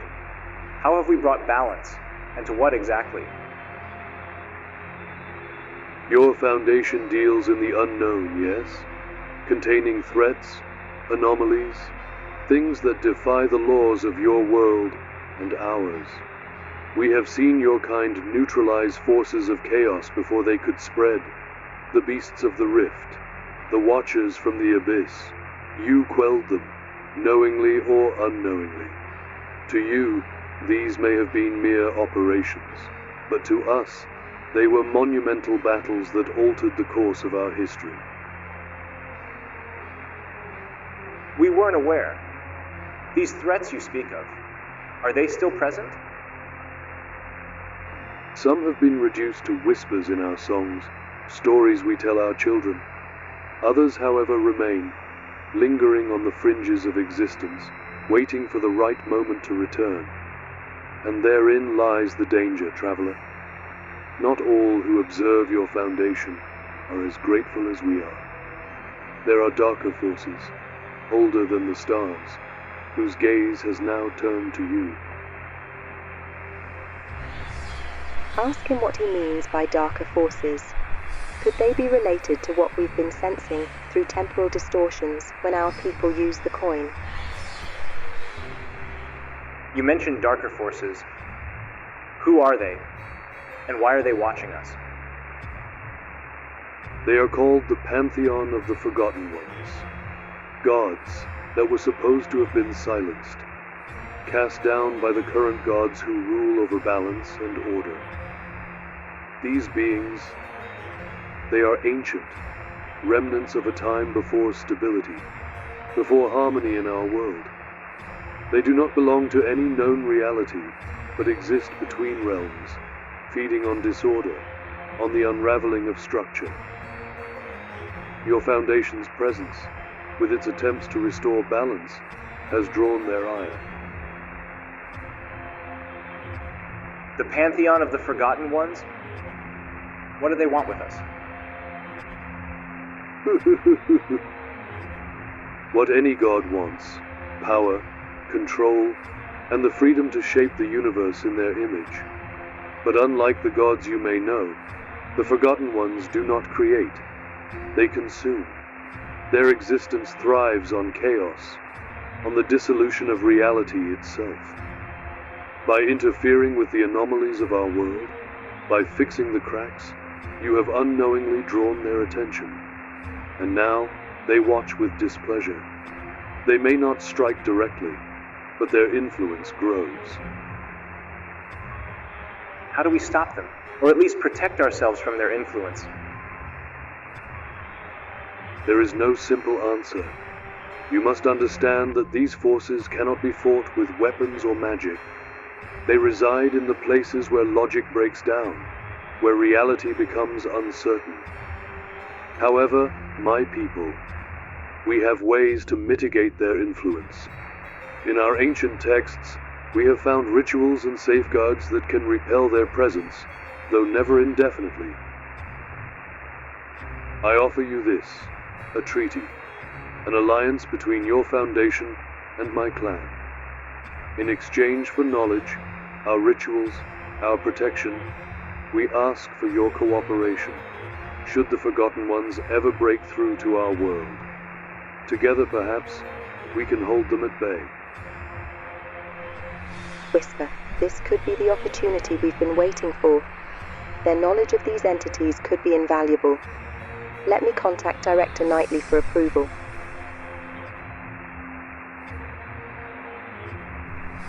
Director Knightley has authorized the signing of the treaty. He suggests we proceed with caution, but agrees that this partnership is vital. The Foundation accepts your offer. We'll work together to stop the Forgotten Ones. Then it is done. Our fates are bound, travelers from the other. May our combined strength keep the darkness at bay, for both our worlds. I will instruct my people to prepare the necessary rites for the coming storm. Farewell, traveler. Return to your world with the knowledge that we now stand as one.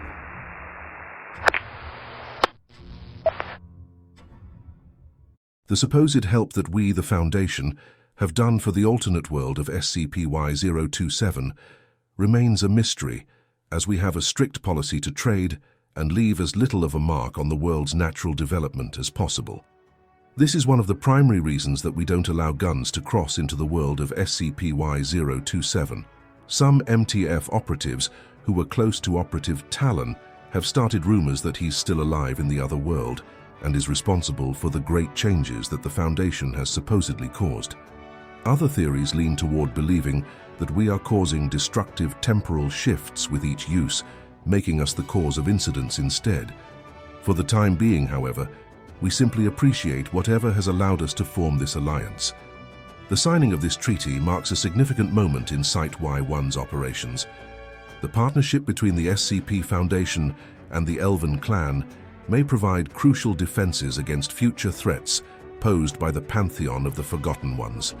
We must continue to monitor all temporal and dimensional distortions for signs of their growing influence. Item Number: SCP-Y-028. Object Class: Keter.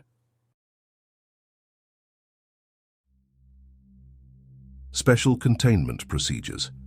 Due to the unpredictable nature of SCP-Y-028 and its method of manifestation, full containment is currently deemed impossible. SCP-Y-028 appears spontaneously and disappears without any clear pattern, traveling across a designated region of Provisional Reality-Y-1 known as Sector Theta 9. Mobile Task Force Zeta 0, Dramatic Duos, is assigned to monitor sightings and potential locations of SCP-Y-028's appearance.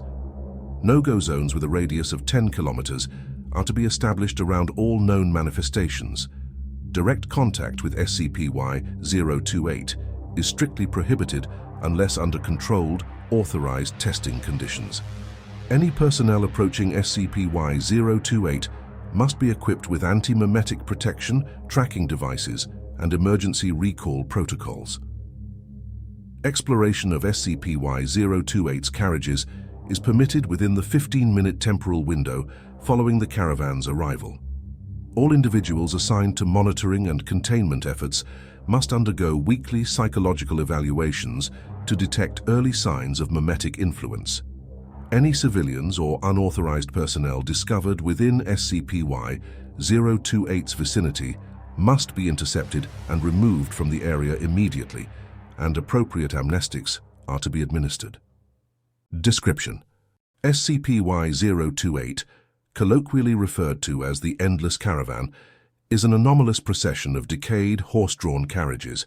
These carriages are seemingly infinite in number, stretching beyond visible distances when observed. The caravan travels across a vast wasteland area in Provisional Reality-Y-1, known as Sector Theta 9. This sector is notable for its perpetual nighttime conditions, a dense blue fog, and temporal distortions that occur upon entry. See Addendum Y028D Sector Theta 9. The carriages comprising SCP-Y-028 are heavily decayed, featuring faded crests and symbols from various cultures, many of which are unidentifiable, and suggest the caravan spans multiple historical periods or realities. The carriages vary in size and structure, but are uniformly constructed in a style associated with horse-drawn vehicles from the 17th to 19th centuries. The passengers aboard SCP-Y-028 are spectral figures, translucent and humanoid.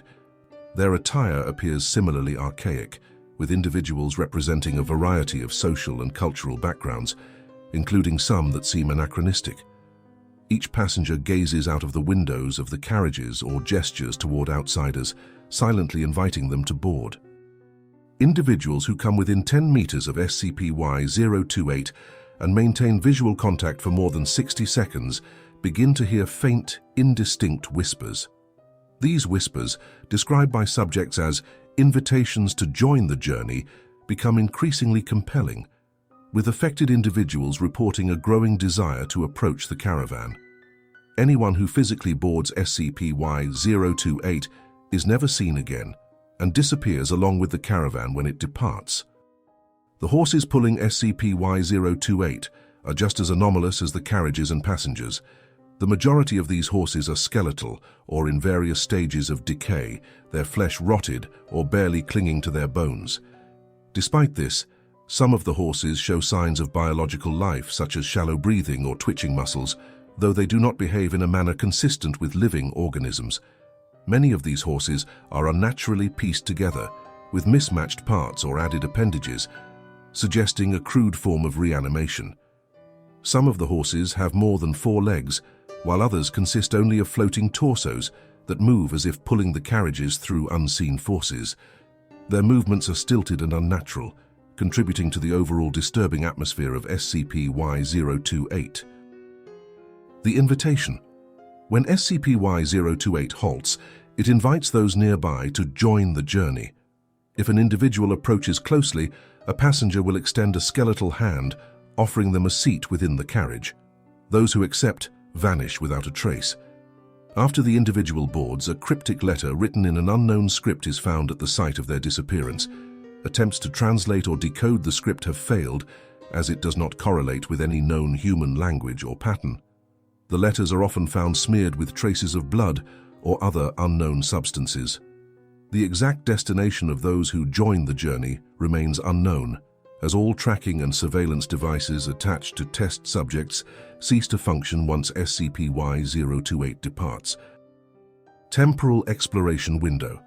Following the arrival of SCP-Y-028 at a given location, there is a 15-minute window during which it is possible to explore the carriages without succumbing to the mimetic effects. Personnel who enter within this window are able to move through and observe the carriages without being taken or compelled to join the journey. After 15 minutes, however, the compulsion effect becomes overwhelming, and those who remain within the area are inevitably drawn in. During these explorations, Foundation personnel have documented interiors far larger than the carriage's external dimensions would suggest, some containing entire rooms or environments seemingly unrelated to the physical space of the carriages. These rooms are often furnished in archaic styles, and several have been found to contain decaying objects, such as personal effects or forgotten relics. The passengers inside remain passive and do not respond to direct interaction. Some hum faintly or whisper to each other, though their words are indecipherable. Several Foundation teams have noted that the interiors of the carriages vary significantly, with some appearing as grandiose, elegant chambers, while others resemble war-torn bunkers or desolate, frozen landscapes. Addendum Y028A, Initial Exploration Report, Lead Researcher, Dr. Meredith Halloway. Date: October 1st, 2000. Summary. Upon discovering the temporal exploration window, MTF Zeta 0, Dramatic Duos, conducted several authorized incursions into the first 5 carriages of SCP-Y-028. Notable findings included Carriage 1, a Victorian parlor complete with fading velvet upholstery and a cracked chandelier. A single elderly woman in a state of near-complete decay sat motionless in a chair, silently watching the team. Carriage 2, a military bunker environment inhabited by spectral soldiers from multiple eras. The soldiers appeared unaware of the team's presence, engaging in silent gestures as if recounting long-past battles. Carriage 3, a pitch-black dimensional space filled with varying types of stairs floating in an infinite expanse. Operatives reported feeling an intense sensation of fear from something lurking behind the stairs. Carriage 4, a spacious ballroom, though empty and rotting. Music faintly played from an unseen source, and floating objects resembling old decorations drifted in the stagnant air. Carriage 5, a small dark chamber filled with mirrors reflecting distorted, hollow-eyed versions of the team members. No passengers were present, but a faint tapping could be heard from within the walls. Explorers reported heightened feelings of unease and a gradual compulsion to remain within the carriages as the 15-minute window approached its end. They exited before the threshold passed, narrowly avoiding the onset of stronger mimetic effects. Addendum Y028D, Discovery of Sector Theta 9, The Eternal Night. SCP-Y028 was first observed in Sector Theta 9, a vast region of Provisional Reality-Y-1 characterized by its anomalous perpetual night and thick blue fog. Time appears distorted within the sector, with explorers reporting subjective experiences of time dilation and compression. No celestial bodies are visible in the sky, and the temperature remains unnaturally cold, though stable. The borders of Sector Theta 9 fluctuate unpredictably, but it spans an estimated 1,200 square kilometers. Upon crossing into the sector, individuals experience immediate disorientation as the eternal night and the fog obscure visibility. The sector remains in this state regardless of the natural weather conditions in Provisional Reality-Y-1. Once individuals leave the sector, normal weather patterns resume immediately. Long-term exposure to Sector Theta 9 has been linked to mild hallucinations and a growing compulsion to explore SCP-Y-028, especially among those who have encountered the caravan previously. Conclusion: SCP-Y-028 represents one of the more enigmatic anomalies within Provisional Reality-Y-1. Its unpredictable manifestations, coupled with the psychological and mimetic effects it imposes on individuals, make containment impossible. The existence of Sector Theta 9 and the anomalous conditions of eternal night further complicate containment and exploration efforts. Research into the cryptic letters left by those who join SCP-Y-028 continues, though no breakthroughs have been made regarding their origin or purpose. Until more is known about SCP-Y-028's ultimate destination, its passengers, or the fates of those who board it, extreme caution is advised when interacting with the Endless Caravan. Item Number: SCP-Y-029. Object Class: Keter. Special Containment Procedures. Due to the widespread and unpredictable nature of SCP-Y-029, containment is currently impossible. However, efforts to minimize its impact are ongoing. Instances of staircases that meet the criteria for SCP-Y-029 manifestations, gaps between steps of at least 1 inch or roughly 25 millimeters, are to be surveyed and recorded in highly trafficked public and private locations. Research personnel are to monitor for reports of sudden disappearances that align with SCP-Y-029's anomalous hunting patterns, particularly among individuals diagnosed with bathmophobia, fear of stairs or inclines, and myctophobia, fear of the dark or unseen threats. Mobile Task Force Zeta-0, Bad Bunch, is to investigate cases involving suspected SCP-Y-029 disappearances and administer Class B amnestics to witnesses. Psychological support is to be offered to individuals showing signs of the anomalous fears associated with SCP-Y-029. Awareness campaigns, disguised as general anxiety treatment protocols, are in place to encourage therapy and intervention for those with stare-related anxieties in hopes of delaying SCP-Y-029's hunt. Personnel who experience prolonged fear of stairs or darkness must report their symptoms immediately. Those who show signs of overcoming such fears are to be placed under surveillance, as they are at risk of being targeted by SCP-Y-029. No personnel may enter stairwells alone in sites known to contain stairs fitting SCP-Y-029's manifestation parameters. Description: SCP-Y-029 is an anomalous predatory entity that manifests behind open stair steps, where the gap between the steps measures at least 1 inch. Its primary targets are individuals who experience bathmophobia or nectophobia, specifically preying on those with a subjective fear of traversing stairs or entering dark stairwells. Once it has identified a target, SCP-Y-029 begins a stalking phase that can last indefinitely, depending on the target's emotional state. During the stalking phase, SCP-Y-029 does not attack, instead maintaining a passive presence beneath the stairs the target frequently uses. Its proximity manifests as a subtle, unsettling sensation of being watched or followed, particularly when ascending or descending stairs. Those under SCP-Y-029 surveillance often report an overwhelming urge to rush up or down stairs, gripping nearby railings tightly or avoiding stairs altogether. This phase can last days, months, or even years, depending on the target's sustained fear. The nature of SCP-Y-029's predation is paradoxical. As long as the target continues to experience anxiety or fear while using stairs, SCP-Y-029 will not attack. This includes nervous behavior such as climbing stairs quickly, sweating, glancing back frequently, or avoiding stairwells altogether in favor of elevators or ramps. However, once a target has successfully conquered their fear, whether through therapeutic treatment or habituation, SCP-Y-029 will initiate the final stage of its hunt. When a target grows comfortable enough to traverse a staircase without experiencing significant fear, SCP-Y-029 will manifest fully. It typically appears in the form of 2 bony hands that emerge from the gap between the steps. As the target next traverses the staircase, these hands swiftly and silently grab the target's ankles, dragging them down through the stairwell gap, regardless of the size of the space.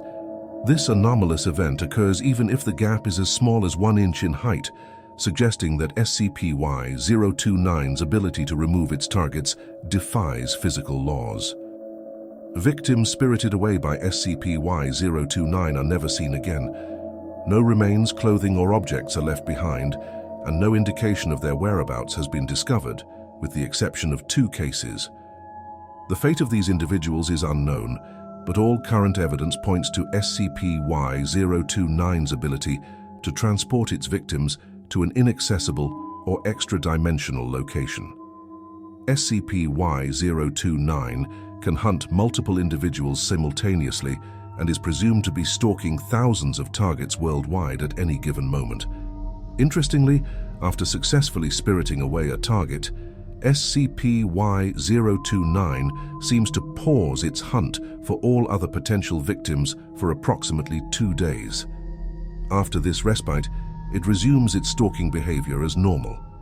The reason for this hiatus is unclear, though it suggests SCP-Y-029 may require time to either digest its victim or recharge its anomalous abilities. Manifestation criteria: SCP-Y-029 only manifests beneath stairs with at least a 1-inch gap between the steps. These gaps need not be consistent or uniform in size, and SCP-Y-029 can target stairs made of any material, including wood, metal, concrete, or glass. Enclosed staircases, such as those with risers, do not appear to be suitable for SCP-Y-029's manifestation. Moreover, SCP-Y-029's hunting pattern is dictated by a subjective measure of fear. Individuals who experience bathmophobia or nyctophobia, or who feel uncomfortable using open stairs, are more likely to become targets. This subjective element has complicated containment efforts, as there is no clear pattern or timeline for when SCP-Y-029 will shift from stalking to attacking. Additionally, SCP-Y-029's focus on open stairways and its ability to interact with individuals in both public and private spaces makes tracking its movements exceedingly difficult. Reports of SCP-Y-029 sightings and manifestations often come from homes, offices, schools, and other areas with stairs. Incident Y-0297, date, October 3, 2000. Location, Warsaw, Poland. A young woman had been undergoing therapy for bathmophobia for several months. Living on the third floor of an old apartment building with open wooden stairs, she initially avoided using the stairs at all, relying exclusively on the building's elevator.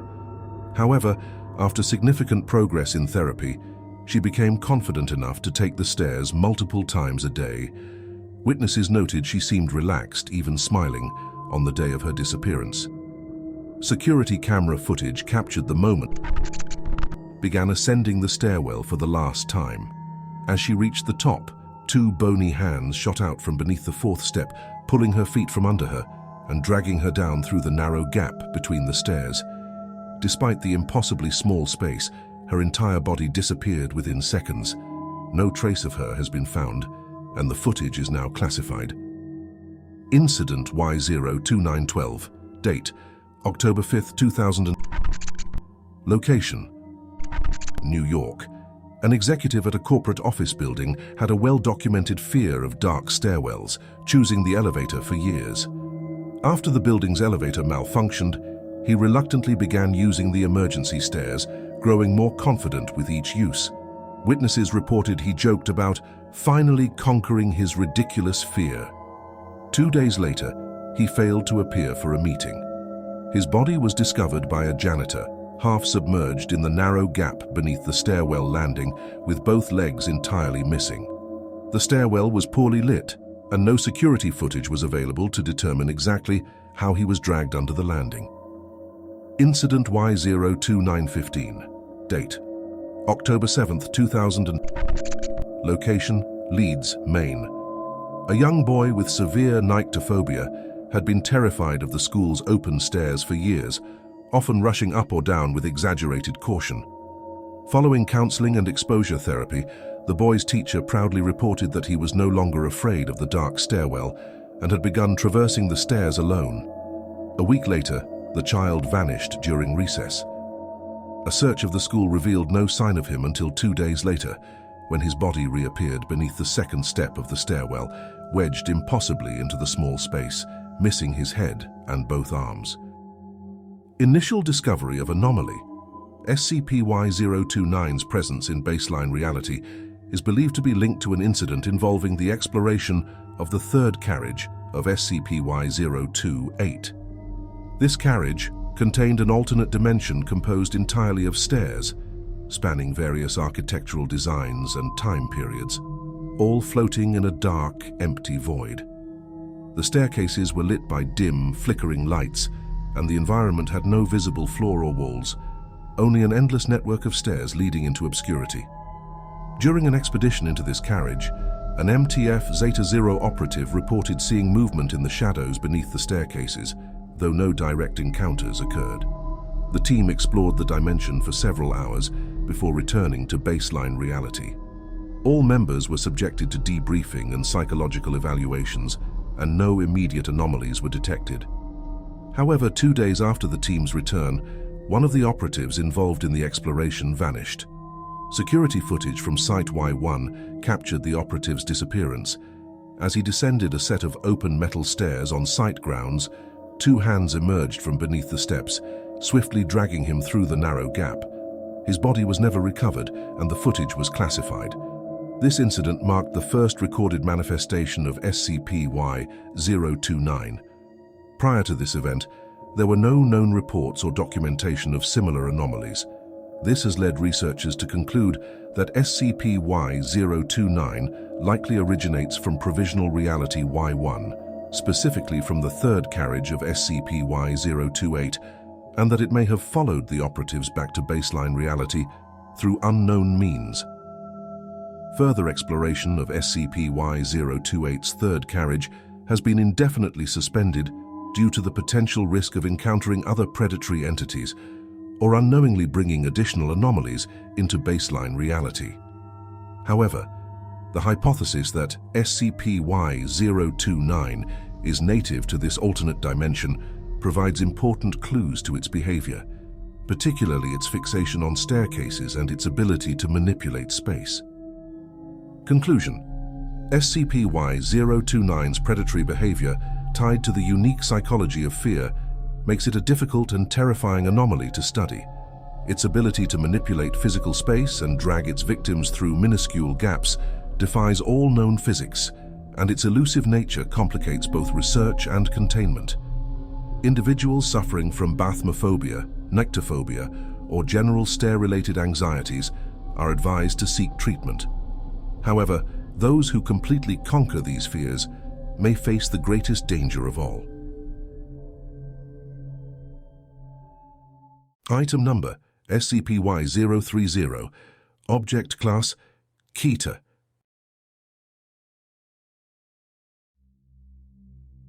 Special Containment Procedures.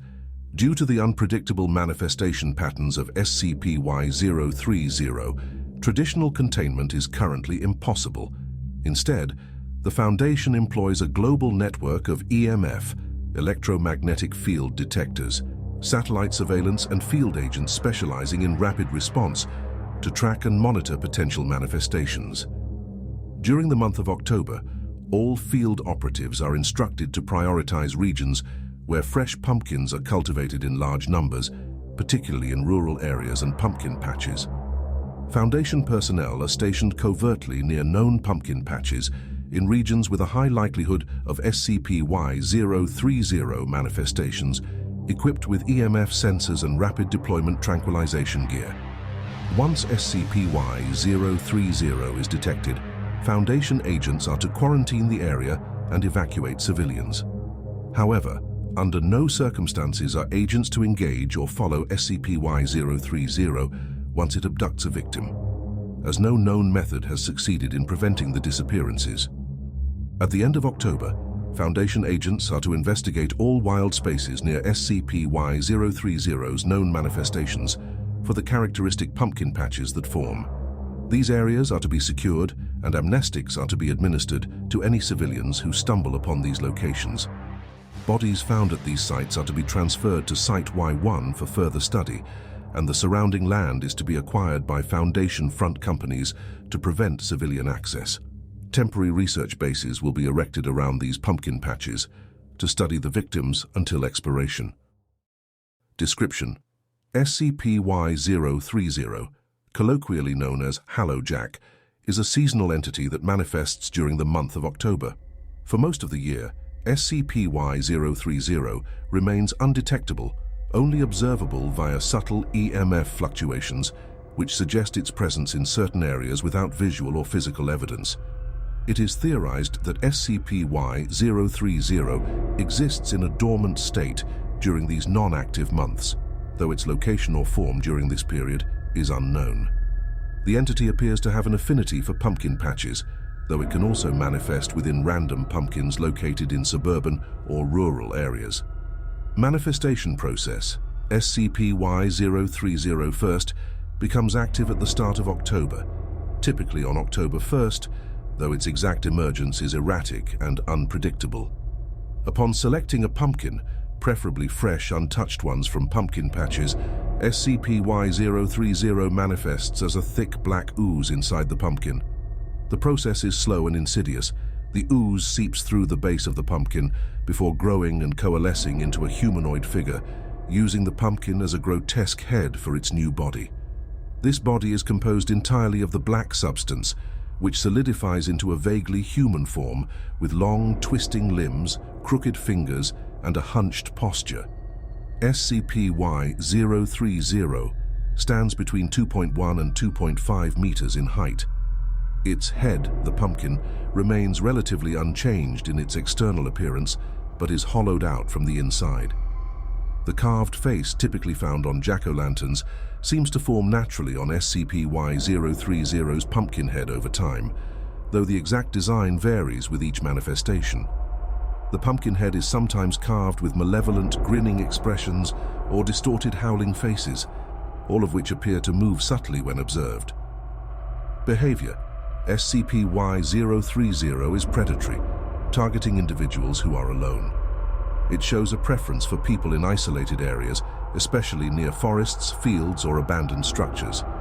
Once SCP-Y-030 selects a target, it will silently stalk the individual, often observed lingering at the edge of visibility in dimly lit areas, blending with shadows and foliage. It is capable of moving at extreme speeds, though it rarely engages in direct confrontations. Instead, SCP-Y-030 prefers to strike when the individual is vulnerable or distracted, pulling them into nearby woods, fields, or even dense bushes where the victim is then abducted and anomalously transported. The process of abduction leaves no physical traces or remains, and any witnesses often report feeling a sudden, overwhelming sense of dread before realizing the person is missing. The victims of SCP-Y-030 are never seen again during the month of October, but they reappear by the end of the month. On or around October 31st, SCP-Y-030 demanifests, always leaving behind a small makeshift pumpkin patch in a wild or secluded area. This patch consists of the heads of its victims, which have been carved like jack-o'-lanterns, their faces contorted in terror, permanently frozen in a grotesque display. The bodies of the victims are absent, with their heads inexplicably attached to crude vines, made of the same black ooze SCP-Y-030 uses to form its body.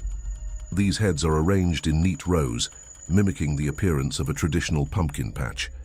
The entity does not manifest or abduct individuals outside of October, leading researchers to believe it enters a hibernation-like state after completing its activities for the year. Additional observations: SCP-Y-030's body exhibits a peculiar anomalous viscosity when studied.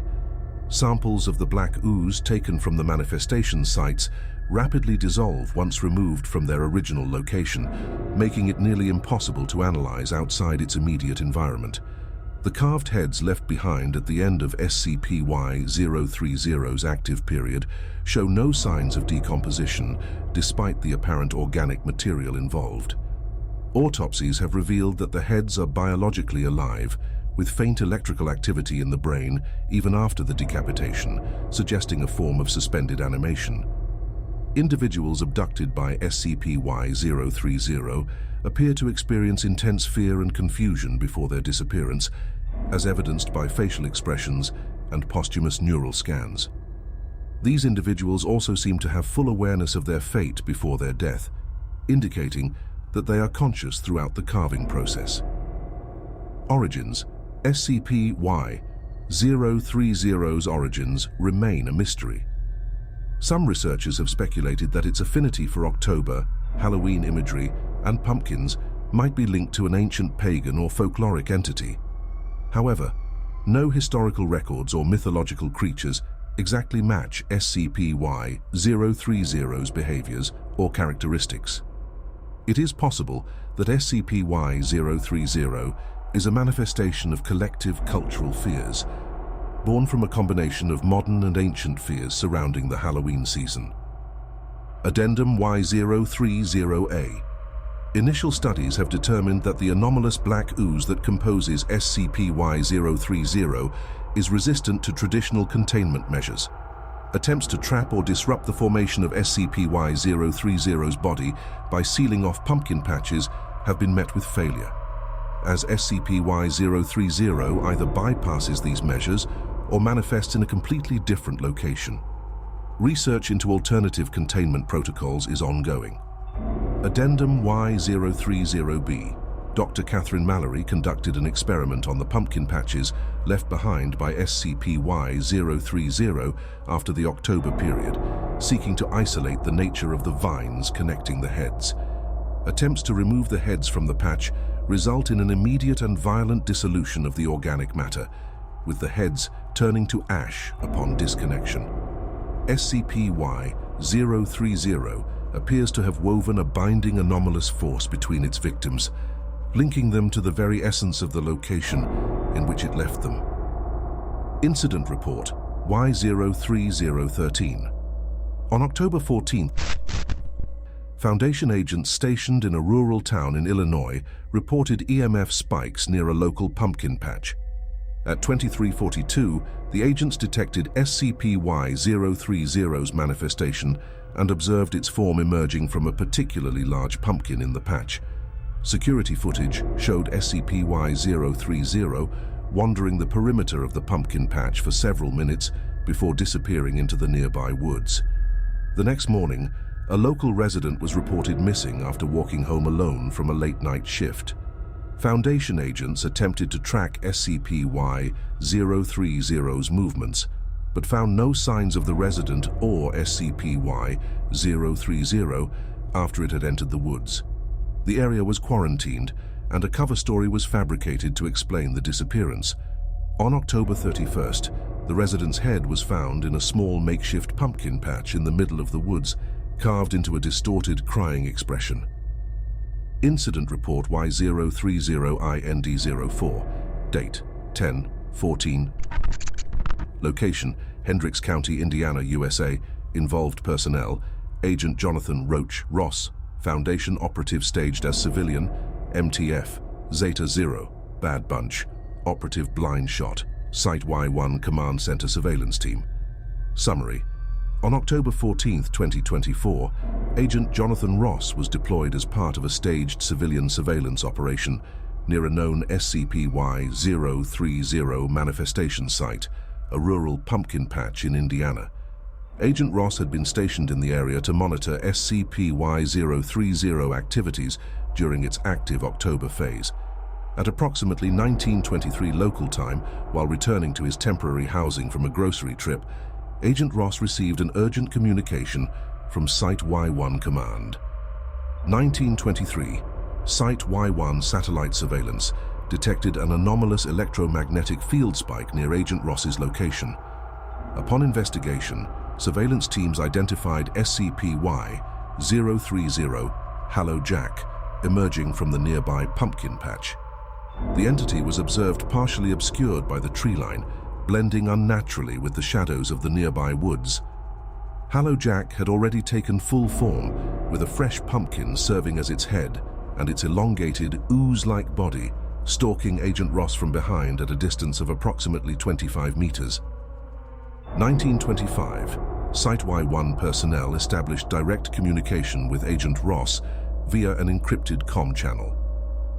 Agent Ross was instructed to remain calm and not acknowledge Hallow Jack's presence, as the entity was known to possess speeds far exceeding human capabilities once it initiated pursuit.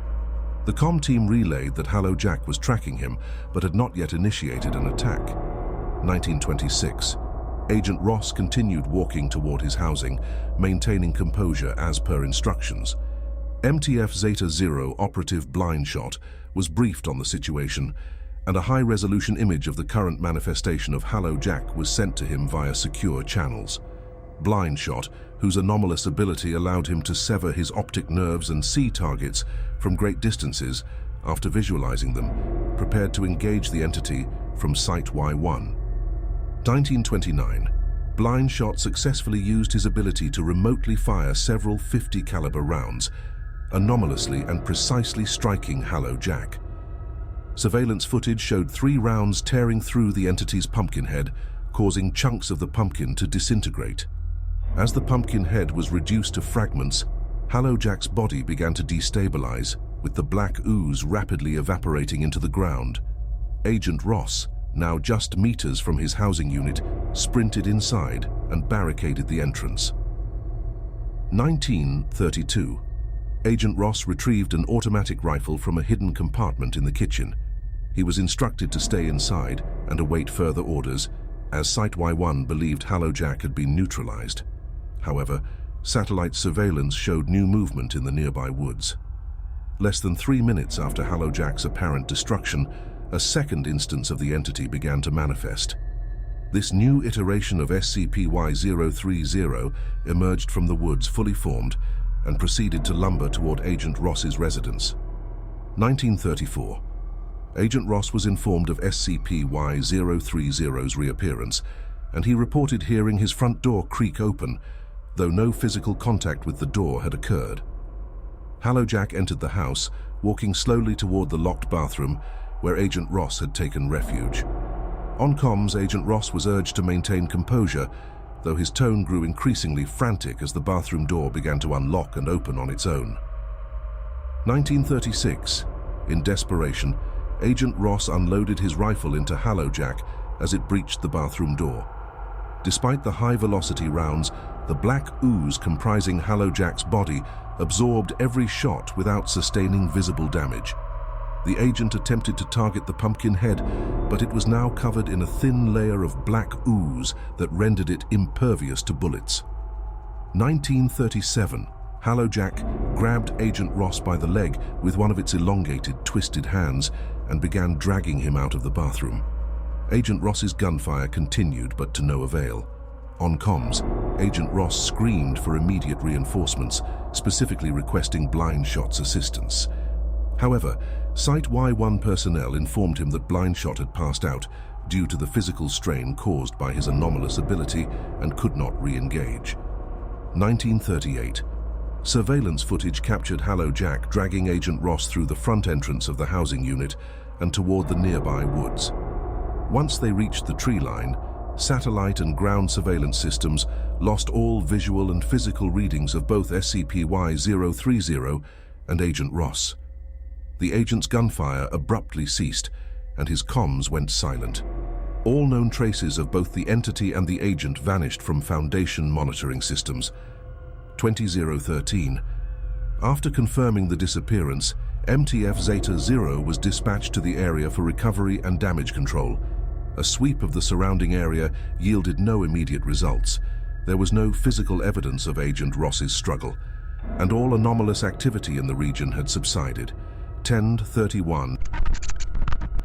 During a scheduled search at the end of October, MTF Zeta-0 discovered a makeshift pumpkin patch in a secluded area of the woods, approximately 2 miles from Agent Ross's last known location. Among the carved heads arranged in the pumpkin patch was Agent Ross's, his face contorted into a grotesque frown, with his eyes wide in a permanent expression of terror. His head was affixed to a crude vine made of black ooze, similar to previous HalloJack manifestations. Analysis and conclusions. This incident marks a critical failure in attempting to combat SCP-Y-030 through remote targeting methods, as it appears to be capable of remanifesting immediately after destruction. The rapid formation of a second HalloJack, mere minutes after the first was obliterated, suggests that the entity may exist in a state where its body is disposable or easily replaced. It is also clear that SCP-Y-030 possesses advanced anomalous capabilities, including the ability to bypass traditional locks and barriers and prevent its victims from escaping, no matter the precautions taken. This abduction method leaves no evidence, making recovery efforts futile once a victim is captured. Agent Ross's eventual discovery in HalloJack's pumpkin patch further emphasizes the entity's ability to warp and manipulate organic material, as the agent's head was found in an impossibly preserved state, despite being removed from his body. The agent's death highlights the futility of direct confrontation and reinforces the need for continued development of containment strategies. Further research is underway to better understand SCP-Y-030's behavior, particularly its remanifestation capabilities and its selective targeting of lone individuals. Director's note: HalloJack presents an unusual challenge for containment, primarily because of its random manifestation patterns and temporal specificity. Efforts to predict its movements have been met with limited success. but the global spread of incidents suggests that its reach is far wider than initially thought. The recurring imagery of Halloween and jack-o'-lanterns ties SCP-Y-030 to an ingrained cultural fear, which may play a role in how it selects its victims. More extensive research into its origins and potential links to folklore may offer a means to mitigate the entity's threat, but for now, all Foundation personnel are advised to remain on high alert throughout the month of October. The discovery of a Hallowjack pumpkin patch within Provisional Reality-Y-1 has placed this anomaly under Site-Y1 jurisdiction. Personnel positioned within Provisional Reality-Y1 are equally expected to maintain vigilance during the month of October. This is Director Knightley, signing off on another report at Site-Y1. I hope you consider subscribing to stay up to date with our findings. I eagerly look forward to having your audience in future reports.